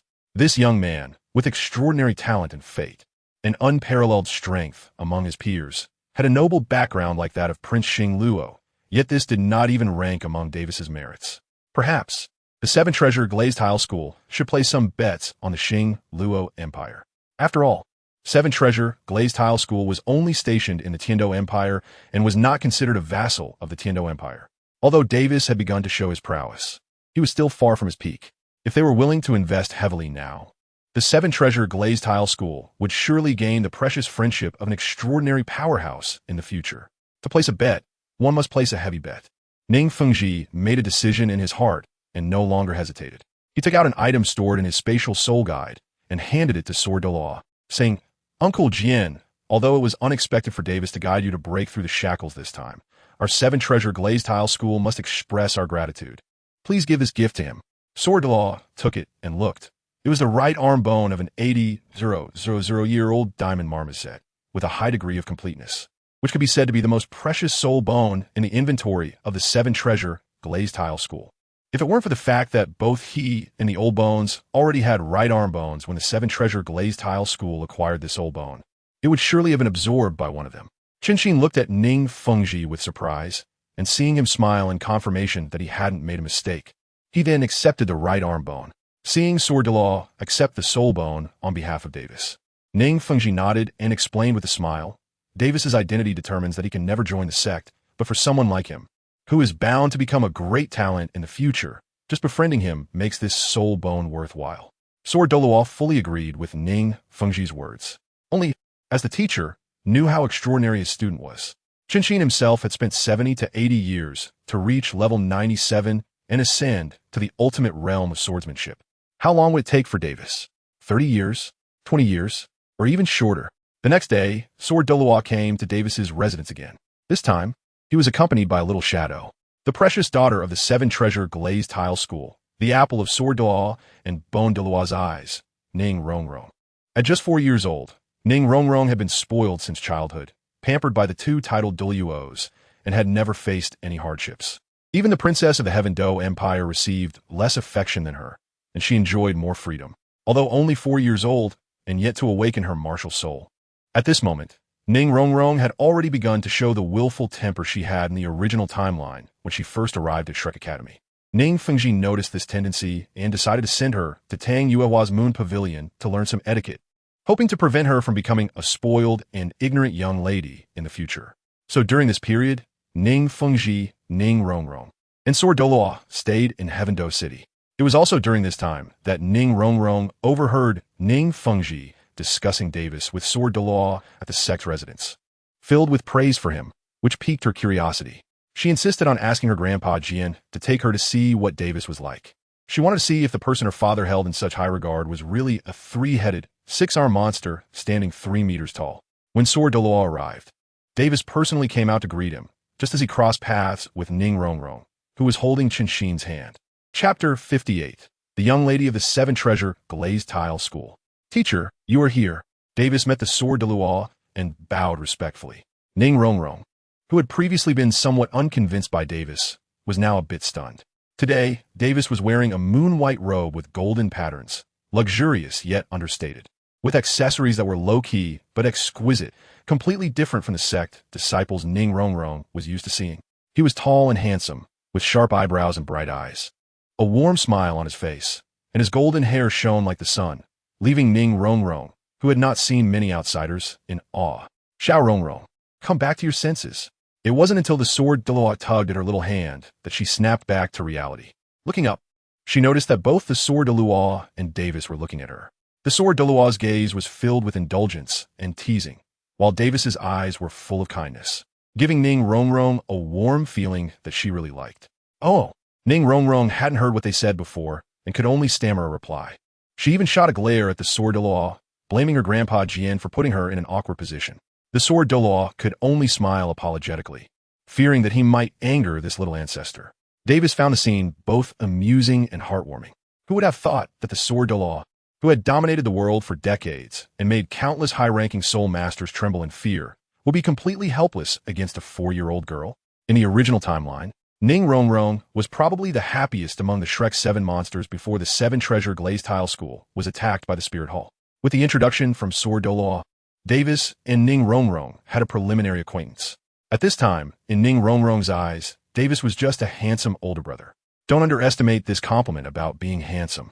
After all, the original timeline's Ning Rongrong was also a die-hard beauty lover. Oscar had never gained her favor before shaving off his big beard and revealing his long-hidden handsome face. Moreover, since Davis was a disciple of Sword Douluo and had a relatively close relationship with Ning Rongrong, her initial impression of Davis was quite positive. However, when Ning Rongrong witnessed the scene of Sword Douluo teaching Davis swordsmanship, her opinion of Davis completely changed. To Ning Rongrong, Sword Douluo was synonymous with invincibility. She had never seen Grandpa Jian teach someone sword techniques with such dedication. Many disciples with sword-type martial souls in the 7-treasure glazed tile school had attempted to seek guidance from Grandpa Jian, only to have their swords knocked away with a casual strike, leaving them to leave as if they had gained a treasure. Except for Davis. It was the first time Ning Rongrong saw a young man able to exchange blows with Grandpa Jian while wielding a long sword. The dazzling sword techniques displayed by Davis even made her think that this older brother's swordsmanship was more beautiful than Grandpa Jian's. Thus, during the subsequent period, whenever Sword Douluo came to Davis's residence to teach, Ning Rongrong would always follow along, even skipping several etiquette classes at Yuexian for this reason. Ning Fengji did not oppose this. On the contrary, he was pleased. In his view, building a good relationship between his daughter and Davis was much more important for her future than attending a few more etiquette classes. Although the legitimate daughter of the 7-treasure glazed tile school would not marry outside, and it was even less likely for a prince of the Star Luo Empire to marry in. If Ning Rongrong could become good friends with Davis or even establish a sworn sibling relationship, she would have a strong ally on this continent in the future. Thus, as time went on, Davis and Ning Rongrong gradually became more familiar with each other. The 80,000-year-old bone from the right arm of the diamond monkey that Ning Fengji had entrusted to Sword Douluo was also privately given to Davis by Sword Douluo. Although Davis himself did not value the 80,000-year-old spirit bone, it could already be described as invaluable on the continent. Not to mention that this spirit bone was not only of high integrity, but also produced by the powerful diamond monkey species. Davis was quite shocked by the generous gesture from the 7-treasure glazed tile school, but he calmly accepted the gift from Ning Fengji.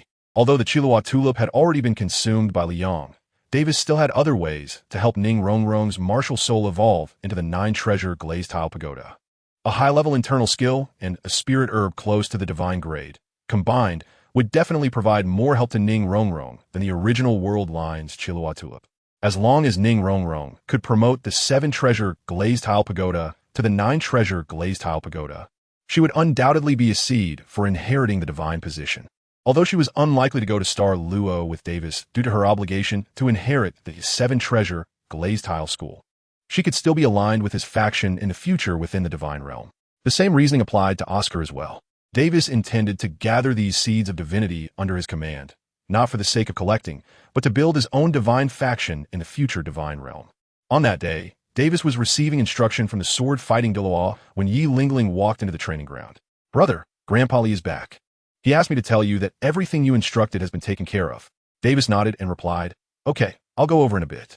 After saying this, he continued practicing his swordsmanship until he finished today's Sword Douluo class, and then apologized. "Teacher, I have something to take care of, so I'll excuse myself first." The Sword Douluo was quite satisfied with Davis's attitude of completing his studies first and nodded to indicate he could go about his business. However, Ning Rongrong suddenly looked up, her eyes sparkling as she asked Davis, "Big brother, was that girl just now your sister?" Davis smiled and nodded, not explaining too clearly to Ning Rongrong. After all, her background was Yi Lingling's privacy and a pain in her heart. Davis did not want to bring it up, as he didn't want to uncover her scars. He did not notice the fleeting disappointment in Ning Rongrong's eyes after his nod. However, Jian Douluo did notice it. He knew very well that the Star Luo royal family did not have a princess of such an age, and since Davis had run away from home, bringing bodyguards and servants was for safety and convenience, so it was unlikely that he would bring his 4 or 5-year-old sister along. Once the old and young returned to the sect's residence in Heavendou City, Jian summoned intelligence personnel from the Seven Treasure Glazed Tile School to inquire about the girl next to Davis. It was then that he learned that Yi Lingling was the granddaughter of the white-clad Saint Yi Jinghu, almost destined to be the inheritor of the nine-heart begonia martial soul.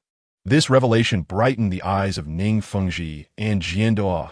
Since the heir of the Yi family could become siblings with Davis, then naturally our Rongrong could as well. In Davis's mansion, Li Fu was introducing the results of his recent exploration of the lair of Dongwu Bo. After the first theft of the Xianchao a few years ago, Dongwu Bo became very cautious. The poisonous formation outside the ice and fire duality was clearly much stronger, more complex, and more vicious than it had been during Li Fu's last visit, making it nearly impossible for an ordinary soul Douluo to survive within it. Even a common titled Douluo would struggle to escape without suffering serious injuries once caught in the poison formation. It was evident that Dongwu Bo had invested a considerable amount of resources into fortifying the defenses of his lair. The good news was that, perhaps out of concern that transplanting them would cause them to wither, the few Xianchao that Davis had emphasized were still growing steadily in their original location. This was understandable. Anyone who discovered that their lair was being accessed at will, with several treasures taken away that they couldn't even fully comprehend, and without being aware of the intruder's presence, would go to great lengths to enhance their defenses. This is a natural instinct for humans to protect themselves, especially for someone like Dongwu Bo, who had countless enemies. After this incident, he probably felt a chill down his spine and couldn't sleep at night. However, all of this was ultimately futile. For someone like Li Fu, who possessed a domain, that poison formation was a joke. Once his domain was activated, no type of poison could invade. To avoid alerting Dongwu Bo again and forcing him to destroy the entire ice and fire duality Li Fu did not take anything from it this time. He merely assessed the situation and left quietly. Next, it was time for Davis to negotiate with this poisoned Douluo. Chapter 59. Dongwu Bo, I have you figured out. Davis sent a letter to Dongwu Bo.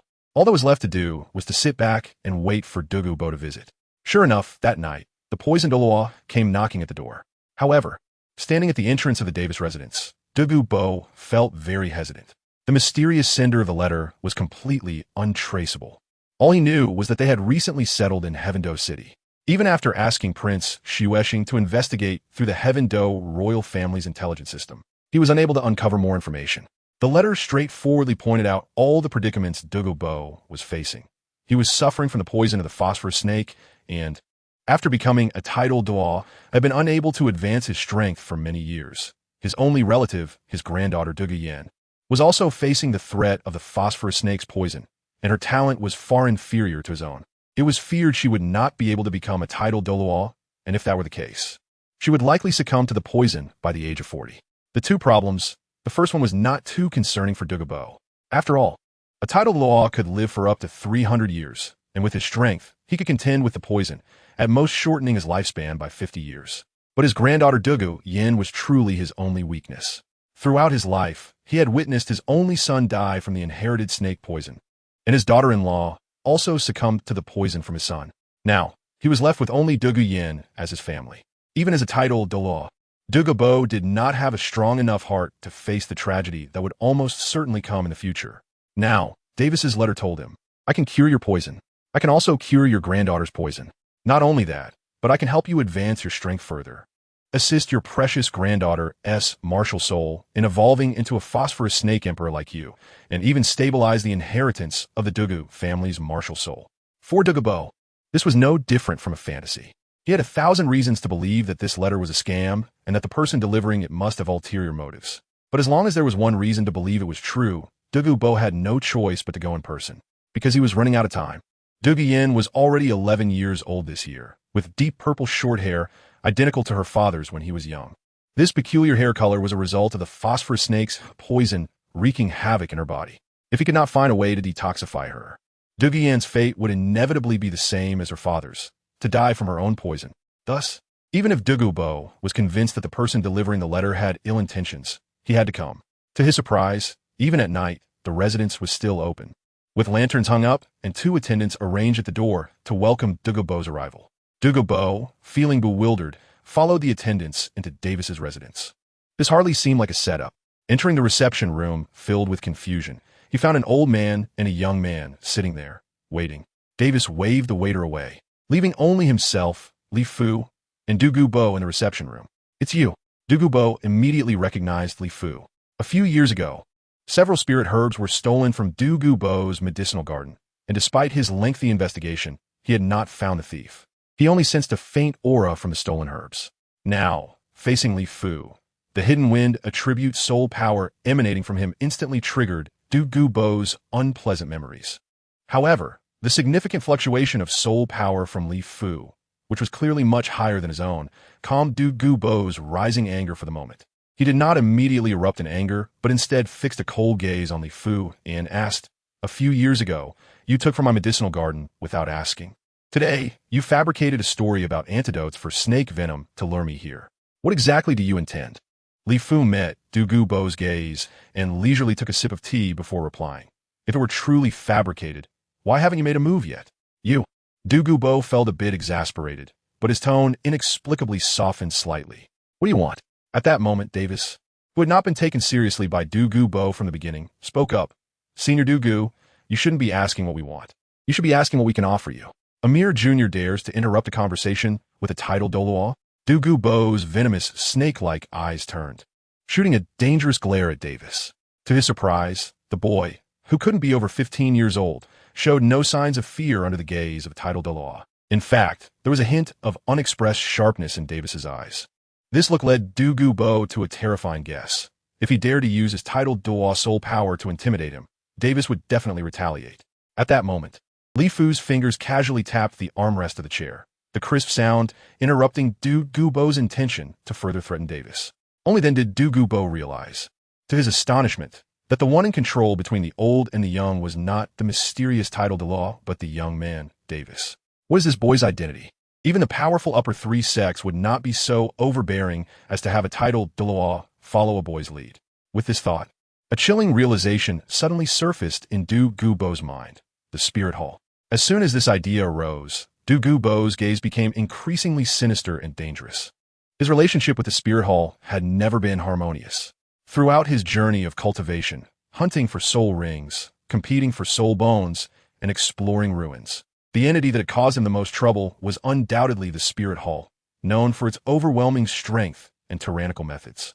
However, if it was indeed the spirit hall, which had influence across the entire continent, perhaps they really had a way. If they could truly resolve the hidden dangers surrounding Yin, then having the spirit hall as an ally might not be an unacceptable proposition for Dou Bo. Davis interrupted Dou Bo's reverie. Whether it's the toxins accumulated in your own body or the issues with your granddaughter Dugwian, these urgent problems can be resolved by the Wanjin Chamber of Commerce. Wanjin Chamber of Commerce? Isn't that the Royal Merchant Association of the Star Luo Empire? Dou Bo was taken aback.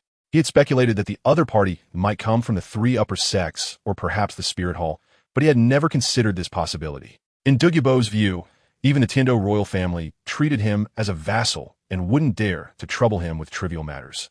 Yet a mere merchant association dared to provoke him? He had searched high and low for a solution to the issue of the Bihua snake venom and found none among the renowned doctors. So how could a small merchant association, even one backed by the Star Luo royal family, have any effective methods? Thinking of this, Dou Bo's anger surged, and, disregarding the threat from Li Fu beside him, he was about to make a move against Davis.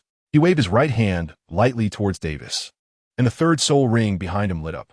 Third soul skill, Venomous Snake's Flick. A shadow of a green venomous snake swiftly flew towards Davis. Oof. Li Fu let out a cold snort and unleashed a gust of wind from his palm, instantly shattering the shadow of the venomous snake. This was a technique from the Tiger Claw Deadly Hand. The greatest advantage of a self-created soul skill over a soul ring skill is its quick execution. Dou Bo had initially intended for Davis to be affected by his Bihua snake venom, hoping to control the situation by grasping Davis's life and death. But since his first attack failed, he chose not to continue, lest he provoke Li Fu, the titled Douluo, who was unaware of the depths of the situation. After all, when it comes to ganging up on low-ranked soul masters, Dou Bo was indeed a top expert on the Douluo continent. But in a one-on-one battle at the level of titled Douluo, he truly lacked confidence. Seeing Dou Bo stop, Li Fu also followed Davis's earlier instructions and refrained from making further trouble, becoming even more vigilant towards Dou Bo. Throughout the confrontation between the two titled Douluos, Davis sat there unmoving, seemingly unaffected by any threat. His calm demeanor, undisturbed even in the face of danger, made Dou regard him with a bit more respect and gave him some patience to converse with Davis as an equal. Davis saw that Dou had calmed down and smiled again as he asked, "Mr. Dou, if you still have doubts about our abilities, you can accept our treatment first," considering it a demonstration of goodwill from the Wanjin Chamber of Commerce. This confident attitude, even with polite tones, made Dou feel as if he were saying, "Dou, how about you figured out? Not even the God of Light can stop me. Mark my words."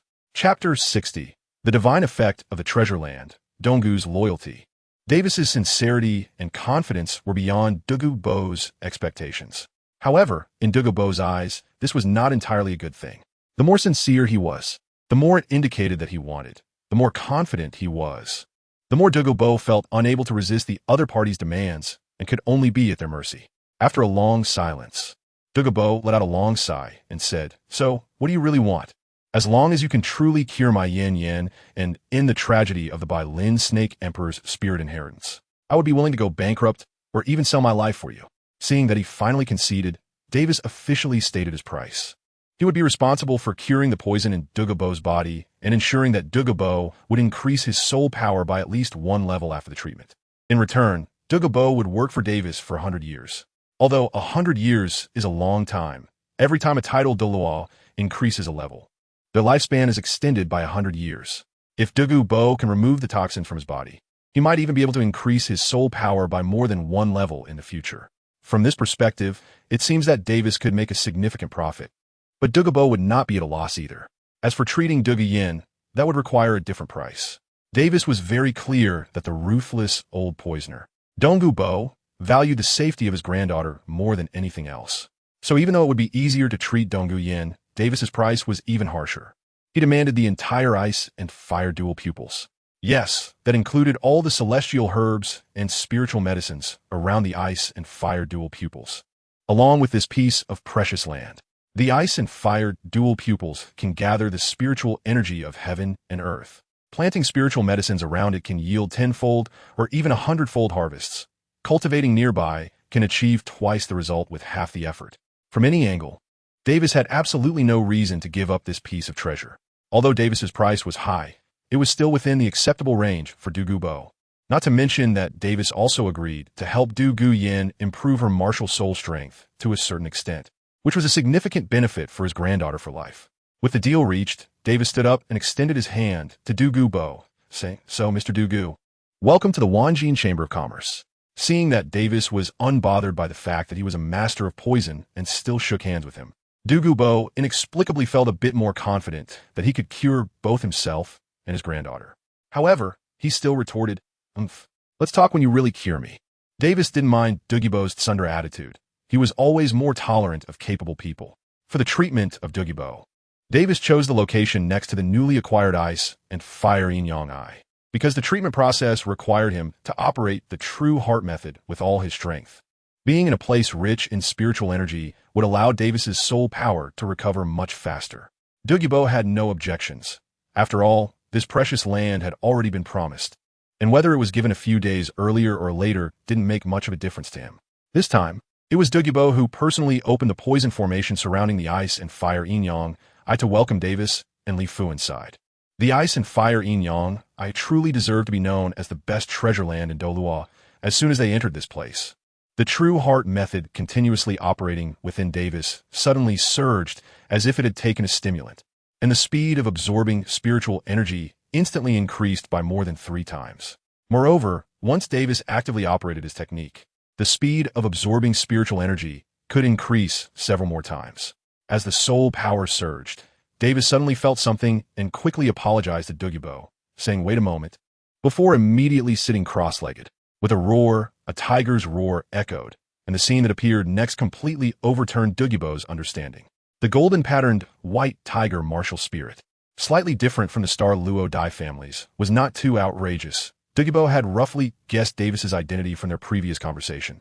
And mutations or evolutions of martial spirits were not uncommon on the Douluo continent. But what was up with those yellow, purple, black soul rings? As far as Dou knew, this kid in front of him was only about 13 years old, right? No wonder the title Douluo had to take him as the main focus. If I had such an offspring, I would let him do as he pleased too. Dougibo thought this way, completely unaware that Li Fu, the title Douluo, was also a result of Davis's means. Davis sat down to cultivate, practicing two methods: the Chuanjin Heart method for soul power cultivation and the Shisan Taibao horizontal training Golden Bell Shield for body refinement. Under the stimulation of the extremely rich spiritual energy, his progress was rapid. After just one complete circulation, the Chuanjin Heart method, which had long been stuck at the 5th level, broke through to the 6th level in one go. This martial art is divided into 7 levels.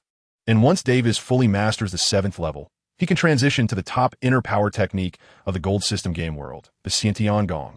By then, not only will his soul power cultivation speed greatly increase, but the extremely pure soul power will also bring him even greater destructive power. As for the Shisan Taibao horizontal training Golden Bell Shield, this body-refining martial art also reached the 6th level when Davis broke through to the Soul King realm. Now, impacted by the abundant spiritual energy, it broke through several barriers at once, reaching the 7th level. Currently, Davis's natural physical defense is equivalent to the state of possessing a martial soul, akin to a fully equipped soul ring-armored rhinoceros, pure defense type, Soul Emperor. The upcoming 8th level corresponds to a pure defense type Soul Saint, while the 9th and 10th levels correspond to pure defense type Soul Douluo. The 11th level is already equivalent to a title Douluo level pure defense type Soul Master, and the 12th level corresponds to a super Douluo above level 95. If he can achieve the great perfection of the 13th level, it would be equivalent to a terrifying level 99 pure defense type Soul Master. Beyond that, it may not be possible for the Shisan Taibao horizontal training Golden Bell Shield to achieve, and Davis might need to find a new direction in body refinement to reach the divine realm in this aspect. However, even so, in terms of the potential of the cultivation method, the Shisan Taibao horizontal training Golden Bell Shield surpasses Tang San's proud Xiantian Gong. After all, the Xiantian Gong could no longer provide Tang San with greater advantages after he became a title Douluo. As for the Xiantian Gong that Tang San continued to use after reaching the God King level, it had greatly deviated from the original path and could only be described as a personal modified version by God King Tang San. After Davis successfully broke through 2 martial arts techniques, he slowly opened his eyes. He stood up, met Dougibo's monstrous gaze, and smiled as he said, "Mr. Dougu, I just made some progress in my cultivation, so our process of detoxification should go more smoothly." Dougibo no longer had any doubts about Davis in his heart. In his view, it was only natural for someone as extraordinary as Davis to achieve great things. The process of Davis treating Dougibo is quite similar to what Tang San did in the original timeline. Both methods involve having Dougibo prepare a soul bone and using pure soul power to force the accumulated toxins in his body into that soul bone. However, with his profound Taoist skills, Davis finds it easier to expel the toxins than Tang San. Even though Davis doesn't understand poison, his high-level Chuanjin technique is much more powerful in terms of internal energy manipulation than Tang San's half-baked Xiantian skill when he expelled toxins from Dougibo. Tang San needed the help of 8-angle ice grass and 2 celestial herbs, fiery apricot and delicate reed, to assist in the detoxification, but with Davis's internal energy control ability, he could directly separate those toxins within Dougibo's body and force them into the soul bone. The detoxification process went smoothly without any surprises. Because of the breakthroughs in Davis's Chuanjin technique, what was originally planned to be a detoxification process divided into 4 to 5 sessions was now completed in just 2 sessions. After 2 detoxification sessions spaced a week apart, Dougibo was pleasantly surprised to find that the bone-corroding poison that had plagued him for decades had been completely absorbed by the soul bone in his left arm. The pain that had tormented Dougibo for years vanished in an instant, and feeling light and unburdened, he naturally broke through to level 92 soul power, fulfilling Davis's earlier promise to him. Moreover, the soul bone that absorbed all his toxins unexpectedly carried a strong phosphorescent snake poison when unleashing its original attack type, soul bone skill, greatly increasing its threat level. Most importantly, his recovery meant that his granddaughter, Douguian, was also saved. In this joyous moment, even someone as somber and reserved as Dougibo couldn't help but let out several long howls, barely expressing the exhilaration in his heart. Davis's sincerity was very straightforward, and in fact, Dougibo was also a person who kept his promises. This can be seen from his bet with Tang San in the original timeline. Therefore, he immediately bowed to Davis and said, "Your Highness, the Crown Prince, for the next 100 years, I will let you use all of my abilities. Chapter 61. Ice and Fire Refining Body. Qing, she offers a kiss. Douluo was perfectly healed, although he had not yet treated Dugwian. He was already convinced of the other's ability to heal her. Thus, he willingly handed over ownership of the Ice and Fire Dual Eyes, along with control of the surrounding poison formation. Here, Davis was preparing to give himself an epic upgrade. After breaking through to the 7th level of the True Heart Technique, Davis's soul power level naturally rose to level 57. What Davis needed to do next was to use the octagonal mysterious ice grass and the fiery apricot flower to temper his body in the Ice and Fire Dual Eyes. Tang San had used these two celestial herbs to refine a body immune to ice and fire attacks, which was actually a considerable waste. Davis's goal is much grander. He intends to use the Ice and Fire Yin-Yang Eye as a furnace, himself as the main ingredient, and the two celestial herbs, octagonal mystic ice grass and fiery apricot blossom, as auxiliary ingredients to forge a true indestructible body. In fact, after consuming the miraculous mushroom and the heavenly chrysanthemum back in the day, Davis had already achieved a basic indestructible body, just like Dai Wei from the original timeline. However, at the Soul Sage level, this level of indestructible body would likely be of limited use. This time, Davis aims to refine his body into steel, just like Sun Wukong did in the 8-trigram furnace. Meanwhile, under the stimulation of the Ice and Fire Yin-Yang Eye and the two celestial herbs, the cultivation of the 13 guardians in the body refining martial art of the Golden Bell Shield is bound to increase dramatically, and breaking through several levels may not be a dream. Davis followed Tang San's approach from the original timeline, using the prepared fine iron short knife to take down the Xianbing 8-angled grass, and then used a jade shovel to dig out the Liuhua, Xingjiaoshu. The two immortal herbs were immediately sent into his mouth. As the extreme cold and extreme heat energies began to surge within him, Davis did not hesitate to leap into the spring of the Ice and Fire Yin-Yang Eyes. Li Fu and Douluo, both titled Law, stood guard by the spring, their faces filled with worry. Although Davis had explained the feasibility to them in advance, the spring was powerful enough to destroy ordinary titled Law, which still made the two of them a bit anxious. Meanwhile, Davis in the spring was truly experiencing a refreshing yet intense sensation. Any process that could be described with the word forging generally wouldn't be very comfortable. Davis now feels as if 5,000 ice ants and 5,000 fire ants are crawling and biting through his internal organs, meridians, blood vessels, and skin. He can only exert all his strength to operate the 13 Protectors Horizontal Training Golden Bell Shield to slightly alleviate the torment of being gnawed by countless ants. During this process, the last remnants of the miraculous herb, the heavenly chrysanthemum, within Davis's body also manifest, coating his skin with a faint golden glow. It must be said that in this life, although Davis lives a life of comfort, the desire to become stronger cultivated since childhood, along with worries about the future, have pushed him to gradually hone himself into a warrior of extraordinary will. The pain of refining the body with ice and fire would break an ordinary soul sage within the first second. But after enduring the initial adaptation period, Davis has begun to gradually get used to this feeling. For those with the heart of a strong person, experiencing the sensation of their body becoming stronger every moment makes the pain of refining the body with ice and fire seem trivial. After taking in the two celestial herbs and jumping into the spring for 10 minutes, the cultivation of the 13 Protectors Horizontal Training Golden Bell Shield broke through again, reaching the 8th layer. 1 hour later, it broke through to the 9th layer. 24 hours later, it reached the 10th layer. Davis's physical cultivation now officially rivals the top-tier defensive soul masters, and in terms of physical strength, he may have already surpassed the leader of the Yu family, Niu Gao. After all, while the armored rhinoceros martial soul is of a high grade, it is not yet top-tier. Additionally, under the refinement of the two celestial herbs, Davis's body has also gained the characteristic of immunity to ice and fire damage, just like Tang San. By this time, the medicinal power of the two celestial herbs in Davis's body has almost been exhausted. Like Tang San from the original timeline, these two herbs did not provide Davis with an increase in soul power. However, in terms of enhancing physical condition, the effect of these two herbs on Davis far exceeds that on Tang San by several times. After absorbing the two celestial herbs, Tang San only reached the standard for absorbing a 10,000 year soul ring. Yet with Davis's current physical strength, He has some confidence in withstanding the physical pressure even when absorbing a 100,000-year soul ring. This underscores the importance of a good, body-refining martial art. Once the cultivation of the 13 Protector's horizontal training Golden Bell shield gradually stabilized, Davis jumped out of the spring. Compared to before entering the spring, not only has his overall defensive power greatly increased, but his strength has also reached an astonishing level, to the point where the continuous breakthroughs in body-refining techniques have caused him some minor issues in controlling his own power. For a while, besides the normal cultivation of soul power, he will also need to spend considerable time each day to reacquaint himself with and master his body.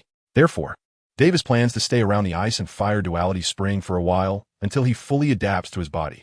Soon, Dou Bo brought Dou Yin to receive treatment from Davis. Davis not only detoxified her, but also found the most suitable spiritual herb for her beside the ice and fire yin-yang eye. The spirit snake 3-star berry, comparable in quality to the 9th grade purple mushroom, is second only to celestial grade herbs. This herb is only effective for snake-type soul beasts and soul masters, capable of strengthening foundations and supplementing deficiencies. Generally, if it grows in the wild, it would have been discovered and consumed by various snake-type soul beasts long ago. Only by growing in the ice and fire yin-yang eye and being isolated from soul beasts by the poison formation set up by Dou Bo can it reach nearly 10,000 years of age. For a snake-type soul master like Dou Yin, the effect of the spirit snake 3-star berry is akin to that of a celestial grade herb. Dou Yin is now 11 years old, with a soul power of level 26. After consuming the spirit snake 3-star berry, her soul power skyrocketed to level 30 with a surplus. After Dou Bo helped her hunt for her 3rd soul ring, her level rose to 34. Originally just an ordinary phosphor snake martial soul, under the nourishment of the spirit snake 3-star berry, its size increased by more than 10 times, and its toxicity also strengthened significantly. Although it still cannot compare to Dou Bo's phosphor snake emperor, it has already shown signs of evolving in that direction. Dou Bo estimates that by the time Dou Yin advances to soul sage and possesses her martial soul's true form, her phosphor snake will truly evolve into the phosphor snake emperor. Thus, Davis has fulfilled all his promises to Dou Bo, and the rewards promised by Dou Bo have been fully delivered.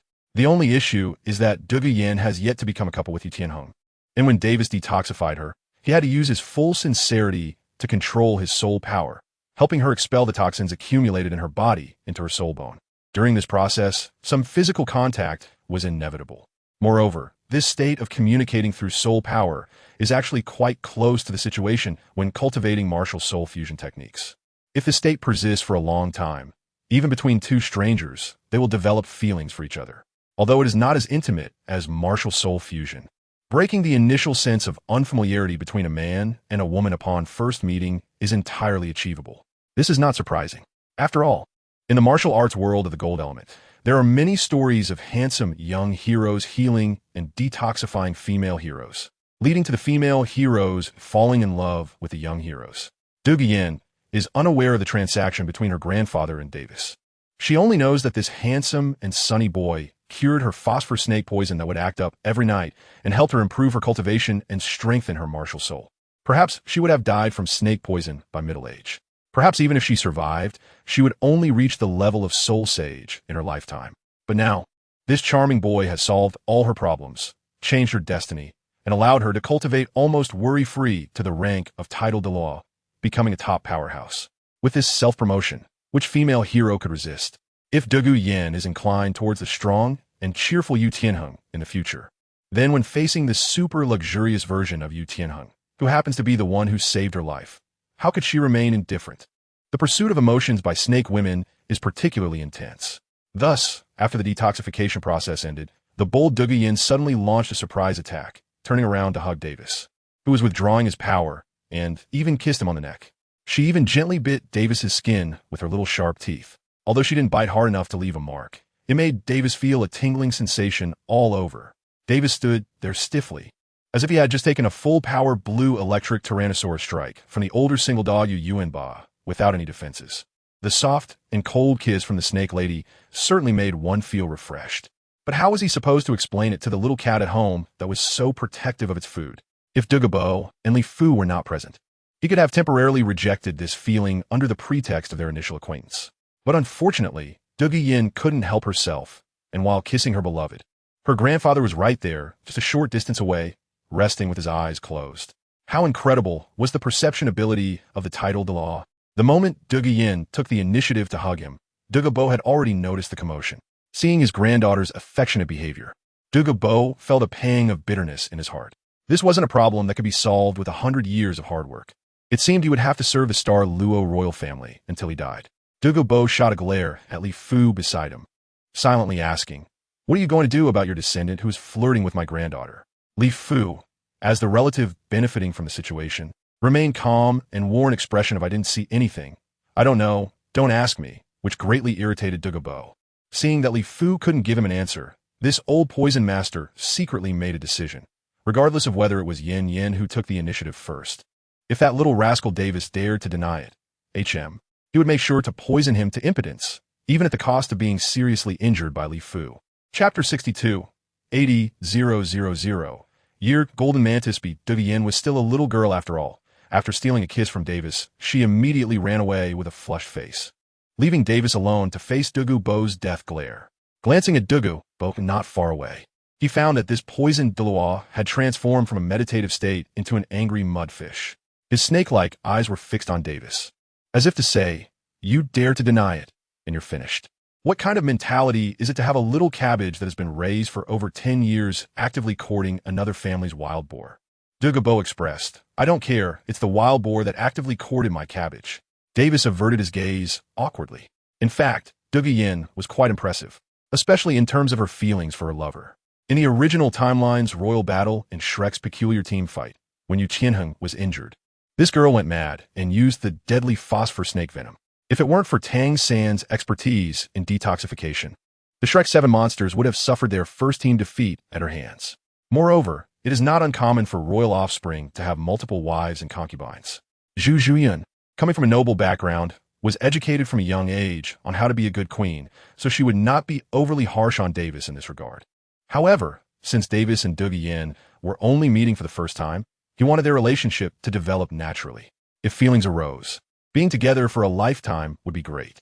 If not, Davis did not wish to force anything, neither upon himself nor upon Dou Yin, as it would not be pleasant. Furthermore, the enemies he would face in the future would be unexpectedly powerful, and even Dou, a floor-level title Douluo, would likely only show his strength on non-core battlefields. Whether Dou Yin would accompany him on this most difficult path still needed her to calm down and think clearly. He completed the achievement A Kiss to seal the deal and received the reward of a couple's martial arts card for the Jade Maiden's pure heart sword technique. A peculiar martial arts card fell into Davis's hands as he watched Dou Yin's departing figure, lost in thought. A kiss to seal the deal? This achievement, in the original game Legend of Heroes, required a male and female player to complete a series of romantic tasks together. To achieve this, there was a basic condition. The couple's affinity must meet a certain standard. So after that sudden kiss, did Dou Yin not only feel moved, but was Davis also stirred? The reward for completing this achievement in the game was a randomly chosen couple's martial arts card, which both partners could use. Cards like the Golden Crow Blade Technique, Snow Mountain Sword Technique, Mandarin Duck Blade, and Chongling Sword Technique were included.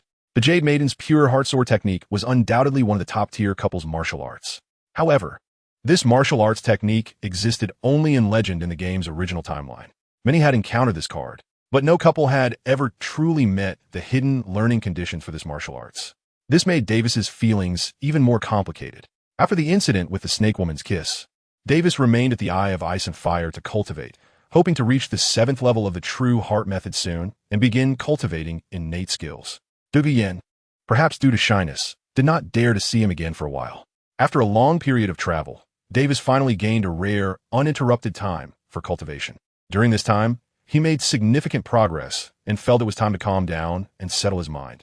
In the spirit-rich treasure land of the Eye of Ice and Fire, with the medicinal power of the immortal herbs stored in his body, Davis's cultivation speed increased dramatically. In just 4 months, he raised his soul power by 3 levels. Now, at level 60, he needed a soul ring that was at least 70,000 to 80,000 years old. Otherwise, he would be unworthy of his hard-earned 13th Tai Bao's horizontal training gold bell shield. The Sunset Forest could only be considered a medium-sized soul-hunting forest. And even at its deepest point, there were no soul beasts of that level, so Li Fu had to take Davis back to the Dou forest. Fortunately, Davis's physical defenses had significantly increased previously. Otherwise, this soul hunting journey would not be as easy as before. Soul beasts of 80,000 to 90,000 years had combat power close to just promoted title Douluos. Although they posed little threat to Li Fu, they still posed a considerable threat to Davis, especially the metal-type soul beasts he needed, which were often highly aggressive and destructive. However, now with the 10th level of the 13th Taibao's horizontal training gold bell shield, Davis dared to withstand attacks, even from title Douluos. This way, Li Fu would not have to spend too much energy protecting Davis and could focus on dealing with the soul beasts. The diversity of soul beast species in the Dou forest was not comparable to that of the Sunset forest. After deepening into the forest, Davis and Li Fu had already encountered 3 suitable soul beasts for Davis: a 70,000-year-old golden maned dragon blood horse, an 80,000-year-old golden sword-tailed lion. Both the golden maned dragon blood horse and the golden sword-tailed lion were rare and powerful types of soul beasts, more than enough to serve as Davis's 6th soul ring. However, when he first saw the first 2 soul beasts, Davis only thought they were suitable and acceptable but had not fully made a decision. It was not until he saw an 80,000-year-old golden light death bee that he immediately confirmed this was the 6th soul ring he wanted. The death bee was actually one of the most common low-level soul beasts in the Dou forest. They were weak and had short lifespans, so most individuals were often 10 or 100 years old. However, due to their large population, even though the probability of upgrading was low, a portion would eventually evolve into 1,000-year soul beasts. Once they reached 1,000 years, the long needle on the death bee's tail would turn blue, known as the blue light death bee. Among them, a very small number could break through the threshold of 10,000 years and evolve into the silver light death bee. In the countless death bee swarms of the Dou forest, there might only be this one golden light death bee that had reached over 50,000 years old, the ultimate form of the death bee species. This species had a strong reproductive ability, but also a short lifespan, with only one opportunity to attack in their lifetime: to shoot out the long needle from their tail. Once the long needle was shot out, the death bee's life would come to an end. Because of this, their attack power far exceeded that of other soul beasts of the same age. Even powerful subdragon species could not compare in single target attack power with the same age death bee. Among ordinary soul masters, some would hunt death bees for their soul rings, often gaining a very powerful offensive soul skill. Unfortunately, there was a fatal drawback that drastically reduced the number of soul masters hunting death bees. The soul skill brought by the death bee consumed enough soul power each time to drain half of a soul master's soul power at the same level, exacerbating the plight of low-level soul masters who already struggled with soul power. Although after reaching the blue light level, the soul power consumption would be somewhat reduced, it still fell outside the acceptable range for soul masters of all levels. Only the 1 in 100,000 silver light death bees had their soul skill consumption further reduced, making them targets for high-level soul masters.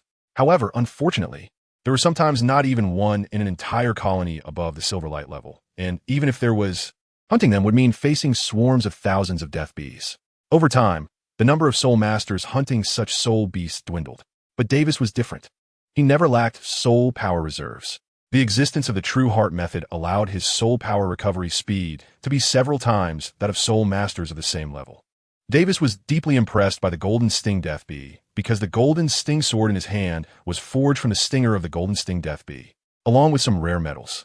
It is unmatched in sharpness, exceptionally sturdy, and has excellent soul power conductivity. This is Davis's evaluation of the Golden Sting sword. An 80,000-year-old Golden Sting Death Bee can provide soul ring abilities that are probably as lethal as those of a 100,000-year soul beast. However, hunting this Golden Sting Death Bee is not a simple task. Firstly, as the king of its species, the Golden Sting Death Bee must live under the heavy protection of countless ordinary death bees. Although those lower-level death bees cannot truly harm Li Fu and Davis, the sheer number of thousands of death bees attacking them can make them extremely difficult to handle. Moreover, the most crucial point is how to deal with the Golden Sting Death Bee's death strike. Soul beasts never wait passively for death when facing certain demise. The Golden Sting Death Bee will undoubtedly shoot out its long stinger without hesitation. This strike poses a significant threat to both Li Fu, who is at the title Douluo level, and Davis, who has achieved the 10th layer of the 13 Guardian's Golden Bell Shield. Chapter 63. White Tiger's Divine Sword. Snake Woman's expertise in entangling men combined to hunt this golden sting death bee. Li Fu took a bit of a risk, unleashing his maximum speed and swiftly penetrating deep into the territory of the death bees. Davis used lightness skills to travel 1,000 miles in an instant, simultaneously activating his second soul skill, Golden Feather Assault, right after. Before the Golden Death Bee could react, Li Fu unleashed his Gale Domain with all his strength, trapping it within and rendering it immobile. The main effect of the Gale Domain is to amplify wind attribute skills, not to provide strong control. After being suppressed by the domain, the Golden Death Bee kept trying to use its stinger to threaten Li Fu. At the same time, it summoned a large number of its kin to guard itself through the information shared among the swarm. However, the chaotic wind pressure within the Gale Domain made it extremely difficult for it to aim, and after quite a while, it barely managed to align its tail towards Li Fu's back. If hit by this attack, even Li Fu, a title Douluo, would be seriously injured. However, once the stinger was launched, even if it could inflict damage, the Golden Death Bee would be doomed. As a ruler of its kind, this intelligent and high-age soul beast still hesitated to shoot its stinger, engaging in a tug-of-war with Li Fu. Just then, the first soul skill, White Tiger Golden Chi. The third soul skill, White Tiger Diamond Transformation, level 3. The fifth soul skill, Golden Constant Void Pillar. Davis fully activated his state, and the first move was a strong control skill. A mysterious totem pillar carrying the aura of gold and space descended from the sky, firmly pinning down the Golden Death Bee right above it. The 46000 Year Soul Ring skill, still a mysterious space-type skill, struck the Golden Death Bee hard while it was completely unguarded. Even though it was an 80000 Year Soul Beast, it could not escape the powerful spatial binding of the Golden Pillar. Taking advantage of the opportunity while the Golden Death Bee was controlled, Li Fu unleashed the Tiger Claw Fatal Hand, slicing off its lower half with a single strike. Seeing the Bee King heavily injured, the surrounding death bees went wild, swarming towards Davis and Li Fu. Gray, blue, and silver bee stingers shot toward the two like torrential rain.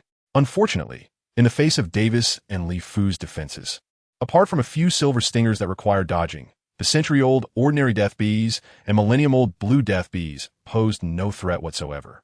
Even if hit by hundreds or thousands of stingers, it merely turned their clothes into a sieve without causing any bodily harm. Just as Davis was about to strike and take the life of the Golden Death Bee, a sudden change occurred. A pure and nearly ultimate wave of gold-type soul power appeared within the perception range of Davis and Li Fu. It was the tail stinger skill of the Golden Death Bee. This swarm actually contained more than one Golden Death Bee. All bee-type soul beast groups have a habit. When a second queen bee appears in the swarm, the old queen instinctively rejects the new queen to maintain her absolute dominance in the group. The young queen will soon leave the swarm to establish her own. Therefore, neither Davis nor Li Fu expected that this Death Bee group would hide a second Golden Death Bee. The only possibility for this situation to arise is if the new queen happens to be the biological daughter of the old queen. In this case, the old queen would allow the new queen to gather a force of her own in the group, and after gaining strength, she would leave. Given the despairingly low evolution ratio of the Death Bees, the probability of this situation occurring is nearly zero. Whether it was bad luck or good fortune, it just happened that Davis and Li Fu encountered it. This hidden Golden Death Bee, around 60,000 years old, was the biological daughter of the old queen. Upon seeing her mother heavily injured by Li Fu, she unhesitatingly shot her stinger at him at the cost of her own life. The tail stinger shot by the 50,000 year Golden Death Bee might not take Li Fu's life, but it was enough to cause him significant harm. Li Fu was maintaining the Gale Domain to bind the old queen, preventing her from releasing stingers or escaping, and was slow to react to the new queen's sneak attack. That half-beat of a delay left him unable to respond in time, but Davis was able to. Second soul skill, Golden Feather Assault. With the enhancement of this soul skill, Davis's reflexes and movement speed soared. He stepped into a rapid pace, transforming into a golden figure, blocking the path between Li Fu and the new queen. The 13th level of the 13 Protectors Horizontal Training Golden Bell Shield was operating at its limit, and the White Tiger's pure golden energy and the effects of the Diamond White Tiger transformation had not yet faded, putting Davis in a fully defensive state. At the same time, for the first time in battle, he activated his trump card, the External Soul Bone, Golden Dragon Swallowing Heaven Armor. As Davis's soul power increased, The age of this external soul bone had also risen to the 10,000 year level, providing a considerable boost to his defense. Seeing Davis trying to block the damage for him, Li Fu felt a surge of anxiety but dared not relax his control over the old queen, lest the 80,000 year golden death bee release stingers. He could only watch helplessly as the golden death bee's tail stinger shot toward Davis's chest. Ding! This clash was a collision of two nearly ultimate gold-type soul powers, a duel between the ultimate defense and attack represented by the gold attribute. After firing the tail stinger, the new queen fell to the ground dead. The tiny tail stinger knocked Davis back several meters, but ultimately could not penetrate the layers of protection around him. The stinger left only a pinhole-sized mark on the golden dragon, swallowing heaven armor, but could not break through the defense of the 13 Protector's horizontal training golden bell shield. By this point, the battle between the two and the swarm of bees was coming to a close. Davis watched the struggling old golden death bee in the Li Fu area, a hint of coldness in his eyes. The rich metallic soul power crazily gathered in the palm of his hand, soon forming into a golden elemental spear. Fourth soul skill, White Tiger Penetrating Kill Spear. Kill! The spear shot out, piercing through the tail of the golden death bee and exiting from its head, taking away the life of this 80,000 year old soul beast in one strike. Unfortunately, this golden death bee was unable to unleash its final dazzling attack before being killed by Davis, a quasi-soul emperor. After successfully killing the golden death bee, the entire swarm went into a frenzy, desperately charging towards Davis and Li Fu, attempting to shoot them down with their stingers. But all of this was in vain. After the golden death bee died, the remaining swarm, no matter how numerous, could not pose a threat to the two. They quickly escaped the scene with the corpse of the golden death bee, soon evading the swarm's pursuit. Absorbing an 80,000 year soul ring takes a considerable amount of time, and to prevent being disturbed by passing soul beasts, Davis found a cave at the edge of a cliff to absorb this soul ring. Davis placed the corpse of the golden mantis bee aside, sat cross-legged, and began to operate the Chuanjin heart method. The soul ring was drawn in, subsequently merging into Davis's body. Once the soul ring entered his body, Davis felt a tremendous wave of soul power surging towards him. At the same time, a chilling resentment began to invade the depths of Davis's consciousness. However, this time Davis was fully prepared. The 13 Protectors had cultivated the Golden Bell Shield to the 10th level, which could be considered a great achievement. Upon reaching this stage, not only had it significantly strengthened Davis's physique, but it also formed a protective layer of intricate web-like structure around his internal organs, blood vessels, and meridians. No matter how turbulent the incoming soul power was, it was weakened by this layered web and could no longer harm Davis's body. As for the task of absorbing the soul power, that would be left to the Chuanjin heart method, which had opened all 12 primary meridians. With the physique honed by the 13 Protectors acting as a dam, and the nearly perfected Chuanjin heart method functioning as a canal, even the surging waves of soul power condensed from the 80,000 year soul ring could be managed by the layered dam and canal within Davis's body, preventing any major disaster. As for the remnants of the golden mantis bee's soul retaliating, when faced with the pair of black and white flying swords in Davis's soul, they could only create waves in his consciousness like defeated dogs. Soon after, they were shredded by the flying swords, becoming nourishment for Davis's soul cultivation. Once the fluctuations of soul power and soul energy in Davis stabilized, Li Fu also relaxed, quietly guarding Davis at the cave entrance. The old man felt a bit regretful and fearful at this moment. As a titled Douluo, he had to rely on Davis, a quasi-soul emperor, to help block attacks, putting his lord in such terrifying danger. If it weren't for the prince's own resilience, the consequences were truly unimaginable. In this mindset, Li Fu was extremely tense while guarding Davis, not daring to overlook any signs of movement. After a long time, Davis opened his eyes, filled with an undeniable look of surprise. The 80,000 year soul ring had pushed his soul power to level 64. The strength of his physique and soul had this advantage. Davis's ability to absorb the extra soul power from the soul ring allowed him to save nearly 1/3 of the accumulation time for each level. Davis's soul skill this time is somewhat different from what was expected, but it can be considered a pleasant surprise. Perhaps influenced by the pair of flying swords in the visualization of the Lu Zhu in Davis's soul, this 80,000 year old golden mantis soul ring grants him a soul skill called White Tiger Godsword. It can summon 2 golden soul power flying swords, which can be controlled freely by Davis's mental power to strangle enemies. much like the swordsmanship in a fantasy world. The flying soul swords move at an extremely fast speed, deal high damage, and have armor-piercing and penetrating effects. This soul skill particularly delights Davis. After all, what boy can resist the coolness of pointing a finger and commanding swords to kill enemies? Unlike the fourth soul skill, White Tiger Piercing Gun, which delivers a one-time frontal strike, this skill is more flexible and varied, allowing the pair of flying swords to be manipulated freely by Davis's consciousness.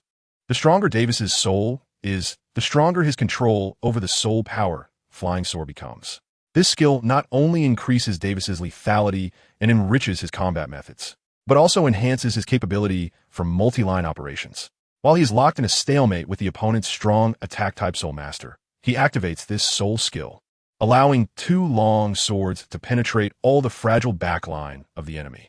Additionally, what surprised Davis was that the two Golden Death Bees had produced soul bones. One was a 60,000-year-old right arm soul bone, and the other was an 80,000-year-old left arm soul bone. Although he still didn't know the skills of these two soul bones, Davis was certain they would be suitable for both himself and Luo Zhiwei. What kind of soul bone skills could the Golden Death Bee produce? It was obvious that they would likely include skills like penetration, sharpness, and armor breaking. Such skills are very much needed by both Davis, who pursues the ultimate gold attribute in strong attacks, and Luo Zhiwei, who is a natural shooter. Looking at these two soul bones, Davis mentally prepared for their distribution. Luo Zhiwei already had her father's space-type soul bone in her left arm soul bone slot, so the 60,000-year-old right arm soul bone would belong to her. As Davis holds the sword in his right hand, he is accustomed to using his left hand to release the White Tiger Piercing Gun strong attack soul skill, making the 80,000-year-old left arm soul bone perfectly suitable for him. The performance of that Golden Death Bee was so impressive that Davis had high expectations for the skills contained within the soul bone. He immediately pressed the soul bone against his left arm and activated his soul power for absorption. Shortly after, the soul bone completely fused into Davis's body, granting him a soul bone skill that was close to his expectations. Pierce through heaven and earth greatly increases the destructive power and penetrative ability of the next attack. Usable once per day, under the soul bone skill. Both the fourth soul skill White Tiger Piercing Gun and the newly acquired sixth soul skill White Tiger Divine Sword could receive a significant boost. As for the soul bone skill's cooldown time of a day, Davis thought it was quite normal. After all, the more powerful the skill, the longer the cooldown time, which is widely acknowledged. At this moment, Davis's spatial soul guide had already stored two high-quality soul bones. In addition to the 60,000-year-old Golden Death Bee right arm bone, there was also the 80,000-year-old Diamond Baboon right arm bone gifted by the Seven Treasures Glazed Tile School. It was just right that he had sneaked out for a trip without his teammates, and he felt a bit guilty, so when he returned to Xinghua, he would treat it as a local specialty brought back for his teammates. Davis and Li Fu quickly left the Stardow Forest, and when they returned to Tiandou City, they found that the atmosphere of the entire city was much more lively than in the previous days. Davis returned home and inquired about it, only to find out that the Lantern Festival was approaching. The Lantern Festival is an important holiday in the Heaven Dou Empire, a day for countless families to reunite and celebrate, as well as a time for many young men and women to express their feelings. Similar to the Lantern Festival on Earth. On this day, all cities hold lantern fairs, and thousands of colorful lanterns illuminate the entire city, creating a vibrant and romantic atmosphere that is perfect for confessing one's feelings. Davis grew up in the Starfall Empire and had never experienced the brilliance of a lantern festival. Listening to people's descriptions, he suddenly became excited about the holiday. However, his anticipation quickly faded. This was because Dou Di had come to him, also for the Lantern Festival. She wanted to meet Davis and go to the most bustling Emerald Street in Tiandou City to enjoy the lanterns on the day of the festival. Emerald Street was home to nobles, and the shops there sold high-end luxury goods. The Wanjin Chamber of Commerce also had two stores there, which Davis naturally knew. It was the most exciting part of the Lantern Festival in Tiandou City each year. Normally, there were no restrictions on entry, but on the day of the festival, only nobles or those with passes could enter to enjoy the lanterns. Seeing Davis hesitate, Dou Di teased him. "What's wrong? The Grand Prince of the Starfall Empire is afraid to go to the Lantern Festival with a little girl like me? No way." As she spoke, Dou Di suddenly stood up, reached up to brush her purple hair behind her ear, and leaned slightly towards Davis's seat. Her enchanting phoenix eyes gently lifted, then locked onto Davis's eyes, leaving him no room to avoid her gaze. Davis was well aware of the thoughts of the purple-haired girl in front of him. Cornered by her, he had no choice but to respond directly. Sigh, Miss Douluo, I understand your feelings, but in my view, matters of the heart cannot be forced. It requires mutual consent from both parties. I prefer things to develop naturally, with mutual affection. Do you understand what I mean? Davis felt that he couldn't respond to Dou Guyan's feelings in a short period of time, so he could only reply decisively, hinting that he had no thoughts about her, and that she was just infatuated. But unexpectedly, things fell into place, and mutual feelings developed. Got it. So, do you want to go to the Lantern Festival with me the day after tomorrow? Davis, do you understand what you understand? Who exactly has the problem with understanding? Seeing Davis stunned, a glimmer of cunning flashed in Dou Guyan's eyes. You said it. To let things happen naturally. Then going to the Lantern Festival together is the process of guiding the water into the channel. The young men and women of the Heavenly Empire are like this, meeting, getting to know each other, falling in love at the Lantern Festival, and finally becoming husband and wife, accompanying each other for a lifetime. I am willing to go through this process with you. Davis, is that what I mean? Davis had a big head and wanted to explain clearly, but looking at the girl's smiling face, which concealed a hint of sadness, the words of refusal he intended to say could not be uttered. Who would truly want to hurt the sincere heart of a beautiful girl? In that moment, Davis thought of the couple's martial arts, the Jade Maiden Pure Heart Sword technique, and for a moment, he didn't know what he was thinking. He just inexplicably opened his mouth and replied, "Okay." As soon as the words left his mouth, Davis inwardly cursed himself for making a mistake. Then it's settled. I will come find you the night after tomorrow. Dou Guyan gave him no chance to regret, immediately taking the lead in confirming the agreement. At this moment, looking at Dou Guyan again, the hint of sadness that had just been in her eyes had completely vanished. It was obvious she was just pretending. Davis could only force a smile. It is said that the snake woman is as gentle as water and as passionate as fire. And indeed, this is evident from Dou Guyan. Being entangled with the snake woman is truly a happy trouble. However, this trouble inexplicably made Davis feel a bit of a heartbeat. Chapter 64. The Hidden Danger Beneath the Colorful Lantern Festival, Part 1. After sending off Dou Guyan, Davis had to visit the grandfather of the ice and fire yin-yang eye. In terms of utilizing this precious land of the ice and fire yin-yang eye, besides for cultivation and nurturing spiritual herbs, Davis had an immature idea. The radiation range of the ice and fire yin-yang eye is actually not small, but currently, aside from the core area near the spring that is filled with various rare spiritual plants, most of it is actually idle. Dou Guyan only uses a small part of it as a medicinal garden. What can be done with the remaining part? Neither expanding the cultivation of spiritual herbs nor attracting a large number of subordinates to come here for training is feasible. Both choices carry the risk of exposing this precious land. This is near the capital of another country. Once the miraculous nature of the ice and fire yin-yang eye is revealed, Davis, far away, can only let it benefit the Tiando Empire or attract the covetousness of the Spirit Hall. After repeated contemplation, Davis came up with a plan to mass plant purple core alfalfa. Purple core alfalfa is a specialty spiritual plant from the Star Dough Great Forest, and it is the favorite food of horse-type soul beasts. Long-term consumption can strengthen the physique of horse-type soul beasts and extend their lifespan. The higher the lifespan of the purple core alfalfa, the greater its effect on horse-type soul beasts. Most importantly, soul masters who personally feed purple core alfalfa for a long time can easily gain the loyalty of the horse-type soul beast they nurture, as long as their strength can suppress the horse-type soul beast they are feeding. The Wanjin Merchant Association has dealt in purple core alfalfa business to serve several noble families in Luo City that raise horse-type soul beasts. After all, which young person can resist the thrill of galloping on a steed? However, this aspect of the business has never been big, mainly because although purple core alfalfa grows quickly, it has very high requirements for the growing environment. Currently, it has only been found deep in the Star Dough Great Forest, and the yield is indeed very limited.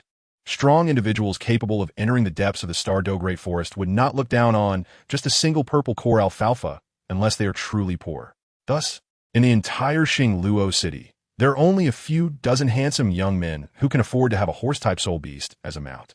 But what if purple core alfalfa were to be planted in the sacred land of spiritual plants at the ice and fire yin-yang eye? Davis is almost certain that purple core alfalfa can not only survive here, but will also grow at a normal speed of hundreds, thousands, or even tens of thousands of times. This magical herb, as long as it is planted in suitable soil, requires almost no care. It can grow wildly, and once it matures, it can be harvested in bulk. This work, which requires no technical skill, can be completed by just arranging two trusted subordinates. On the western grasslands of the Star Luo Empire, there are dozens to hundreds of horse-type spirit beast populations, with the smallest groups exceeding 100. Although most of them are 10-year spirit beasts. With a large supply of high-year, high-quality purple core alfalfa, Davis can cultivate a massive number of horse-type spirit beasts that are over 1,000 years old. What does this represent? The ultimate cavalry in the cold weapon era. Even in this Douluo world, where strength is respected and martial souls determine everything, once there are thousands of cavalry units with mounts that are over 1,000 years old, and knights who are soul masters above the soul scholar rank, they still have the ability to destroy any military formation. As long as Tang San's Juga crossbow array does not flood the battlefield, the cavalry cultivated by Davis will be invincible above the military formations. A Spirit Master army composed of those below the Spirit Emperor rank will almost certainly be scattered at the first charge. If a few top military experts are added to the cavalry regiment, even powerful beings like Soul Saints and Soul Douluos would not dare to confront them head-on. Davis carefully planned and increasingly felt that the Soul Master Cavalry Corps had potential. He immediately contacted the head of the Wanjin Chamber of Commerce in Tiando City, requesting him to gather a batch of live purple core alfalfa or its seeds in the shortest time possible. The power of money is invincible at a lower level.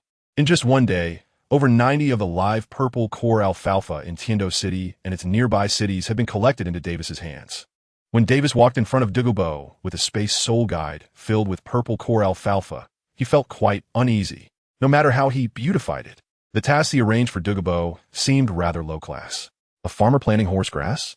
A pasture manager? Does this make sense? Is this something a titled Douluo should be doing? Naturally, Douluo's face turned sour after hearing Davis's request, and coupled with the behavior of his precious granddaughter, his complexion, which had just improved after being cured by Davis, seemed to turn even greener than when he was poisoned. It wasn't until Davis promised to send Yang Wudi over the first opportunity to assist Douluo with the task and to communicate with Douluo about the usage of various spiritual medicines that the old poison master reluctantly agreed with a dark expression.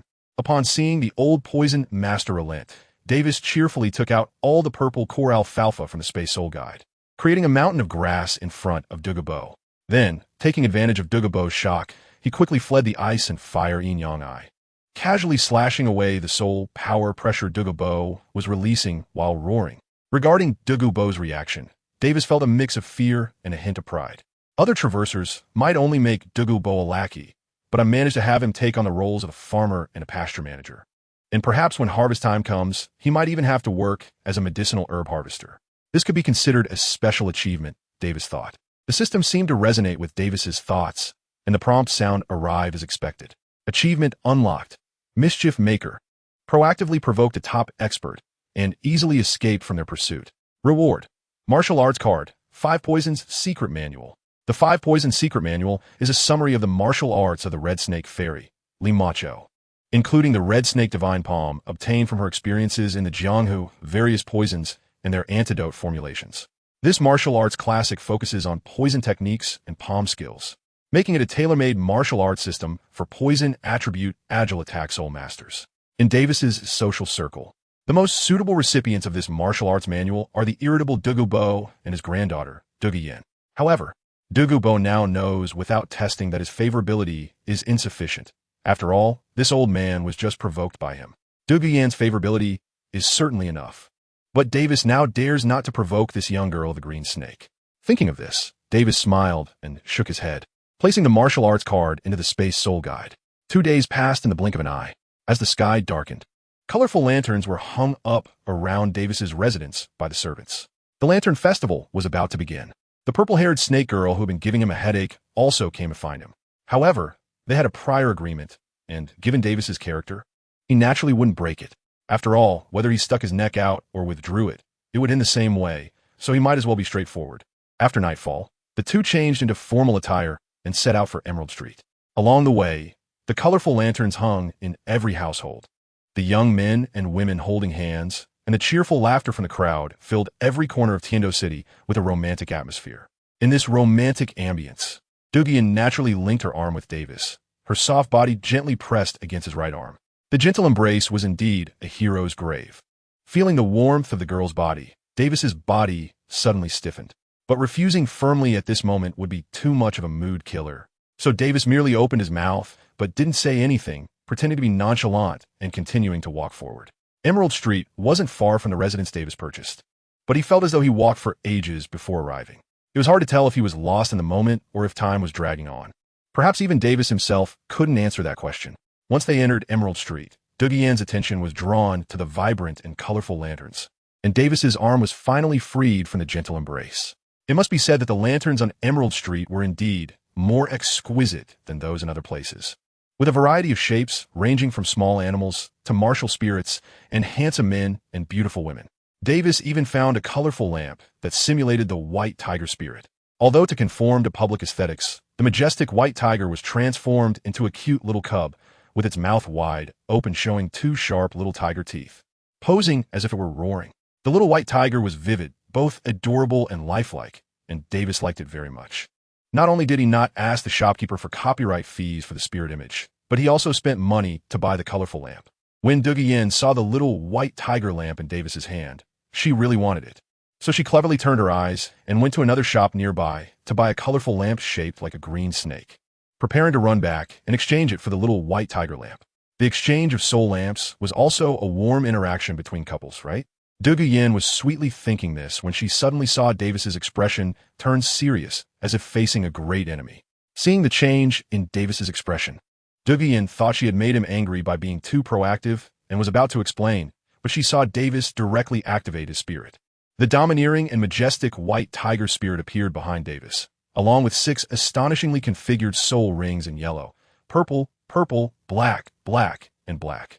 At the same time, Dou Di suddenly felt a chill at the back of her head. A strong wave of soul power rose behind her, and 2 powerful winds brushed against her face as they passed by her side, heading straight for Davis in front of her. This was a soul skill from a high-level soul master. Dou Di reacted immediately. As the only family member of Douluo, she had interacted with many high-level soul masters at the Soul Sage and Soul Douluo levels, and she had seen Douluo guide other Soul Douluos and Soul Sages in battles, so she was very familiar with this terrifying aura. A high-level soul master was attacking them. Chapter 65, The Hidden Danger Beneath the Colorful Lamp Festival, Part 2. Dou Di was completely stunned. The wave of soul power coming from behind her and the 2 attacks that intentionally avoided her and brushed past her, heading straight for Davis, all reminded her that someone was trying to assassinate Davis. In the capital of the empire, on the bustling Emerald Street, during the grand festival of colorful lamps when the whole country was celebrating, someone actually dared to attempt an assassination, and the target was the crown prince of a neighboring country. This was a slap in the face of the entire Tiando Empire. Even someone as bold as Dou Di was frightened in that moment. However, Davis in front of her was not scared. Before he could sense the danger himself, he had already received a warning from the old man Li Fu, who was secretly protecting him. The enemy was coming in strong, with a formidable title Douluo confronting Li Fu in the dark, and he feared he could not shake off the opponent quickly. In addition, there were also 2 Soul Douluos and 2 Soul Sages directly attacking Davis, with such a luxurious lineup, and all of them being experts who had never made a name for themselves on the continent. Davis knew without saying that it was definitely the work of the Spirit Hall. The Spirit Hall must have already discovered Davis's extraordinary abilities and wanted to eliminate the future threat in advance. Mobilizing a title Douluo, 2 Soul Douluos, and 2 Soul Sages was a meticulously arranged deadly trap aimed at Davis. Davis's eyes gleamed with a cold light, and murderous intent surged within him. The offspring of the Spirit Hall made a grave mistake by sending only 1 title Douluo.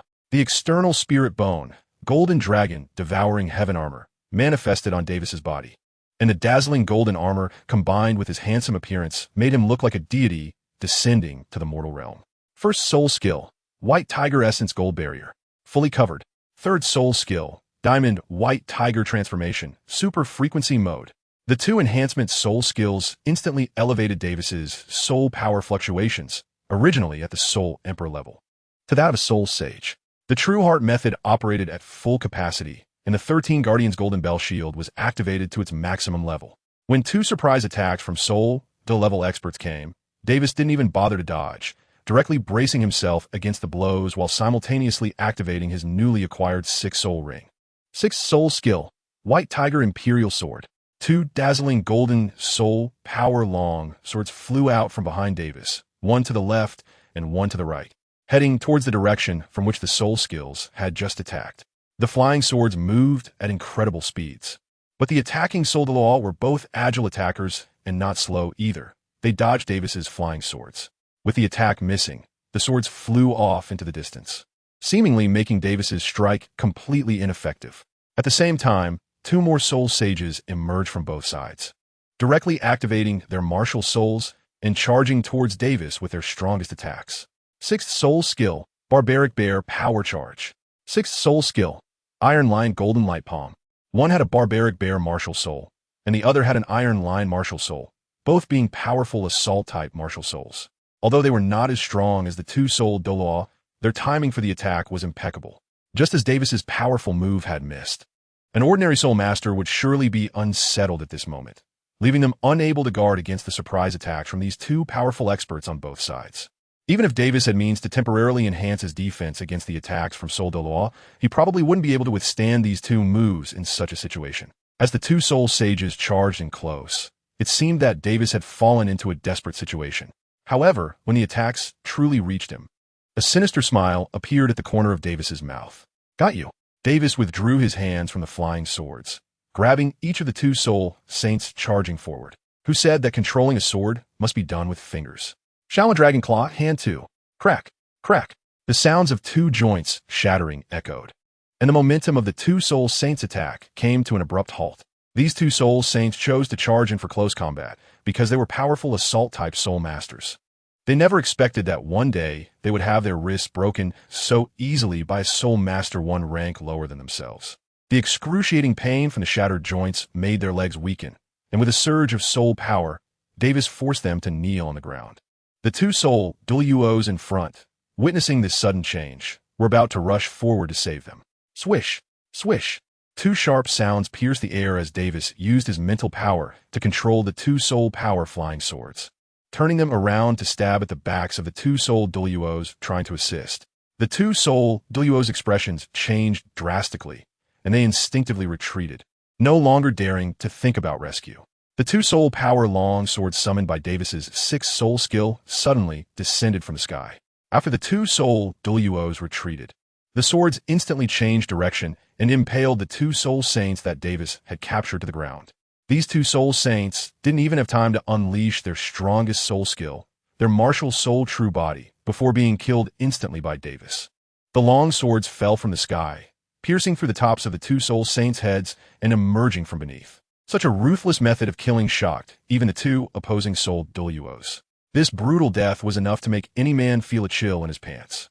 Davis killed two people and, still unsatisfied, casually tossed aside the two corpses.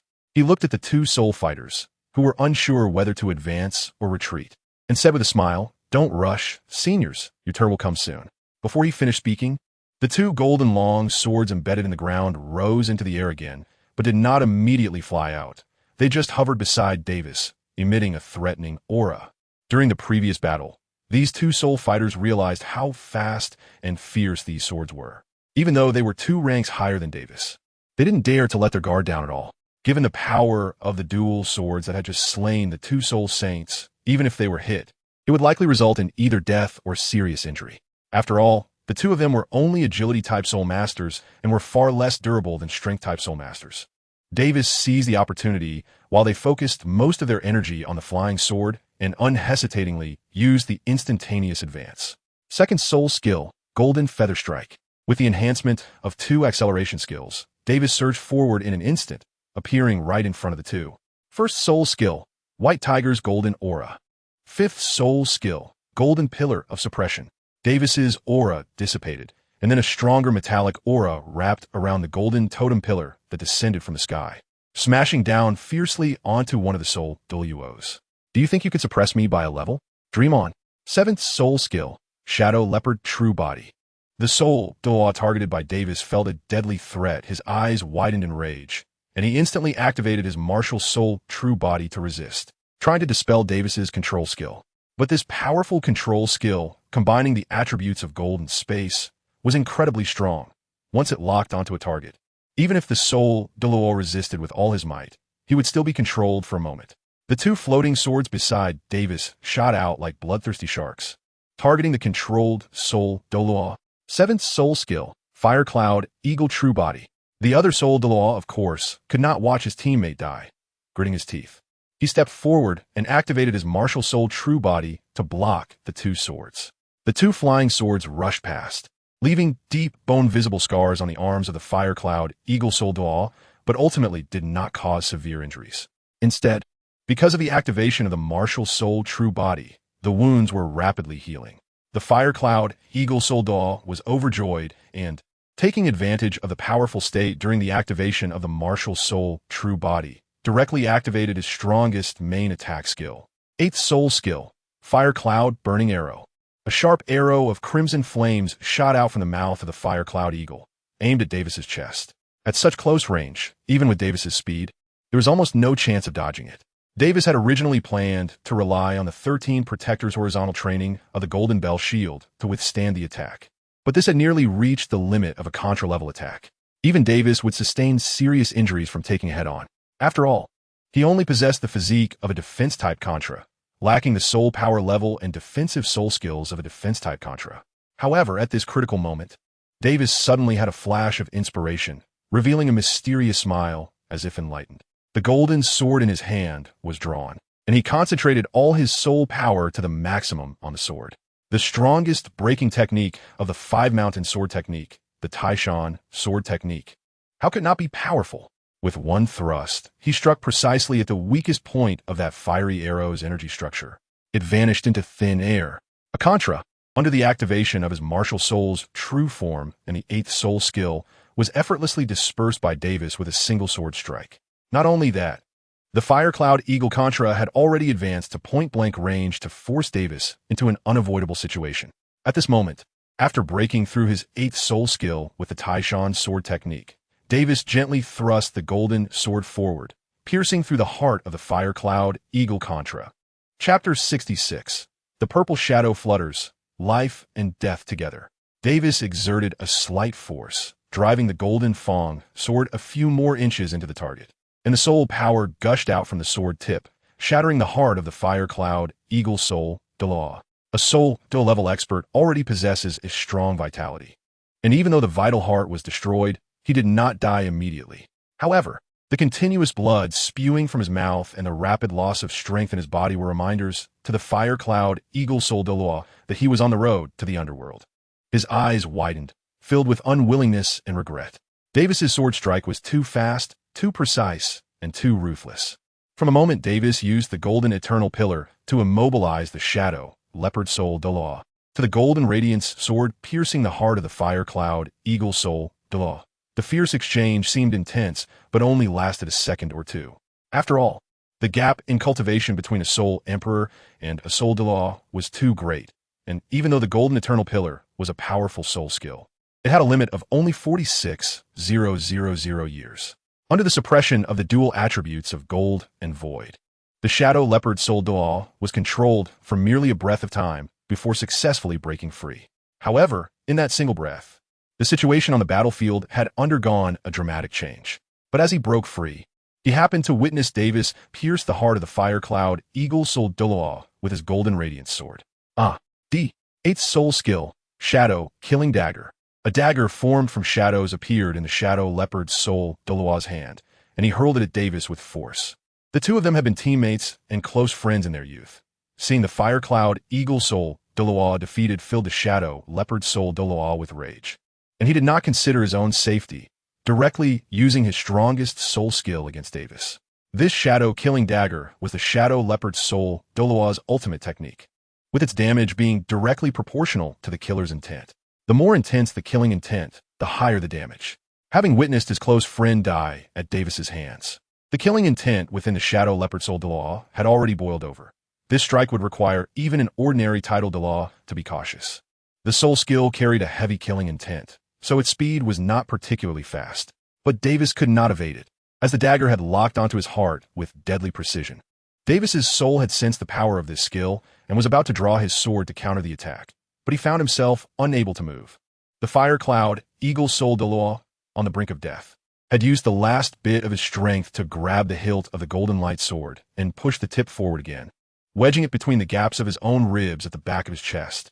Even though he was just a step away from death, he was a powerful warrior who had fought his way out from countless low-ranked soul masters. The fire cloud, eagle soul, Douluo knew he was doomed. But he was unwilling to close his eyes just like that. He wanted to take Davis, who was trying to kill him, down with him while creating an opportunity for his friend to escape. This was the unspoken understanding developed between the two good brothers over decades of life and death together. Davis is immortal, and the Shadow Leopard can't possibly escape from his pair of soul power, flying swords all alone.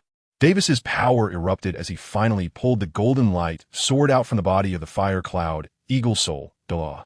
However, at that moment, the 8th soul skill of the Shadow Leopard soul Douluo was already within inches of Davis's chest. Faced with this all-out strike from the Shadow Leopard soul Douluo, Davis had no chance to use the Die Zone to counter it this time. However, with the external soul bone, the golden dragon swallowing sky armor, and the 13th Guardian's horizontal practice golden bell shield, Davis was not particularly afraid of taking this hit head-on. Even if this attack broke through the limits of a title Douluo, he would only suffer a minor injury at most. But just as he was preparing to take the piercing blow, he suddenly noticed a purple figure appear in front of him. The shadow-killing dagger pierced through that figure and still struck Davis. The lethal intent of the shadow-killing dagger, having been revealed, did not even penetrate Davis's golden dragon swallowing sky armor, nor did it breach the defense of the 13th Guardian's horizontal practice golden bell shield. Davis was stunned, and it wasn't until the purple-haired girl slowly fell in front of him that he finally got a clear look at her face. At that moment, her delicate features were contorted in pain, but Davis could still see the emotions of admiration, love, suffering, and regret written all over her face. Each emotion felt like a knife sharper than the Shadow Killer's dagger, piercing accurately into Davis's heart again and again. Alone, isolated, a lone wild goose. Davis immediately reached out to embrace the falling Dou Di Supreme, feeling for the first time the taste of heartache. Since arriving in this world, Davis, born into nobility and gifted with exceptional talent, equipped with a powerful golden finger and accompanied by the protection of his maternal clan's guards, had never truly experienced any significant setbacks. Similarly, as a visitor from another realm, besides his family, only those teammates he had grown up with could slightly touch the seemingly cheerful yet actually closed-off heart of Davis. Until that dagger pierced Dou Di Supreme's heart. It seemed to penetrate the barriers surrounding Davis's heart, allowing him to genuinely feel where the pain lay, stirring up monstrous waves deep within his lonely soul. The Shadow Leopard soul Douluo, seeing his determined strike fail, immediately activated his strongest advanced soul skill, attempting to escape. With all his teammates dead and his strongest strike already revealed, there was no opportunity left to kill Davis. Moreover, the strike that pierced the heart of that purple-haired girl was enough to make Davis feel pain, avenging his close friend's blood feud. It was better to preserve his life for now and seek revenge on Davis in the future. Although Davis merely lowered his head to hold Dou Di Supreme and did not pursue or use any ranged soul skills against the Shadow Leopard soul Douluo, Li Fu had already repelled the opposing title Douluo and was rushing over. Among title Douluos, as long as none had broken through level 95, the overall gap would not be too great. Li Fu's ability to repel the opponent in such a short time indicated he was fighting for his life. Sever the legs. Leave my life. For the first time, Davis issued an order in such a serious tone to the highly respected elder Li Fu. Li Fu continued walking without pause, slightly nodded, and without hesitation activated his ultimate move against the Shadow Leopard soul Douluo. 8th soul skill, Black Annihilation Blade. A pitch-black blade slashed out from the void, cleaving the unsuspecting Shadow Leopard soul Douluo into 3 pieces, severing both legs at the knees. The Shadow Leopard soul Douluo, desperately trying to escape, simultaneously lost his legs, and the intense pain, massive blood loss, and despair of losing his life path drove him to emit a painful howl. As a result, the assassination squad sent by the Spirit Hall to kill Davis faced heavy losses, 3 dead and 1 severely injured, with only the title Douluo escaping, marking a significant defeat. However, no matter how glorious the outcome of this battle was, looking at the critically wounded Dou Di Supreme in his arms, with her heart pierced, Davis couldn't bring himself to smile. Yet, Dou Di Supreme was able to smile. Despite suffering a fatal injury that pierced her heart, she still smiled, looking even more beautiful and exquisite than before in front of Davis. She even tried to raise her right hand to touch Davis's face, but was unable to do so due to the loss of strength throughout her body. Davis was heartbroken and quickly grabbed her right hand, placing it on his face, allowing her fingers to gently caress his cheeks. At that moment, every image flashing through Davis's mind was a scene from the time they had known each other. There was the moment when she needed to remove her outer garment to detoxify, her face blushing deeply. There was the heartfelt kiss after the detoxification, like swallows returning to their nests. There was her insistence on dragging him to the Lantern Festival during their next meeting, her playful persistence and cunning. And there was just now, when she ran towards him holding the little green snake lantern, full of joy. Although they had known each other for only a few short days and had met just a few times, every smile and frown of Dou Guyan, every word, was now replaying endlessly in Davis's mind. The depth of feelings is never determined solely by the length of time. Davis, who prided himself on being a time traveler, looked at the gaping wound in Dou Guyan's chest and felt powerless for the first time. Such an injury could only be saved if a Soul Sage Level 9 Heart Begonia was present to immediately use their martial soul true form to snatch her back from the hands of death. In the few seconds after Dou Guyan was injured, he had searched his system warehouse over and over, but unfortunately, not a single card could save her life. Medicines cannot resurrect the dead. Even a great elixir cannot save someone without a heart. This made Davis hate himself immensely, regretting why he hadn't forcibly tied up Yi Jinghu, who was seeking death, and taken her away. Dou Guyan opened her mouth, but she couldn't make a sound due to the blood filling her throat. However, following her gaze, Davis discovered the small, white tiger lantern that had fallen to the ground. It was the item she had just wanted to exchange with him. Davis gathered his inner strength and drew the small white tiger lantern from the ground, wanting to hand it to Dou Guyan, only to find that the little white tiger's body had been ruined by the aftermath of the recent battle, no longer as adorable as before. Was he unable to present the last gift he wanted to her in its entirety? Seeing a hint of regret deep in Dou Guyan's eyes, Davis felt his heart shatter like that little white tiger lantern. The tiger's eyes widened, and a single clear tear fell, landing on Dou Guyan's pale cheek. This was the first tear Davis had shed since arriving in this world. Dou Guyan's fingers gently brushed against Davis's face, trying to wipe away the tears. In her heart, Davis was her unparalleled hero. His recent appearance in golden armor, defeating a formidable enemy, was the most handsome sight Dou Guyan had ever seen, even more so than her grandfather.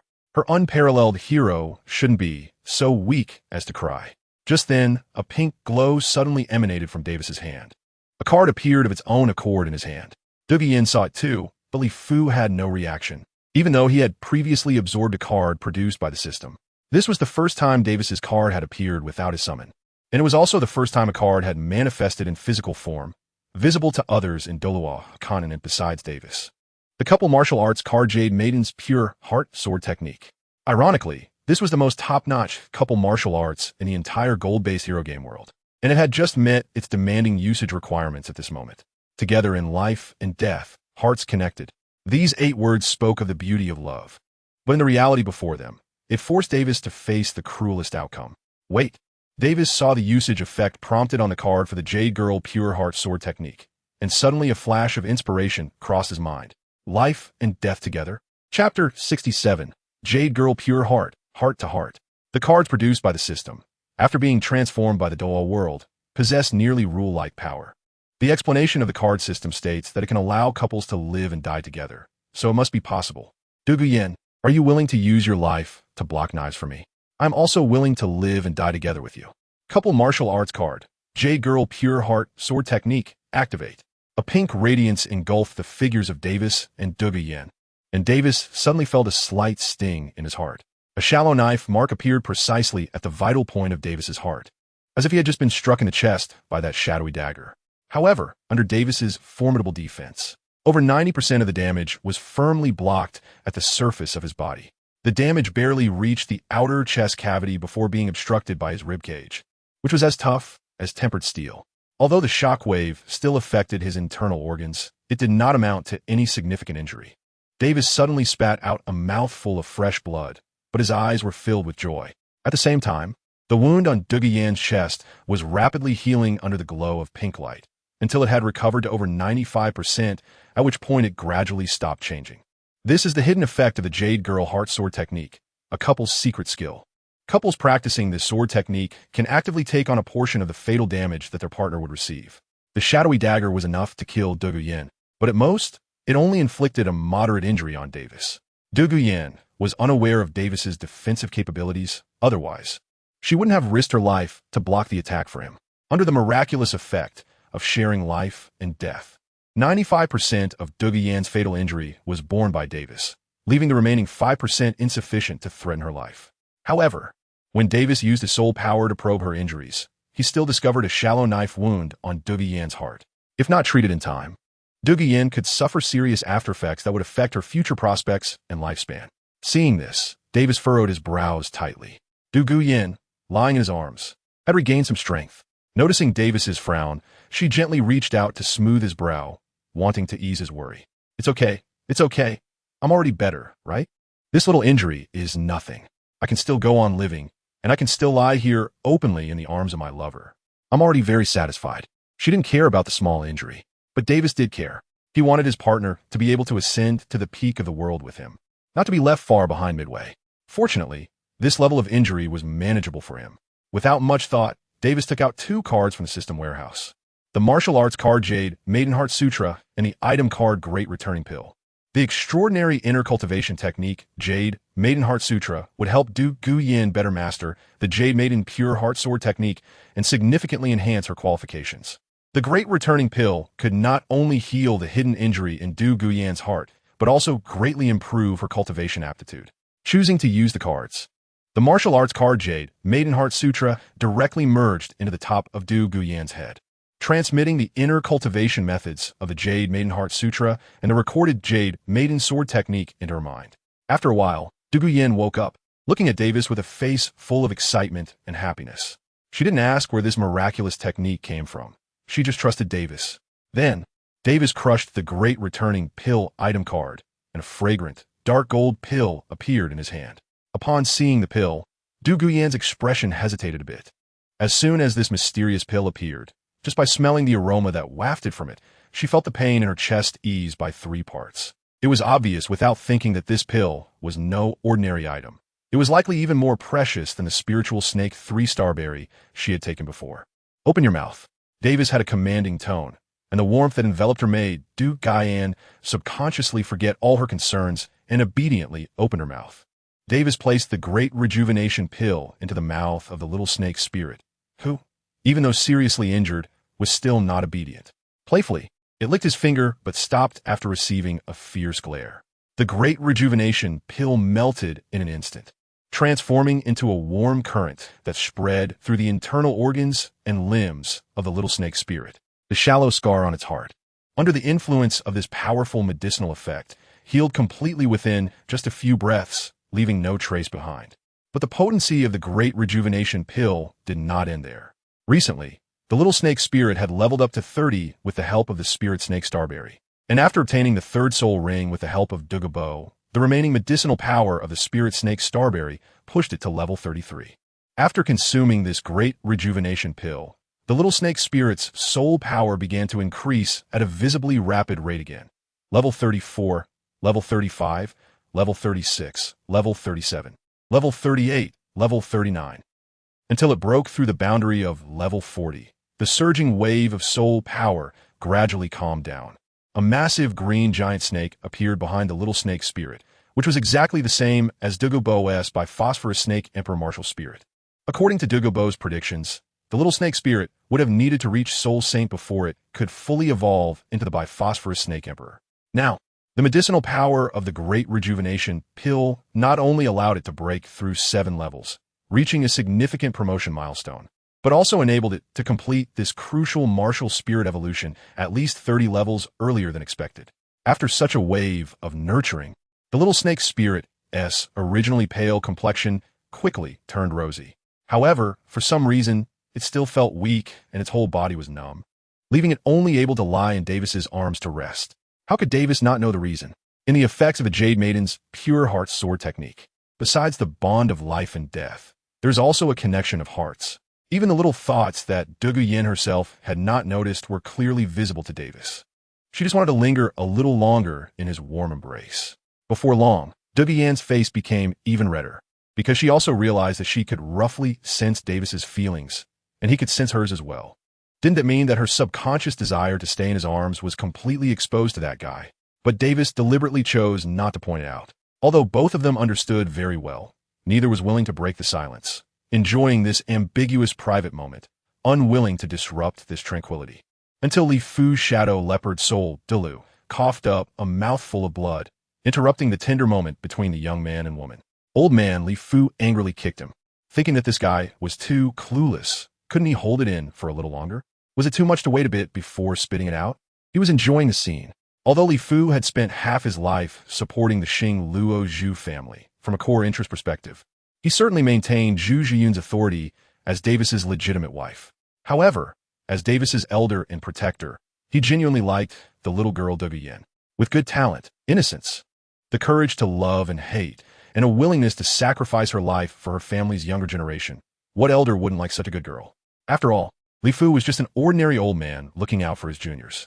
In the old man's eyes, Davis was destined to be the supreme emperor of the Xing Luo Empire. So having 3 consorts and 6 beauties was a matter of course, right? Moreover, the group of useless old folks in the Zhonglui were about to be scattered by Davis. So Davis's future offspring would certainly not face the cruel situation of brothers harming each other. What was wrong with marrying a few more wives? Was it illegal? It just happened to help the Xing Luo Dai family branch out. The old man was happily watching the strong feelings between his juniors when he was interrupted by this captive, which was really inconsiderate. The more Li Fu thought about it, the angrier he became, and he stomped on the shadow, leopard soul Douluo again. This unfortunate fellow couldn't hold it in and spat out another mouthful of fresh blood. All right, Grandpa Li Fu, if you stomp any harder, this guy will be dead for sure. Davis stood up, holding Dou Di, and smiled as he interrupted the old man's intention to continue tormenting the captive. As for Dou Di in his arms, upon realizing Li Fu was present, her face had already turned as red as an apple, burying her entire head in Davis's embrace and refusing to lift it to face anyone. However, she also wouldn't loosen her tightly wrapped arms around Davis's neck. Davis looked at the purple-haired girl in his arms, his gaze gentle, unlike that of a powerful assault soul master with a white tiger martial soul. However, when his eyes shifted to the shadow leopard soul Douluo on the ground, they suddenly turned sharp, transforming him into the most tyrannical king in the world. Chapter 68, The Angry Douluo. Who is your superior in the Spear Hall? Davis looked at the fallen shadow leopard Contra on the ground, his eyes devoid of any warmth, and his tone made one feel as if they had fallen into an ice pit. Shadow leopard Contra struggled to lift his head, looking at Davis and wanting to explain, "It's not me." Davis had no patience to listen to his excuses and stepped on the wound of his knee that had been severed by Li Fu. Who is your superior in the Spear Hall? It was the same question, but the coldness in his tone was even greater than before. No. Davis's foot moved up half an inch and then came down heavily again. Old man Li Fu looked on with a frown. So you want me to go easy on you, to spare your dog's life for my own sake? This shadow leopard Contra is indeed tough, even while being continuously injured. It refuses to reveal any information. But with every no it utters, Davis's foot rises half an inch and then stomps down again. By the time both of its thigh bones are shattered, the will of the shadow leopard Contra is on the verge of breaking. At this moment, 2 black and white sword shadows flashed in Davis's eyes, piercing straight into the eyes of the shadow leopard Contra. Mind Sword. This is a soul attack technique that Davis comprehended from the image of the Elzu. Currently, it can only be used to attack those with weaker souls or those whose will is on the brink of collapse. It is precisely suitable for the shadow leopard Contra at this moment. I said it is the Ghost Elder. Anyone who can be called the Ghost Elder by the Soul Hall's Contras must be a ghostly figure. His martial soul is also called Ghostly, and he is a trusted confidant of Pope Bibidong. A level 95 control-type title Douluo, he has a mole and a close friend named Yuguan. The two can be considered Bibidong's right and left-hand men. How is he one of Bibidong's people? She should be busy consolidating power within the Soul Hall and shouldn't have the time to deal with me. Davis frowned, feeling somewhat puzzled. Was that assassination in Starfall City a few years ago also carried out by your people? No, that was done by the former Pope's people. This assassination was initiated because Ghost Douluo, after taking full control of the intelligence department, discovered information from 7 years ago. Combined with the commotion you caused in Heavendo City, it was decided to restart this assassination plan. I see. So during the process of assisting Bibidong in taking over the Spear Hall, you discovered this threat and decided to eliminate it in advance, right? It seems that the one I just confronted in the shadows, who was later repelled, was this Ghost Douluo. Davis suddenly understood and no longer needed to ask questions alive. He stepped heavily down, stomping on the heart of Shadow Leopard's soul, Douluo, giving him a swift end. After completely defeating Shadow, Leopard Soul Douluo, Davis finally had time to check the recent system notifications. Killing a Soul Saint with the strength of a Soul Emperor, he completed the achievement over level kill 1. Reward: Martial Arts card, Ice True Chi. Killing a Soul Douluo with the strength of a Soul Emperor, he completed the achievement over level kill 2. Reward: Item card, Great Rejuvenation Pill. The rewards from completing both achievements were exactly what Davis needed. The one Great Rejuvenation Pill he had in stock was just used by Dou Di, and unexpectedly he received a replacement right here, making him praise the system's attentiveness. As for the martial arts card, Ice True Chi, although it wasn't at the Peerless level, it was still an excellent choice among internal skills below the Peerless level. In Davis's camp, the sniper, Luo Jiwei lacks fundamental cultivation methods. This cold Ice True Chi, which combines control and attack, might allow her to undergo a transformation. After all, Frost is a property very suitable for archers. After everything was over, Li Fu looked at Davis with a serious expression and said, "Your Highness, we can't stay in Tiando City." Davis nodded. It was time to leave. This time, he had single-handedly killed 4 powerful members of the Spirit Hall. The titled Douluo who returned would surely report his true strength to Bibi Dong. Continuing to expose his whereabouts would inevitably lead to more intense assassination attempts from the Spirit Hall, even if Li Fu didn't mention it. Davis was already planning to return to Heaven Dou City to greet the Sword Douluo before leaving the Heaven Dou Empire. In this attack, aside from the body control immunity provided by the external spirit bone, the Golden Dragon Devouring Armor, Davis's other abilities had already been largely exposed. The Spirit Hall would never allow a supreme genius from an enemy force to rise. The next attack would definitely come quickly, and would not be limited to just one titled Douluo. If Bibi Dong, who had recently killed Qian Xuanji, dared to go to the Hall of Worship, perhaps those old fossils in the Hall of Worship would also take action. Therefore, Davis had to enhance his strength in the shortest time possible. He needed the power to contend with titled Douluos. To achieve this, there was only one way on the Douluo continent: the inheritance of the gods. Just like Davis had convinced Li Fu, it wasn't entirely a deception. After all, he would never miss the god-level inheritance in the Killing City. He originally planned to wait until his training with the pure Yang Zhenren's visualization reached a further stage and his mental cultivation was stronger before going. By then, even if he had to face the King of Slaughter, Tang San, who was parasitized by the blood-red nine-headed Bat King, he could still defeat him with superior soul cultivation. But now, with the Spirit Hall's relentless pursuit imminent, Davis's plan to go to the Killing City had to be advanced. However, it was also a good thing. The Killing City was the most suitable place for tempering mental cultivation. Perhaps after experiencing trials there, his mental cultivation would naturally improve. At the same time, it would allow Davis's Taoist internal skills to be on autopilot for 2 or 3 years, and by the time he emerged, he would have definitely reached level 70. After reaching the Soul Saint level, Davis's combat power would certainly leap to the level of a titled Douluo, and with the killing field added, he would have the means to counter the Spirit Hall's pursuit. Even though it was a last-minute change of plans, Davis still made thorough preparations. He just glanced down at the Dugu Yin in his arms, and a hint of reluctance inevitably arose in his heart. Unfortunately, Dugu Yin was still too weak. If only she had Soul King-level strength, with the skills from the Jade Maiden Heart Sutra, she might also be able to accompany him to the Killing City to gain a killing field for free. Davis hesitated for a moment, but decided to be honest with Dugu Yin. "Yin, I might have to leave for a while." Dugu Yin nodded understandingly. She was the one who felt most deeply how dangerous this assassination was, and she didn't want to hold Davis back next time. "I'll be training with my grandfather in the Garden while you're gone. When we meet again, I will definitely be stronger."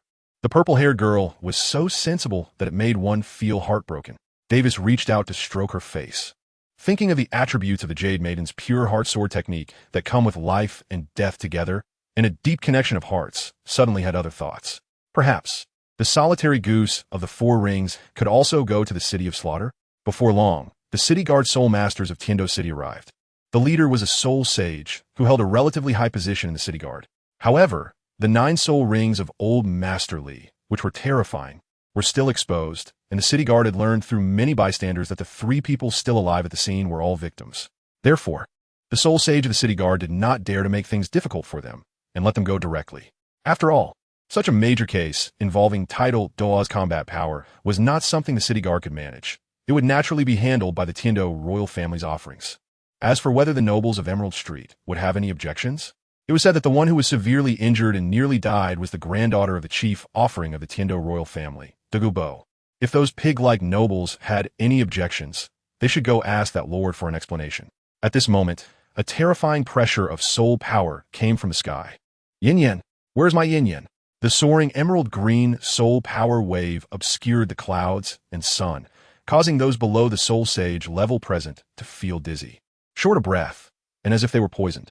This was Douluo, a grandmaster of poison on par with Bibi Dong. The soul power fluctuations emitted unconsciously when he was angry made the hundreds of people present feel as if they were poisoned. No wonder he was the strongest among those who slaughter low-level soul masters on Douluo continent.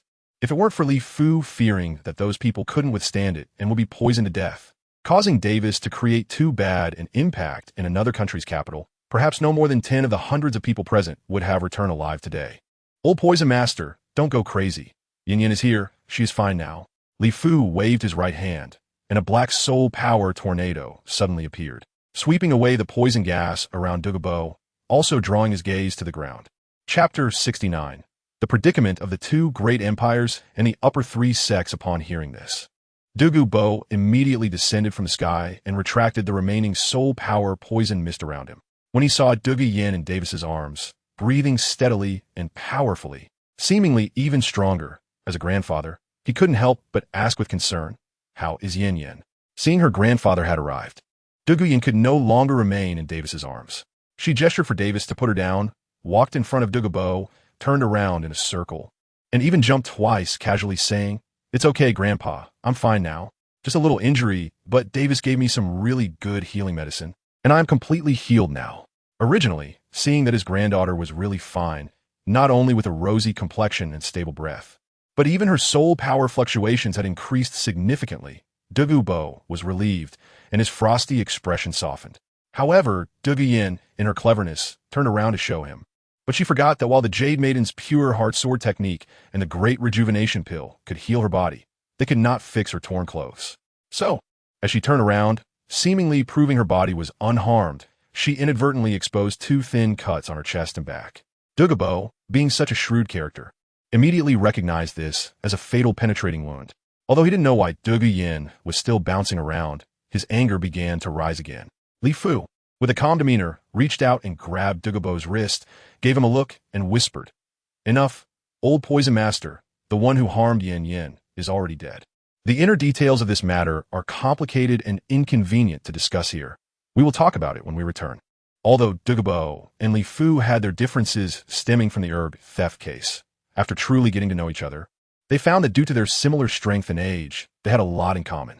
Over time, the two old men gradually began to appreciate each other. He could still take in Li Fu's advice.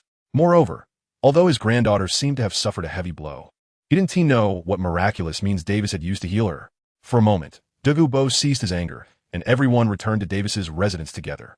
After entering the residence, Davis instructed the servants to close the gates tightly, refusing all visitors. However, the servants informed him that the Swordall had heard about Davis being attacked and safely returning, and was already waiting for him in the reception hall. Davis felt a surge of emotion. His teacher must have known about the attack the moment it happened and rushed to the scene, only returning to the estate after confirming his safety. He even informed the servants in advance that Davis had not been harmed in the attack, calming everyone's nerves. Truly a considerate and caring teacher. Since the Swordall was in the reception hall, Davis went directly to find him. When the four of them arrived, they saw the Swordall sitting with his eyes closed, resting. Upon sensing Davis's arrival, the Swordall opened his eyes, and an overwhelming killing intent emanated from his gaze. The weakest among them, Dou Yin, was overwhelmed by this killing intent, causing her hair to stand on end. Davis reached out to hold her hand, channeling his soul power to provide warmth, which helped her calm down. The seven killing sword was known for its strong, killing nature, surpassing even the Hao Ian hammer in this regard. Now, with his beloved disciple recently attacked under his very nose, a surge of killing intent was boiling within him, and for a moment, he couldn't control it, revealing a fraction of it. Seeing the little girl scared, Chen Xian quickly suppressed his killing intent. He already knew that this girl was his disciple's fiancée, and couldn't scare her.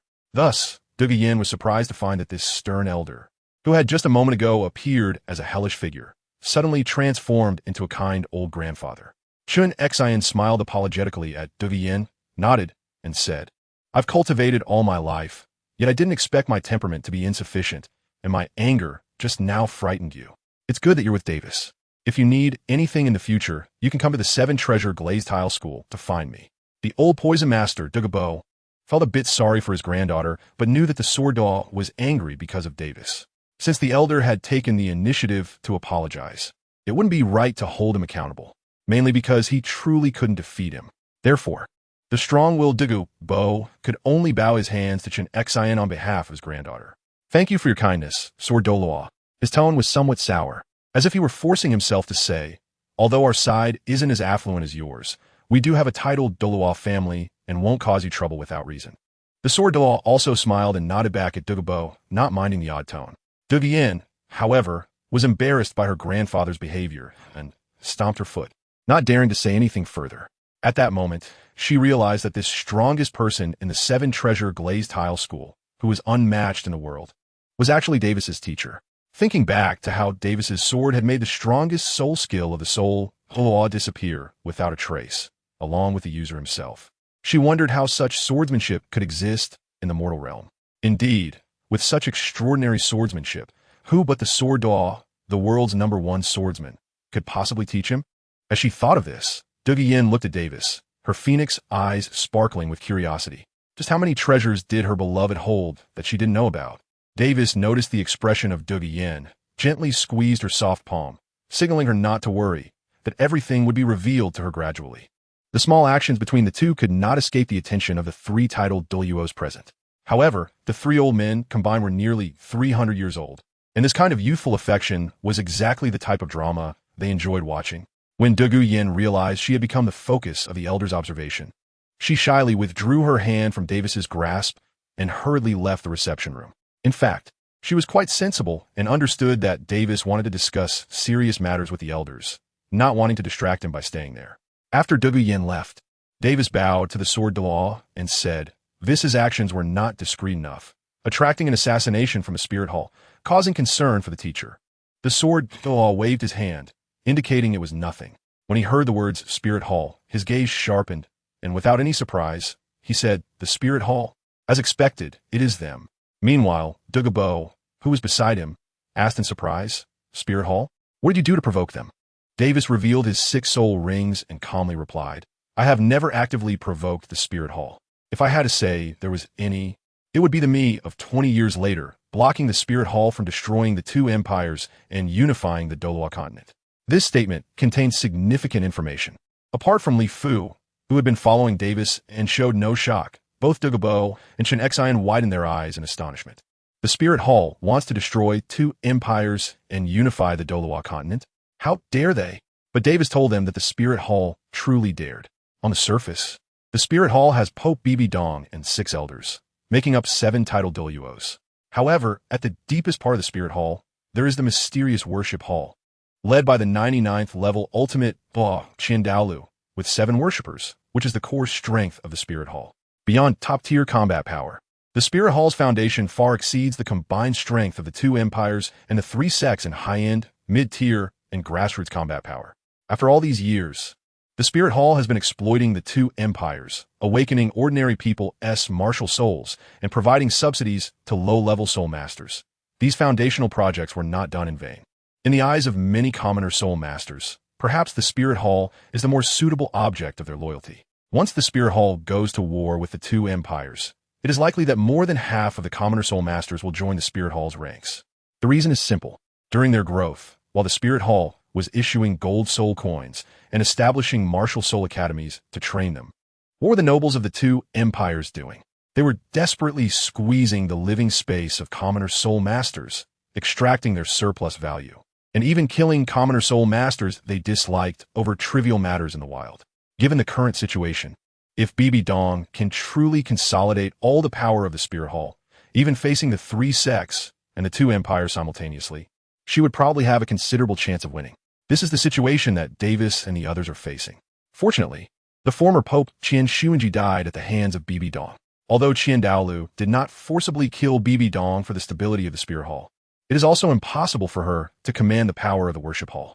That was the trump card Qian Douluo prepared for his granddaughter Qianrenxue, a future plan to overturn Bibi Dong and regain control of the Spirit Hall in the hands of the Qian family. Davis slowly recounted his understanding of the Spirit Hall, piece by piece. Shelf announcement this morning. I received a notification from the editor saying that my book can be put on the shelf today. I was still at the hospital on a shift, feeling completely bewildered. The book has been out for a month, with nearly 200,000 words and a lot of support from friends. Last night, as the book reached its 1-month milestone, I hit the milestone of 10,000 collections. As my first official novel, I am grateful to every friend who has collected, invested in, or followed my work. Since I am not a full-time writer and my main job is as a doctor with a heavy workload, I have mostly written during my fragmented breaks. From the beginning, I never thought this book would make money.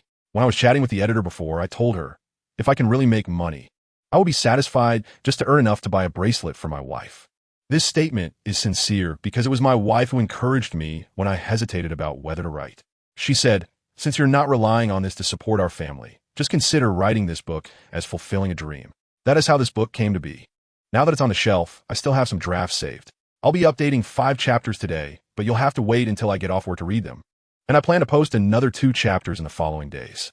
The editor said my follow count is over 1,000, with the initial subscription based on 900. And for every additional 100, I will add a chapter. The results of the initial subscription will be fulfilled the day after they come out. I hope everyone who can will subscribe and support more. It would be even better if you could subscribe for follow updates, as that data seems quite important. As for rewards, as a new writer, I don't dare to expect much, but if there are any, I will consider adding chapters based on the situation. I want to say much more. I am grateful to have you all. Respect. Chapter 70. The Layout Before Departure. First update. Seeking initial subscription. Jinxi always believed that Davis had the greatest ambition in the world. He was also very fortunate that Davis's ambition clearly did not lie in conquering the world or unifying the continent, but rather in reaching the pinnacle of strength in this world.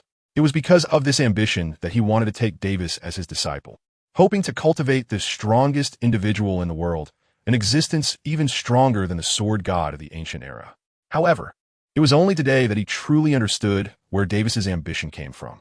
It was not that he had ambition, it was that he had accidentally learned everything, which sparked a desperate desire to protect his family, friends, and himself, leading him to attempt to reach the pinnacle of strength to resist the invasion of the Spirit Hall. With a furrowed brow, Jinxi asked, so, where do you plan to go next? Back to the Douluo Empire? Perhaps immediately returning to Douluo City. Increasing the city's defenses and residing quietly in the palace will be the most suitable choice on the surface. After all, the Spirit Hall is not prepared for war. After the assassination failure in Heavendou City, it is unlikely they would attempt another assassination in Douluo City immediately. That would trigger the sensitive nerves of the 2 empires and provoke the premature outbreak of a full-scale war, which is not what Bibi Dong wants right now. Nor would it gain the support of other forces within the Spirit Hall. But Jinxi knew that his disciple would definitely not choose this path. With Davis's character, he would surely go out to seek an opportunity to change the situation. If he were to confine himself within the Douluo Palace due to the threat of the Spirit Hall, Davis's future cultivation would likely be greatly hindered. Sure enough, Davis's answer did not exceed Jinxi's expectations. Master, I will go to a dangerous place called the City of Slaughter to train for a few years. As far as I know, there are no powerhouses above level 96 under Bibi Dong's command. In a few years, when I reach the Soul Saint level, it won't be so easy for the Spirit Hall to send an ordinary title Douluo to assassinate me. Jinxi nodded in agreement, but the nearby Douluo was already stunned by this statement. What is this brat talking about? A Soul Saint can rival a title Douluo? And what does he mean by an ordinary title Douluo? Is he implying something about me? Li Fu lazily gave Douluo a comforting look, signaling him. My lord is saying that the ordinary title Douluo includes not just you, but also me. Didn't he just mention that there are no title Douluo above level 96 under Bibi Dong? This means that only title Douluo above level 96 could pose a threat to him. Although Li Fu's talent has been enhanced by the 9-rank Purple Bamboo and the Tiger Claw's ultimate technique, he is currently only at level 94. Still 2 major steps away from the threshold of level 96. By the time Davis advances to Soul Saint and gains the domain of the God of Slaughter, the current Li Fu might truly not be his match. Li Fu's response caused Douluo to feel completely dazed. Before Davis spoke, he was still the renowned Poison Dou, the most esteemed chief worshipper of the Tiando royal family, and a rare top-tier powerhouse on the continent. However, after hearing Davis's words, a term was added before his impressive titles. Ordinary title Douluo. Is there any justice in this? Is there any law? This ordinary title Douluo even has to serve as a grass cultivator for Davis, acting as the administrator of the planting grounds. Just thinking about it makes one turn pale. Yet, when he considered that this irritating little brat was his future grandson-in-law, Douluo felt helpless. Sigh. Let be a debt owed from his past life. While Douluo was engaged in this psychological struggle, Davis had already begun to outline arrangements for future matters.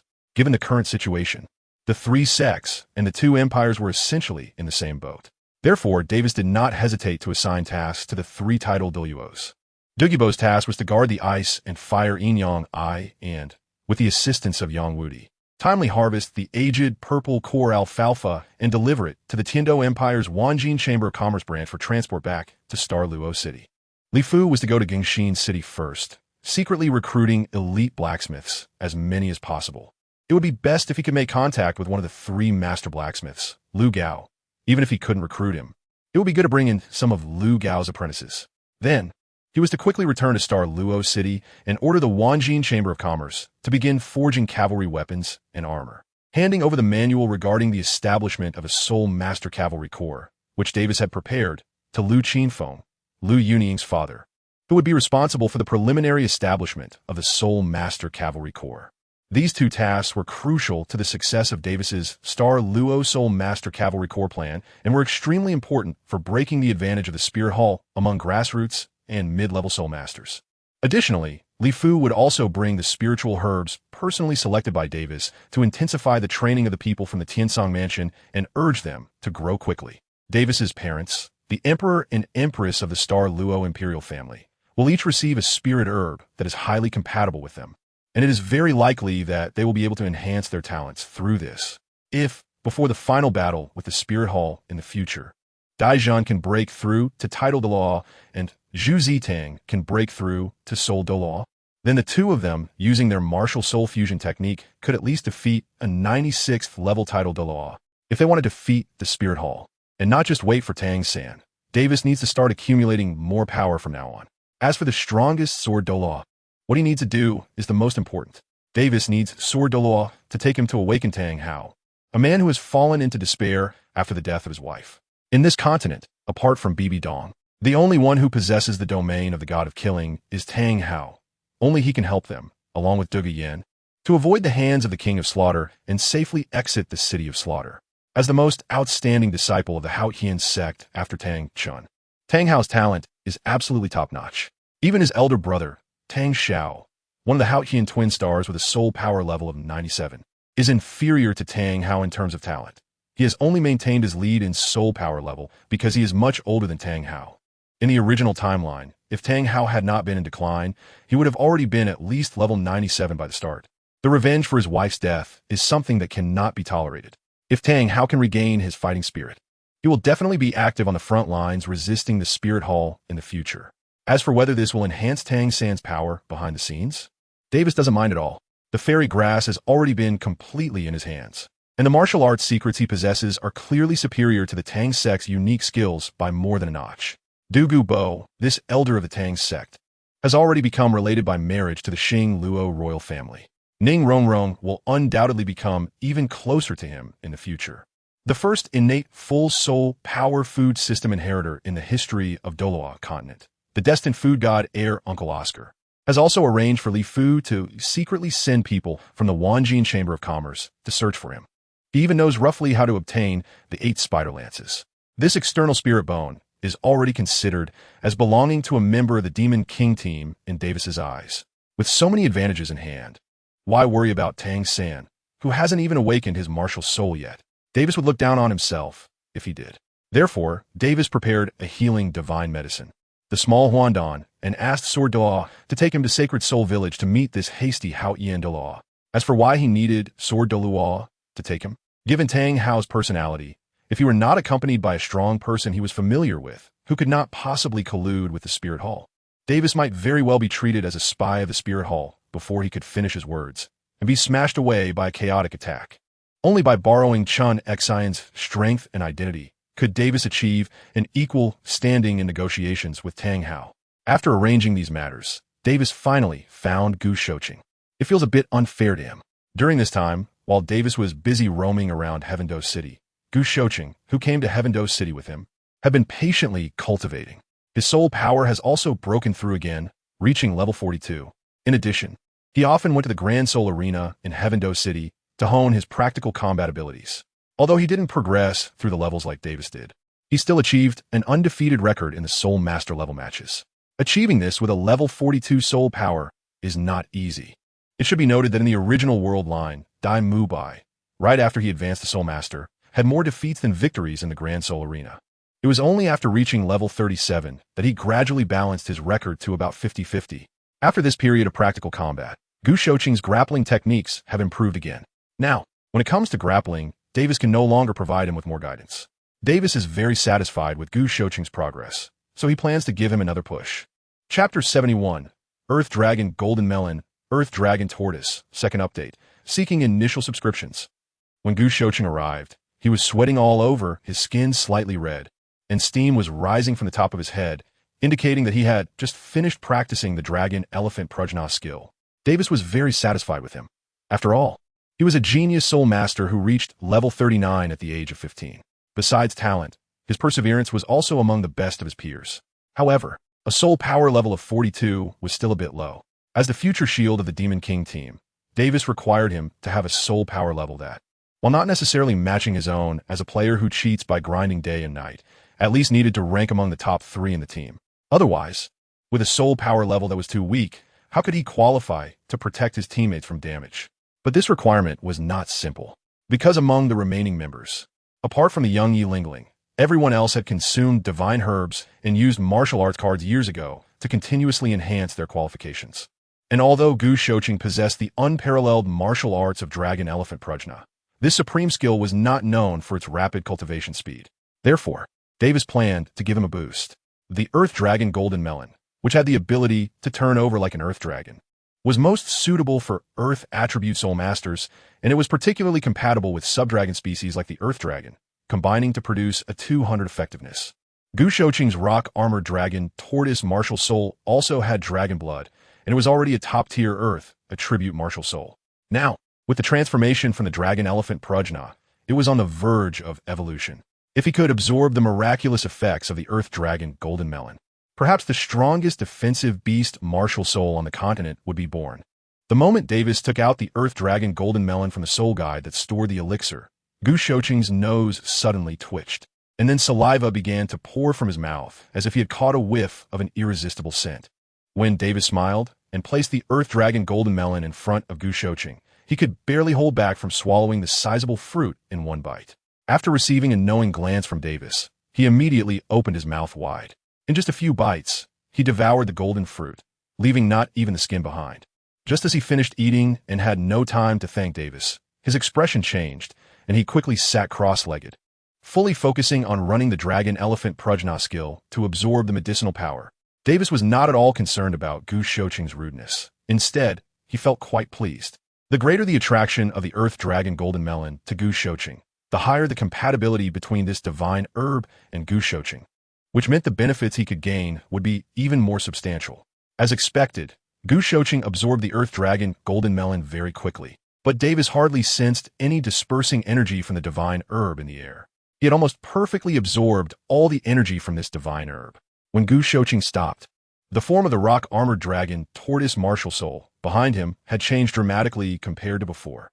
The dragon tortoise had grown larger, its limbs had become more robust, and its head had turned more ferocious, resembling a giant dragon even more. Additionally, on its thick and solid turtle shell, a mysterious soul-guiding formation diagram appeared. Each node on the diagram was highlighted by a yellow-brown gem, making it look particularly mysterious and powerful. Even without testing, Davis could tell that this diagram had significantly enhanced the defensive capabilities of the rock-armored dragon Tortoise Martial Soul. Roar. The usually composed Gu Shouqing could not help but let out a deep roar after absorbing the divine herb, his muscles bulging and his skin turning red. Davis could tell at a glance that his Dragon Elephant Prajna skill had definitely received a significant boost. Once Gu Shouqing was fully awake, he began to tally the gains alongside Davis. Firstly, his soul power level had dramatically increased. From the original level 42, he had jumped straight up 7 levels to reach a height of level 49. To be able to raise soul power by 7 levels at the soul sect level The Earth Dragon Golden Melon truly proved to be the most suitable celestial herb for Gu Shouqing. It wouldn't be long before Gu Shouqing could advance to Soul King. Secondly, Gu Shouqing's martial soul had evolved. From the Gu family's inherited rock armored dragon tortoise, it evolved into the legendary top-tier defensive martial soul, Earth Dragon Tortoise. This not only comprehensively enhanced the martial soul's strength, defense, and other basic attributes, but also granted him the talent to manipulate the earth. All Earth attribute soul skills would see a substantial increase in power in Gu Shouqing's hands, altering the terrain within a small to medium range, such as cracking the earth into trenches or gathering soil into hills, had become as simple for Gu Shouqing as eating and drinking. Once Gu Shouqing reached the realm of a high-level soul master, perhaps with just one step, he could change the entire battlefield's terrain. Thirdly, Gu Shouqing's Dragon Elephant Prajna skill had increased by 2 levels in one go. Although he had not practiced the Dragon Elephant Prajna skill for long, and even though his affinity with it was extremely high, he had only just reached the 3rd level. This ultimate skill had not yet reached its peak brilliance in his hands. However, after absorbing the Earth Dragon Golden Melon, Gu Shouqing's Dragon Elephant Prajna skill broke through twice in succession, reaching the 5th level, which could be considered a small achievement. At this point, within the realms of Soul Sect and Soul King, it was likely that no one with comparable physical qualities could match Gu Shouqing's strength. Davis had already advanced to Soul Emperor and was not included in the comparison.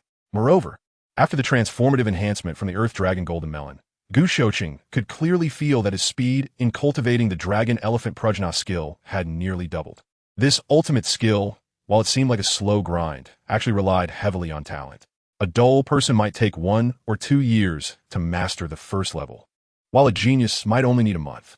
In fact, after following Davis to Heavendou City and witnessing Davis's steadily increasing strength and later acquiring an 80,000 year soul ring to advance to Soul Emperor, Gu Shouqing had felt some anxiety in his heart. Although his own cultivation speed was quite fast, it still paled in comparison to Davis, who was like a player with cheats. He worried that if this continued, his strength would be far surpassed by Davis, losing the qualification to follow him. Now, after such an enhancement and transformation from the Earth Dragon Golden Melon, Gu Shouqing's strength and talent had significantly improved, and he no longer needed to worry about being left behind by Davis. After Gu Shouqing finished consuming the celestial herb, Davis handed him a small spatial soul guide device that contained the 80,000-year-old right arm bone of a diamond monkey that the 7 Treasure Glazed Tile School had gifted him. He especially instructed Gu Shouqing to keep it safe and to absorb it only after advancing to Soul King. Having received 2 treasures in succession, Gu Shouqing felt immensely grateful. If Davis were to try using a card on Gu Shouqing at that moment, he would find that his loyalty had skyrocketed to a perfect score of 100.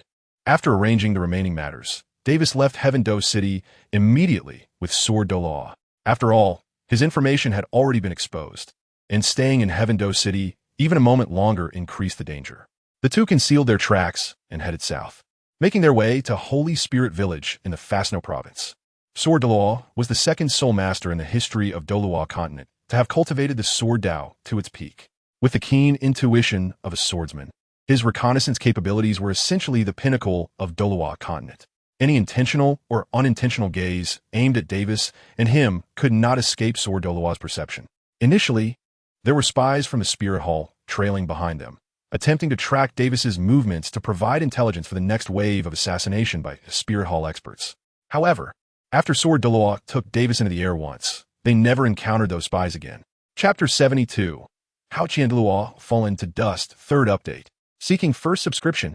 After shaking off the spies from the Spirit Hall, Sword Douluo and Davis traveled day and night, moving at full speed. It didn't take long for them to reach Holy Spirit Village at the border of the Fasno province from the capital of the Heavendou Empire. This was the place where the storyline began in the original world line. When Davis and Sword Douluo arrived at Holy Spirit Village, it was just dawn. This small mountain village in the remote province of the Empire was tranquil and peaceful. The villagers were busy working, and the children were playing, but there was one particular sight that caught the attention of both Davis and Sword Douluo. Not far from the village entrance, on a small hill, a tiny figure was sitting cross-legged, emitting a faint white light. Both Davis and Sword Douluo were remarkably perceptive, and from that white light, they sensed the aura of soul power. However, the little boy could only be 3 or 4 years old, not yet at the age to awaken a martial soul. Such a remarkable occurrence truly captured Sword Douluo's attention, and he was just about to approach to see what was so special about the child. Davis dissuaded him. Tang San was extremely sensitive and placed great importance on the secrets within his heart. In the original timeline, even when a master uncovered the secret of his twin martial souls, Tang San once had thoughts of killing. His regard for the Tang sect's ultimate skills was even greater than that for the secret of his twin martial souls. In a situation where an alliance with Tang Hao was needed, it was best to avoid provoking Tang San's sensitive nerves. Teacher, in such a remote village at the border of the Heaven Dou Empire, the appearance of such a peculiar child could only be Tang Hao's son. It was said that this child was born from a union of Tang Hao and a 10,000-year soul beast, which was somewhat extraordinary. The Sword Douluo suddenly realized. So he actually broke the boundary between humans and soul beasts. Even though the Sword Douluo was a swordsman who dedicated himself to the sword, he couldn't help but feel a sense of respect for Tang Hao. The information from the Seven Treasure Glazed Tile School only stated that Tang Hao competed with Qian Xuanji for the 10,000-year soul beast, and after successfully absorbing the soul ring, he counterattacked Qian Xuanji with a great Sumeru hammer. However, he didn't know that there was such a significant secret behind it. No wonder Tang Ritian was extraordinary. Everything he did was beyond the ordinary. After hearing Davis's explanation, the Sword Douluo lost interest in Tang San. What was so strange about a child of a 10,000-year soul beast having some extraordinary talent? It was better to go see Tang Hao. As core members of the top three sects, the Sword Douluo and Tang Hao were quite familiar with each other. Back when the Haoyan twin stars were renowned, they even teamed up to challenge the Sword Douluo. Of course, it was a competition of swordsmanship and hammer techniques, not a real battle. The rising Haoyan twin stars experienced their first taste of defeat under the Sword Douluo's overwhelming murderous intent and swordsmanship. But even in victory, the Sword Douluo had to admit that those two young men from the Haoyan sect had talents that surpassed his own, especially Tang Hao, who truly had a bit of the demeanor of his grandfather, Tang Chun. However, he never expected that after the battle with the Spear Hall, where Tang Hao severely injured Qian Xuanji, leading to his death, the Haoyan sect would retreat into seclusion, and Tang Hao himself would vanish, not to be seen for many years. Before reaching the wooden house of the Tang father and son, the Sword Douluo still held great expectations. He wondered what the talented youth who had once been so unwilling to yield, even in front of him, had become now. But when he and Davis stepped into the wooden house, they were greeted by the pungent smell of cheap alcohol. Who is it? The atmosphere in the wooden house changed, and a tall figure appeared at the door. It left the Sword Douluo extremely disappointed. Where was that once proud and unmatched young master from a few years ago? All he saw was a coward who could no longer muster any fighting spirit, intoxicated by alcohol, his body worn and weary, unwilling to recuperate. How did it come to this? Could love really destroy such a rare genius? The Sword Douluo could not understand. Tang Hao initially thought that his hidden retreat had been discovered by the Spirit Hall and rushed out with murderous intent, only to find not the pursuers from the Spirit Hall, but the Sword Douluo, a senior who had once guided him and his brother. He was momentarily stunned. Looking at the Sword Douluo's eyes filled with disappointment, Tang Hao opened his mouth, unsure of what to say. He knew that although the senior was not from the same sect and represented different interests, he had always valued himself and his brother Tang Xiao, especially himself, who had been praised by the other party multiple times. In the 4th year after Yin's death, Tang Hao, submerged in pain, felt a different emotion for the first time: shame. The atmosphere between the two was extremely awkward, and Davis had to step forward to break the silence. Senior Hao Yin, won't you invite us in for a chat? Only then did Tang Hao notice Davis, this junior. Davis's soul power was not intentionally concealed, and Tang Hao was astonished by this. At the age of 13 or 14, he was already a soul emperor. I have been in seclusion with Xiao San for 4 years, and this world has undergone such a significant change? Tang Hao was once again stunned. The fact proved that alcohol is not a good thing. Long-term heavy drinkers not only have low intelligence, poor reaction abilities, but also tend to be dazed. Senior Hao Yin? Davis spoke up again, reminding Tang Hao, who then realized that his behavior was a bit too rude, and finally invited both Sword Douluo and Davis into the house. After Davis and the Sword Douluo entered the cabin, they found that the furniture and daily necessities inside were severely lacking. Although the place was clean, with a small bowl of porridge still warm in the iron pot, it was clear that this was not made by Tang Hao, the drunken slob. It was probably made by his child with the soul beast, but who was the father and who was the son? Sighing, the Sword Douluo said, I knew you must have suffered a heavy blow, but I didn't expect you to have lost your spirit as well. Even if you still have that level 95 soul power, How much can you exert now? Weiss, let's handle the matters regarding the Spirit Hall ourselves. There's no need to trouble others. As he spoke, he reached to pull Davis up to leave. When Tang Hao heard the first part of the conversation, his face was filled with guilt, but upon hearing the latter part, his brows furrowed tightly, and a fierce light flashed in his eyes. Handle the Spirit Hall? Is the seven-treasure glazed tile school going to war with the Spirit Hall? This was the first time Davis heard Tang Hao speak since the three of them met. His voice, worn by poor wine, was deep and hoarse, but Davis could clearly hear the hatred in his tone. Hearing Tang Hao's words, the sword Douluo stopped in his tracks, turned back to scrutinize him, and said, "So what if we go to war? Can you still wield the Hao Ian hammer? Tang Hao, do you still have the courage to challenge the Spirit Hall as you did when you challenged me?" Tang Hao was stunned for a moment, then smiled bitterly and said helplessly, "After that battle 4 years ago, my heart died. If it weren't for wanting to see little San grow up, I would have gone with it long ago. Senior, you are right. I indeed lack the courage to challenge the Spirit Hall now." Hearing such cowardly words from the renowned Hao Ian Douluo infuriated the sword Douluo to the point where he almost left, but Davis held him back firmly. "Master, please wait a moment. Let me ask him one last question." The sword Douluo stopped again, this time without turning back, just waiting for Davis to ask his question. He had already made up his mind that after Davis asked that question, he would leave and no longer stay under the same roof as this useless person. Then, Davis asked a question that completely broke down Tang Hao's defenses. "Senior Hao Ian, what if the Blue Silver Emperor has a chance to be revived?" Davis's words made Tang Hao's eyes widen, and he immediately wanted to rush forward to grab his hand. A dark, long sword blocked him. Sword Douluo, holding the 7-killing sword, stood between Davis and Tang Hao, staring at the scruffy-faced Tang Hao and questioning, "Tang Hao, what do you want to do?" Tang Hao suddenly heard news related to his wife, feeling anxious and burning with urgency.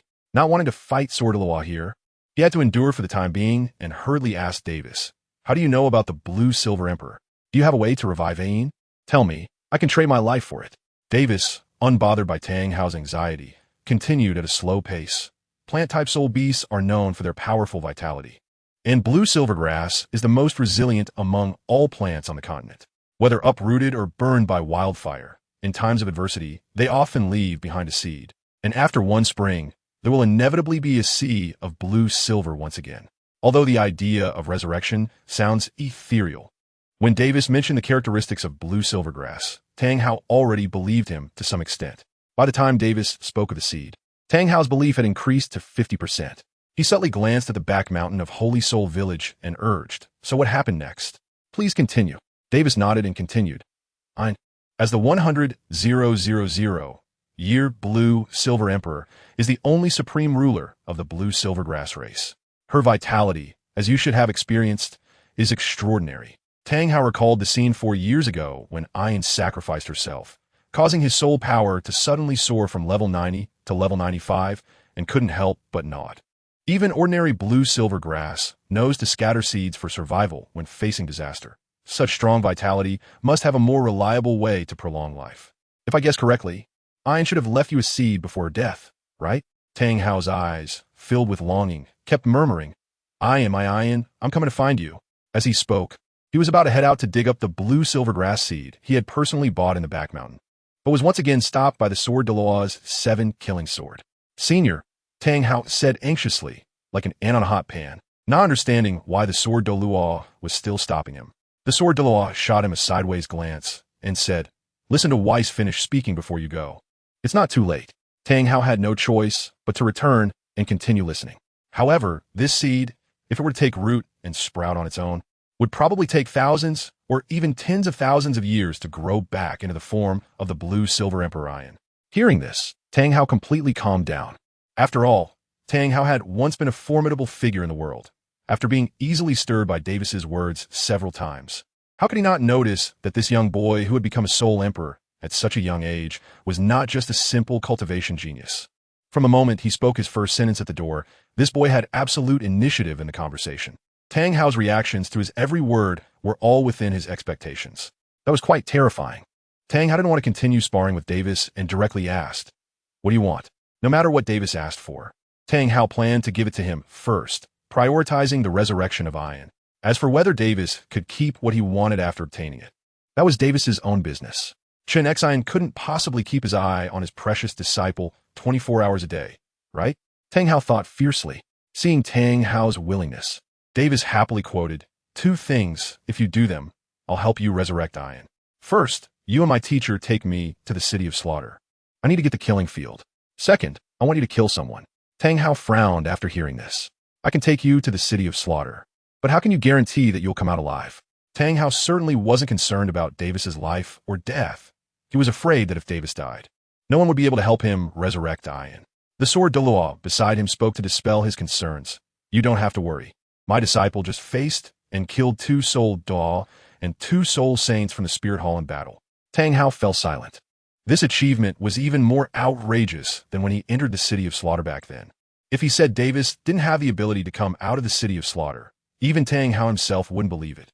The only thing to worry about was if the king of slaughter would take action against him, but with Tang Hao as a backing, the king of slaughter would never dare to personally target Davis.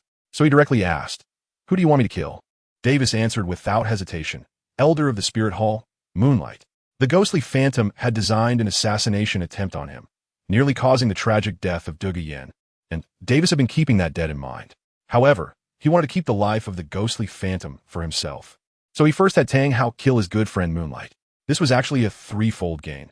It reduced the strength of the Spirit Hall, allowed the ghostly phantom to feel pain, and let Tang Hao step out to attract the attention of the Spirit Hall, reducing the chances of the talented individuals from the Xinglua Tiankai mansion being focused on. Tang Hao agreed without hesitation. If it were to kill other innocent people, he might have hesitated. But Moonlight was an old enemy. He had a hand in the ambush against Ain back then. Unexpectedly, the condition Davis wanted was to kill Moonlight. Was this even a condition for Tang Hao? To ensure that Tang Hao's plan to kill Moonlight would succeed in one go, Davis didn't hesitate to give him a small recovery pill, hoping it would help him heal the internal injuries remaining in his body. Tang Hao naturally accepted it. After all, Moonlight was also at level 95 like him. Although his combat power was crushed by Tang Hao, his martial soul was incredibly tough, the extraordinary mushroom chrysanthemum, excelling in both offense and defense. Moreover, the hidden injuries in Tang Hao's body also had a considerable impact on his combat power. If he couldn't heal them, it was uncertain whether he could kill Moonlight in one strike. Thus, Tang Hao unguardedly took the pill given by Davis and swallowed it directly. After the pill entered his abdomen, it didn't cause significant fluctuations in Tang Hao's powerful soul power, but quietly nourished Tang Hao's meridians and internal organs. Tang Hao estimated that the medicinal effect of this small recovery pill was more than enough to heal his internal injuries. And it wouldn't take much time. Just one night's meditation and recuperation would suffice. Tang Hao thanked Davis with a fist salute. After all, this was a bonus beyond their agreed terms. At this moment, he was genuinely curious about the identity of this mysterious young man in front of him.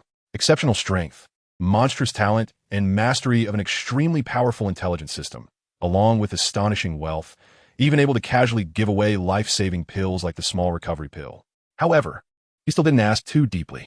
He was confident that a young man like Davis, once he emerged from the city of slaughter in a few years, would quickly make his name resonate throughout the entire continent. The momentum and reputation of such a person were impossible to conceal, just like his own past. Chapter 74. The Real Reason for the Assassination. 5th Update. Seeking First Subscription. Tang Hao spent an entire evening absorbing the medicinal power of the small recovery pill, completely eliminating all his internal injuries. Plus, with the hope of resurrecting his beloved wife, his once dead heart began to revive. When Davis saw him the next day, he seemed like a completely different person. According to the sword Douluo, Tang Hao's mental state at this time was only about 80% of his former brilliance. The healed Hao Yiguo was truly the same chaotic demon king who had once single-handedly smashed the spirit hall into disarray. The miraculous effects of the small recovery pill shocked Tang Hao and greatly improved his perception of Davis. After all, who wouldn't like a generous collaborator? Tang Hao left a letter for his son Tang San and departed with Davis and the sword Douluo. Although Tang San was young, he already had enough ability to take care of himself, and with village chief Jack also helping, there was no need for Tang Hao to worry about him. The three of them first arrived at Nodding City, intending to change direction from there to head towards the city of slaughter. However, when they entered Nodding City, they suddenly found the atmosphere in the city to be extremely tense. The patrolling guards coming and going, along with the occasional flying soul masters, indicated that things were not simple. Could it be that my whereabouts have been exposed? Davis and Tang Hao both had the same suspicion arise in their minds, almost simultaneously. Then, the two top enemies of the Spirit Hall from different generations exchanged glances, both filled with doubt, but unwilling to admit it was their own problem. Impossible. It must be because of you.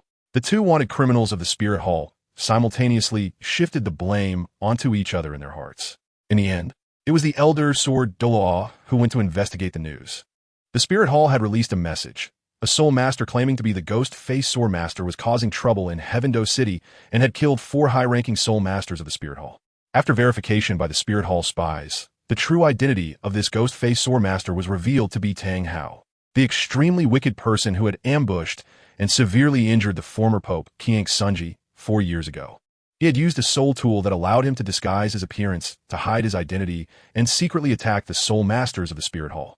According to reliable information, after committing the crime, Tang Hao was very likely to seek refuge in the Douluo Empire. As a city close to the border, Notting City was one of the areas easiest for Tang Hao to pass through. Therefore, the Spirit Hall specifically dispatched an elite team to help strengthen the defenses of Notting City. This news truly left a few of them speechless, all shocked into silence. They never expected that both Davis and Tang Hao would be included in this bounty notice from the Spirit Hall.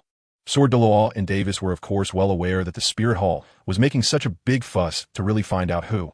They initially thought that as the crown prince of the Douluo Empire, Davis would not attract the Spirit Hall's attention after evading them, and that the Spirit Hall would refrain from causing any major disturbances in a short period to avoid completely angering the Douluo Empire. They never expected such a move. Tang Hao was also speechless. Although he was indeed a sworn enemy of the Spirit Hall, he had remained undetected by them for 4 years while living in seclusion. Now, to search for this kid, they had dragged him out as a decoy, with the Spirit Hall's patrols nearly running to his doorstep in the Holy Soul Village. Seeing that they could no longer stay in Notting City, the three had no choice but to exit the city and take a mountain path to the City of Slaughter. Along the way, Tang Hao, who was also caught in the crossfire, shot a glare at Davis and gritted his teeth, quietly asking, "Who the hell are you? That the Spirit Hall values you so much to use my notorious name for you?" Davis could no longer hide his identity, and with a helpless shrug, he clasped his fists in greeting to Tang Hao and formally introduced himself. "I am Davis, the eldest son of the Dai family from the Douluo Empire. I have come to pay my respects to Senior Tang Hao." Tang Hao, who had not been in contact with the Soul Master world for a long time, took a moment to react. "You are the talented crown prince of the Douluo royal family." Tang Hao had always been puzzled as to why Davis was targeted for assassination, but now he finally understood. "I see. Although the Spirit Hall acts domineeringly, they are also arrogant and tend not to regard other forces highly. Historically, they have not advocated for the suppression of young talents from other factions. But if you're the future heir of the Douluo Empire, it makes sense. After all, the Spirit Hall is different from our sect. They place great importance on commoner soul masters, as they're their greatest source of military strength." Tang Hao's words were left unfinished, but both Davis and the Sword Douluo understood. Indeed, talents from sects like the Haotian Twin Stars or the Thunder Prison Dragon King, no matter how lively they are, would hardly attract the attention of the Spirit Hall, making it unlikely they would specifically send someone to assassinate them. "You are strong, so what? I'm stronger." This is the mindset of the higher-ups in the Spirit Hall. However, the heirs of the two empires are different. Strength determines character. If the future emperors of the two empires are super Douluos above level 95, or even stronger, do you think they would restrict the development of the Spirit Hall within their territories? This is particularly evident in the Douluo Empire. Every emperor has a queen with equally exceptional talent who can fuse with their martial soul. If an emperor becomes too powerful, the development of the Spirit Hall within the two empires would inevitably be severely restricted. The empire does not suppress sects because the requirements for bloodlines and martial souls mean that sects are inevitably small to medium-sized organizations that do not threaten national stability. However, the core interests of the Spirit Hall and the two empires are fundamentally in conflict. Davis is inherently a smart person. He just didn't realize this while sitting in the position of the Douluo prince. Now, with a little guidance from Tang Hao, he immediately understands. No wonder both generations of popes attempted to assassinate him. As the most outstanding heir of the two royal families, the Douluo Dai family and the Dou Shui family, who else would they target if not him? Not to mention that the heir of the Dou Shui family has probably already been replaced by Qianren Xue by now. Once Davis is dealt with, the next generation of emperors from the two great empires will be at the mercy of the Spirit Hall. It seems that I have already become an important document in BB Dong's hands. For the sake of my own safety, I can only trouble the great Haoyan Law to attract the attention and firepower of the Spirit Hall. Davis glanced up at Tang Hao and suddenly felt a surge of security in his heart. Tang Hao didn't notice Davis's gaze and suddenly felt a chill, as if he had been plotted against by someone. It's all that damn Spirit Hall's fault. Davis and the other two were sprinting through the mountains and soon arrived at the last small town, Anning Town, near the city of Slaughter. Upon seeing this name, both Davis and the sword Douluo couldn't help but be astonished. The closest town to such an evil city as the city of Slaughter was actually called Anning Town. What a peculiar irony. However, it was also understandable. It was precisely because of the existence of the city of Slaughter that the people in other parts of the Douluo continent could enjoy peace, as it restrained many evil soul masters. The three of them entered Anning Town, planning to have a meal and rest well before heading to the city of Slaughter the next day. But what was excessive was that there was also a bounty for Tang Hao Davis here. This was already the 12th city they had encountered on their journey that was offering a bounty for Tang Hao Davis. The Spirit Hall, a religious force that covered the entire continent, could indeed create a net as tight as heaven and earth when they fully targeted someone.